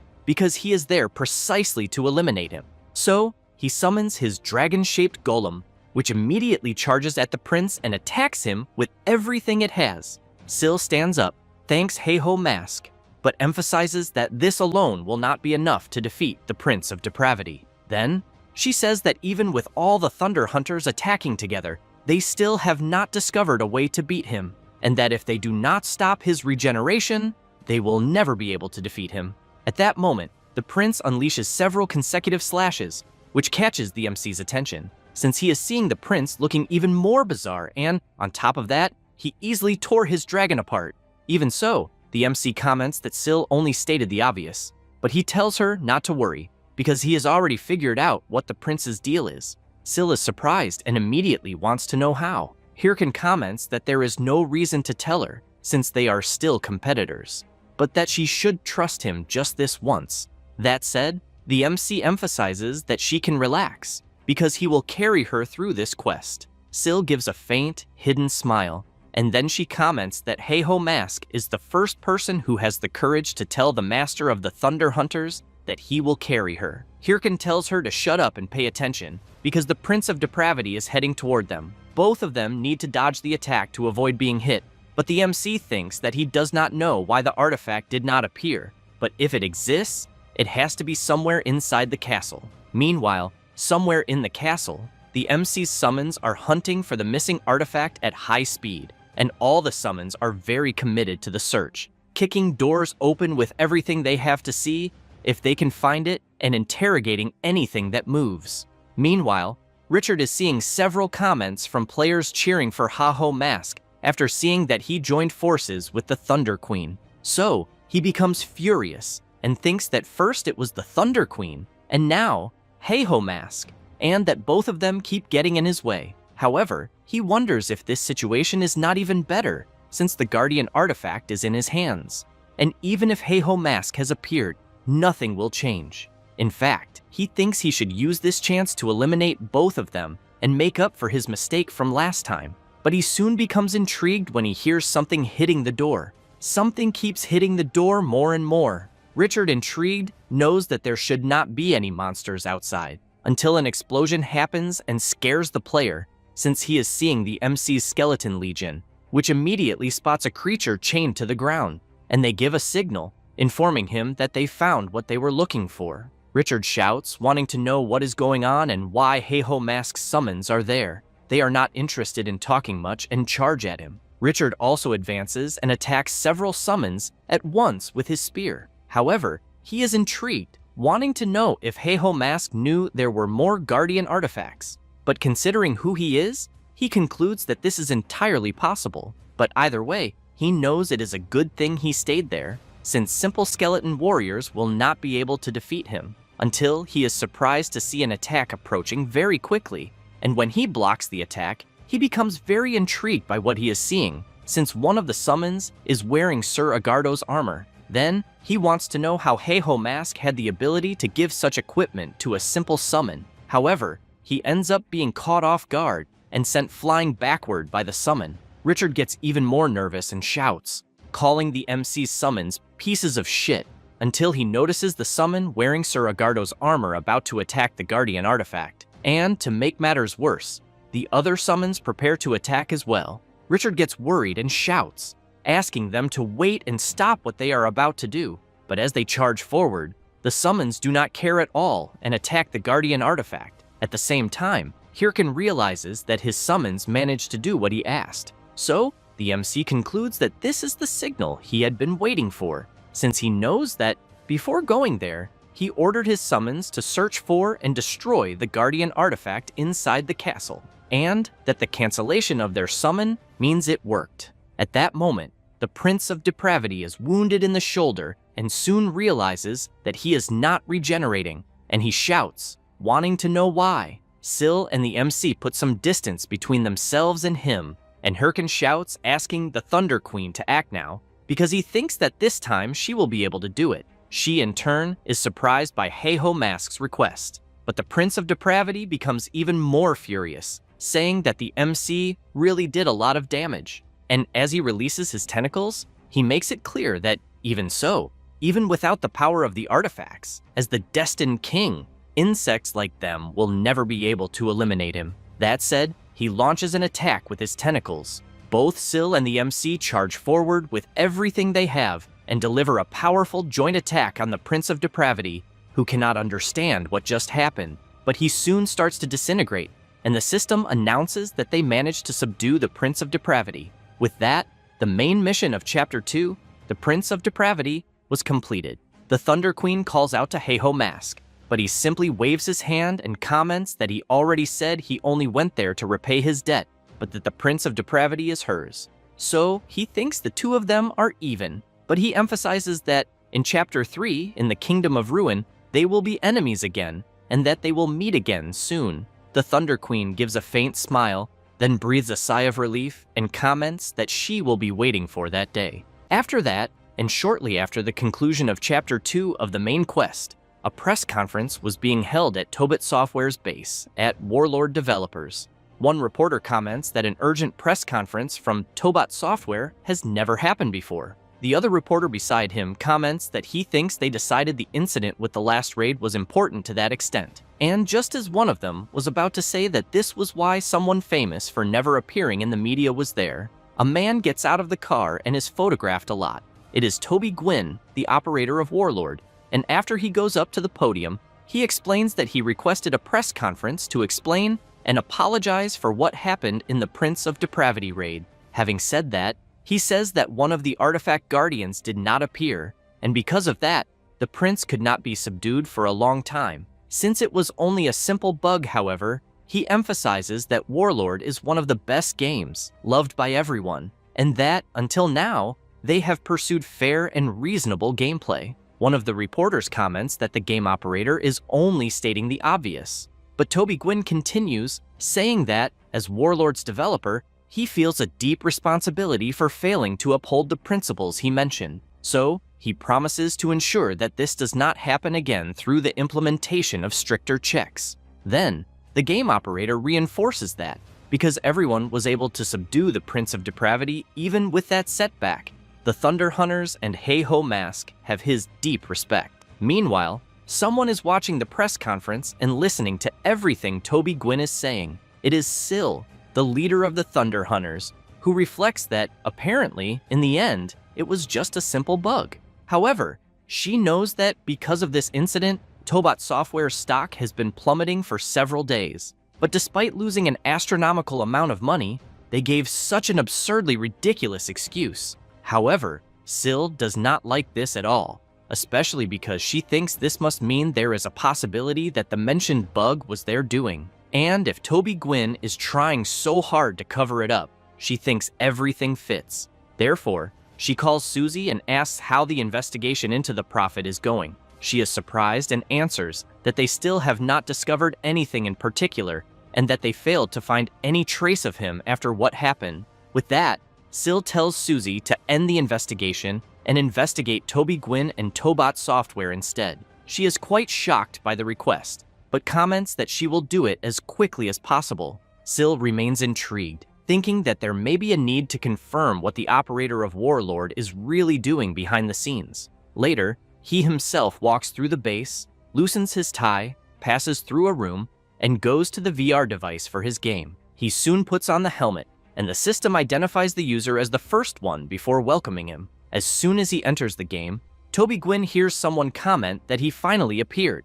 It is Mikkel, along with the others. And while keeping Richard restrained, Mikkel comments that they were all waiting for the Master's arrival. Richard asks for some time so he can explain himself, but Toby Gwyn walks toward him and says that what he did was very disappointing. Then, he wants to know if what happened is the result of him becoming full of himself and going there in Singlet's place. Because, as far as he knows, he is sure he warned him repeatedly, since, with great responsibility, Richard should have moved with a greater sense of caution, and even if the kind of interference he made had been successful, it would have created great distrust toward Warlord itself. Richard shouts, saying that if he had not done what he did, they would never have been able to stop them. Besides, everything he did was for his master. Toby Gwyn, with a completely intimidating presence, wants to know if Richard managed to stop the person he wanted. He turns his face away and comments that he could not because of Heiho Mask. The game operator makes it clear that Richard went too far. Because of that, at the moment, Hydra, the Red Bulls, and from that moment on, the Thunder Hunters will be after him. Richard shouts that he will fix things and that if his boss gives him just one more chance, he will not disappoint him. Toby Gwyn raises his hand, answers no, and says that he will strip him of his authority. Richard becomes very worried and shouts for his boss several times. The operator comments that, using the power Richard gained in Warlord, he is sure he was able to gain great fame and fortune in real life, and that, starting the next day, he will return to reality. Having said that, he activates his erase skill and hits Richard's neck. With that, the player's data is completely obliterated, and after he disappears from the game, it is announced that he is out of signal. At that moment, Momo calls out to her master and asks if he can simply erase Heiho Mask too, just like he did with Richard. However, Singlet wants to know if she was even using her ears, because if a prominent account like Heiho Masks is deleted, it would cause an even greater disturbance. Momo sulks and soon wants to know what they should do then, since they cannot even stop him that way. Then she hears the master saying that Richard was not wrong, but that he simply did not act prudently, so they cannot stop Heiho Mask using the methods they have used until now. Having said that, he makes it clear that from that moment onward, the Hands Guild must change its policies for the better. In other words, they will no longer hide in the shadows. They will walk toward the light and use everything they can. Then, Toby Gwyn says that their guild's new name will be Checkmate, and the guild's highest priority will be the annihilation of Heiho Mask for the sake of the future, since everything in Warlord depends on the Matrix superintelligence MIA. Therefore, they cannot allow Heiho Mask to cause any more damage to it and tarnish Warlord. Meanwhile, the MC is scratching his ear and thinking that apparently someone must be talking shit about him again, but he knows it is not as if they are the first ones to do that. Then, he reflects that he may have gone there to repay his debt to Syl, but as a result, he ended up clearing the battle with Suragardo and the Prince of Depravity. Because of that, he almost monopolized Chapter 2. Therefore, the MC gets excited and thinks that superstars always go beyond and make everyone jealous. Besides, he needs to keep riding this wave. After that, as soon as he hears about the elimination of the Prince of Depravity, the hunter Ma Wung comments that the MC did a good job, and that, when he first saw him, he thought he was worthless. But in the end, he delayed the fall of the world. However, what they are witnessing is still not the end, since Prince Dean was not always evil, because there is an instigator who corrupted him. So now, the MC must investigate the Kingdom of Ruin that the prince mentioned before his elimination, and as soon as the NPC finishes asking, the Kingdom of Ruin clue quest reaches the MC, in which he needs to discover the locations of the Kingdom of Ruin clues hidden throughout the world. The reward will be the beginning of a new era. Hirkan keeps in mind that Chapter 3, the Kingdom of Ruin, is on the Dark Continent, located beyond the Great Orgel Mountains. Besides, he knows that the Dark Continent is also a place infested with level 200 monsters. So, he opens the status window and thinks that he can always raise his level a little more, but the real problem is his skills. Since, even if someone searched all of Warlord, there probably are no necromancers with a higher level than his. With that, excluding skills obtained from NPC quests, there is no information on how to obtain necromancer skills. So, he concludes that this means it is time to spend a lot of money and that he will get 5 unique nameless skill books. He knows it may be random, but even without working himself to death to get them, he will definitely be able to obtain unique skills.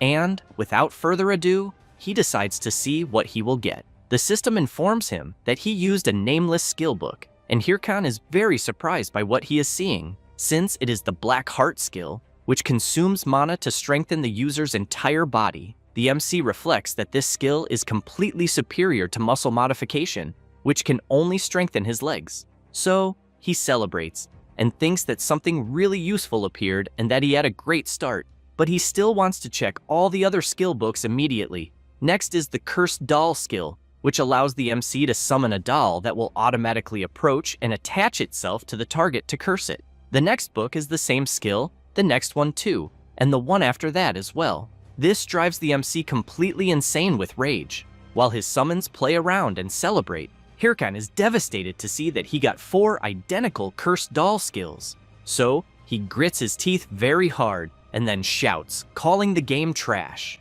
After that, in the end, the MC ended up buying extra skill books, but had to spend all the rest of his money. Even so, he thinks it is a relief that he managed to get some useful skills, such as Cursology and Commander, since Cursology casts any curse with a 10% reduction. The Commander skill, when summoning skeleton knights, all of their attributes increase by 5%. However, he knows there is no point in getting so discouraged about it, since the important thing is that he definitely managed to improve his skills. So, now, all that is left is to level up. Then, he concludes that he will finish this quickly and go straight to the Dark Continent. But unfortunately, the MC thought this plan would work, until he saw the number of players gathered at the place he was going to use to level up. And while watching the players fight, he reflects that the beginning of a new chapter is a new opportunity for others too. So any hunting ground worth using will be packed with other players. And to make matters worse, as soon as the players recognize the MC, they run after him, wanting an autograph. After all, Ha-Ho Mask was already popular, but now he has practically become a cultural phenomenon inside the game. Hirkan, while running to escape these players, starts shouting, wanting to know where the hell he is supposed to level up. A few minutes later, the MC manages to climb up and hide in a very tall tree, and the players keep hunting him down and shouting his name. Hirkan opens the system and starts searching to see if there is any rare dungeon where he can level up in peace, or some other good and unknown place. But after thinking it over, he knows that there were changes in the world of Warlord after Chapter 2 was concluded. Therefore, he remembers that one of the blocked areas should already be open at that moment, the Frozen Kingdom. Hirkan knows that it is not an area of the main quest, but there are many rare monsters there that are great for helping him level up, especially because he remembers the field boss, the Ice Dragon, which the Thunder Queen defeated, and the creature's reward is also very good. And before his regression, it was difficult to go there after the Thunder Hunters dominated the area. So, he thinks that since he handed the Prince of Depravity to them on a silver platter, it is only fair that the Frozen Kingdom belongs to him. Therefore, a few hours later, the MC goes to talk to Begley, who soon wants to know if Heiho Mask wants to investigate the northern lands. Because if so, he wants them to cooperate together. After all, they owe a lot to the MC. Besides, he does not believe that he would act for the sake of the kingdom like that. Hirkin laughs and thinks that it is not for the sake of the kingdom, but for his own growth. Bagley comments that since there are many others like the MC, he has great hopes that this kingdom will have a bright future. Hirkin says that he already understands and asks Bagley to give him the title and the pass already. However, he ends up getting confused only after realizing what Bagel said. Then, he wants to know what he means by there being others. The blonde guy laughs and says that Heiho Mask is not the first one planning to go to the northern lands, since some have already left before him about an hour ago. This leaves the MC completely shocked upon learning that. 1 hour later, the people from the Hydra Guild are commenting that in real life, they would die burned to death, but in the game, it seems they are going to freeze to death, and that the developers of Warlord really put effort into these useless details, until someone asks them to stop walking. It is Nadal who comments that he thinks there is something right in front of them, and it does not take long for a creature to appear. It is a level 180 crystal fox. Natal quickly shouts, warning his people and telling them to prepare for battle. However, another creature appears and lands an attack on them. It is a level 190 Yeti. Sohank does not care and jumps toward the Yeti. She prepares a punch and lands it right on the creature's face, sending it crashing hard into the ground. Natal and the others comment that they will deal with the crystal fox. Sometime later, after defeating several of them, Natal goes to Sohank and comments that taking down a monster like the Yeti with a single blow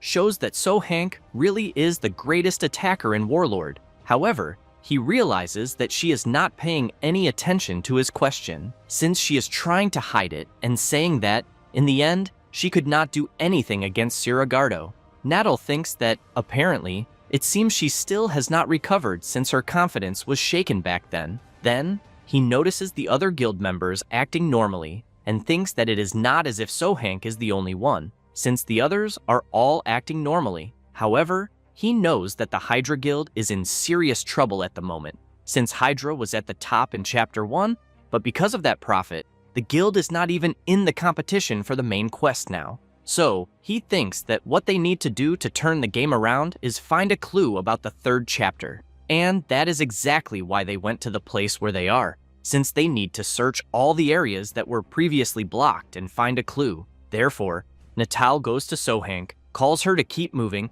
and tells her to leave the past behind, because they could not have imagined that Sir Agardo would have such an insane adjustment. Having said that, he comments that Chapter 3 will be the perfect stage for her to shine, and that she should forget Heiho Mask and the rest, since what matters is that they come out on top. Out of nowhere, Sohank makes a full recovery and calls Natal to give it their best this time, until both of them hear someone calling them. One of the guild members says that something very big is coming in their direction. While Natal is trying to understand what is approaching, Sohank gets excited and says that the timing is perfect to prove that she is the greatest attacker in the game. Having said that, she gets ready to throw her punch, but she ends up seeing Heiho Mask on top of a creature, being pulled with full force. She gets nervous and lands a punch directly on the monster, obliterating it into 1,000 pieces. The MC is thrown into the air, and while he falls hard to the ground,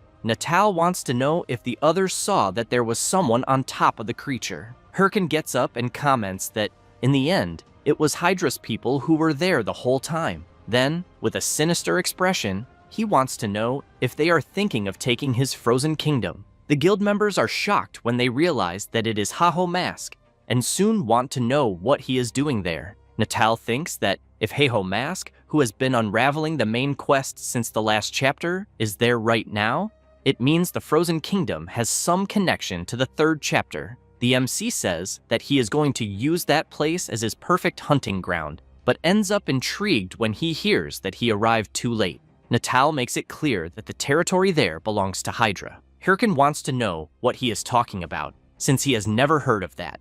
Natal says it is because he just decided it. As an ordinary player, he thinks Heiho Mask had better get lost. Having said that, he makes it clear that if he does not want to, he will have to join their guild. However, Natal keeps in mind that this is a low blow, but if he does this, Haho Mask will not be able to do whatever he wants. Hirkan wants to know why they do not duel with the territory at stake. This leaves Natal in disbelief, wanting to know what Haho Mask is talking about.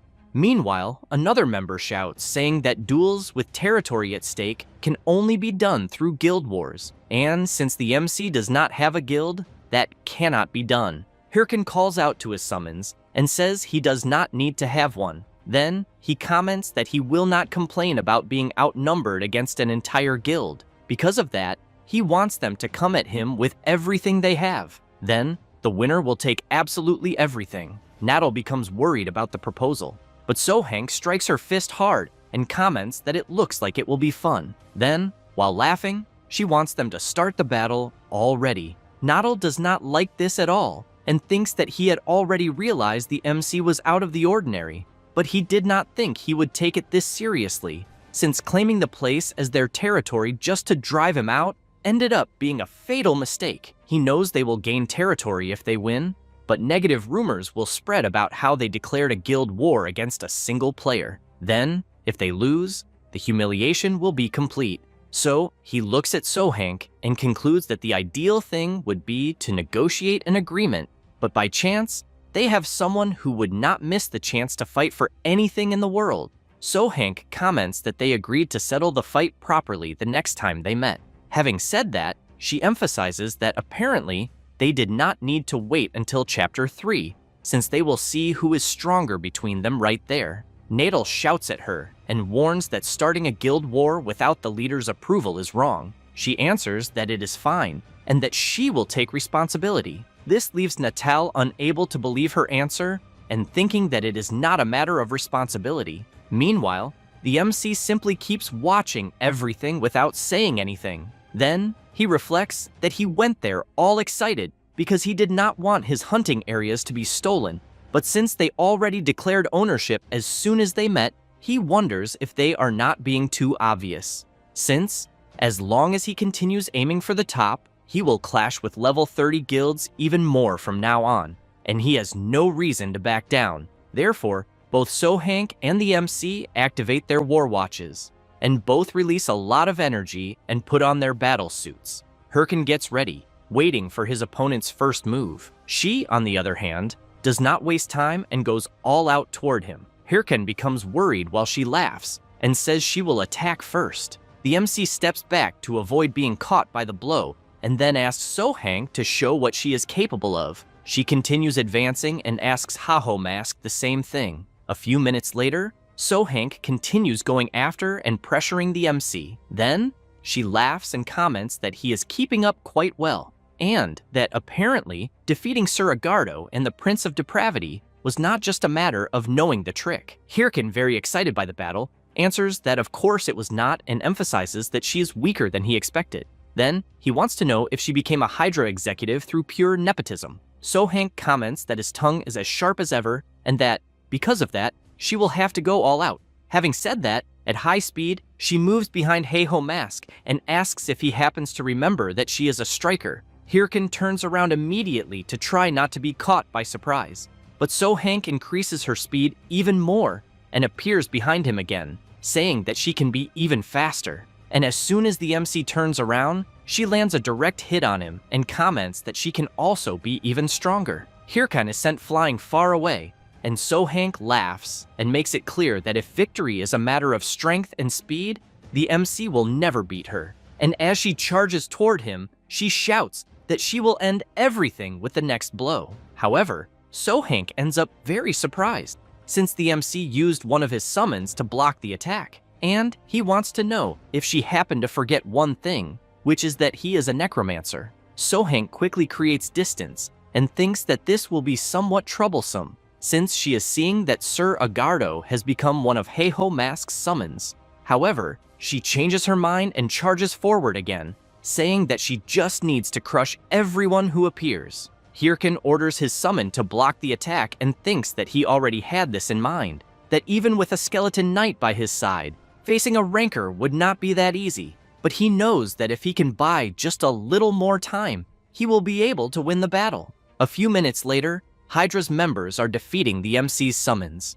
Nadal thinks that he had heard Heiho Mask's skeletons were great, but he did not know there were this many of them. So, he thinks he is definitely capable of waging a guild war by himself. However, he thinks that even so, he is underestimating Hydra far too much, because this is nothing to them. Then, he tells the rest of the group to gather quickly, since they need to help Sohank. But as soon as he looks ahead, he ends up very surprised. Then, he wonders why a snowstorm is suddenly happening out of nowhere, until he considers that maybe Heiho Mask had planned even this the whole time. Therefore, he turns around and shouts, calling for Sohank.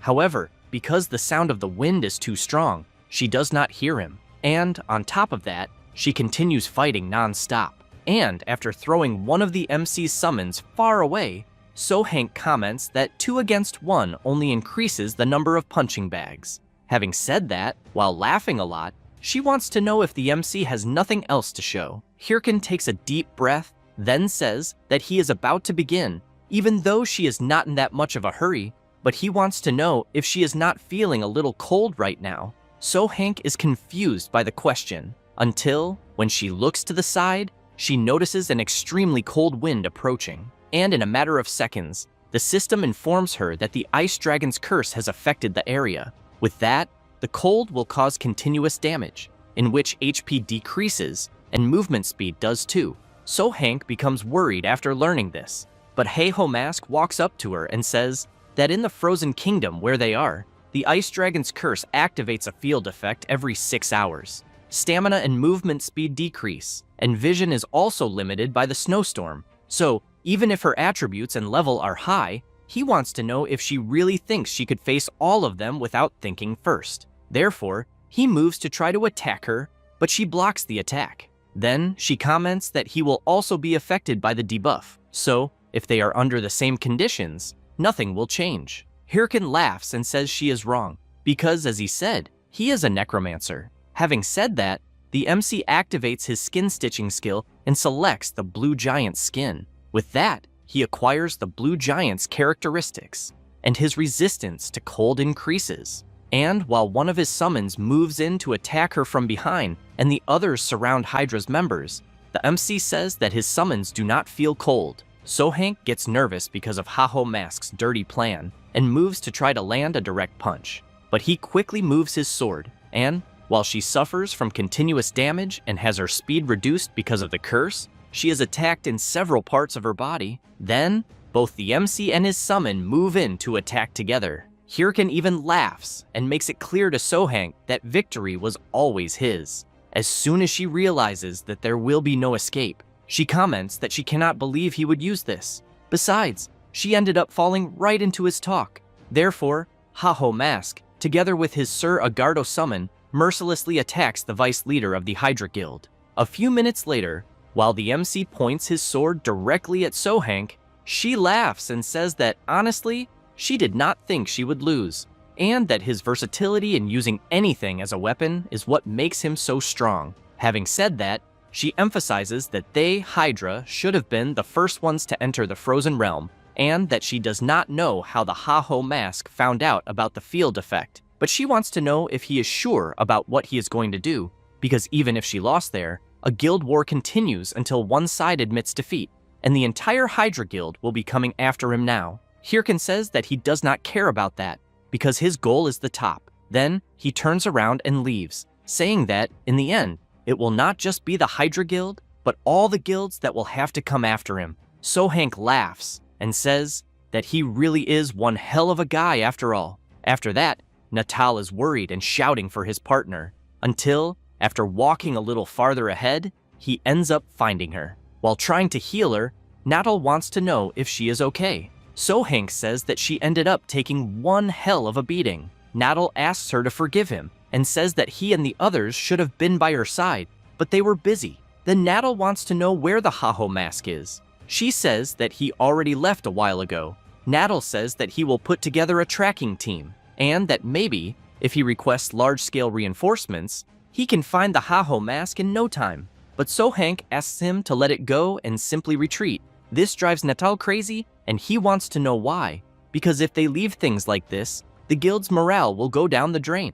So-Hank laughs and says that the Ha-Ho Mask has already defeated Hydra's executives, so she thinks that if they drag a bunch of people into the fight against him, they will only make themselves even more of a joke. Having said that, she emphasizes that she knows they lost there, but she asks Natal not to worry so much, because she will take full responsibility. While continuing to heal her, Natal says that sometimes she really gets on his nerves. So Hank wants to know if he has a problem or if, by any chance, he wants to buy the rank. Until, out of nowhere, two people appear, and one of them, after seeing who is up ahead, wants to know what happened, because he swears he felt the Ha-Ho Mask's presence there and thought he had finally caught up to him. Both So-Hank and Natal are very surprised by the people they are seeing. One of the people who just appeared comments to his partner that apparently it looks like the Ha-Ho Mask disappeared and the weaklings up ahead are there in his place. Natal immediately stands up and says that the person had better watch what he says,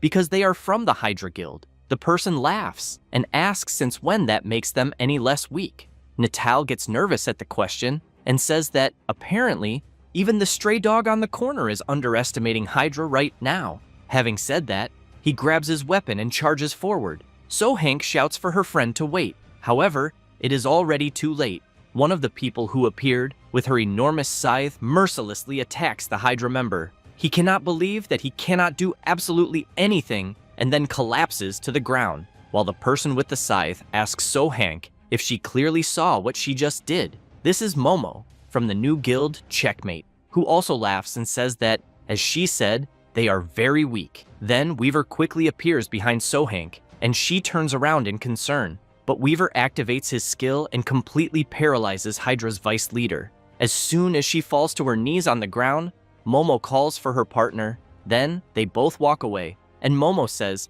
that she hopes the Ha-Ho Mask is a stronger toy than Hydra's weaklings. Meanwhile, in another part of the Frozen Realm, the MC is happy and thinking that he ended up wasting time shooing away some flies. But he has finally reached his destination, the ancient ice castle. Then he reflects that this is where the field boss of the Frozen Realm, the Ice Dragon, is waiting. Next, he thinks that, aside from the Flame Dragon in the Great Urgle Mountains, out of all the raids currently being attempted, the Ice Dragon must be the highest level field boss right now. Thus, he concludes that this makes that place the best method to level up alone, without any interruptions, and while walking through the castle, he laughs and wonders why he would hand this over to someone else on a silver platter. Hirkin kicks the boss room door with all his strength and shouts that it is dragon fruit harvesting season. In turn, as soon as it sees the MC, it lets out a loud, piercing roar and immediately prepares to attack. This is the Ice Dragon, a level 200 boss monster. With just the creature's roar, the blue giant's skin armor is completely destroyed. Because of that, he is affected by the cold, with his HP constantly decreasing, as well as his movement speed. Hirkin runs out of the boss room and closes the door. While very scared and feeling cold, he wonders what the hell just happened, and how strong that body of his is for the blue giant skin not to work against the Ice Dragon. Then he wonders how Syl from the Thunder Hunters defeated this thing, because he is sure that she had increased cold resistance, just like him, until he considers whether, by any chance, she used the essence of Ifrit, which grants cold resistance for 5 minutes. So Hirkan opens the marketplace shop and thinks that the drop chance after defeating the Spirit King Ifrit is unbelievably low, but it is basically the best cold resistance item that exists. If it has one flaw, it is how absurdly expensive it is due to the low drop rate, but he knows that, with how filthy rich Syl is, she could fill an entire pool with that essence and still have some left over. So, seeing no alternative, he decides that he will have to buy the item. However, the MC is notified that he has insufficient balance to make the purchase. And, to make matters worse, the boss completely destroys the entrance to the room and sends the MC flying. While being thrown away, he thinks that he had forgotten he was out of money. Hirkin crashes into the ground, and as he gets up, he thinks that he knew he should have taken more time to prepare before going to face the Ice Dragon, but he ended up rushing because of those damn Hydra guys. However, before the enormous creature, he concludes that it is all or nothing at that moment. Then, he calls for his summons and tells them to make sure they dodge all of the dragon's breaths. but in a matter of seconds, they are all violently thrown out of the frozen castle. Hirkan thinks that everyone has a foolproof plan until they take a beating like that. When he tries to get up, he realizes that his whole body is already aching, and while thinking that he will run away for now and plan a rematch, a creature approaches from behind him, saying that this was quite a trial. The Haho mask immediately turns around in shock and wants to know who the creature is. The old man comments that it seems he is finally being rewarded for enduring the curse of the evil ice dragon. Having said that, he says his name is Nur, and that he is the last successor of the kingdom that has now become a nightmare. Hirkan is surprised to learn who the old man is. Then he thinks that he has absolutely no idea who he is, even after he introduced himself. So he wonders what is going on, since he has never heard of an NPC in the Frozen Realm, until something comes to his mind, and while looking carefully at the NPC, he concludes that he was never discovered even in his past life. Then, he realizes that, apparently, the ice dragon does not attack where they are, but he soon goes back to thinking that when the Thunder Hunters conquered the Frozen Realm, they fought the ice dragon using items with high cold resistance right from the start. Then, since the plan worked perfectly, they never needed a second attempt. Because of that, they also never had the chance to be thrown by an attack into a hidden area around the castle. So, he keeps in mind that since Warlord does not impose limits on how someone approaches a raid, there is immense flexibility in how a player plans and executes a strategy. Even so, there is usually a standard path planned for the players. Therefore, he thinks that if there is an NPC there, then this may be the original raid strategy that Warlord prepared. With that in mind, Hirkan laughs and then introduces himself to the old man, saying that he is an adventurer fighting to bring peace to the world, and that, if possible, he wants Nur to tell him his story. In turn, he emphasizes that what he is about to tell is a story from a very, very long time ago. It is about how a kingdom built by a great civilization met its brutal end, a story tied to a tragic past. If Nur's long story were to be summarized, it would be something like this. In it, a kingdom that was once very different from its current frozen state was a prosperous place with a warm climate. But one day, the ice dragon suddenly appeared and attacked the kingdom, claiming the land as its territory. Then the king and his army fought bravely, but they ended up losing the battle. Because of that, as an example of what would happen to anyone who opposed it, the dragon cursed the kingdom to be wrapped in an eternal snowstorm. A few minutes later, Nur also says that several centuries have passed since then, and only he, as the king, remained there with his consciousness intact, waiting for a warrior with the courage to face the ice dragon. Hirkan gets excited after hearing the story and understanding what the plot of this progression means. So, he tells the NPC that he wants to help him. However, he emphasizes that he cannot withstand the cold emanating from the ice dragon. Then he wants to know if he happens to know a way to overcome it. Nur says that it is a relief that even this late, an adventurer like the MC ended up there. Having said that, he makes it clear that he did not stay there waiting while doing nothing, because he read the ancient books that remained in the kingdom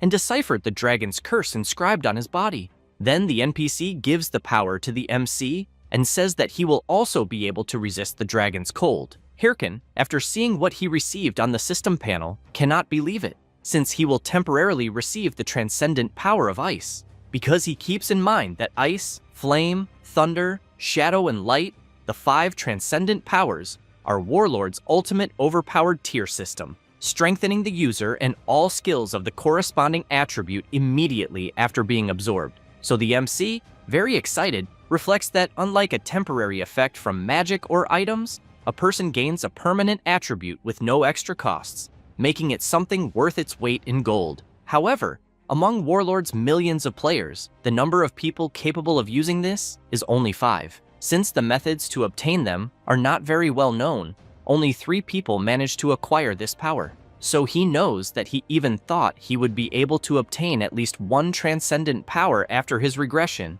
but he never imagined he would find an undiscovered element right there. However, he thinks that this cannot be the only condition to obtain it. The NPC asks the Haho mask to keep in mind that the power he gave him is only temporary, since it is a power derived only from what he deciphered and from the ice dragon itself. However, he emphasizes that if the MC subdues the dragon, the power he gave him can become entirely his. Then, he wants to know what the MC will do, and if he will avenge the frozen kingdom in their place. With that, the Avengers' mission arrives, in which Hirkin must accept the request of the last ruler of the frozen kingdom and subdue the ice dragon. The reward is permanent access to the transcendent power of ice. A few minutes later, most of the Haho Mask's summons have already been defeated by the boss, until he arrives at the location, wanting to know what he will do, because he knows that he will be able to gain a power that he will use for the rest of his life. But taking down an ice dragon, whether it is ancient or whatever, is a small price to pay. Then he concludes that he will settle this quickly and make the ice completely his. At that moment, the dragon fires its freezing breath and hits the MC and his summons head on. However, the creature ends up surprised, since it sees that its attack had no effect at all. The MC laughs and makes it clear that things are different now, since he is fully prepared, because at that moment, all ice attacks are nullified through the effects of the transcendent power of ice. Having said that, Hirkin calls for his summons and orders them to go on the attack. Quickly, the skeleton warriors and mages charge toward the overwhelming beast. While the creature is hit by long-range attacks, the knight Suragardo and the others leap onto the dragon and unleash several combined attacks. The dragon becomes furious, immediately turns around, and lands a direct hit on the summons. However, the knight Suragardo withstands it and grabs the dragon's tail. In turn, the creature prepares to release another icy breath, but the Haho Mask tells the creature not to look away, because he is very close to landing a decisive attack.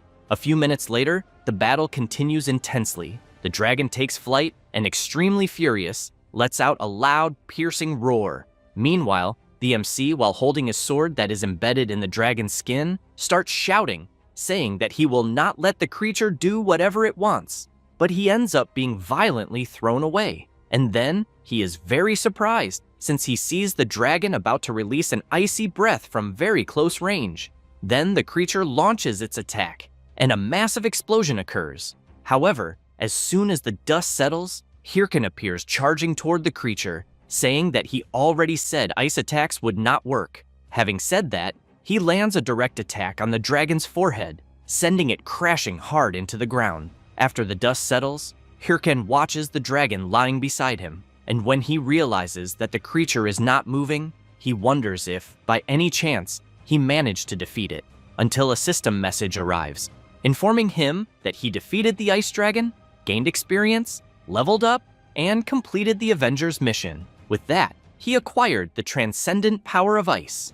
The MC starts jumping with joy, thinking that the transcendent power is finally all his, until he ends up hearing the dragon say that if the Kingdom of Ruin rises once again, only his army of ice will be able to resist. Hirkin turns around in shock, wanting to know how the creature is still breathing. In turn, the creature calls the MC human and makes it clear that he will not be able to endure the great calamity lurking on the dark continent. Then, while its body dissipates, it warns the MC that he will still regret what he has done. Thus, Hirkin receives a notice saying that he has completed the Kingdom of Ruin Clue's mission. Because of that, he has brought about a new era. After learning this, the Haho Mask thinks that he did not know there could also be a clue for the Kingdom of Ruin there, but that somehow he completed another mission. However, while he thinks that it is almost scary how well things have gone, Momo suddenly appears behind him, ready to launch an attack. And as soon as she attacks, an impact explosion occurs, and a lot of snow is thrown into the air. But after noticing how the Haho Mask reacted, she comments that he has good instincts, since she intended to finish him off with a single blow. Hirkin breathes heavily, and then, while his mask cracks completely and a wound opens on his forehead, he wants to know who the people who appeared are. Momo laughs, releases her terrifying power, and says that they are from the Checkmate Guild.